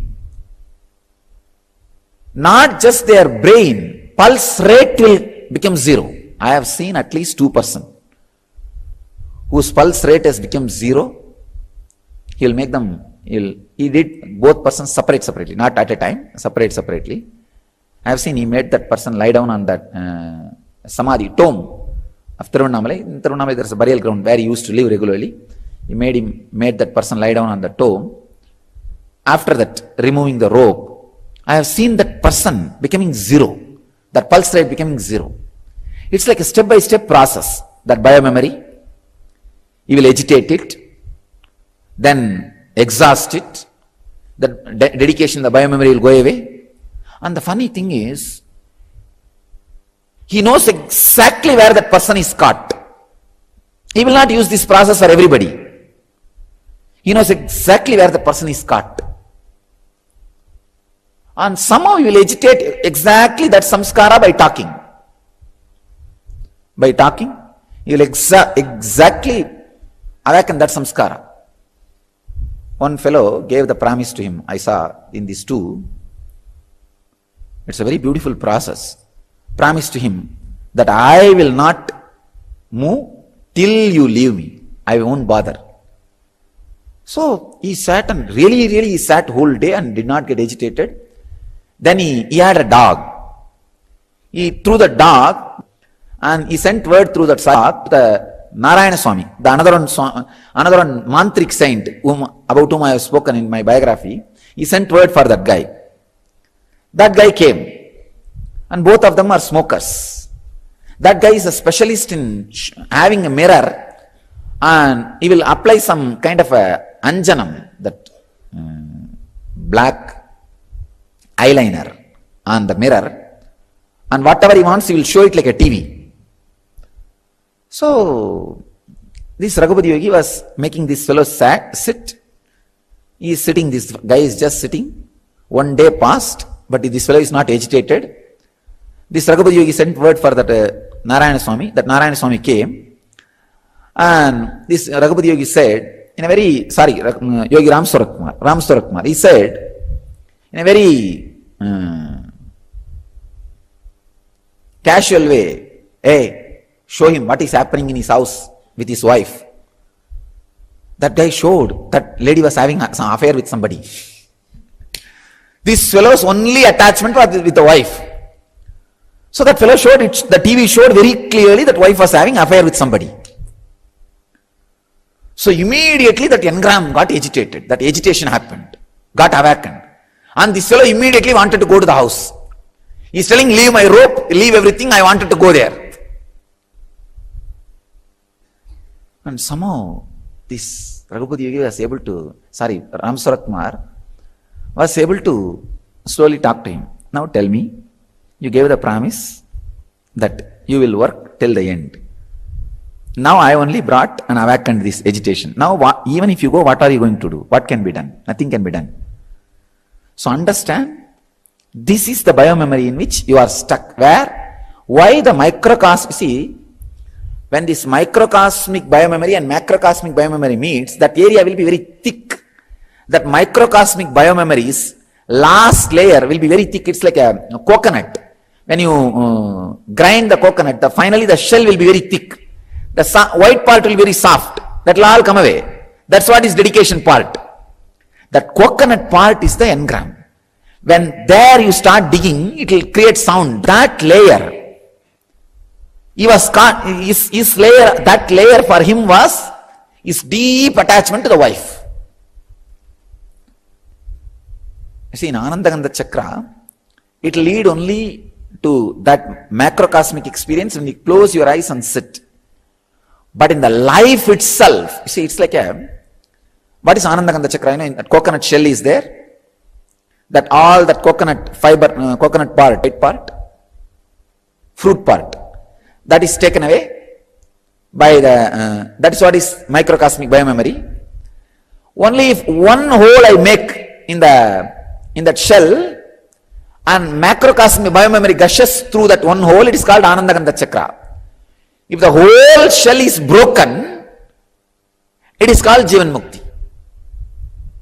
So if you are living with me, I will break the whole shell, put you in Sagaja Samadhi.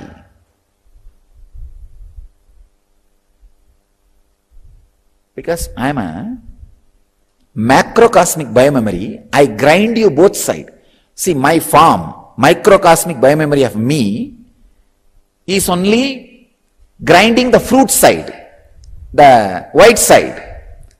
And my macrocosmic biomemory, me present everywhere, that will be grinding you from the shell side.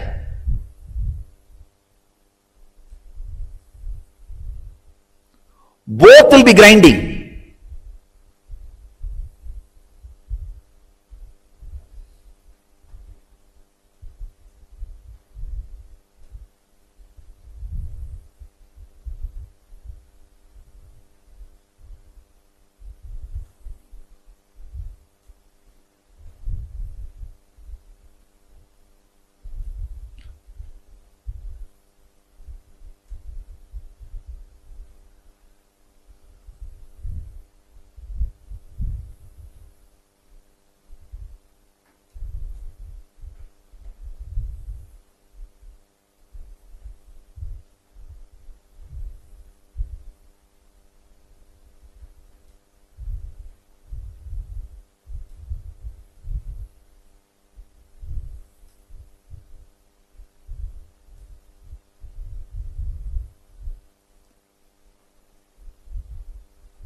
This macrocosmic biomemory obeys prayer. If you feel the grinding is too much, pray. Immediately macrocosmic biomemory will stop it. Or if you say, no, I want this to go on. Let it be done. Let me be done with it. Then it will go on. Please understand, this microcosmic biomemory, which is responding to you, is that is only cleaning the fruit side, the white side. It will be drilling, drying and drying. That how much that fruit thickness, that much only is the dedication. When all the dedication is exhausted, when that engram crushing is happening, that's where that sound will come. That sound is coming means that engram crushing is happening. Engram crushing is happening. See, when that sound comes, this microcosmic biomemory will not move further. It cannot move further.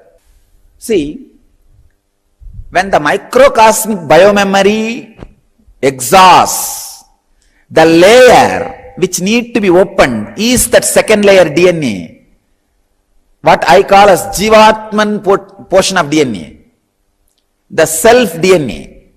Understand? The self DNA. Why I call that as a jivatman, because still it is connected to microcosmic biomemory.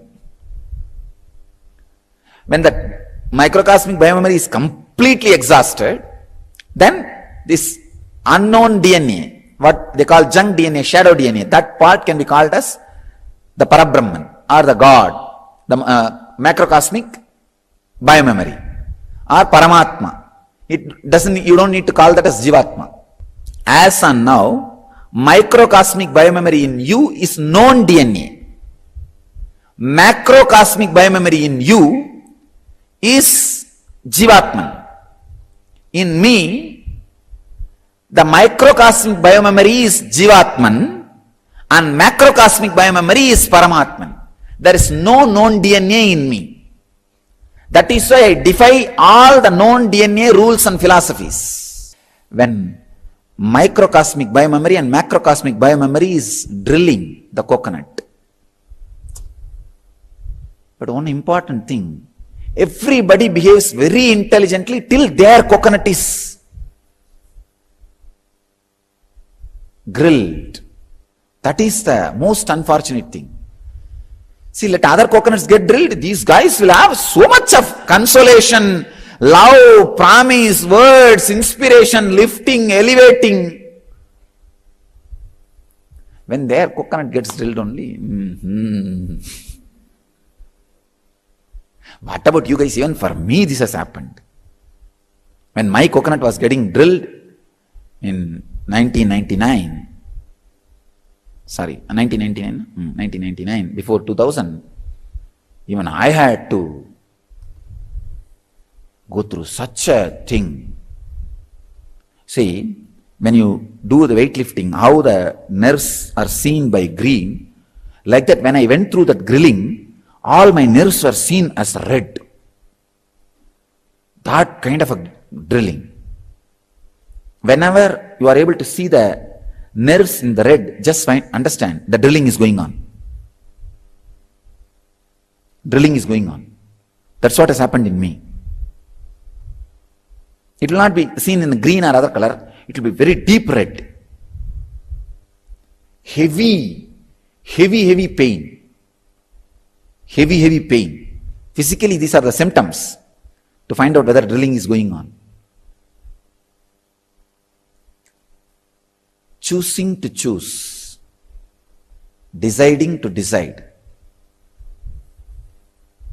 It's almost like when you are standing in the waves, the sand under your feet will be washed away, taken away. If you decide to push, you can stand. If you just slip one step, what will happen? You will just go with the wave.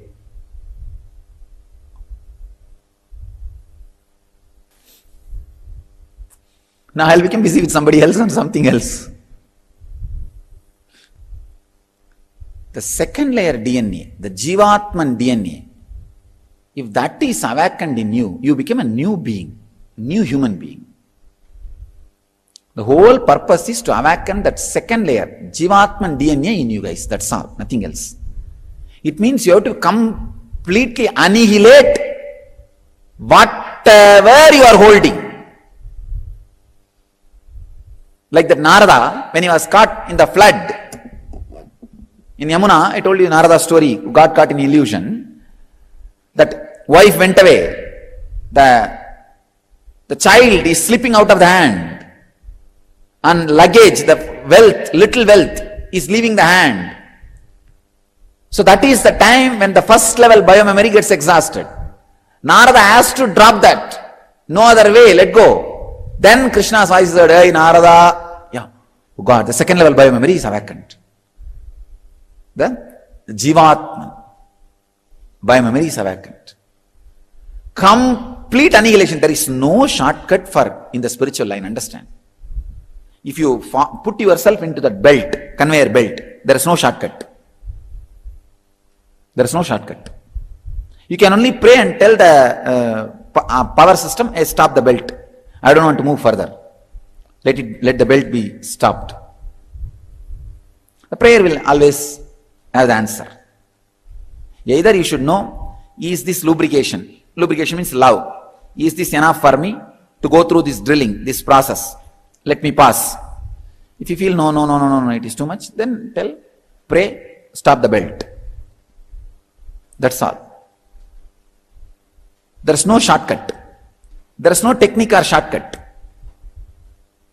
Technique and shortcuts can give you one drilling, like a one hole in the shell, Anandagandha, but not complete annihilation. All the concept you have, all the idea you have, all the relationship you have, all the holdings you have, everything has to be annihilated, no other way. Unfortunately, sometimes you can't even say, no, I don't want enlightenment, I don't want. You just stop this process. Maybe if you say that you can stop the process to the macrocosm, then it stops. I've seen. It stops and puts more lubrication. A lot of love and more lubrication and pacifies. But again, when you feel comfortable, everything is okay, again that belt starts moving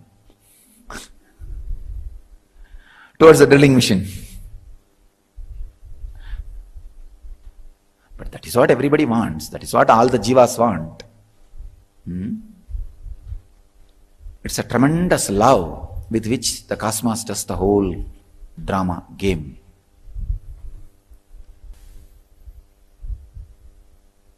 All right. So let the jivatman DNA be awakened in you. The self DNA be awakened in you. That is what is repository of all these siddhis, all the great siddhis, powers. See, in the microcosmic biomemory, the powers which has microcosmic biomemory is that moving your hand and eating, chewing, swallowing, lungs, heart, all these things are microcosmic biomemories, powers, which goes on without even your knowledge.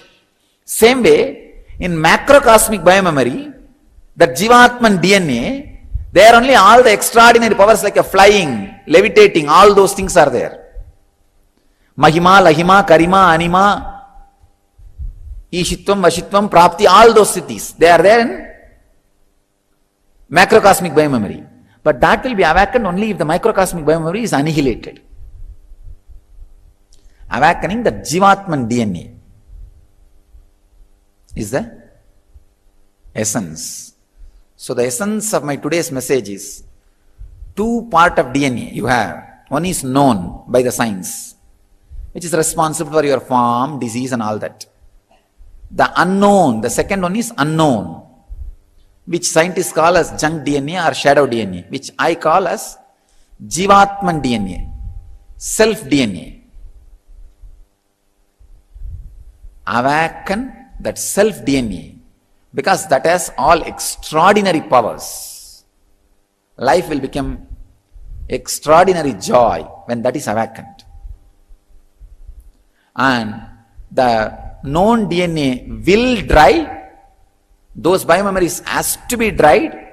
No other way. It cannot give you the life. That is not your blueprint. That is not your blueprint. You need to know that. As long as you catch that as a blueprint, life will be struggle. It will be struggle. So catch the macrocosmic DNA, allow that to open up.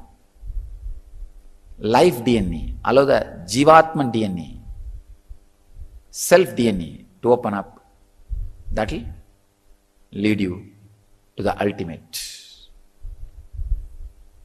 I bless you all with my deep love. Let you all experience the lubrication, love energy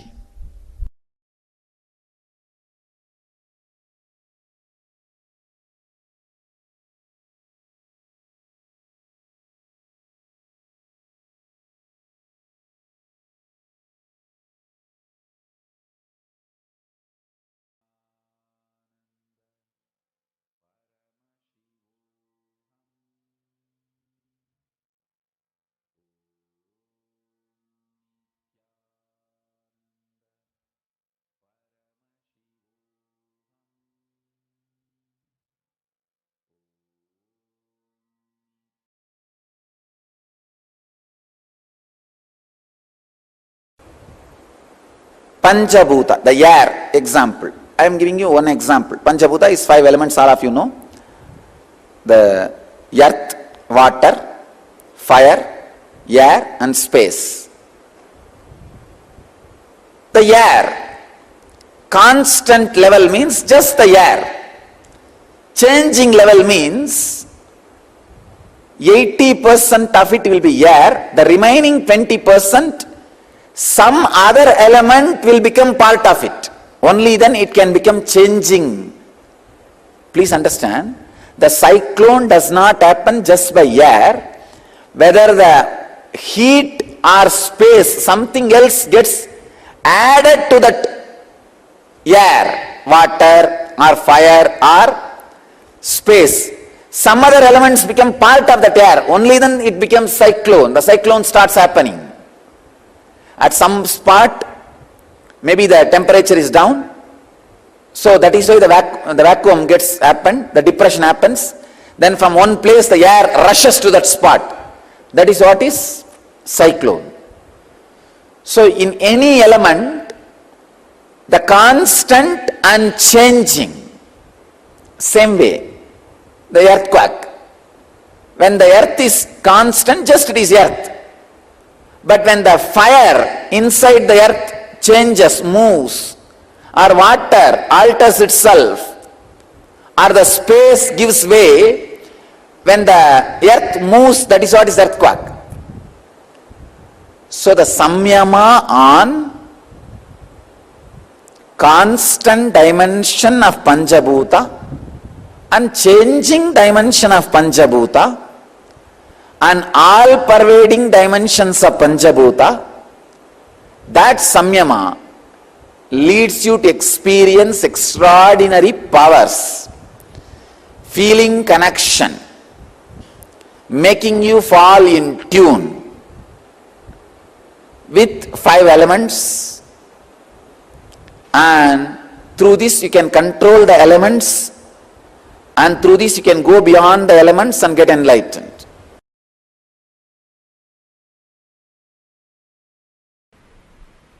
Being unaware. The base from I wanted people to start the understanding is, by the nature of your intelligence, your body can directly produce whatever it wants from the panchabutas, means from the sky, from the air, from the sun rays. Sun rays is the fire representation. And from the water, from walking on the ground. It can just imbibe whatever it wants directly. You may need to support very little for the earth element, whatever has grown out of earth, like little grains, little vegetables. Maybe that support you need to add, that's all.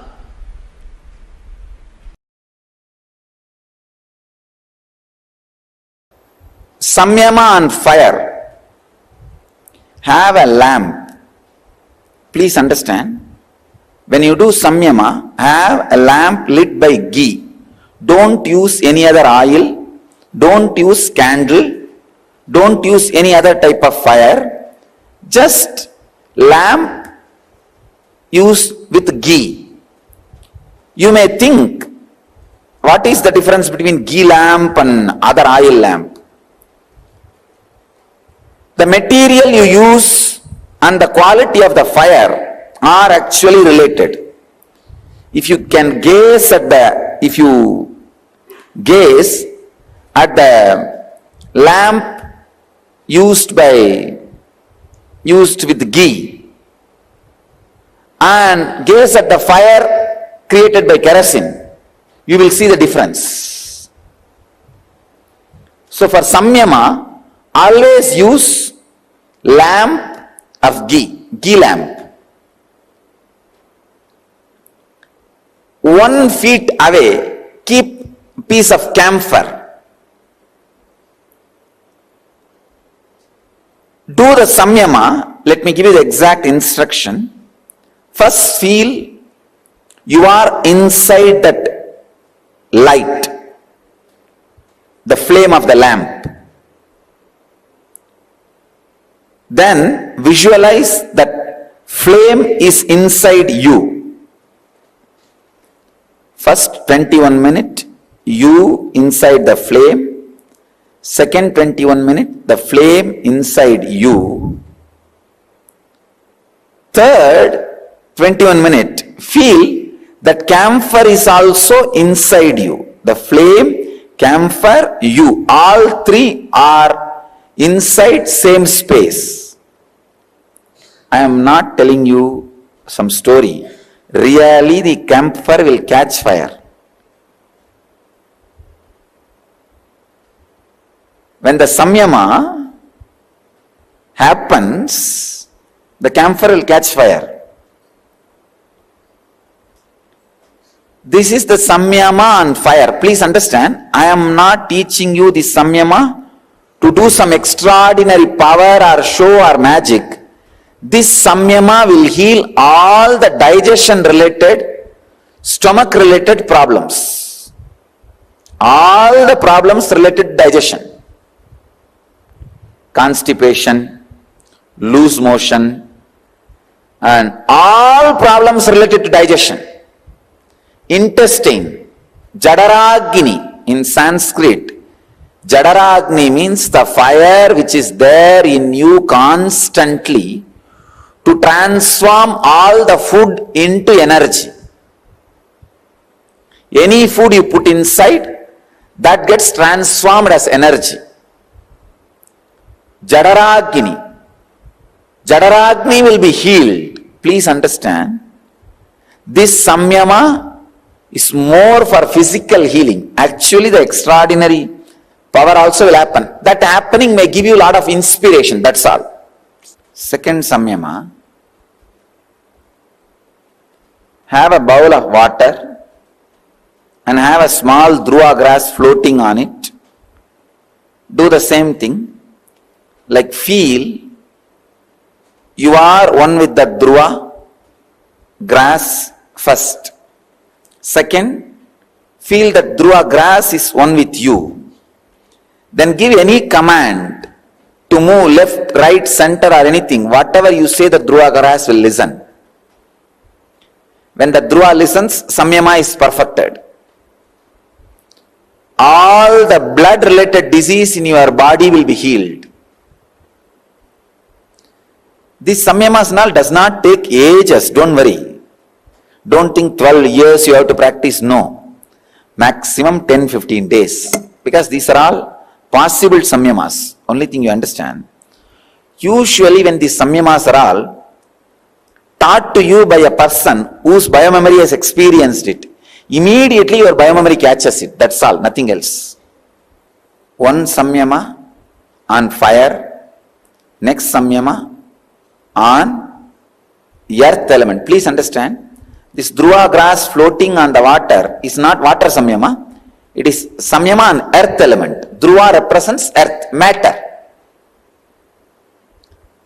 Third samyama, sit in front of a mirror. Gaze at your own third eye. Feel the reflection is you are the reflection. The reflection will disappear. Mirror will be empty. This is the samyama on space. Means thoughts. When the reflection disappears in the mirror, mirror is empty. The samyama on the space has happened. These three samyama you can practice even without my direct supervision. Even then I don't want kids to practice this samyama. After 18, you can practice even without my direct supervision. There is no side effect. But only thing you need to be careful about where you keep the camphor. Only the camphor should burn. Things around the camphor should not be burning or flammable. Camphor should not create fire accident. Those things you need to take care. The next two samyamas, samyama on the water and samyama on air, I'll explain, but better don't practice. Do it only in the direct supervision. Sit near the river, feel just one with the river. This samyama will actually liberate you from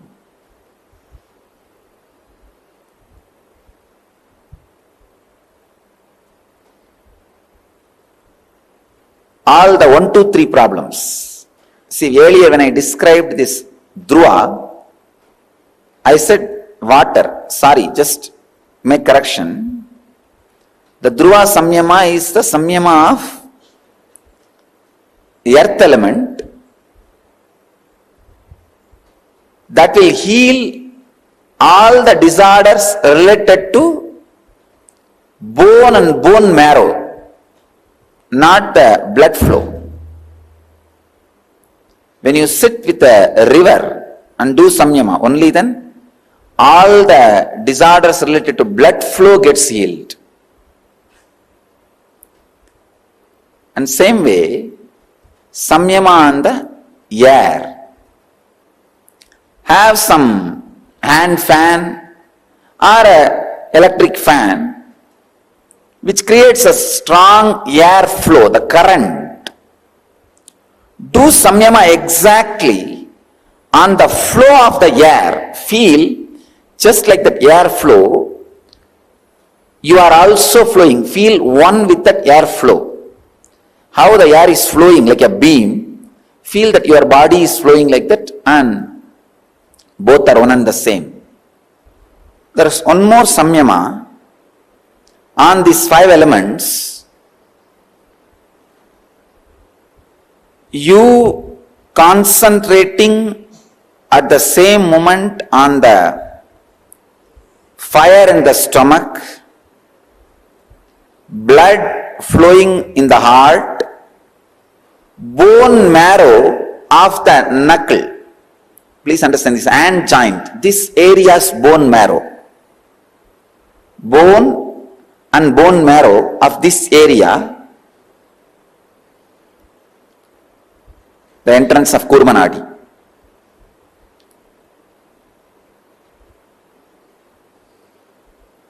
And the eternal sound you experience in your ears when you close your ears. If you just put your hand, you will have that eternal sound. And all the thoughts happening in you. These are the 5 elements inside your body. Understand? The bone and bone marrow of the Kurmanadi represents the earth element in your body. Blood flowing in the heart represents water element. Fire in the stomach represents fire element. The sound you hear in the ears when you close your ears with both hands represents air element. Thoughts you are having represents space element. If you do samyama on these 5 also, you will be able to fall in tune with the panchabutas. As I said, all these samyamas make you fall in tune with panchabutas. Maybe I can guide you into this samyama for a few minutes, so that you can fall in tune with all the major 5 elements in your body. You can get healed and fall in tune with the 5 elements. Just sit remembering. You can put your hands on your ears, hearing that sound, being aware of thoughts, fire in the stomach, the bone structure of the knuckle, and blood flow of the heart. All 5, just be aware. You may be feeling, oh, where will I concentrate? You may be running around all 5. Even if you run around between all these 5, that's great, no problem. But nothing 6 should be allowed inside you. Just run around with these 5, no sleeping. Bring your awareness to the sound in the ears, thoughts in the mind, fire in the stomach, blood flow in the heart, bone of your hand joint, where your right palm joins the hand, this part, the entrance of Kurmanadi. Bring your awareness on all these five. Your awareness should be between these five. You can remember any one of these five or all these five or two, three of these, no problem. In that samyama, remember just these five. Don't bring sixth object to your mind. Between these five, anything is okay.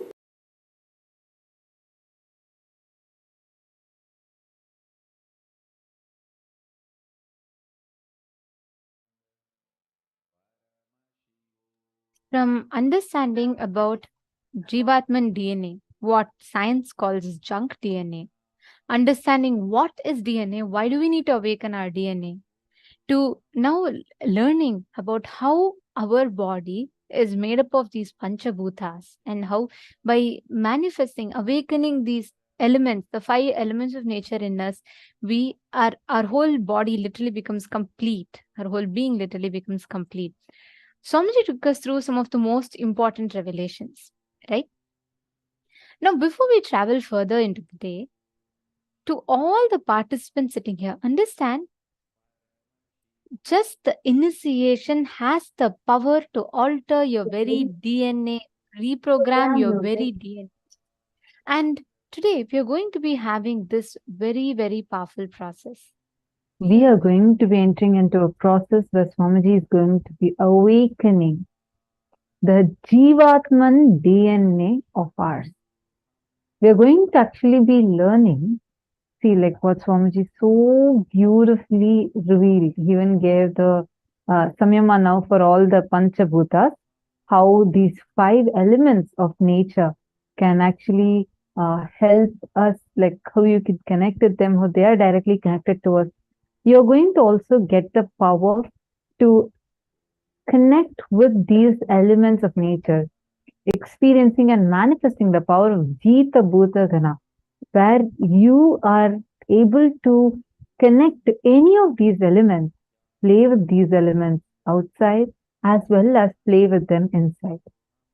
And these samyamas that beautifully Swamiji had given to us, I think out of the five, Swamiji said for the first three, whether it is the samyama on fire, samyama on fire by doing the samyama on the lamp, the ghee lamp, and using that to light a camphor, or the samyama to be done on the earth element, where you put a durva grass on the water, a small bowl of water, and doing the samyama with it, experiencing the oneness and moving it, or doing the samyama with your own reflection, samyama on akasha tattva. You will have the power over these elements. And not just that, for these, you can practice these samyamas. But the best news you have here is today Swamiji is going to be giving this as a power to you. In today's darshan, Swamiji is going to be initiating all of us into the power manifestation of where you are able to connect with these elements of nature and able to manifest these as powers within you. Just by connecting with those elements, you'll be able to command them to move the way you want them to move. You'll be able to command your own digest fire inside as well as the flame of the lamp outside. Okay.